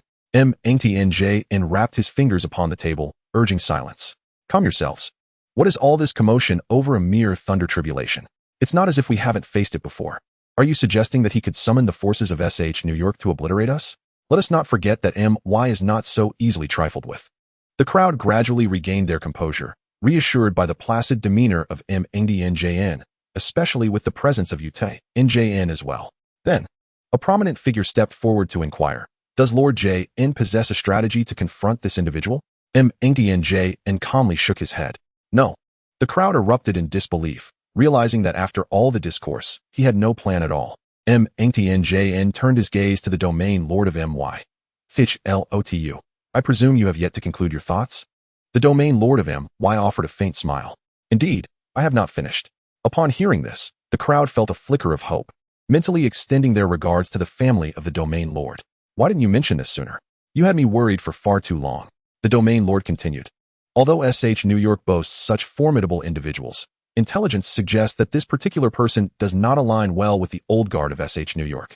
YCH-NDN was severed of both arms by him, and there are whispers that BIZY intended to hand over the position of the temple master to him, only to be rebuffed.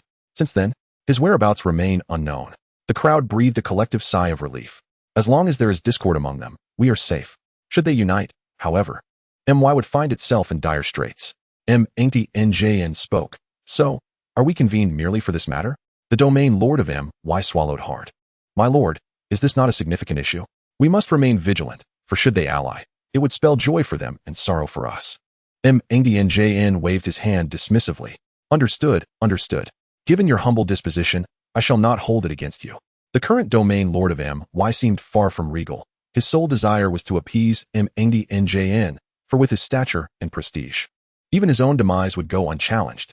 UTINJN interjected, "What is it that the domain lord requires of us?" The domain lord turned to UTINJN. "Ah, you are indeed more agreeable. The reason for summoning you all is to request heightened vigilance regarding this enigmatic powerhouse. Additionally, it would be prudent for your subordinates to exercise restraint and ideally withdraw any personnel from SH New York, for attracting the attention of this mysterious figure could prove detrimental to MY. The assembly unanimously acquiesced. "That shall suffice for today. Prepare yourselves, for we may soon find ourselves embroiled in another great conflict." The crowd ceased their discussions, bidding farewell to the domain lord of MY, MNDNJN, and UTINJN before departing. Despite the seemingly innocuous nature of the threat, none could guarantee when the formidable figure mentioned by the domain lord might descend upon MY, prompting them to retreat into seclusion to prepare for the impending war. Acutely aware of the brutality and mercilessness exhibited during the last celestial conflict, once the assembly had dispersed, MNDNJN turned his gaze toward the domain lord of MY, who, noticing the scrutiny, felt an unsettling premonition. Surely, MNDNJN would not strike against me. Chapter 101. The Power of MNDNJN. The domain lord of MY regarded MNDNJN with trepidation, genuinely fearing an assault. He recalled the last time MNDNJN had attacked him. It took years to recover, an outcome only mitigated by MNDNJN's mercy. It is worth noting that gratitude is owed to MNDNJN, for the previous domain lord sought to unify MY entirely, undermining the Tianjin Hall. However, both MNDNJN and UTINJN showed little interest in the affairs of MY, thus refraining from addressing the issue. The former domain lord's attempts to diminish the Tianjin Hall's strength led him to orchestrate clandestine assassinations against its high-ranking members. Yet, the Tianjin Hall was hardly easy prey, resulting in counterattacks that proved fatal for several of his assailants. Eventually, this matter reached the ears of the two Tianjin M-ing and Yu, who were incensed and eliminated the previous domain lord in short order, though it consumed considerable time. Subsequently, through elections, the venerable CHLOTU was appointed as the new domain lord of MY, owing his position to MNDNJN's influence. Thus, CHLOTU held deep gratitude toward MNDNJN. Yet, beneath the veneer of amiability exhibited by MNDNJN and UTINJN lies an undeniable ferocity. Few within MY could withstand their wrath. Save for a handful of ancient figures capable of restraining MNDNJN. MNDNJN smiled faintly. Why are you so anxious? I have no intention of striking you. I merely wish for you to keep a watchful eye on New York. The domain lord of MY released a breath of relief. Ah, so it is merely this matter. Rest assured, my lord. I shall ensure that my people remain vigilant regarding the happenings in New York. MNDNJN nodded. By the way, do you know this individual's name? The domain lord of MY shook his head. No, even those from New York are unaware of this individual's name. I see, MNDNJN replied. Then turned to UTINJN. It is time for us to depart. UTINJN nodded in agreement. Yes, let us go. With that, the two transformed into streaks of light and departed. The domain lord of MY watched the duo leave, murmuring in relief. Finally, they are gone. One would expect a domain lord to be more composed, yet circumstances dictated otherwise. The two Tianjin, though disinterested in MY, wielded tremendous power, and the domain lords who had perished at their hands were not few. Presently, the true extent of MNDNJN and UTINJN's might remain shrouded in mystery. All that is known is that they have existed for several 100,000 years, and no one can ascertain their current strength. Within the Tianjin Hall, MNDNJN and UTINJN returned to the Grand Hall, where MNDNJN addressed the third elder. Elder, please summon Ning. The third elder responded respectfully, yes, Hall Master. With that, he departed to find Ning. UTINJN turned to MNDNJN. Ming, are you certain you wish to send him to that place? It is not a destination for just anyone. Should we not consider a more powerful individual for the task? MNDNJN smiled gently. I am certain. Let him go. If he survives, he may be worth cultivating. If he does not, it is merely unfortunate, a useless piece on the board. If he dies, so be it. UTINJN merely offered a smile, choosing not to voice further concerns. Before long, the third elder returned with Ning in tow. Ning, unsure of why he had been summoned so promptly, had just been in the midst of his training when the third elder informed him of the Hall Master's request. The third elder knelt on one knee, proclaiming, Hall Master, the individual has arrived. Ning also knelt, stating, I greet the Hall Master and pledge to brave any peril on your behalf. Though Ning was uncertain of MNDNJN's intentions, he felt it prudent to express his loyalty. MNDNJN smiled. Both of you, please rise. Elder, stand aside. The third elder complied and stepped aside obediently. MNDNJN then addressed Ning.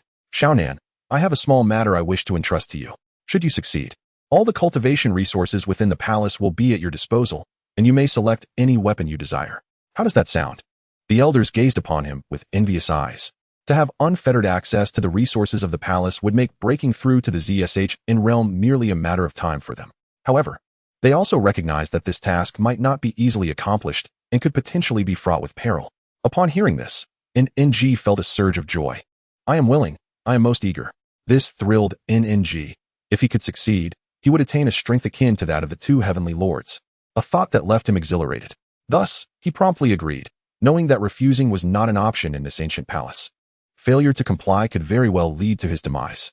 The Ming Tianjun nodded. Indeed, however, you are currently too weak. Allow me to enhance your cultivation. With that, he pointed a finger at NNG.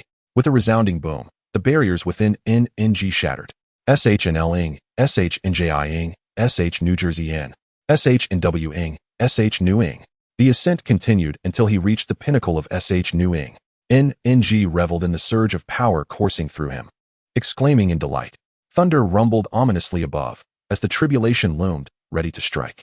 Ming Tianjun turned to UT Injun, who understood the unspoken command, and together they rose, launching a combined strike against the impending lightning, dispersing it effortlessly. The tribulation, baffled by the sudden assault, muttered in frustration.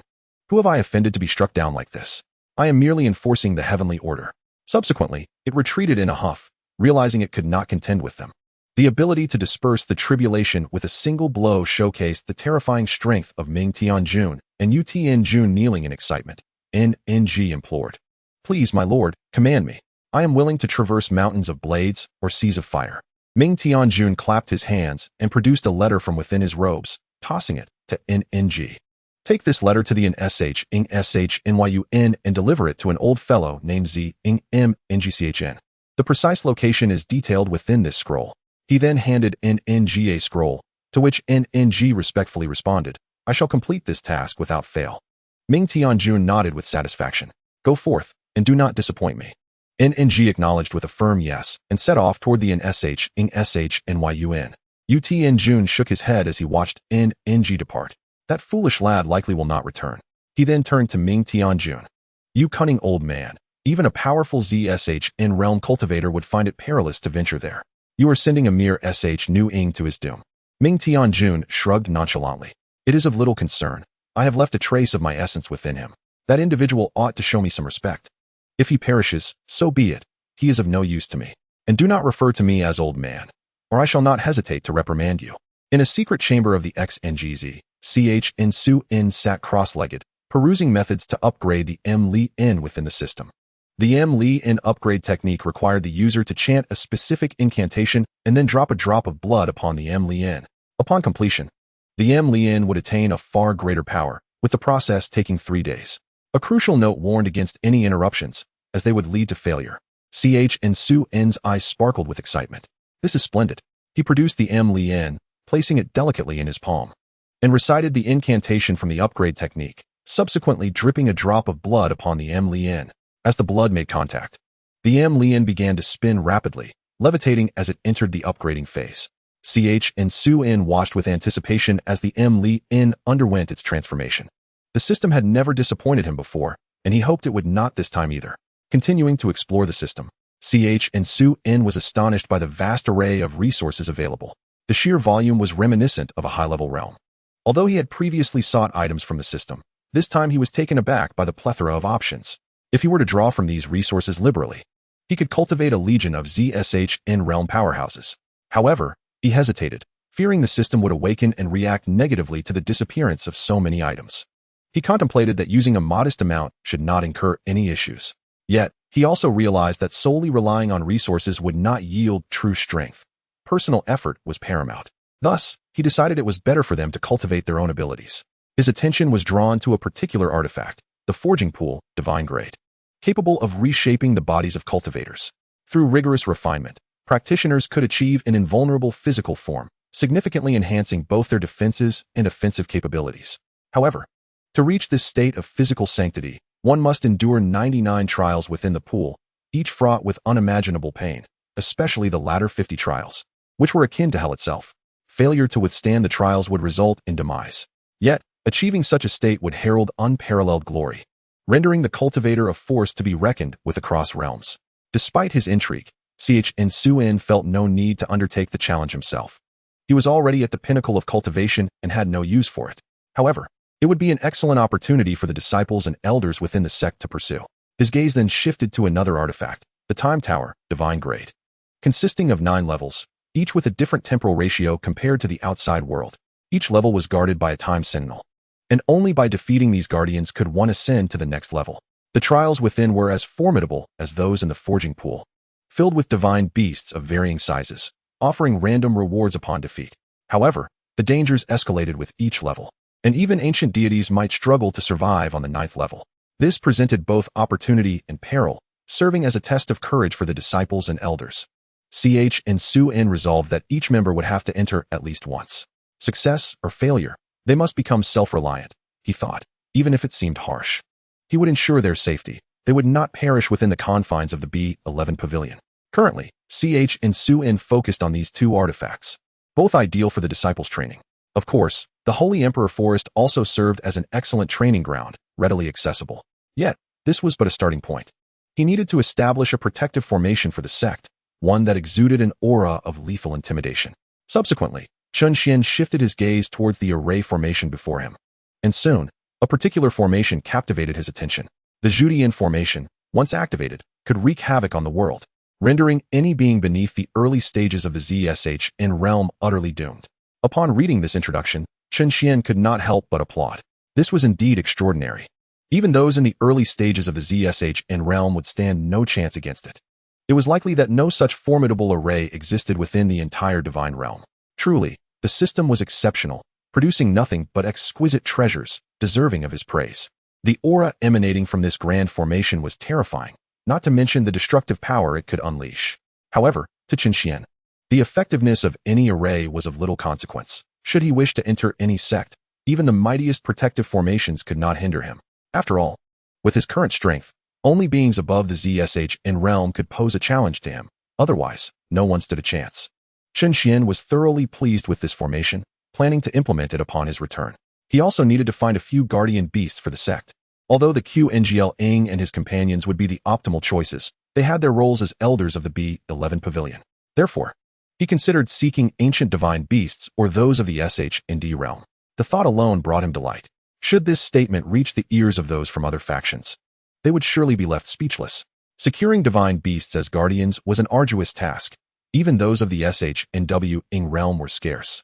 Yet, Chen Xuan was casually mentioning the Shnd realm, a level capable of establishing sects within the divine realm. For others, this might seem impossible, but for Chen Xuan, it appeared entirely reasonable. Other sects lamented the stark disparities in capabilities among individuals, and while they yearned for humility, their strength did not permit it. 3 days swiftly passed. During this time, Chen Xuan had absorbed countless powerful techniques, and today, the Lian was finally set to undergo its transformation.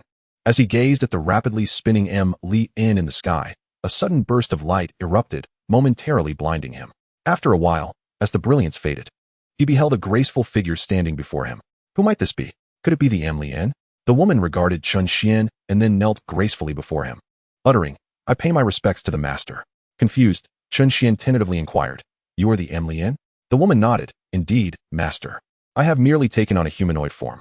Observing her closely, Chen Xuan noted her striking red attire, crimson pupils, and long hair. She was an unparalleled beauty, possessing the cultivation of the xianxiaaudiobooks realm. As long as Chen Xuan lived, she would, too, and her strength would grow alongside his. Astonishingly, the Lian had transformed upon reaching this new stage. "Rise," he commanded. "Thank you, master," Lian replied as she stood. Chen Xuan then asked, "What is your name?" Lian respectfully answered, "I possess no name, master. I humbly request you to bestow one upon me." Contemplating, Chen Xuan mused, "What name should I give you? Little Flower, Little Red?" He shook his head. Those names felt too trivial. After pondering for a while, he finally declared, "How about Ling?" Upon hearing this, Ling knelt once more, expressing her gratitude. "Thank you, master, for granting me a name." Chen Xuan observed Ling, noting her aloof demeanor, a testament to her origins as the Lian. Suddenly, a thought struck him. The Lian in humanoid form gives off a rather frigid aura. Now that you have transformed, does that mean I can no longer utilize you, relegating you to being merely a fighter? Ling smiled gently. "Master need not worry. Although I have taken form, you can still summon the Lian flame." With a flick of his wrist, a dark crimson flame manifested in Chen Xuan's palm. Ling nodded affirmatively. "Indeed, master." Chen Xuan acknowledged this. "Very well. I suppose this will suffice." He felt an overwhelming power radiating from the flame. "What weapon do you wield?" he inquired. Ling shook her head. "Master, I have just transformed. I do not use a weapon. If one must be named, I am my own weapon." The Lian itself was a weapon, so Ling's assertion held truth. Chen Xuan rolled his eyes. "I am aware of that. I meant, if I were to provide you with a weapon, what type would you prefer?" MLing then realized Chen Xian's intent and responded shyly. If I had to choose, it would be a sword. Chen Xian retrieved a sword from the system and handed it to her. Here, take this PXMGN. The PXMGN, divine level, possessed formidable abilities to pierce through voids, meaning that should an enemy enter the void in front of her, they would still suffer the effects of the sword as if they were in the physical realm, disregarding the separation between the void and the world. At that moment, the PXMGN surged with power, attempting to break free from Chen Xian's grasp. Seems you are a bit unruly. MLing, you can tame this yourself.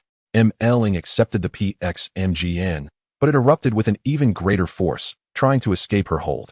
It was a chaos-level weapon, sealed by an unknown force and trapped in this space, longing for freedom. Yet, in its current form as a divine-level weapon, it could do nothing but struggle against its bonds. Upon realizing it was to become someone else's weapon, it was filled with indignation, vowing to escape and reclaim its power. But as a divine-level entity, how could it possibly escape now? Moreover, even if it could break free from MLing, it would still be unable to evade Chen Xian. However, MLing was not so easily shaken off. Her icy aura intensified, firmly gripping the PXMGN. Humph, if I cannot subdue you, what face do I have to stand beside my master? Though she was unaware if this was a test from Chen Xian, she resolved to comply unconditionally with his wishes. Chen Xian nodded in satisfaction. Excellent. You are beginning to embody my style. Yet the PXMGN was not easily subdued. It made a determined leap, successfully breaking free from MLing's grasp, but instead of fleeing, it retaliated, aiming a thrust at her. It had sensed MLing's strength, which had caused its slight trepidation, especially with Chen Xian observing from the sidelines. In a moment of desperation, it decided to take the plunge. This is intolerable. Receive my strike. MLing's expression shifted as she did not expect the PXMGN to escape her control. She murmured, "This must be a top-tier artifact." Little did she know, it was a chaos-level sword, and upon overhearing her, the PXMGN erupted with indignation. Had I not been ambushed and sealed, I would not be merely a lowly artifact. I am a chaos-level chaos sword. MLing's expression changed dramatically as she realized the PXMGN did not appear to be lying. A chaos artifact surpassed even the Xian artifact. But how had it ended up here, and why was it sealed? Meanwhile, Chen Xian was equally intrigued by the sword's declaration. The chaotic artifact, sealed by an unknown force, raises the question of whether it was the system at work. Aside from the system, Chen Xian is unable to discern the perpetrator. After all, the system is known for engaging in actions beyond human capabilities, especially when it involves extracting items from within itself. It is undoubtedly the system's doing. Could it be that the items within the system were similarly acquired through such means? Chen Xian pondered, stroking his chin in contemplation. Ultimately, he resolved to wait for the system to awaken and inquire about it. His gaze then shifted toward the direction of the demon spirit. Although the demon spirit was somewhat taken aback, she did not falter. Rather, her interest was piqued. So what if you are a chaotic artifact? Allow me to witness your strength. The demon spirit deftly sidestepped the attack of the broken void demon sword, which immediately retaliated with a fearsome laser strike. With a snort, she clenched her fists and hurled a counterattack toward the beam.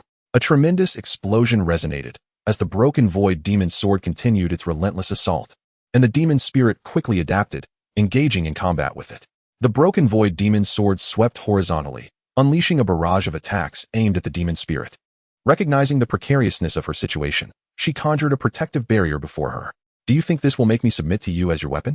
I believe you should become my weapon instead. Although the broken void demon sword was a divine artifact, it had weathered countless storms in its past, and the demon spirit's attack was rife with openings that she could easily exploit. After successfully fending off the onslaught, the demon spirit declared, "This space is too confined. If you possess any prowess, let us battle outside." With a chuckle, the broken void demon sword replied, "Very well, that suits me perfectly." Subsequently, the demon spirit vanished from the chamber, closely followed by the broken void demon sword, as they ascended into the skies to prepare for their final confrontation. Chen Xian also took to the skies, sealing the space around them to prevent the repercussions of their battle from affecting the forces below. The demon spirit cast a worried glance at the broken void demon sword. From their brief skirmish, she realized she had fallen behind. Yet the confined space had hindered her from unleashing her full potential. Regardless, she was determined to subdue the broken void demon sword, unwilling to let her master down. Meanwhile, the sword spirit within the broken void demon sword gripped its hilt, readying itself for the impending duel. Upon sensing the space had been sealed, it furrowed its brow. It had no desire to engage the demon spirit, but merely sought an opportunity to escape. The terrifying aura emanating from Chen Xuan filled it with apprehension. Despite possessing over 1,000,000 years of battle experience, instinct urged it to flee, warning that this individual was not to be trifled with. However, as it prepared to make its escape, it discovered the space was sealed. Even with the ability to break through, it recognized that doing so in a short time was impossible. Turning its gaze towards Chen Xuan, it found him smiling faintly at the broken void demon sword. Chen Xuan then released a trace of peak Ancestor God aura, startling the sword spirit. Peak Ancestor God. No wonder this space cannot be breached. If he were at his prime, a mere flick of his wrist could annihilate this realm. However, given his current divine level, based on its experience, it would take at least 10 days to break through. Thus, it resolved to deal with the demon spirit first. The demon spirit unleashed the demon lotus flame, which enveloped the sword spirit's body instantaneously. The demon lotus flame was inherent to the demon lotus, available for both Chen Xuan and the demon spirit to wield. If even the demon spirit could not utilize it, no one else could. Facing the broken void demon sword, the demon spirit held nothing back. She understood that although she was a divine artifact like the broken void demon sword, the latter had existed for over 1,000,000 years, its experience vastly surpassing her own. From the outset of their encounter, she recognized the disparity in their strengths. The sword spirit snorted, swinging the broken void demon sword. Before long, the demon lotus flame began to dissipate at a visible rate. Acknowledging the danger of underestimating her opponent, it knew that many had perished due to arrogance in this world. Thus, it resolved to exert its full strength against anyone, even the smallest ant, for one could never predict the outcome. A moment's lapse could lead to one's own demise. Without waiting for the sword spirit's next move, the demon spirit launched another assault, a dark red beam of light erupting from her fingertip, aimed directly at the sword spirit. The dark red light swept toward it, but the sword spirit managed to block the attack with the broken void demon sword, yet was still forced back several paces. Not stopping there, the demon spirit's foot stomped down, and dark red flames began to spread outward, engulfing the sword spirit. Confronting the oncoming dark red flames, the sword spirit's form suddenly became ethereal, its gaze turning fierce as its pupils shifted to purple. It fixed its stare on the demon spirit, as if attempting to exert control over her. Waves of sound surged toward the demon spirit. If these waves impacted her, her situation would become increasingly dire. Mental power. Indeed, the sword spirit was employing a mental attack, targeting her soul rather than inflicting physical harm. Should she fall prey to this mental influence, the consequences would be dire. Especially at equal levels, even a moment's distraction could lead to defeat. Chen Xuan's lips curved upward slightly, intrigued by the unexpected mental attack from the broken void demon sword. The demon spirit closed her eyes, realizing she must avoid the sword spirit's gaze, lest she be manipulated. The terror of mental power lay in its ability to commandeer the body. Although the probability of this occurring at equal levels was minimal, a fleeting opportunity could spell disaster. With her eyes shut, the demon spirit relied on her spiritual awareness to resist the sound waves while simultaneously seeking an opportunity. Even if the sword spirit was a chaotic level entity, it was still not at the divine level, and she believed she could find a chance to turn the tide. The sword spirit's eyes gleamed brighter, its essence merging with the radiance of the broken void demon sword, filling the air with murderous intent as it lunged toward the demon spirit. The demon spirit, too, channeled the demon lotus flame to its fullest, forming a defensive barrier before her. Although she was aware of the chaotic artifact's might, she had never fought one before, leaving her uncertain of the sword spirit's true power. It was only through their initial encounter today that she grasped the terrifying nature of the chaotic artifact. Despite being at the divine level now, it had once been a chaotic artifact, and its knowledge far surpassed her own. Her earlier bravado about making the sword spirit submit now seemed somewhat laughable, yet she had to give it her all. Who knew what twists fate might bring? The demon lotus flame successfully obstructed the sword spirit's attack, but only for a brief moment, as its mental power continued to disrupt her concentration. The demon spirit managed to evade the sword spirit's strikes. With a cold glare, she challenged, "Come on, keep going. You fight like a novice." The sword spirit, irked by her taunts, retorted, "Even at death's door, you remain defiant. If you wish to meet your end so eagerly, I shall oblige." With that, the sword spirit brandished the broken void demon sword and advanced toward the demon spirit. As it drew near, she flashed a cunning smile, swiftly conjuring the demon lotus flame, which soon formed a massive dark red lotus in her grasp. With a resounding explosion, a colossal mushroom cloud erupted into the sky. This spectacle did not go unnoticed by others nearby. "Wow, look at that. What is happening over there? Such a massive explosion. Who is fighting with such force?" As they extended their spiritual awareness to discern the situation, they found the space sealed, rendering it impossible to see clearly. They could only vaguely perceive a few silhouettes. Leave. A voice, devoid of warmth, echoed through the air, followed by a surge of dark crimson light that severed the consciousness of the onlookers. Blood spewed forth from their mouths in unison. Who could possess such formidable strength? Could it be someone from the Divine Temple? No, that seems improbable. Who could it be? Perhaps it is the individual who once frightened away the Thunder Tribulation. Upon hearing this, the crowd nodded in agreement, acknowledging the possibility. They wondered about the identity of this senior. If only they could ascertain who they were, a visit would be most warranted. Indeed, they were correct. Despite their consciousness being cleaved, none felt anger nor dared to express it, for this world operates on the principle of the survival of the fittest. Moreover, they were deeply intrigued by this person who had so boldly confronted the Thunder Tribulation, scaring it away. Surely, this was a figure of great renown, for even by Ziyu, the foremost master of the divine realm, had never been known to withstand the Thunder Tribulation in such a manner.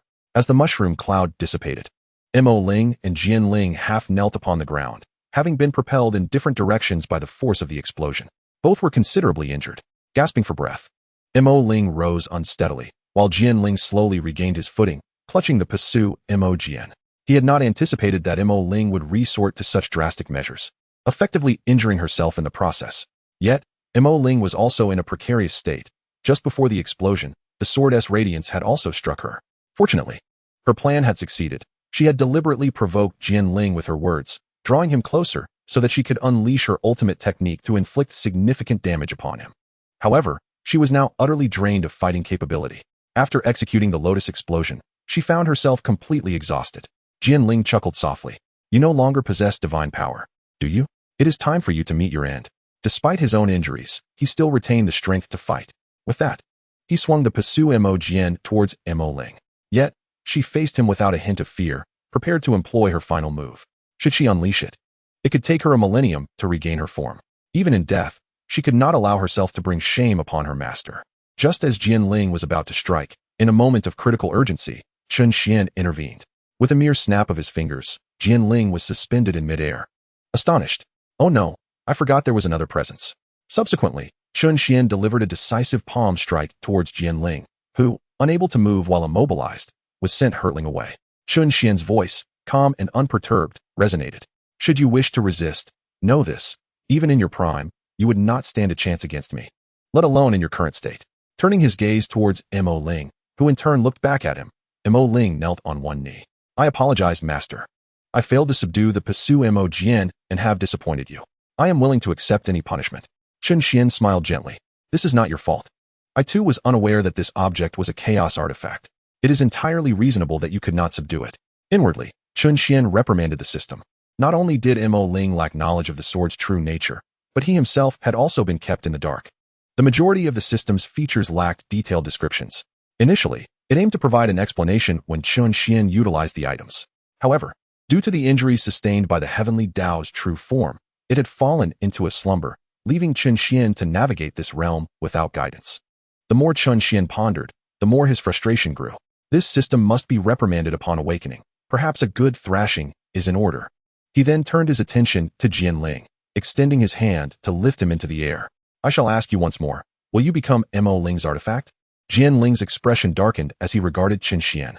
He was vehemently opposed to being anyone's artifact, yet in the interest of survival, he reluctantly replied. I can become your artifact, but I shall not serve one weaker than myself. Oh, do you think yourself so formidable? You only boast of your past as a chaos artifact, relying on your experience to outshine Mo Ling otherwise. Without those advantages, would you truly believe you could defeat her? Chen Xuan's voice was laced with indifference, causing Jian Ling to reflect deeply. Chen Xuan's assertion held merit. Without his previous insights, he might not have been able to vanquish Mo Ling. Yet, his earlier vulnerability had exposed him to her prowess. Observing Jian Ling's contemplative demeanor, Chen Xuan continued. Aligning yourself with Mo Ling is not without its merits, you know. Do not be deceived by her current divine level. In time, she may surpass you even at her peak. Do you not see? She will grow stronger alongside me. As I ascend, so too will she, albeit at a different pace. Presently, I stand at the pinnacle of the ancestor god realm, while she is merely at the mid-stage. At this moment, the Pasu Mo Jian was taken aback by Chen Xuan's words, particularly the phrase small chaos artifact. One must understand that becoming a chaos artifact is no trivial matter. Many such artifacts could establish sects across the realms, wielding terrifying power, and even the most seasoned beings would be wary of them. Yet, to Chen Xuan, they were merely small chaos artifacts. Such a declaration could only stem from either a lapse in judgment or an unshakable confidence. Yet, Jianling could not discern the source of Chen Xuan's conviction. Do you realize that uttering such words could lead to your demise at the hands of those chaos-level artifacts? Chen Xuan merely chuckled. What are the chaos artifacts? The fact that I am not seeking to hunt them down is already a mercy. Should they pursue me, they would be walking into their own demise. In Chen Xuan's eyes, it would be preferable for all chaos artifacts to confront him, as it would save him the effort of tracking each one down individually. Capturing them all at once for his disciples and elders to select from would indeed be a delightful prospect. Perhaps we are not human, but you are truly a fool. The chaos artifacts seem to imply. Jianling looked at Chen Xuan with confusion. What gives you the audacity to speak so boldly? Chen Xuan shrugged nonchalantly. What business is it of yours? Just know that I am capable of what I say. Now, let us dispense with the pleasantries. What is your choice? Of course, you may continue to resist. If you do, I shall forcibly refine you and present you to Mo Ling. Mo Ling stood by, taken aback by her master's domineering demeanor. Jianling sighed. This was not a choice at all, was it? Very well, I submit. A poor life is better than no life. It is worth the gamble. With that, Chen Xuan released Jianling. Now, that is more like it. Had you said so earlier, we could have avoided this. He gestured for Mo Ling to approach. Understanding his intent, she stepped forward and, with Jianling holding the Pasu Mo Jian before her, she dripped a drop of blood onto the sword. It emitted a resonant hum, signifying the completion of the bond. Though this procedure appeared simple, if the other party were unwilling to accept the bond, forcing it would yield adverse effects and likely fail. Even if one were to attempt forcible refinement, the resulting power would not match the original. Thus, the best course of action remained to gain the other's consent. Jianling knelt before Mo Ling. I pay my respects to my master. Mo Ling raised him gently. Rise. From now on, you need not address me as master. Simply call me Lingjia. Jianling was taken aback that Mo Ling did not hold a grudge against her, especially after being injured. She immediately agreed. All right, Lingjia, Chen Xuan teased from the side. Does this mean I should have you call me Xinge? Upon hearing this, Mo Ling promptly knelt. Master, please do not. I am merely unaccustomed to being called master by others. Moreover, I am inherently not as powerful as Jianling. I am already quite satisfied that Jianling has become my divine artifact. Chen Xuan helped Mo Ling to her feet. I was just joking. Why did you take it so seriously? Mo Ling, however, was not one to jest with Chen Xuan. Even if he commanded her to perish, she would not hesitate. Chapter 107. The Child of Fortune. Mo Ling spoke. Master, shall we return now? Chen Xuan nodded. Yes, it is time to go. At that moment, Jianling interjected. Lingjia, if anything arises in the future, just call for me. I will return to the Pasu Mo Jian. Mo Ling nodded in agreement. All right. Subsequently, Jianling returned to the Pasu Mo Jian. It must be said that Jianling's change in attitude was remarkably swift. She had transitioned from a position of superiority to that of a subordinate in the blink of an eye. Truly, she was a chaotic artifact, her demeanor unpredictable. Nevertheless, Chen Xuan was not concerned about the Pasu Mo Jian betraying Mo Ling, for if anything were to happen to Mo Ling, he too would face dire consequences. Moreover, if it dared to entertain rebellious thoughts, Chen Xuan would ensure it paid a small price. Chen Xuan detested betrayal more than anything, even from family. He waved his hand. Let us go? Yes, master. In an instant, the two returned to the secret chamber. The others, witnessing the disappearance of a few individuals, could only regretfully disperse, left in the dark as to who had departed. Inside the secret chamber, Chen Xuan retrieved several volumes of divine-level cultivation techniques suitable for Mo Ling from the system. He was naturally generous towards Mo Ling, as she was a significant ally. The stronger Mo Ling became, the more she could assist him. Although he was immensely powerful, he preferred to avoid dealing with minor nuisances personally. It was beneath him. At this moment, Mo Ling's role became evident, as she could eliminate troublesome pests on his behalf, which was not only delightful, but also a free service. Afterward, the two exited the secret chamber, and as the door opened, Chen Xuan saw a crowd gathered before another secret chamber. Master, it seems there is a commotion ahead. Chen Xuan nodded. Let us take a look. Xingmu, why do you oppose me at every turn? I have already granted you 3 secret chambers. I will not relinquish this one under any circumstances. Xingmu scoffed. Xing Chuyan, it is not that I wish to oppose you, but this secret chamber is indeed useful to me. Why not find another? Xing Chuyan gritted his teeth, aware that Xing Mu was targeting him, yet he felt utterly powerless, solely due to being the grandson of the 8th elder. Just as he was about to enter the first secret chamber, Xing Chuyan was abruptly pulled back by Xing Mu, who claimed it was for his sister. He endured and chose another secret chamber, only to have the second one snatched away by Xing Mu as well. He tolerated this, but when the third chamber was taken, he nearly lost his composure, reminding himself to remain calm. However, he could not fathom that Xingmu would attempt to seize the last secret chamber, a golden one. As all other golden chambers were already occupied, he resolved to defend this final chamber at all costs. Naturally, Chen Xuan utilized his spiritual communication technique to perceive Xing Chuyan's inner turmoil. This is intriguing. I did not expect to encounter a child of fortune while simply observing. The moment Chen Xuan set eyes on Xing Chuyan, he sensed his extraordinary nature, prompting him to investigate further.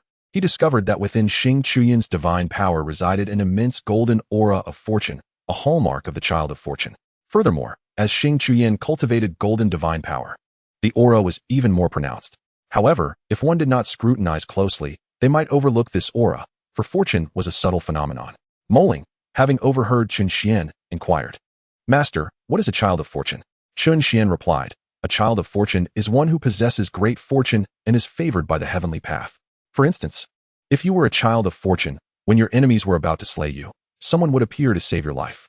Additionally, if your divine power were to be rendered useless due to your status as a child of fortune, you might encounter an unparalleled powerhouse, inherit their legacy, and experience a meteoric rise in cultivation, ultimately becoming a renowned figure across the realms." Moling nodded. "Oh, so this is what it means to be a child of fortune. Does this mean that Xing Chuyan could become a renowned powerhouse across the myriad worlds in the future?" Chen Xuan stroked his chin. "One cannot say so definitively. While a child of fortune possesses great fortune, there exists the risk of downfall. Take me as an example. If a child of fortune were to provoke me, they would surely not survive until the next day. In the face of absolute power, everything else is rendered inconsequential." Moling nodded once more. "I see. Then, Master, are you a child of fortune?" Chen Xuan cast a glance at Moling. "Me? I am not, nor do I covet such a title. It holds no significance for me." He chuckled. "After all, I possess a system that no child of fortune could rival." Chen Xuan then shifted his attention back to Xing Chuyan, contemplating that having a child of fortune under his command might be an advantageous choice. Xing Chuyan questioned, "You do not cultivate golden divine power. What use is this secret chamber to you? Is it not merely a means to target me?" Xingmu, upon witnessing Xing Chuyan's demeanor, could not help but laugh derisively. "You are correct. It serves no purpose for me, but I simply do not wish for you to utilize the secret chamber." What of it? This was clearly an act of bullying. The other disciples began to sympathize with Xing Chuyan. Alas, there is nothing to be done. It is unfortunate that Xing Chuyan has crossed paths with Xingmu. Why is Xingmu so intent on targeting Xing Chuyan? Ah, you are unaware? During a previous tournament, Xing Chuyan defeated Xingmu, preventing him from reaching the semifinals. Since then, Xingmu has harbored resentment and has sought to undermine Xing Chuyan at every turn. Really? Is it possible that Xingmu, the grandson of the 8th elder, could be so inept as to lose to Xing Chuyan? Hush! Do you wish to die? Be careful lest Xingmu hears you and seeks you out for trouble. The crowd fell silent, disapproving of Xingmu's actions, yet feeling powerless to intervene. Xing Chuyan clenched his fists, fixating on Xingmu as if on the verge of striking. Chapter 108, Xing Zitong. Xingmu, observing Xing Chuyan's tightly clenched fists, mocked him disdainfully. "What? Do you wish to strike me? Go ahead, try it. I guarantee you will regret it." Upon hearing this, Xing Chuyan gradually relaxed his fists, understanding that even if he could defeat Xingmu, the 8th elder would likely restrict his access to training resources. Xing Chuyan self-deprecatingly smiled. "It appears I am still too inadequate." He then addressed Xingmu. "I concede. You may have the secret chamber." Though deeply reluctant, Xing Chuyan felt compelled to yield due to his lack of sufficient backing. Xingmu scoffed. "It would have been better to have done this from the start." Chen Xuan smiled slightly. "It seems it is time for me to step in." Just as Chen Xuan was about to intervene on Xing Chuyan's behalf, a commanding voice halted him. "What do you mean, Let? Xingmu, are you not being a bit too overbearing?" Upon hearing this voice, Chen Xuan recognized it as belonging to Xing Zitong, the talented disciple of the Xing clan. With fair skin, beauty, and long legs, she possessed a figure to rival any goddess and an ethereal grace, the dream of many male disciples. Countless suitors had pursued her, only to be turned away. The other disciples gasped in awe at her arrival. "Wow, it is indeed Zitong Shiji. I never expected her to stand up for Xing Chuan." It is said that Zitong Shiji has already entered the divine emperor realm at such a young age. Her future is boundless. Zitong Shiji is truly formidable. It seems that Xingmu is about to face some difficulties. Chen Xuan narrowed his eyes. It appears someone has intercepted the opportunity. The divine emperor realm? Quite impressive. Chen Xuan could immediately discern Xing Zitong's cultivation level. Although he was aware that the son of fortune would inevitably receive assistance, he did not anticipate that someone would act even quicker than he. How impressive indeed is the son of fortune. If it were anyone else, they would hardly receive any attention. Upon seeing Xing Zitong, Xing Mu smiled and said, I didn't expect it to be Zitong Shiji. Congratulations on your breakthrough to the Divine Emperor realm. Xing Zitong cast a disdainful glance at Xing Mu, as she harbored a strong dislike for him. It's insignificant. But leveraging your grandfather, the 8th elder, to bully other disciples is rather unscrupulous, don't you think? Xing Mu, fully aware of Xing Zitong's aversion towards him, remained unfazed. It is indeed a bit unscrupulous. I shall be more cautious next time. He then turned to Xing Xuan. This time, out of respect for Shiji, I will let you have this secret chamber. Xing Mu glanced back at Xing Zitong and said, Shiji, I recently discovered something intriguing. May I invite you to join me? Xing Zitong, growing impatient, replied, I have no interest. Keep your distance. You would do better to focus on your cultivation. Xing Mu chuckled, since Shiji is unwilling. I shall take my leave. Afterward, he departed. Although he was displeased with Xing Zitong's attitude, he felt a sense of trepidation, for her master was the 3rd elder, holding a higher status than his grandfather, and he was no match for her. Thus, he could only relent. After Xing Mu left, he found a secret chamber suitable for him to cultivate. However, prior to his practice, a grim expression crossed his face. Bitch, just wait. I shall have my revenge on you sooner or later. Meanwhile, upon seeing Xing Mu depart, Xing Xuan expressed his heartfelt gratitude to Xing Zitong with a bow. Thank you.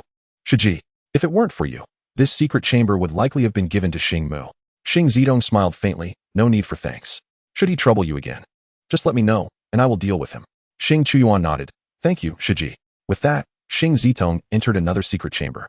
While the other male disciples looked on enviously, having never imagined that Xing Xuan would gain Xing Zitong's favor. Woo, this kid is so lucky. How wonderful it would be if I were in his position.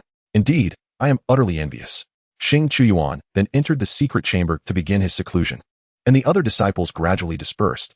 Chen Xuan looked at Xing Xuan in the secret chamber and mused, if my guess is correct, once Xing Xuan emerges from seclusion, he will attract the attention of the Grand Elder or the 2nd Elder and be taken as a disciple. With such a connection, he will no longer need to fear Xing Mu, and he will have his chance to retaliate, rapidly advancing in cultivation to become the chief disciple of the Xing clan, ultimately ending up with Xing Zitong. Eventually, he will become the strongest in the divine realm, ascending to the immortal world with Xing Zitong, embarking on a new journey. Chen Xuan had roughly deduced Xing Ziyuan's growth trajectory. After all, he had witnessed such plots countless times prior to his reincarnation, which often involved confronting and retaliating against adversaries. However, Chen Xuan was determined to recruit Xing Mu into the immortal pavilion, ensuring that his developmental path would be altered by Chen Xuan. It was merely a matter of waiting for the right opportunity. Being the son of fortune means facing many obstacles. I can always intervene later. He then addressed the magic spirit. Do you see? This is the son of fortune. Challenges will invariably be resolved. The magic spirit nodded in agreement. I have gained insight. Shall we depart? Yes. Simultaneously, Nangu arrived at the ancestral temple, accompanied by the 3rd elder, heading towards the Dark Saint Abyss. Chapter 109. Nangu enters the abyss. Nangu gazed at the eerie Dark Saint Abyss, swallowing hard. Why does the Dark Saint Abyss feel so terrifying? At that moment, the 3rd elder spoke. The Dark Saint Abyss is inherently terrifying. Even those at the Divine Emperor realm cannot guarantee their survival within. Nangu's expression changed dramatically. Then why did the Lord summon me? Is this merely a death sentence? The 3rd elder snorted. The Lord has his reasons for this, and he surely has endowed you with some life-preserving skill. You must enter the abyss. There is no choice. If you refuse, then death awaits you. With that, the 3rd elder summoned a lethal strike in his palm. Should Nangu refuse, death would be his fate. Terrified by the 3rd elder's threat, Nangu hastily replied, I will go, I will go. 3rd elder, let us speak amicably, please. Do not act. In his heart, Nangu had already cursed the 3rd elder's family, and now his face was ashen. He had no choice but to comply for the sake of his life. The 3rd elder then lowered his hand. Very well, you may enter now. I shall await your good news outside. Nangu looked at the 3rd elder with trepidation. Aren't you coming with me? The 3rd elder replied coolly. The Lord only instructed me to bring you to the Dark Saint Abyss and wait for you outside. Nangu felt speechless but could only steel himself to venture into the Dark Saint Abyss. He was keen to avoid the 3rd elder, who was both cunning and ferocious, quick to resort to violence. Feeling miserable, he thought, but what could he do? He was no match for him. After bidding farewell to the 3rd elder, Nangu turned and entered the Dark Saint Abyss. The 3rd elder observed Nangu step into the abyss, his heart devoid of emotion. He believed that even if Nangu possessed the Lord's life-preserving skill, he still deemed Nangu's fate a certainty of death. After all, the legends surrounding the Dark Saint Abyss were exceedingly terrifying, and it was said that none who entered could return unscathed. The third elder shook his head. What a waste of time. Although he believed Nangu would surely perish, he still adhered to the Lord's command. No one within the ancestral temple had ever defied the orders of the two heavenly lords. They dared not oppose. For the last individual who did so was tortured to death, a process that was exceedingly brutal. Thus, even if the two heavenly lords commanded them to die, they would not hesitate, preferring a swift demise over a prolonged suffering. Despite the fact that Ming Tianjun and Yu Tianjun were generally easy to deal with, their wrath could be terrifying. It was said that the deputy lord of the ancestral temple had defied Ming Tianjun's command, resulting in his dantian being shattered, his limbs severed, and ultimately being imprisoned in the celestial dungeon, where he was tortured to death. This incident was common knowledge among all within the ancestral temple and was no secret. Anyone associated with the temple was aware of it. Since that incident, the disciples had come to understand the terror of Ming Tianjun, who showed no mercy even to his own. The other deputy lords were similarly terrified, drenched in cold sweat, afraid to make any misstep. After watching Nangu enter the dark Saint Abyss, the third elder settled onto a large stone at a height, waiting for Nangu. Nangu walked along a narrow path, where the way grew increasingly constricted and the temperature plummeted sharply, causing him to shiver. MD, it is quite a predicament for me. Reflecting on the days of yore, they indeed were splendid. I had no responsibilities, as everything was entrusted to my subordinates. Yet now, I find myself akin to a wretched dog, being commanded by others. Subsequently, Nangu revealed a fierce glint in his eyes. You shall all wait for me. Once I grow stronger, I will ensure that each of you pays dearly for your actions. A voice echoed from the distant void. Young one, do you wish to grow stronger? Nangu's countenance changed dramatically as he warily scanned his surroundings, but after some time, he discerned no signs of life. Who are you? Ah, young one, there is no need to search. You shall not find me. At this moment, Nangu gradually regained his composure. May I inquire as to your esteemed identity? Is it possible for you to disclose it to a junior like me? The voice resonated once more. As for who I am, you shall soon discover, provided you are willing to grow stronger. Should you choose otherwise, let us consider this conversation void. Nangu's heart soared with joy upon hearing this, yet he quickly tempered his excitement. What are your conditions, esteemed one? After all, there is no such thing as a free lunch in the heavens, and who would grant you power without a price? Fear not, the conditions are not arduous. They are quite simple for you. However, it is best discussed in person. A black hole then materialized, and before Nangu could react, he was drawn into it, powerless against its pull.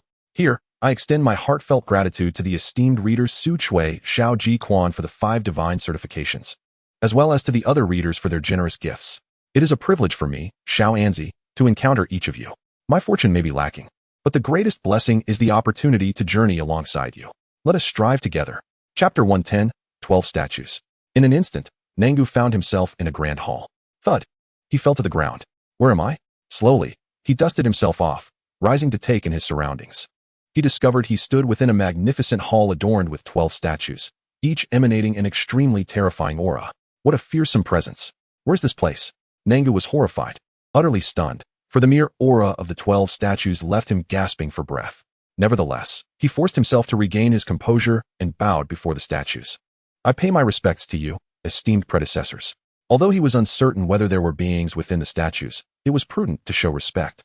After a prolonged silence with no response, he raised his head to observe the statues, murmuring to himself, there must be no one here. Just as he began to rise, a wave of terrifying energy filled the hall, causing him to kneel in fright.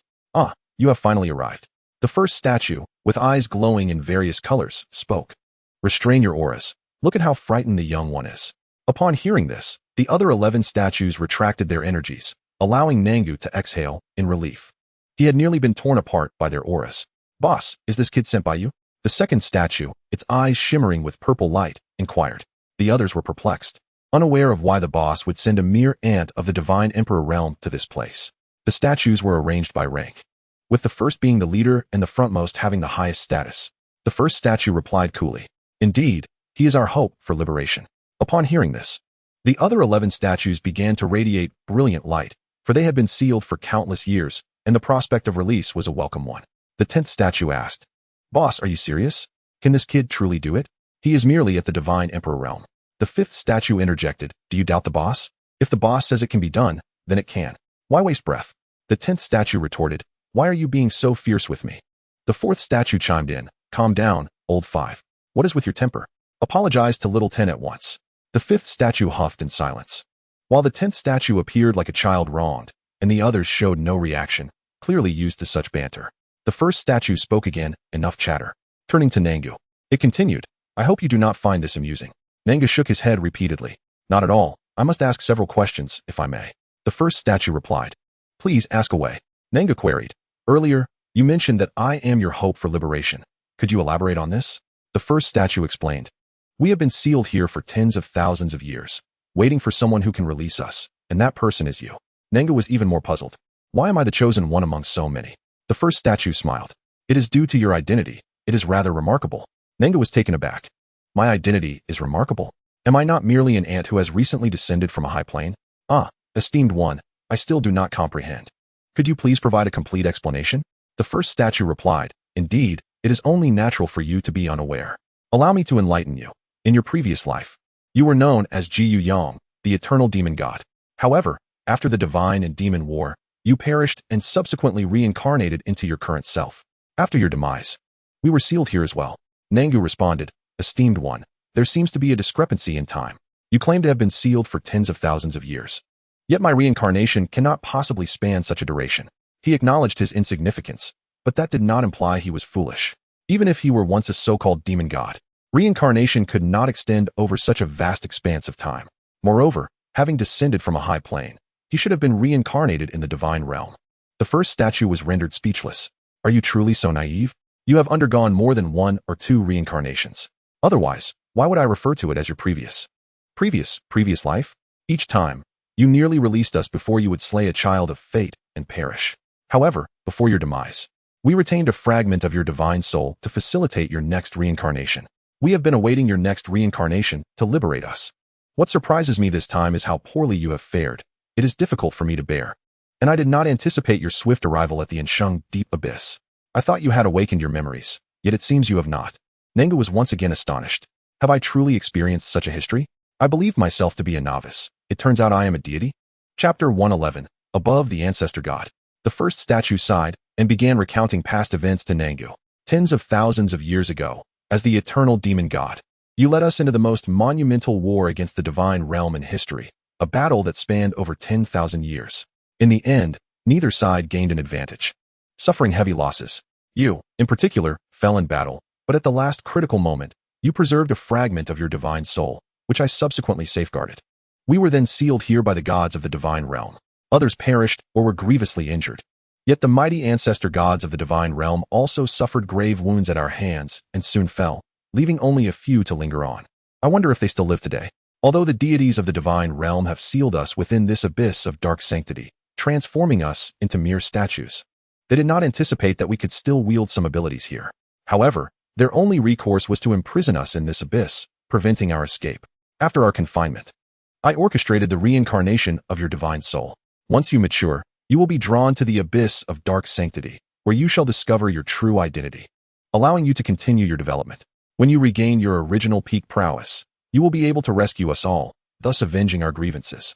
Yet, each time you are reincarnated and summoned here by our resonance, we leave a fragment of your divine soul behind to prevent unforeseen circumstances.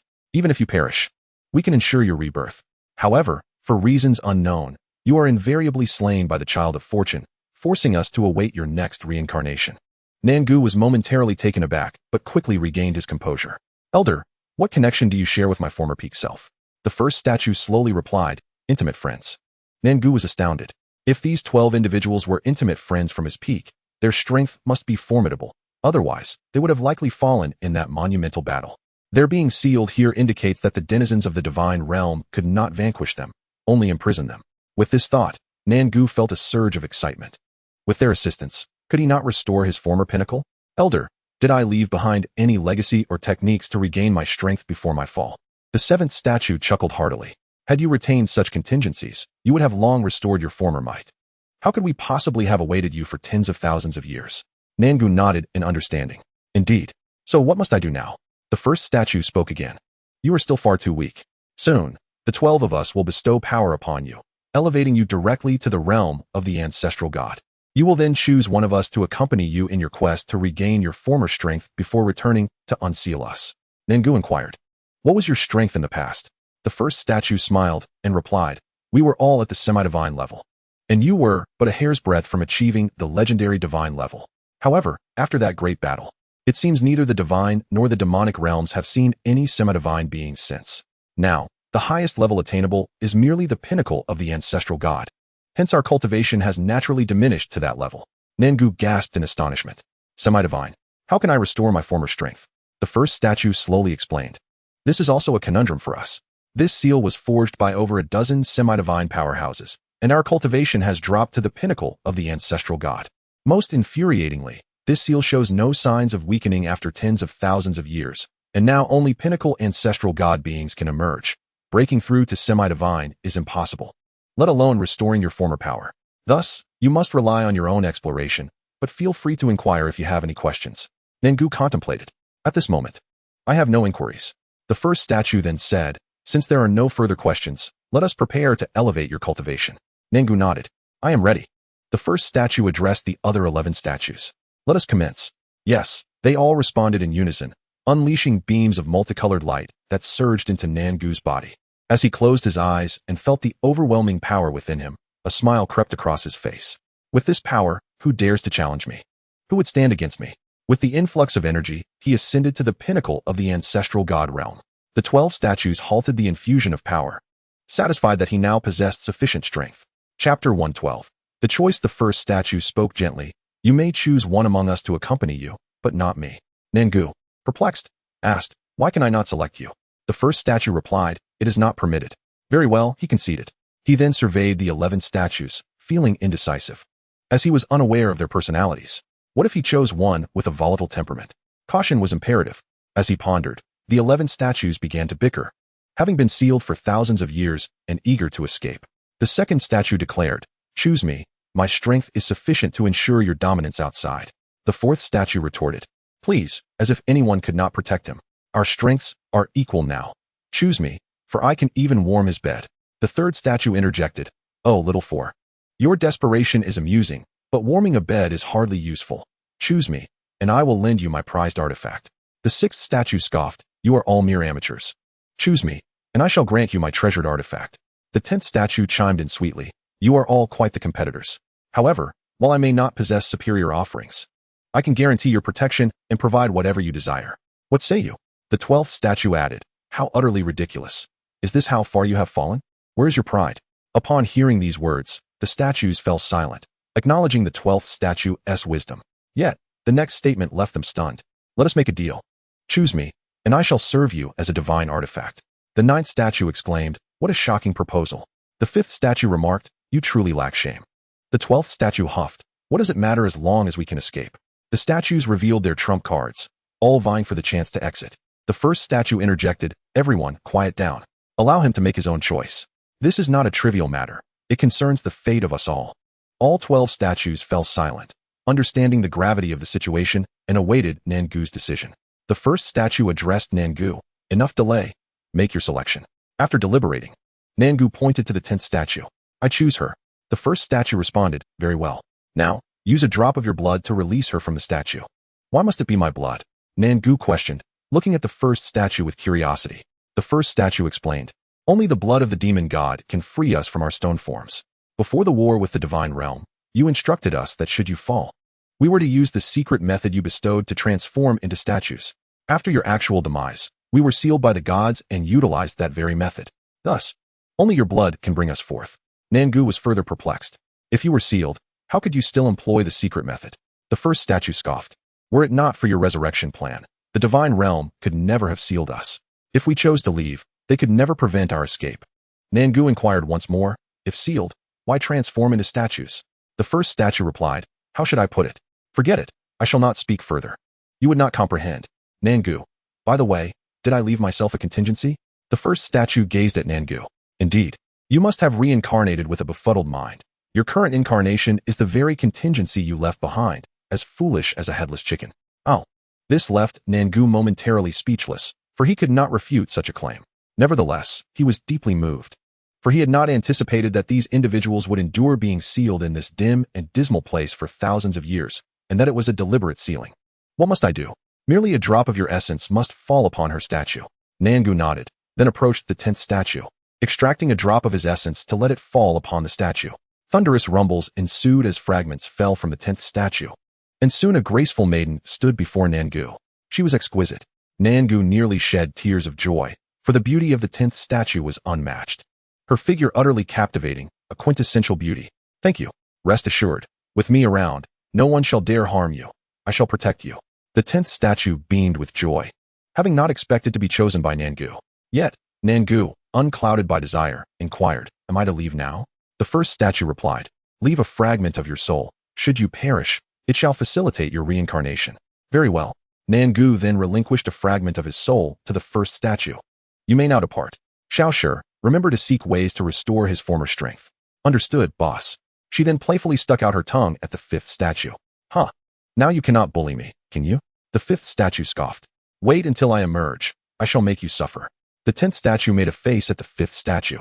Humph. Let us see if you can even emerge, huh? She then turned to Nangu. Let us be off. Very well. Nangu and the 10th statue exited the grand hall, leaving the other statues to envy her. The second statue spoke up. Boss, do you truly believe he, appearing rather dim-witted, can find a way to restore his strength? This does not align with the former Wangu Mo Shun at all. The first statue sighed. Alas, he is the reincarnation of Wangu Mo Shun. I know not why he is so foolish. I have encountered the foolish, but never one as foolish as him. We shall wait for the final outcome. Chapter 113, Awakening Memories. Upon emerging from the Insheng abyss, Nangu stretched alongside the 10th statue. Finally, we are out. It is indeed a rarity. Nangu asked the 10th statue, By the way, what is your name? The 10th statue smiled brightly at him. You can call me Xiaoshi. Ah, is that not inappropriate? What is inappropriate about it? You have always called me Xiaoshi. There is no issue. Very well, then. Suddenly, Nangu recalled something and said, I have a question for you. Since I can use my essence to release you from your statues, could I not simply use 12 drops to release all of you at once? Xiaoshi looked at Nangu and replied, It is not so simple. I am but a mere avatar. What you witnessed was merely our avatar statues. The true statues reside at the core of the Insheng abyss. To fully release us, you must restore your former peak strength. Nangu's expression changed dramatically. That was merely an avatar? You certainly know how to play. Where do we go now? Xiaoshi turned her gaze toward the direction of the MOU. First, reclaim your identity as the domain lord of MOU. It will facilitate matters significantly. Very well. At that moment, the third elder spotted Nangu and flew to his side. You have emerged? Has the task been completed? Xiaoshi turned to Nangu and asked, Who is this? Do you know him? Nangu replied, This is the third elder of the Tianjun Dian. I was sent by the master to find someone. Suddenly, Nangu slapped his forehead. Oh no, I forgot about the task. The third elder, upon hearing that Nangu had failed to complete the task, erupted with fury. You forgot. Do you wish to die? Xiaoshi pointed at the third elder, and with a mighty crash, he was sent flying, suffering severe injury. A mere insect daring to make a commotion. This startled Nangu. He had not anticipated Xiaoshi would act so swiftly.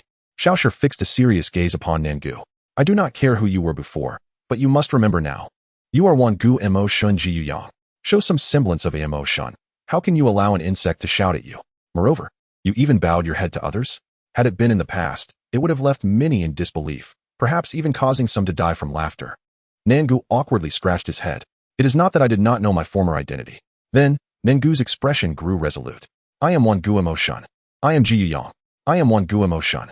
I am Jiyu Yang. He lowered his head, repeatedly muttering these phrases. And his aura began to transform dramatically, a torrent of memories flooding into his mind. Xiaoshi patted Nangu. We must depart. Yet, Nangu did not respond, continuing to murmur the two phrases. Hey, what is wrong with you? Let us go. Nangu finally raised his head to look at Xiaoshi. And his aura was entirely different now. His eyes had transformed into a crystalline purple. You. Xiaoshi regarded Nangu with a sense of peculiarity, unable to pinpoint what was odd. Xiaoshi, it has been a long time. This statement left Xiaoshi bewildered. Have we not always been together? Have you gone daft? Nangu replied indifferently. I am Jiyu Yang. What? You have regained your memories? Jiyu Yang nodded. Yes, I do not know what happened. But suddenly my memories awakened. Perhaps this life was so wasteful that it triggered the awakening. Xiaoshi looked at Jiyu Yang in disbelief. How did you suddenly regain your memories? Was it a contingency you left for yourself? Jiyu Yang nodded. Yes, I suppose so. Xiaoshi asked. Then why did you not awaken earlier, but now? If the boss knew you regained your memories, he would surely be overjoyed. Jiyu Yang shrugged. I am not sure why I awakened earlier. By my calculations, it should have taken another 1,000 years. However, since it has awakened early, we shall advance all plans. Yet first, we must settle some scores. Xiaoshi nodded. I am all for it. Ji Yuyang then turned to the third elder. You need not continue living. He then struck the third elder with a palm. The third elder was taken aback. You. But the third elder's words were cut short, as Ji Yuyang's palm reduced him to a mist of blood. Xiaoshi looked at Ji Yuyang with admiration. Excellent. This is the true Wan Gu Mo Shun. However, your cultivation seems somewhat lacking. Ji Yuyang smiled. Let us return to the abyss to see that old rascal. Xiaoshi pouted. Must we return? I have just managed to emerge. It is all right. I shall bring you out again shortly. Xiaoshi clapped her hands in delight. Now that is more like it. With that, Ji Yuyang and Xiaoshi returned to the grand hall. The statues gazed at the returning duo, perplexed. Huh? Why have you returned? Indeed, why have you come back? Did you encounter some difficulty? At this moment, Xiaoshi exclaimed, he has regained his memories. He is now the true Ji Yuyang. What? He has regained them? So suddenly? Ji Yuyang merely smiled. Greetings, everyone. It has been a long time. The first statue inquired. Has the restoration truly occurred? Ji Yuyang nodded affirmatively. Indeed, my memories have been restored. Haha, splendid. Now that the memories are back, we can finally leave. The first statue exclaimed with joy. Ji Yuyang shook his head. What are you thinking? I have yet to regain my peak abilities. So we must wait a little longer. After all this time, can we not afford to wait a bit more? Ji Yuyang then extended his hand. Hand it over. Certainly.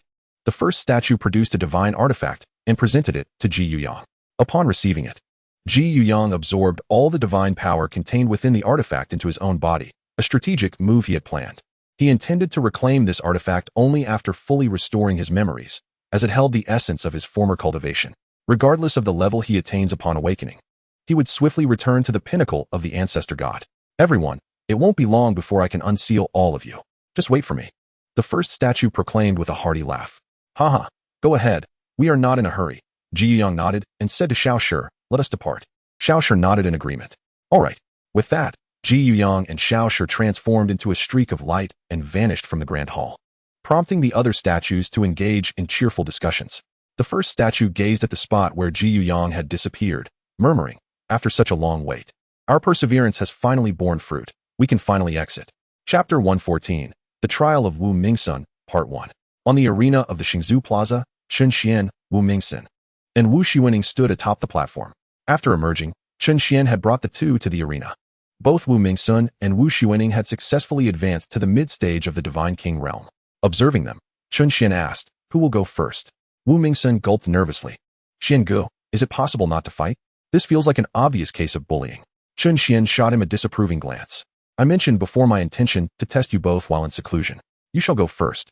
Wu Mingsun regretted speaking up, wishing he had remained silent. Other disciples of the Xingzhou gathered to witness the challenge. Who is this person? I've never seen him before. I don't know, perhaps a newcomer? Isn't it a bit arrogant for a newcomer to challenge Lord Mingsun? Let us just enjoy the show. Steeling himself, Wu Mingsun charged toward Chen Xuan, brandishing his thunder sword. Chen Xuan shook his head at the incoming assault, swiftly pinching the thunder sword between his hands and sending Wu Mingsun flying with a counterattack. Come again, Chen Xuan said nonchalantly. Wu Mingsun grimaced.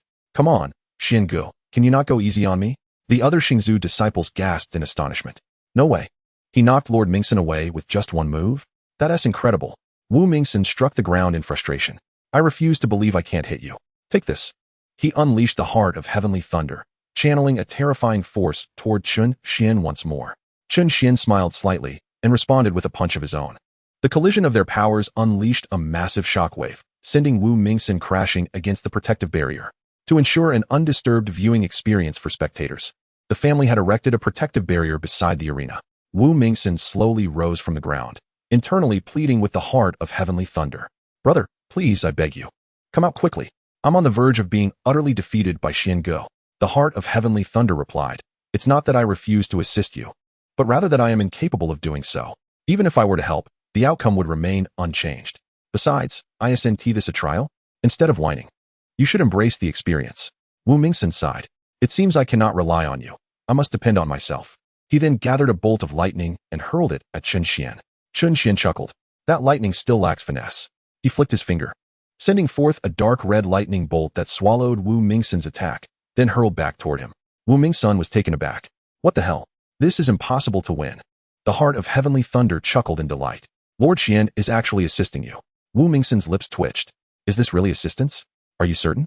The heart of heavenly thunder nodded. Indeed. While I recognize you as my master, you still lack control over my power. If it spirals out of control, the consequences would be dire. even for me. I must exercise caution, as even the heavenly Tao avoids using me, fearing the potential for loss of control. Wu Mingxin gasped. So, you are that powerful? Even the heavenly Tao fears you? The heart of heavenly thunder nodded again. Yes, to an extent. However, only Lord Xian possesses the ability to restrain me, as the heavenly Tao dares not provoke him. Since the heavenly Tao had warned him to refrain from interference, he understood that it did not dare to offend Chen Xuan, revealing the latter's terrifying strength, perhaps even surpassing that of the heavenly Tao. Therefore, until you possess sufficient strength, avoid utilizing my power to prevent it from spiraling out of control. Otherwise, do not say I did not warn you. Wu Mingxin was somewhat puzzled. Then why did nothing happen when I used your power earlier? The heart of heavenly thunder explained. It is not as if 1 or 2 uses will lead to loss of control. After multiple uses, however, it becomes a risk. Right now, I exist merely as a consciousness. I cannot dictate your actions, only offer advice and guidance. Beyond helping you cultivate, I am unable to intervene. Another bolt of lightning struck Wu Mingxin, sending him crashing into the barrier once more, landing hard on the ground. Cough, cough. Wu Mingxin struggled to rise, his face pale, a trickle of blood escaping his lips. Chen Xuan remarked casually, Heart of Heavenly Thunder, do not just spectate. You both shall take your turn. Wait, what? The Heart of Heavenly Thunder was taken aback. It had just claimed it wouldn't assist Wu Mingxin, yet now it was compelled to comply with Chen Xuan's command. Wu Mingxin laughed. Haha, now you must endure the beating alongside me, just as you wished for my misfortune. The Heart of Heavenly Thunder responded with a mischievous smile. Hee hee. How could that be? Controlling your body is merely more convenient. If I get hit, do you think you can escape? We are one entity. If I feel pain, so will you. Then why didn't it seem like you were hurt earlier? The Heart of Heavenly Thunder grinned. Of course I wasn't hurt. I only mentioned that in the context of being attached to you. You scoundrel. Chapter 115. The Trial of Wu Mingxin, Part 2. But rest assured, controlling your body to wield my power will not lead to loss of control. Wu Mingxin retorted, I no longer wish to converse with you. The Heart of Heavenly Thunder turned to Chen Xuan. Lord Xian, allow me to experience your strength. Chen Xuan smiled slightly. Very well. He had observed the exchange between Wu Mingxin and the Heart of Heavenly Thunder closely. Chen Xuan struck out with a palm aimed at the Heart of Heavenly Thunder, which met the attack with its own palm, infused with lightning. The crimson and azure palms collided, unleashing a tremendous wave of force that surged towards the two combatants. Yet, both remained poised, steadfastly rooted in place, unaffected by the onslaught. However, the watching disciples could not maintain such composure. Goodness, this is astounding. Terrifying indeed. Although a protective barrier enveloped them, the immense sound reverberated throughout the area, capturing the attention of other disciples and elders within the chamber. Soon, the square was filled with onlookers. Wow, look, it's Shiji Zidong. Even Xing Ruiding is present, and Xing Junlin has arrived too. Who would have thought? The elders were equally astonished. Elder Wu turned his gaze towards the arena. Which two disciples are clashing to create such a commotion? The arena was shrouded in smoke, obscuring the view inside. While it was possible to employ spiritual energy to discern the events, it seemed unnecessary. Even with the noise, fatalities were unlikely. Although the possibility of an accident could not be entirely dismissed, albeit it was minimal. Then, a disciple stepped forward to report. Elder, it is Lord Wu Mingxin battling against an unknown opponent. Elder Wu narrowed his eyes. Unknown? No matter, we shall soon see who it is. He was well aware of Wu Mingxin's strength. To generate such a disturbance indicated a formidable talent on the part of his opponent. Were it not for his master, he might have taken this individual as a disciple himself. As the smoke began to dissipate, Elder Wu focused intently, nearly taken aback. What? How could it be him? On that fateful day, he, along with the other elders, had clearly witnessed Chen Xuan approaching them step by step, ascending to the ancestral god realm. Since then, they had sought to reconcile with Chen Xuan, but after his departure, he had not been seen again. To encounter him today in the arena was both a surprise and a cause for concern. How did Wu Mingxin end up fighting him? Though both are grandsons of the clan leader, a conflict seems excessive. Is it about the matter of the young master? The other elders were equally startled to see Chen Xuan and Wu Mingxin engaged in battle. They were not particularly worried about Chen Xuan, having been deeply impressed by him. Their concern lay with Wu Mingxin. What if he were to be severely injured? They found themselves at a crossroads, glancing towards the eldest elder for guidance. The eldest elder spoke. Let us observe the unfolding events. The young master likely isn't fighting to the death. We should inform the clan leader, for only he has the authority to reign in the situation. The third elder nodded affirmatively. I shall notify the clan leader. After saying this, he hurried off to inform Xing Jingyang. Chen Xuan remarked, Not bad, you managed to withstand my strike. Tian Lei Xianxian smiled slightly in response. It was merely by chance. He dared not boast in front of Chen Xuan, for he truly could not best him. Being able to absorb that blow had not been easy. Wu Mingxin gave Xianxiaaudiobooks a thumbs up. Incredible. You truly are impressive. He now realized Xianxiaaudiobooks had not been exaggerating. Withstanding Chen Xuan's strike was a testament to his formidable prowess. Chen Xuan calmly stated, "Let us continue. Are you prepared?" "Yes," was the reply. Subsequently, Chen Xuan invoked the Tianlei, saturating the arena with the power of thunder. Tianlei's light blue eyes revealed a grave expression as he dodged the oncoming lightning strikes. Although the arena was filled with thunder, gaps existed that he could exploit to avoid the attacks. However, slowing down forced him into a defensive stance, searching for the next opening. Tianlei's had long since abandoned hopes of striking Chen Xuan. His sole aim was to evade the thunder. Wu Mingxin called out, "Tianlei, why do you keep dodging? This isn't a viable strategy." Tianlei's shot Wu Mingxin an exasperated glance. "Then why don't you come and take my place? It's easy to talk when you're not in the fray." Wu Mingxin quickly shook his head. No, you handle it." The second elder observed Wu Mingxin with a sense of pride. When did Mingxin become so strong? To endure so many moves from the young master is quite impressive. The eldest elder interjected, "Have you not noticed anything different about Mingxin?" The fourth elder glanced at Wu Mingxin, puzzled. "What do you mean? This all seems quite normal." The eldest elder shook his head. "No, his aura has grown remarkably strong. Even I feel a sense of fear emanating from him, and his eyes have turned a light blue, as if he has transformed into another person." The other elders looked again at Wu Mingxin, realizing he indeed seemed altered. Unbeknownst to them, Wu Mingxin's body was being manipulated by Tianlei. In Chapter 116, The Trial of Wu Xuaning, Tianlei continued to dart left and right, evading the attacks of the Tianlei. "I dodge, I evade, I am dodging. Can't you strike me?" Chen Xuan chuckled and shook his head. Still too young. With a thunderous boom, Tianlei was struck by the Tianlei. Both Wu Mingxin and Tianlei cried out in unison. The impact was significant. Wu Mingxin shouted, "I told you not to show off. You had to flaunt your skills, and now look what has happened." Tianlei had not anticipated being hit. Is it true that showing off invites thunder? Silence. The situation is dire. The power of the Tianlei surged once more, and both Wu Mingxin and Tianlei turned their gazes towards Chen Xuan. "Xiangu, Xiandaren, how could you do this? Why is the power increasing?" The challenge had already been arduous, and now Chen Xuan's actions had sealed off all avenues for retreat, leaving them in a predicament. Yet, with a simple wave of his hand, Chen Xuan made the Tianlei vanish. "I merely sought to frighten you. The trial concludes here." Tianlei collapsed onto the ground, relinquishing control of his body back to Wu Mingxin, who now truly understood Chen Xuan's prowess. A single strike had left him utterly defenseless. However, had Tianlei been at his peak, he would surely have been able to exchange several moves with Chen Xuan.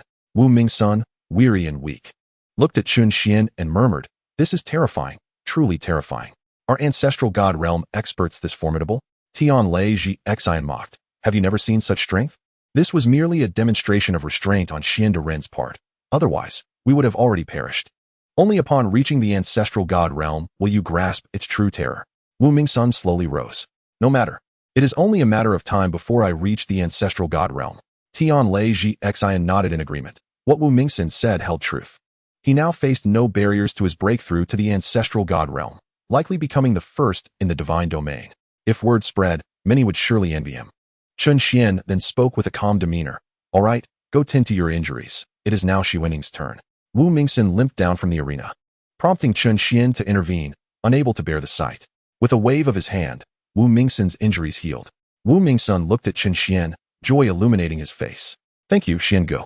No need for thanks. I merely could not bear to see you like this." Wu Mingxin chuckled and stood beneath the arena, leaving the other disciples astonished. Who is this person capable of so easily defeating Wu Mingxin? Furthermore, their relationship seemed quite amicable. The elders were equally bewildered. What is the nature of their relationship? Have we misunderstood? Perhaps they are actually quite close. From what we've observed, it would seem so. At that moment, the third elder returned. The clan leader said he will return shortly. The eldest elder regarded the third elder. "It appears we have misjudged a matter." The third elder looked at the eldest elder in confusion. "What have we misjudged?" After the eldest elder's explanation, the third elder finally comprehended the situation. "Isn't this excellent? No conflict is preferable." The other elders nodded in agreement. Indeed. Chen Xuan turned his attention to Wu Xuaning. "Sister, it is your turn. Are you afraid?" Wu Xuaning shook her head. "Certainly, there is no fear. How could there be?" Wu Xuanning has faced countless storms. This is merely a minor trial. Wu Ming's son encouraged her from below. Go for it, little sister. Wu Xuanning nodded at Wu Ming's son and then turned to Chen Xuan. Come on, Xiangu. Chen Xuan nodded in agreement. All right. He released a wave of pressure towards Wu Xuanning, but this initial wave was quite manageable, even bearable for those in the divine realm. Chen Xuan's intention was merely to prepare Wu Xuanning psychologically. After all, she was a girl, and a gentler approach was preferable. Sister, you are only facing a pressure test. If it becomes unbearable, just tell me, and I will withdraw. Wu Xuanning nodded. All right. Xiangu. Wu Ming's son blinked in confusion. Why is this so different from mine? He sighed. Well, it's because my little sister is a girl. At this moment, Tian Lei Xian interjected. No way. Could there really be fools who believe that the pressure test is simple? Wu Ming's son was speechless. He thought. Go ahead and scold me if you want. I'm done talking. He had grown accustomed to Tian Lei Xian's sharp tongue. Chapter 117. The trial concludes. Proceed to the divine temple. Chen Xuan gradually intensified the pressure, while Wu Xuanning's expression shifted slightly as she began to defend herself. Noticing her lack of discomfort, Chen Xuan suddenly multiplied the pressure several times. Wu Xuanning's complexion changed dramatically, and she faltered to one knee. Tian Lianzi automatically protected her, alleviating a significant portion of the pressure. Chen Xuan smiled faintly, taking a step forward, causing the pressure to rise again. Tian Lianzi's voice echoed in Wu Xuanning's mind. Shua, do you need my assistance? Wu Xuanning shook her head. No, this is my trial. I can handle it myself. Tian Lianzi could only nod in agreement. All right. Though she was rejected, Tian Lianzi remained vigilant regarding Wu Xuanning's condition. Should Wu Xuanning falter, she would intervene immediately. Having spent the last few days together, she found Wu Xuanning not only beautiful but also kind-hearted. Their camaraderie had blossomed into a close friendship, nearly akin to that of best friends. Chen Xuan felt a sense of relief. This was far superior to Wu Ming Sr. Although Wu Ming Sen's trial was more arduous than Wu Xuanning's, this was sufficient. Before long, Wu Xuanning was drenched in sweat, struggling against the pressure. She gradually bent down, her knees slowly giving way. I must endure this trial. Otherwise, I would betray the Tian Lianzi that Xiangu has given me. Wu Xuanning's gaze hardened, and she gradually straightened her body, continuing to withstand the pressure. Impressive, Chen Xuan remarked, giving her a thumbs up. Only by persevering can one truly appreciate what has been so hard-won from the Tao of Heaven. Yet, he did not increase the pressure further, believing it was already sufficient. Any more might cause Wu Xuanning to collapse.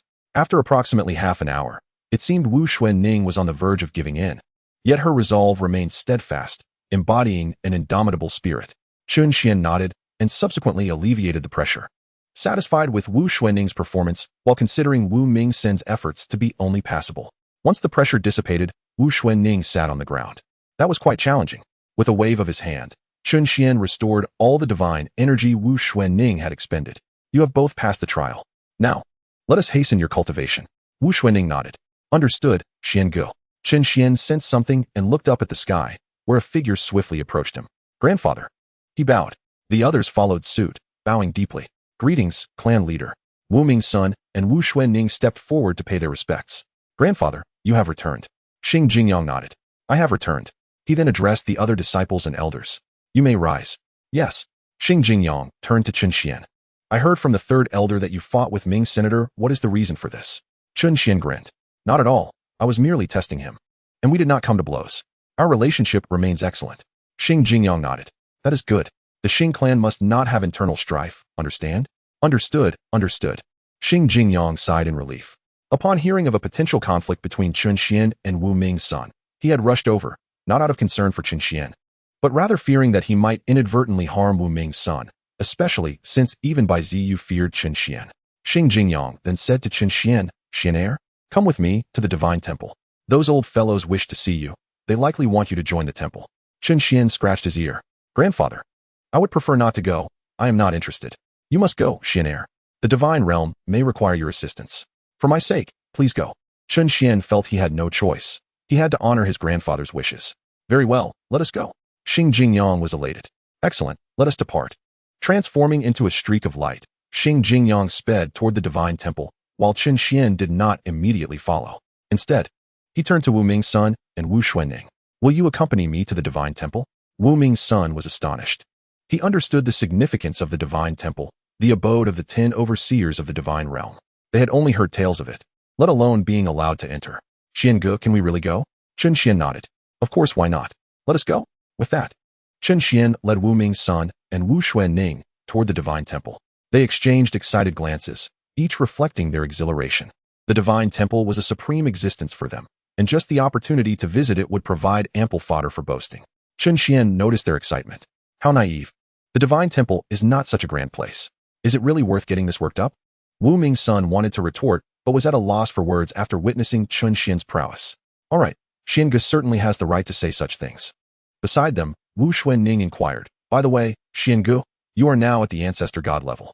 How do you compare to the overseers of the divine realm? Chen Xuan replied, of course, I surpassed them. I could easily subdue them with one hand. Bai Zi, you even wanted me to become the leader of the Divine Temple. But I declined. Wu Ming's son gasped in astonishment.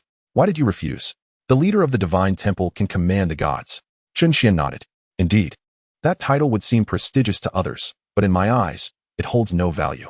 Wu Ming's son and Wu Xuanning were momentarily speechless. Well, you are strong. You can say whatever you want.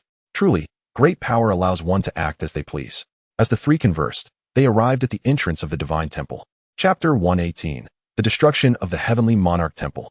Meanwhile, inside the Heavenly Monarch Temple, Ming Tianjun and Yu Tianjun bore slight injuries. Blood trickling from the corners of their mouths. After Ji Yuyang and Xiao Shi emerged from the dark holy abyss. Their first destination was the Heavenly Monarch Temple to settle accounts with Ming Tianjun and Yu Tianjun. Upon reaching the temple's entrance, Ji Yuyang shattered the door with a single palm strike. The disciples, witnessing the destruction of the entrance, were furious and charged toward Ji Yuyang, ready to tear the intruders apart, eager to demonstrate that the Heavenly Monarch Temple was not to be trifled with.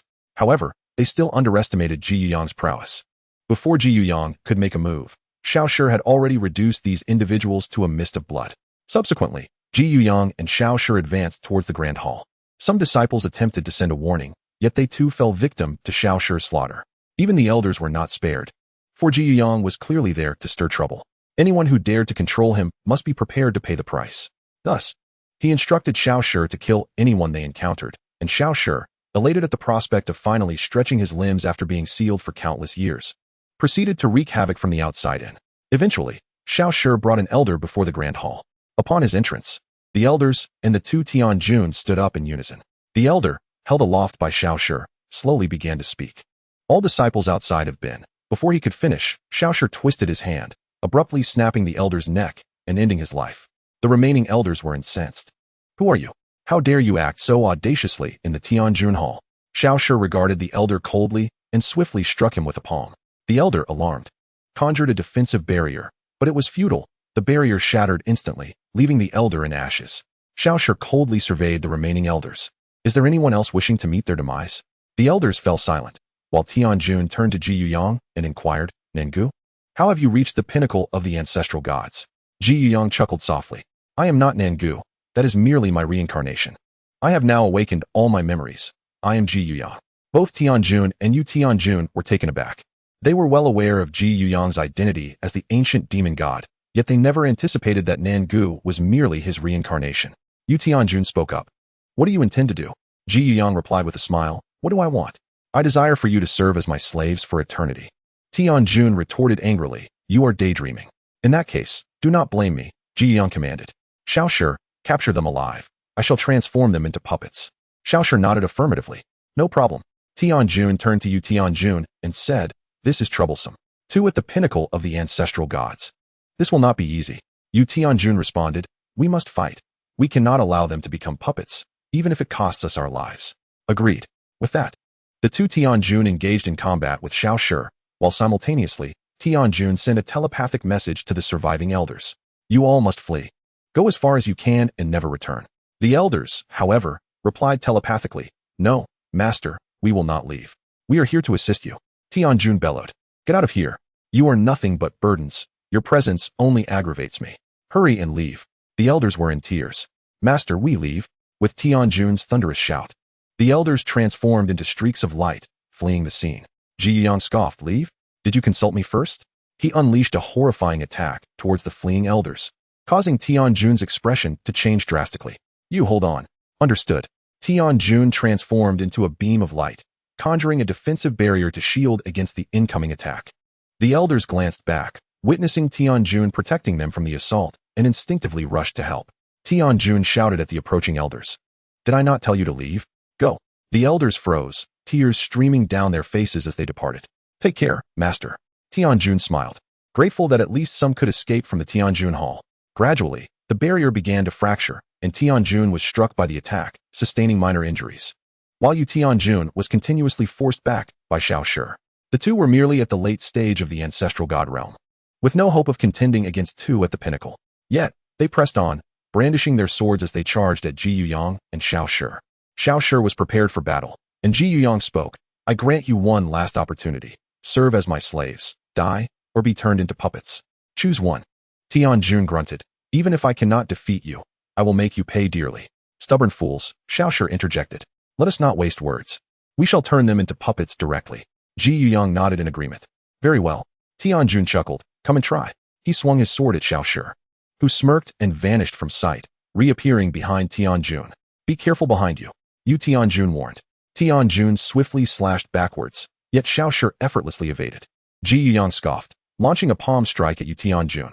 You have no room to concern yourself with others when your own life is at stake. Yu Tianjun countered with his own palm strike. With a thunderous crash, their palms collided, the immense force leveling the entire Tianjun Hall. Yu Tianjun was sent stumbling back several meters, while Ji Yuyang remained unscathed, standing firm. Yu Tianjun's expression shifted. So powerful. Although both he and Tianjun were at the late stage of the ancestral god realm, they had yet to find a way to ascend to the pinnacle, which had eluded them for over a millennium. If they attempted a forced breakthrough, they would surely perish, for the heavenly Tao, also at the pinnacle, would not allow any uncontrollable factors to exist. Thus, the tribulation faced during a breakthrough was extraordinarily terrifying, potentially inciting the heavenly Tao to intervene. If everyone could easily ascend to the pinnacle, how could the heavenly Tao maintain order in the divine realm? Therefore, without sufficient preparations, no one could hope to breach the pinnacle. Moreover, achieving even the ancestral god realm was a formidable challenge, let alone the pinnacle. Chen Xuan's ascension to the pinnacle was solely due to the system, while Xiao Shi's prowess stemmed from her innate semi-divine nature, albeit suppressed by the heavenly Tao to maintain balance. Ji Yuyang had merely restored his own strength, thus experiencing no tribulation was to be expected. In contrast, Tianjun and Yu Tianjun had progressed step by step. They could not hope to ascend without ample assurance, and their current realm was already a significant achievement. They had never anticipated encountering two beings at the pinnacle, marking the first time they felt genuine peril since their own ascension. The prospect of falling here loomed over them, leaving only the option of escape as realistic. Ji Yuyang coldly declared, I have no desire to prolong this. Prepare to die. He summoned a devastating attack aimed at both Tianjun and Yu Tianjun. Tianjun teleported in front of Yu Tianjun, preparing to face the imminent assault together. Meanwhile, Xiao Shi coalesced her own formidable attack, directing it towards the two. With a resounding explosion, their combined might reverberated through the Tianjun Hall, capturing the attention of all in the demon domain. The sight of the hall reduced to ruins left everyone astonished. Is it true? Has the Tianjun Hall been obliterated? They could hardly believe their eyes, as the strength of the Tianjun Hall was well known, yet here it lay, annihilated. It felt like a dream to them. Chapter 119. Old man Ji Yuyang turned to Xiao Shi and spoke. Now, we can finally unify the MOU. Xiao Shi chuckled with glee. This MOU was originally yours. Ji Yuyang laughed heartily. Indeed. The two then transformed into a beam of light and vanished from the Tianjun Dian. The inhabitants of MOU gazed at the ruins of Tianjun Dian, exclaiming in astonishment. They never expected the Grand Hall to be obliterated so swiftly. A new era is dawning for MOU. Within the Detian secret realm, Ming Tianjun and Yu Tianjun emerged from the void, both spitting blood, severely injured. As two formidable attacks approached them, they prepared for self-detonation, but were unexpectedly pulled into the void by a mysterious force, only to reappear here.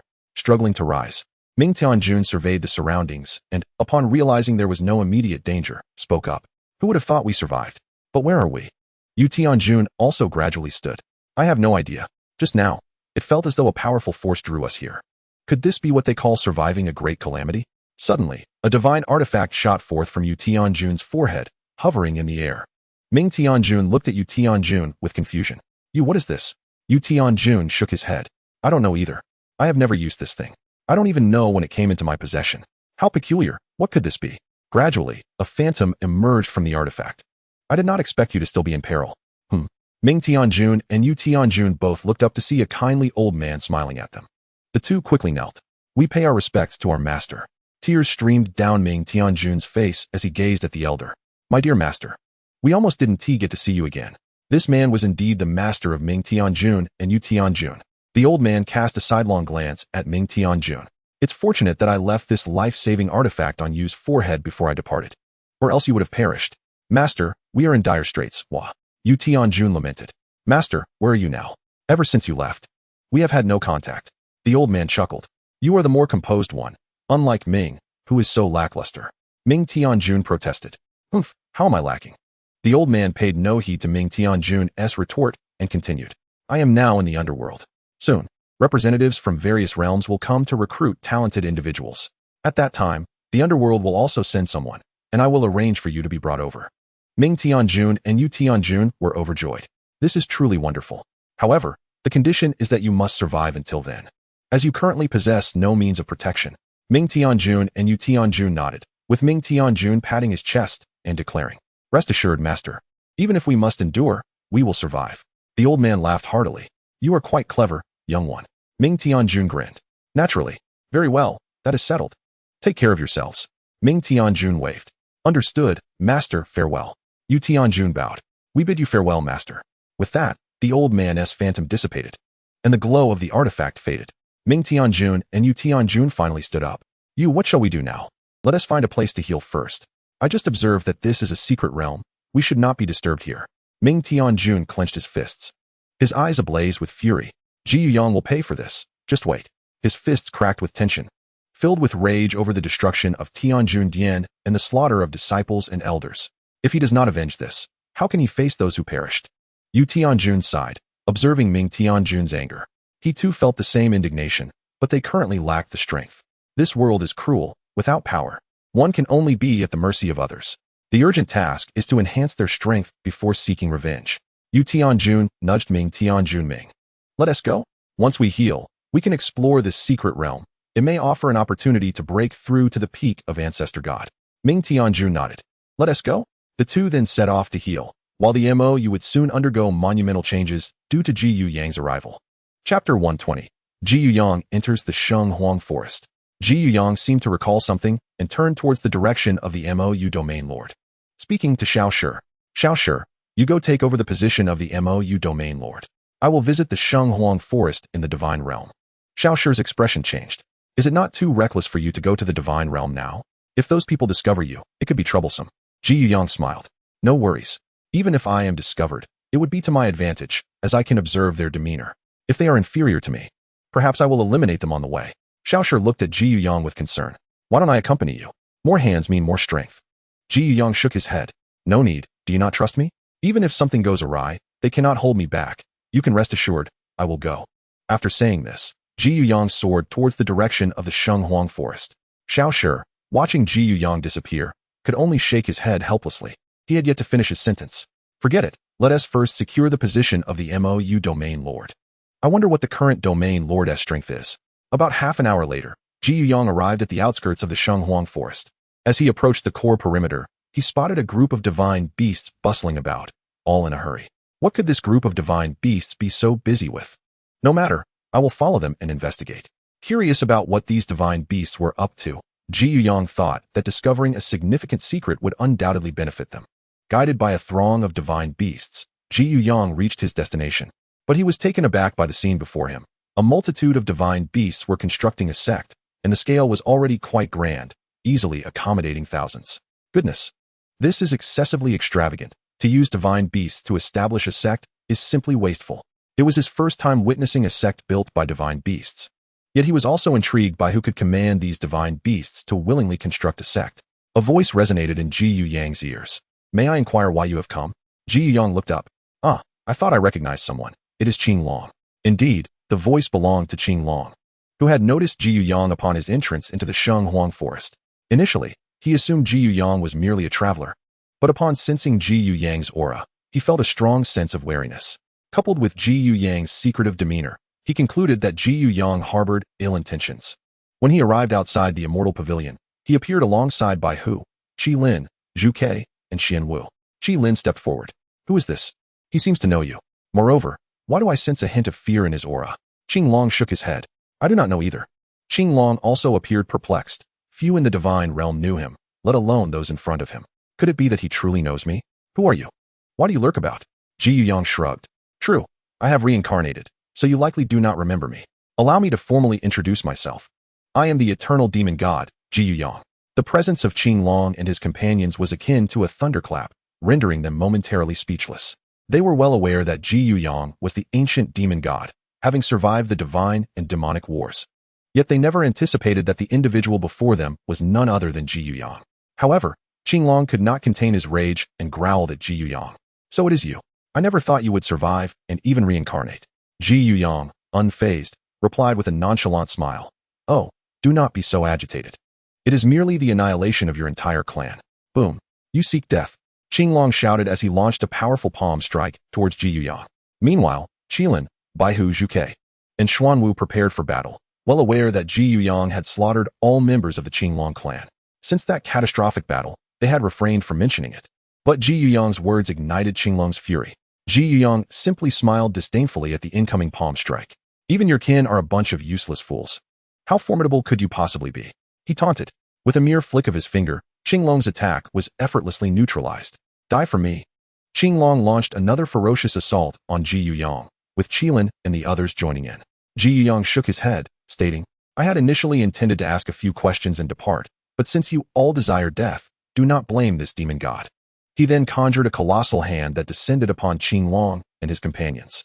Ji Yuyang's strike effortlessly neutralized their combined attacks and continued towards them. Qing Long, Qilin, Baihu Zhuke, and Xuanwu hastily shifted from offense to defense. Xuanwu, being the strongest in terms of defense among them, positioned himself at the forefront. However, they gravely underestimated Ji Yuyang's might. And after a brief struggle, they were sent flying. Upon landing, they coughed up blood, their faces pale. How is this possible? How could he be so powerful? Even if he is reincarnated, it cannot be that he has improved so rapidly. Ji Yuyang chuckled at their disheveled appearance. Did you not expect it? This demon god is at the pinnacle of the ancestral god realm, a level you cannot compare to. Qing Long and his companions' expressions shifted dramatically. Pinnacle of the ancestral god realm? Another at that level? Is it so easy to achieve? Qing Long pondered, bewildered by the rapid ascension of Ji Yuyang, who had also reached the pinnacle of the ancestral god realm. Ji Yuyang squinted. Oh, another at the pinnacle? Are you referring to those old fogies? Or is there someone else? What is their name? If the ancient beings of the divine realm had attained the pinnacle, Qing Long would not have mentioned another, which left only one possibility. Someone from the divine realm had indeed broken through to the pinnacle and had met with Qing Long and the others. Qing Long snorted. You are not worthy to know the name of our leader. Ji Yuyang stroked his chin. Oh, leader? It seems you have already submitted to someone else. The sect you have established must be what you refer to as your leader, but he appears to be absent. With that, Ji Yuyang gradually approached the yet-to-be-formed Buxiek. Qilin's expression changed drastically. Stay away from Buxiek. Ji Yuyang looked up at Qilin and immediately struck towards him. Qilin's face paled as he hastily activated his defenses. Yet he was still sent flying thousands of meters away. Ji Yuyang then unleashed a devastating blow upon Buxiek, reducing it to ruins in an instant. No, Qing Long, Baihu, Xuanwu, and the others shouted as they charged at Ji Yuyang, while Zhuke retrieved a jade token to contact Chen Xuan. After relaying a message, she stored the token and rushed towards Ji Yuyang. Before Chen Xuan departed from the Sacred Emperor Forest, he had given each of them a jade token, allowing for communication among the five and with himself. They typically spent time together, thus rarely using it, but now it proved invaluable. Meanwhile, in the Divine Palace, Chen Xuan was listening to Bai Ziyu and the others boast when he sensed a disturbance from the jade token. Upon hearing the message, his expression shifted, and he swiftly opened a spatial doorway. Without hesitation, he stepped through, leaving behind a group of bewildered divine realm overseers and Wu Mingxin, Wu Xuening. Chapter 121, The Pinnacle Battle Approaches. The 10 overseers stared in confusion at Chen Xuan's sudden departure. Just moments ago, they had been enjoying a lively conversation. How could he leave so abruptly? Bai Ziyu turned to Xing Jingyang and asked, Old Yang, do you have any idea why he left so suddenly? Perhaps he grew weary of our chatter? Xing Jingyang shook his head. I do not know why Xian left so quickly, but he would not leave without a word unless something urgent required his attention. He should return shortly. Bai Ziyu nodded in agreement. Very well. Wu Mingxin and Wu Xuening were even more astonished. If they had left in such a manner, they would surely have faced severe consequences. Yet Xian's departure did not incite their anger, but rather anticipation for his return. Wu Mingxin exclaimed, Xian is simply incredible. He is now my idol. Anyone who dares speak ill of him will have to answer to me first. Wu Xuening chuckled. You sound like a fool. The Heart of Thunder remarked. What does it matter? Since you currently face no bottlenecks in your cultivation, you should use this time wisely. Within a year, you could reach the ancestral god realm. And only then can you keep pace with Master Xian. Wu Mingsun was taken aback. A year? That seems outrageous. The Heart of Thunder huffed. What do you think? It appears I truly must devote myself to training. Tian Lianzi then addressed Wu Xuaning. Little Shua, we must also strive harder. Wu Xuaning nodded, agreed. Meanwhile, in the Sacred Emperor Forest, Qinglong and his comrades lay bloodied and battered, with Qilin and Baihu being the worst off, unconscious in a pool of their own blood.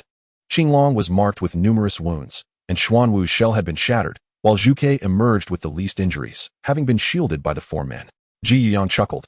I did not expect you 5 to share such a deep bond, willing to endure punishment to protect her.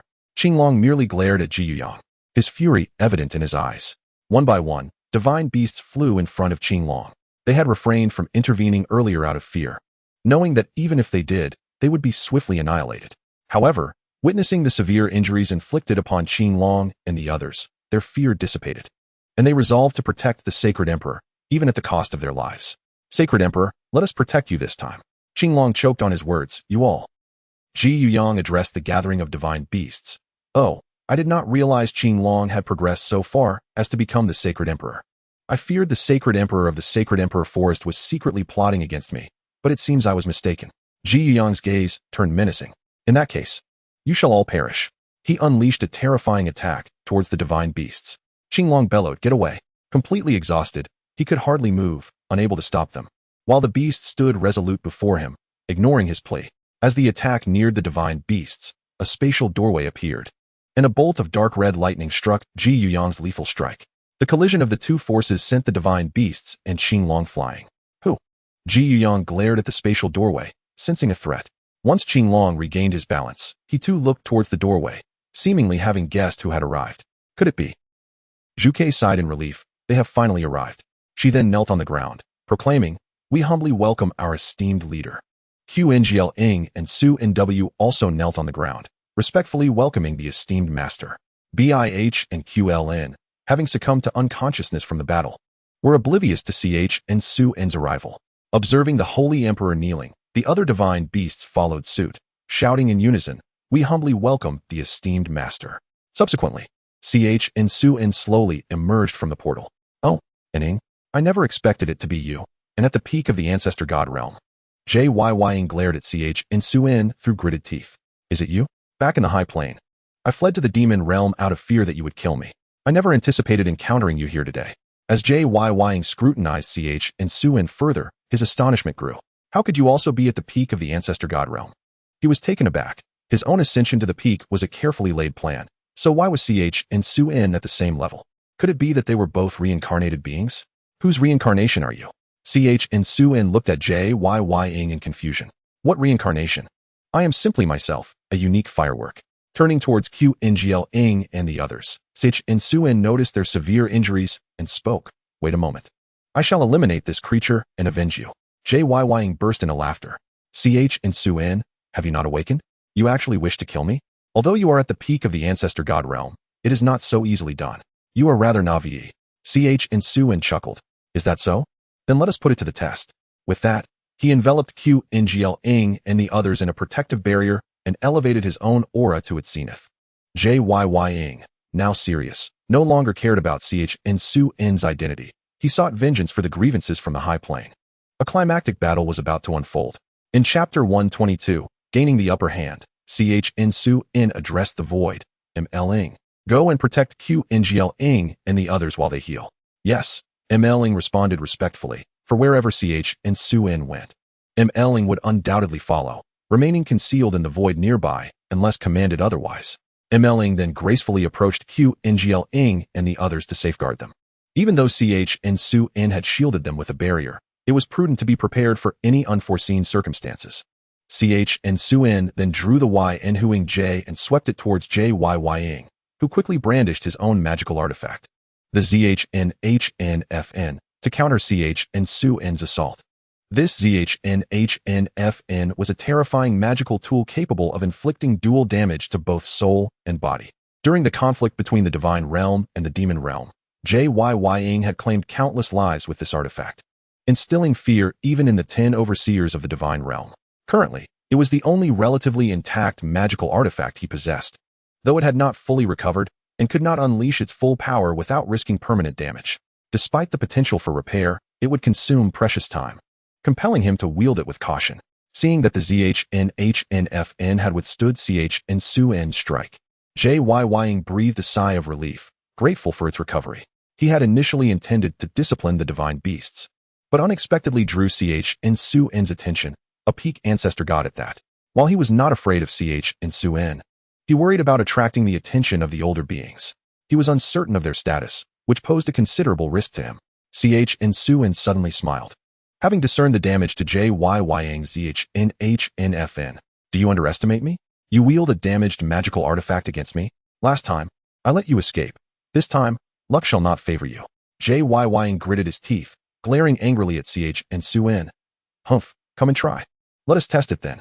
With that, Xuan brandished the Huing J, pointing it at Ying in provocation. Today marks your demise. You seek death, Ying retorted, shaking the xianxiaaudiobooks, intent on inflicting harm upon Xuan. An eerie chorus of voices echoed in Xuan's ears, yet he approached Ying with an air of indifference. This is impossible. How can you be unscathed? Ying stared at Xuan in disbelief, for the xianxiaaudiobooks was an exceptionally fearsome artifact, capable of ensnaring even the most formidable beings. Yet, why did Xuan appear utterly unaffected? I refuse to believe this. With renewed vigor, Ying channeled all his strength, but Xuan remained unchanged. Despite the terrifying nature of the magical artifact, it was ineffective against Xuan, a being endowed with extraordinary capabilities. As if your artifact is truly formidable, Xuan scoffed. Even the heavenly path cannot contend with me. What can you possibly do? Xuan then delivered a swift slap, prompting Ying to respond with one of his own. The impact sent Ying retreating several dozen meters. Before he could regain his composure, Xuan surged forward with remarkable speed, striking him again. Ying coughed up blood. You lack martial ethics. Xuan rolled his eyes. What need is there for fairness with you people? Should I wait for you to gather your wits? What began as a balanced confrontation had shifted in favor of Xuan. You still wish to fight me? Your courage is commendable. You may inquire how badly the heavenly path was beaten by me. However, Ying merely chuckled disdainfully. Challenging the heavenly path? Huh. He would not dare, even in his prime, to claim the ability to confront the heavenly path's might. A mere peak ancestor god could not triumph over it. Ying believed Xuan was merely boasting. Throughout history, he had never heard of anyone defeating the heavenly path, nor had anyone successfully provoked it. Meanwhile, the heavenly path gazed at Xuan with a forlorn expression in the void. Brother, must we not mention this matter? Do I not deserve dignity? In chapter 123, The Great Explosion, Ying hurled the xianxiaaudiobooks into the air, reciting an incantation. The artifact erupted with formidable energy, hurtling towards Xuan. Xuan merely smiled, pointing his finger, unleashing a laser that pierced through the attack from the xianxiaaudiobooks, further damaging it and causing cracks to appear. This is not good. The situation is dire. I must retrieve the xianxiaaudiobooks, Ying thought, attempting to reclaim the artifact just as Xuan seized it into his grasp. Ah, this is a splendid item, Xuan remarked with satisfaction, recognizing the potential of the artifact once restored.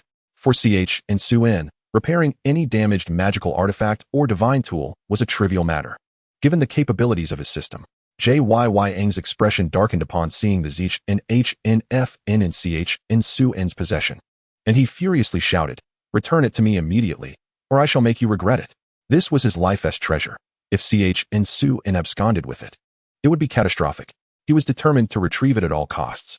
Xuan dismissed Ying's concerns with a glance, continuing to examine the xianxiaaudiobooks. Hey, what is that expression? Do you look down on me? At that moment, the xianxiaaudiobooks suddenly attempted to ascend, striving to return to Ying. Oh, you wish to flee? Where do you think you're going? With a swift motion, Xuan pulled the xianxiaaudiobooks back into his grasp. As it struggled to escape his hold, it seems that without a demonstration of my prowess, you remain oblivious to my capabilities. Subsequently, Chen Xuan delivered a decisive strike upon the Jinhuan banner, rendering it subdued and compliant in his grasp. In truth, he had rendered the Jinhuan banner unconscious. Following this, Chen Xuan forcefully severed the connection between the Jinhuan banner and Ji Yuyang, effectively rendering the banner a treasure without an owner. How could this be possible? Why was the bond with the Jinhuan banner so abruptly severed? Ji Yuyang, overwhelmed with disbelief, spat blood repeatedly. Not only was his life-bound artifact forcibly disconnected by Chen Xuan, but he was also consumed with wrath, nearly driven to death by Chen Xuan's actions. It was one thing to be treated as a mere pawn before awakening. However, upon regaining his memories and achieving his awakening, he never anticipated being so disregarded. To make matters worse, his life-bound artifact had been seized, utterly shattering his composure. In a fit of rage, Ji Yuyang charged at Chen Xuan, determined to deliver a fatal blow, channeling all his divine power into this strike without reservation. His fury was immeasurable. Only moments ago, he could have summoned the Jinhuan banner to his side through their connection, but with that link severed by Chen Xuan, the banner was no longer his unless he could wrest it from Chen Xuan and reclaim its allegiance. Meanwhile, Chen Xuan stored the Jinhuan banner away and retaliated with a punch aimed at Ji Yuyang. This strike too was executed with all his might. Since arriving in the divine realm and reaching the zenith of ancestor god status, this was the first time Chen Xuan unleashed his full power. Boom. The tremendous explosion reverberated throughout the entire divine realm, causing it to tremble as if shaken by an earthquake. What is happening? Why has the divine realm suddenly begun to shake? Everyone, including the various overseers of the divine domain, turned their gazes towards the Shanghuang forest, equally astonished. Two ancestor gods at their peak were engaged in combat, a clash only those of such stature could instigate. While they recognized one of the combatants as Chen Xuan, the identity of the other remained a mystery. Bai Ziyu signaled the major overseers with a wave of his hand. Let us investigate. As they took flight, a powerful wave of energy sent them hurtling far away. In contrast to the overseers, the Shanghuang forest suffered greatly. The once boundless forest was utterly annihilated by the explosion. However, the Qinglong had long issued orders for the divine beasts in Shanghuang forest to evacuate, so the losses were not catastrophic. Within Chen Xuan's protective barrier, Qinglong and others remained unscathed, though Qinglong's eyes widened in shock. Is this the destructive power of the ancestor god peak? Terrifying. I am fortunate to have ensured the divine beasts evacuated the Shanghuang forest early. Otherwise, it would have been total annihilation. As the smoke cleared, two figures gradually emerged. Chapter 124. Chen Xuan's intentions. Chen Xuan, hands clasped behind his back, gazed coldly at Ji Yuyang. I expected you to be formidable, yet you remain as pathetic as ever. Ji Yuyang, clutching his severed shoulder, looked at Chen Xuan with profound anguish and resentment. Indeed, both had exerted their full strength in that last exchange. While Chen Xuan emerged unscathed, Ji Yuyang suffered greatly, his arm obliterated by the overwhelming force. He was astounded to see Chen Xuan unharmed. How could this be possible? How can you be completely uninjured? This is utterly impossible. Chen Xuan slowly approached Ji Yuyang. You thought that reaching the peak of ancestor god status would grant you the qualification to challenge me? Such naivety. You shall remain here today. With that, Chen Xuan unleashed the heavenly thunder technique, a dark red lightning bolt hurtling towards Ji Yuyang. Realizing the imminent danger, Ji Yuyang hastily attempted to defend himself, but he was already on the brink of exhaustion, incapable of withstanding Chen Xuan's assault. Instantly, Ji Yuyang's defenses were shattered, and in the next moment, he was sent flying hundreds of meters, blood spurting from his mouth, his complexion as pale as a ghost. Chen Xuan shook his head. Nangu, you truly disappoint me. I had hoped for an exhilarating battle today, yet you proved to be so easily defeated. Ji Yuyang coughed up more blood. How can you be this powerful? Oh, is that unreasonable? No, it is entirely reasonable. In your next life, keep your eyes peeled and do not provoke me again. Though I am uncertain how you elevated your realm to that of ancestor god, it no longer matters. You can perish. With a swift motion, Chen Xuan raised his left hand, a colossal palm materializing above him, and then, with a downward motion, he directed the immense hand towards Ji Yuyang. As Ji Yuyang gazed at the descending hand, he felt the chilling breath of death. Is this how I meet my end? Resigned, he closed his eyes, contemplating a future of low-profile development. Yet, he had no idea when the next awakening might occur. Just as the hand was about to obliterate Ji Yuyang into oblivion, it suddenly withdrew. What is happening? Ji Yuyang opened his eyes, startled to find Xiaoshi standing before him, blocking the palm. Xiaoshi, how did you arrive? Xiaoshi, having shattered the descending hand, turned to Ji Yuyang. If I hadn't come, you would have perished. I cannot bear the thought of being sealed again. So I arrived just in time. You must flee. I will handle things here. After instructing the Lord of the demonic realm to relinquish his position, she felt uneasy about Ji Yuyang's safety, prompting her to rush to the Shanghuang forest in the divine realm. Upon arrival, She found Ji Yuyang gravely injured and nearly facing death, leading her to teleport in front of him. Simultaneously, she was astonished, although Ji Yuyang was not at his peak. The title of Eternal Demon God was not merely for show. She never imagined someone would inflict such severe injury upon him. Had she not intervened, Ji Yuyang would have perished, a scenario she could scarcely fathom. Xiaoshi, then do your best. I will retreat. Xiaoshi nodded. Go on, I will cover your escape. Ji Yuyang then tore through the void and disappeared, yearning to distance himself from that cursed place. Chen Xuan regarded Xiaoshi, making no attempt to stop Ji Yuyang's departure. For he understood that it was futile. It was relatively easy for an ancestor god at their peak to allow another to flee. How intriguing. I did not expect you to be a mere avatar, and of the ancestor god peak level at that. Xiaoshi's expression changed dramatically. How do you know? Xiaoshi could hardly believe that Chen Xuan could discern her identity as an avatar at a glance. Even a demigod would struggle to uncover such a secret.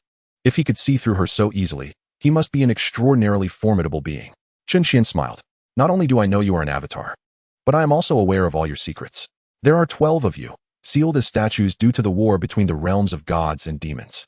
You rank 10th among them, your true body resting in the core of the ancestral sacred abyss, currently in slumber, awaiting Nangu or Ji Yuyang to restore you to your peak and rescue you.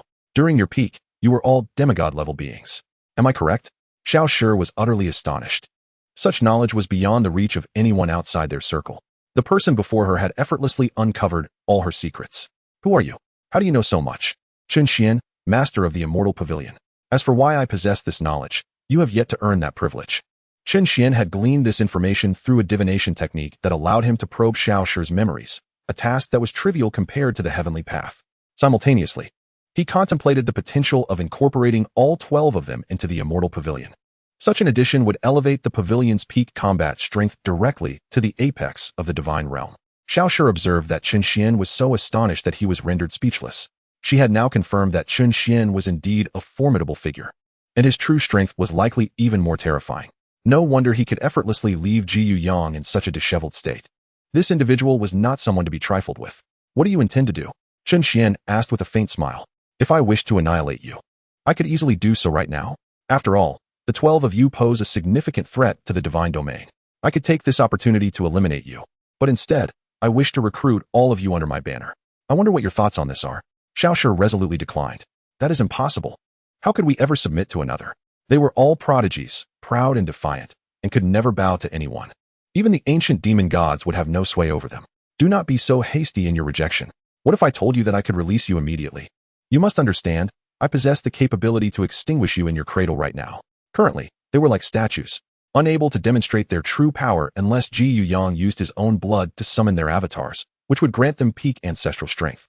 Or if Ji Yuyang could restore his former glory to bring forth their true forms. Of course, he would also need to broaden his perspective. Xiaoshi found herself wavering. Although she was uncertain if Chen Xuan's words held any truth, she believed that the Chen Xuan before her genuinely possessed the power to obliterate them. If she refused, all their plans could very well come to naught. After much hesitation, Xiaoshi sighed and said, "This matter cannot be decided by me alone. I must consult our leader. Only with his consent can it be settled." Chen Xuan nodded. "Then let us proceed to the Dark Saint Abyss to find your leader. I believe he is a wise individual." Should they disagree, Chen Xuan would not hesitate to eliminate them, for their ultimate scheme was to destroy the divine domain.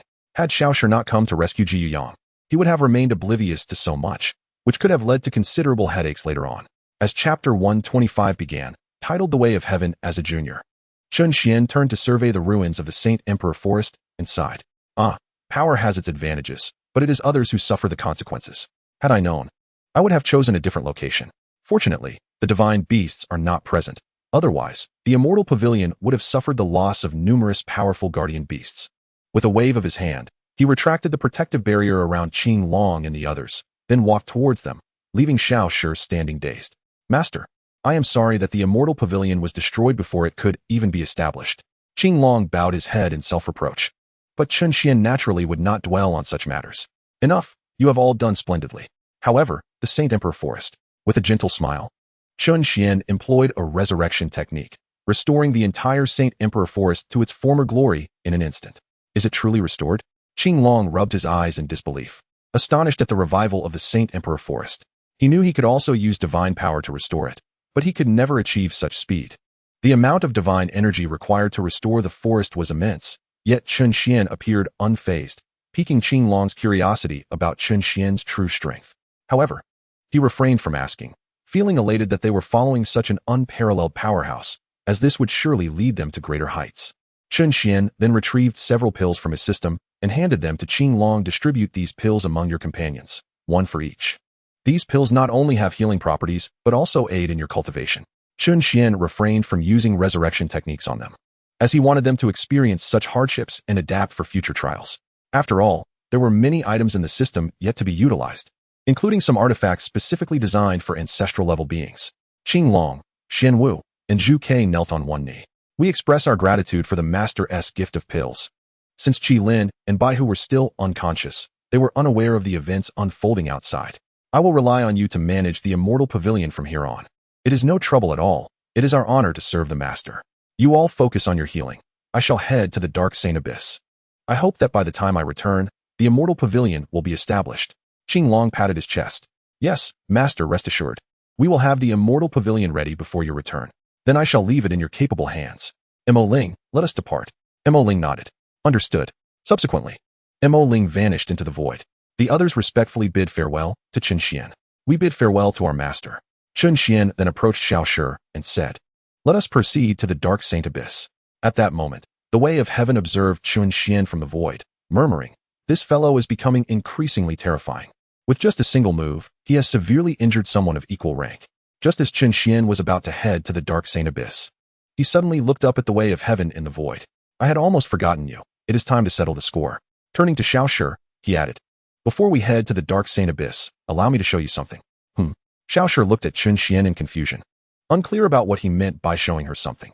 She felt she had seen everything, but she followed Chen Xuan nonetheless, knowing that even if she attempted to run, he could easily locate her true form. The Way of Heaven, realizing Chen Xuan was focused on him, thought it unwise to remain. Just as he was about to flee, Chen Xuan called out, where do you think you're going? After observing me for so long, are you not weary? Xiao Shi's face paled as she witnessed Chen Xuan provocatively addressing the Way of Heaven. She feared that Chen Xuan had lost his mind. How could he dare to provoke the Way of Heaven? Did he not fear being struck down in anger? Yet the Way of Heaven, pointing incredulously at Chen Xuan, stammered, You know I have been watching you? Chen Xuan nodded. Of course, why not? I simply couldn't be bothered to engage with you. But every time, you merely watch, which annoys me, so I plan to rob you once more. Please, my friend, I have learned my lesson.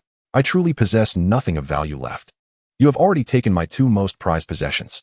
What remains is surely not to your liking. Kindly spare me this time, out of your magnanimity. Xiao Shi was rendered numb. She could hardly believe the figure before her was the Way of Heaven. When had he become so humble? Was this truly the same Way of Heaven she knew? He was an entity that no one dared to offend, yet the reality before her revealed that indeed, this was the Way of Heaven, for the aura emanating from him instilled an intense fear within her, compelling her to submit. This was a terror etched into her very bones. She could guarantee that no one else could evoke such a feeling in her, not even Chen Xuan. Although that was under conditions where Chen Xuan had not truly displayed his might. However, she never anticipated that the Way of Heaven would be so fearful of Chen Xuan. Chen Xuan, scratching his ear, addressed the Way of Heaven. Of course, there is no issue. I am merely curious about your thoughts on becoming my subordinate. The Way of Heaven fell silent. Though he felt a twinge of temptation, he hesitated, as he was essentially wagering his future. Chen Xuan continued, if you become my subordinate, I can assure you that when I ascend to the immortal realm, I can elevate your strength to rival that of the Way of Heaven in the immortal realm. How does that sound? The Way of Heaven was taken aback. Is that truly the case? He found it hard to believe Chen Xuan's words, knowing full well how powerful the immortal realm was. Far beyond what the divine domain could compare to. Even 100 divine domains would not be enough to warrant attention. Thus, the Way of Heaven doubted the truth of Chen Xuan's claim. After all, while Chen Xuan was undoubtedly the strongest being in the divine domain, he would likely be considered weak in the immortal realm. From where did he derive such confidence? Chen Xuan simply smiled. Naturally, you must understand that my ability to utter these words signifies my capacity to fulfill them. Of course, you may choose not to be my subordinate. However, be prepared to contribute to your little treasury at any moment, for on a day when my spirits wane, I may seek you out, if you comprehend my meaning. Tian Dao observed the aura radiating from Chen Xuan, sensing the presence of a true immortal standing before him, embodying an unrivaled supremacy in the heavens and earth. Ultimately, Tian Dao gritted his teeth and declared his willingness to be Chen Xuan's subordinate. He had come to the realization that it would be better to gamble on this audacious exploitation by Chen Xuan rather than to be a victim of it. For what if Chen Xuan's words were indeed destined to come true?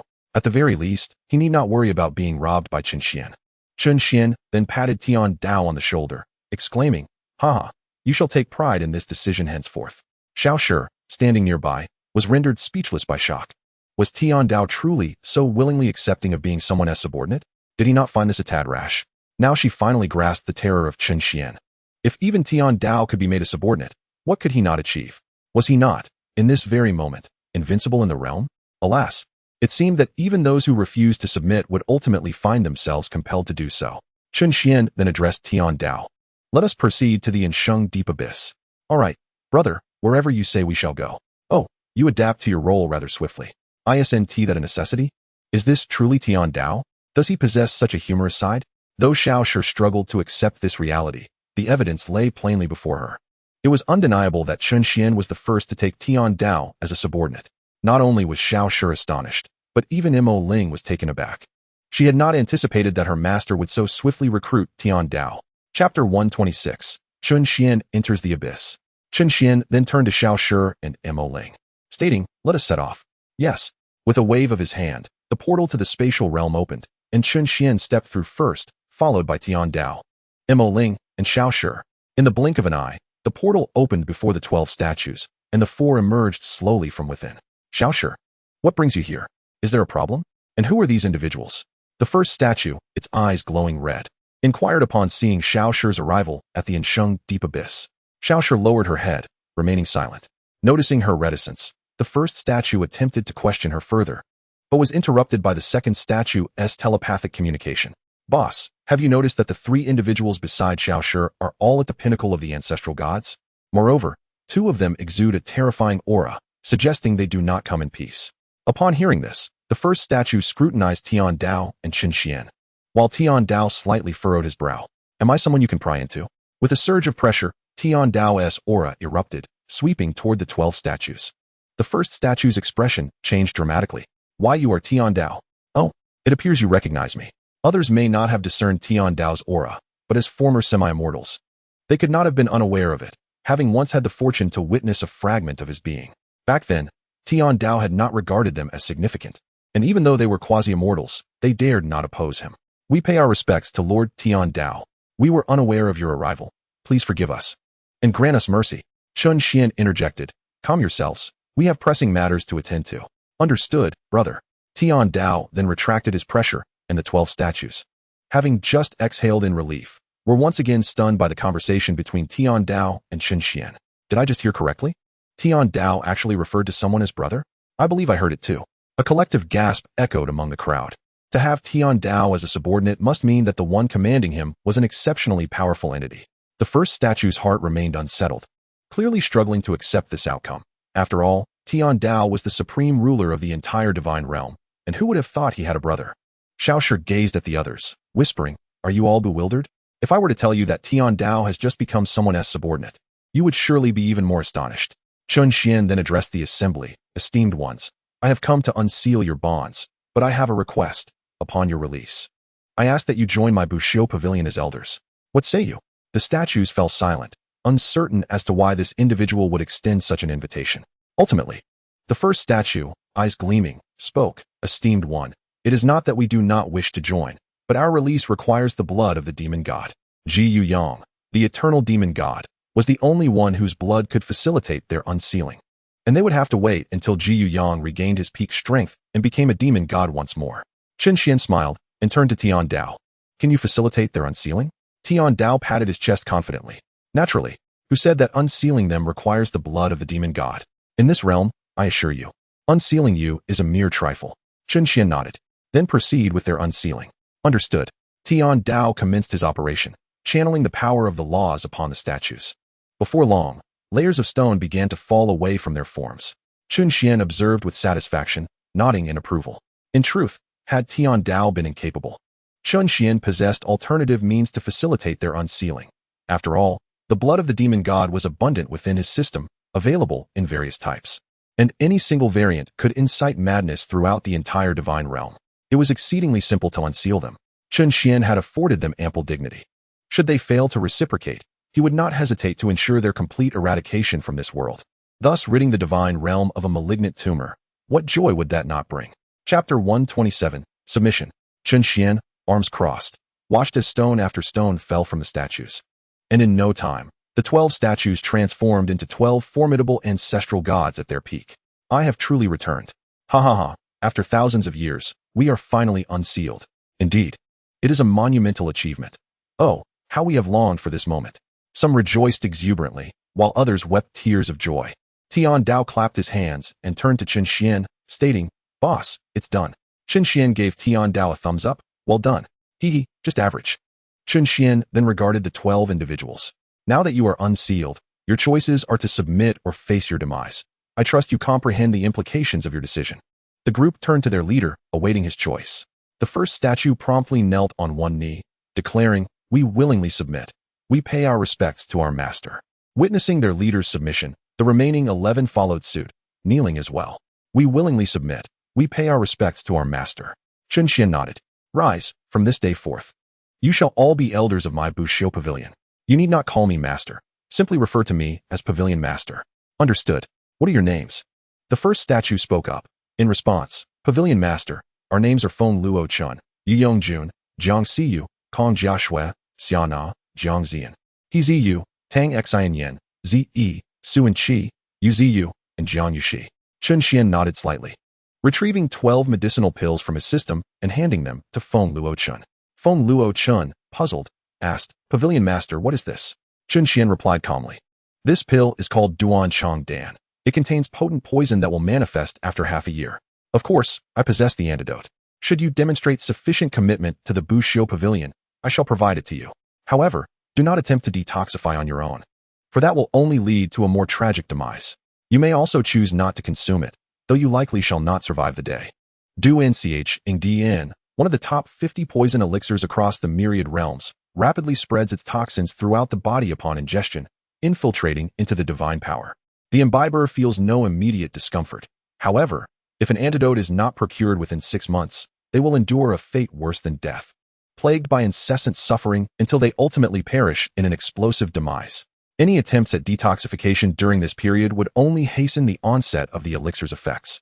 Upon hearing Chen Xuan's words, cold sweat trickled down the brows of the assembled crowd, yet they dared not refuse the potion. Despite sharing the pinnacle of ancestral divinity with Chen Xuan, they were merely avatars.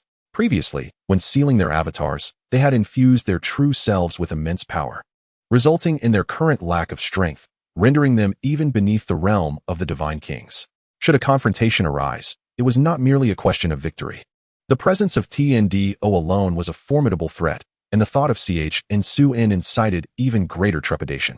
Although they were unaware of Chen Xuan's true prowess, one could surmise that as the elder brother of TNDO, his capabilities would surpass those of TNDO himself. Subsequently, Lu Chen distributed the elixirs among the 11 individuals. With a deep sigh, he swallowed his potion, followed by the others, who too, in a desperate bid for survival, consumed the elixirs.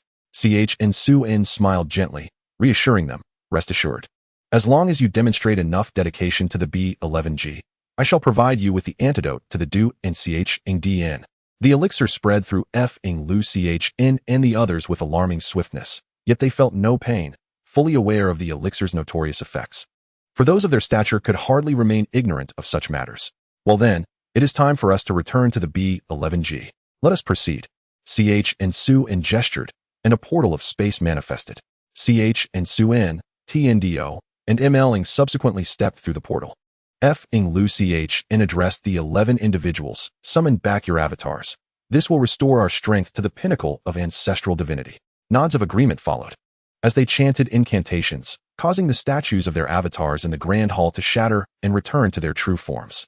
Fiancee, Shosh, having stood close to Chen Xuan, was the first to merge with her avatar and regain her ancestral peak.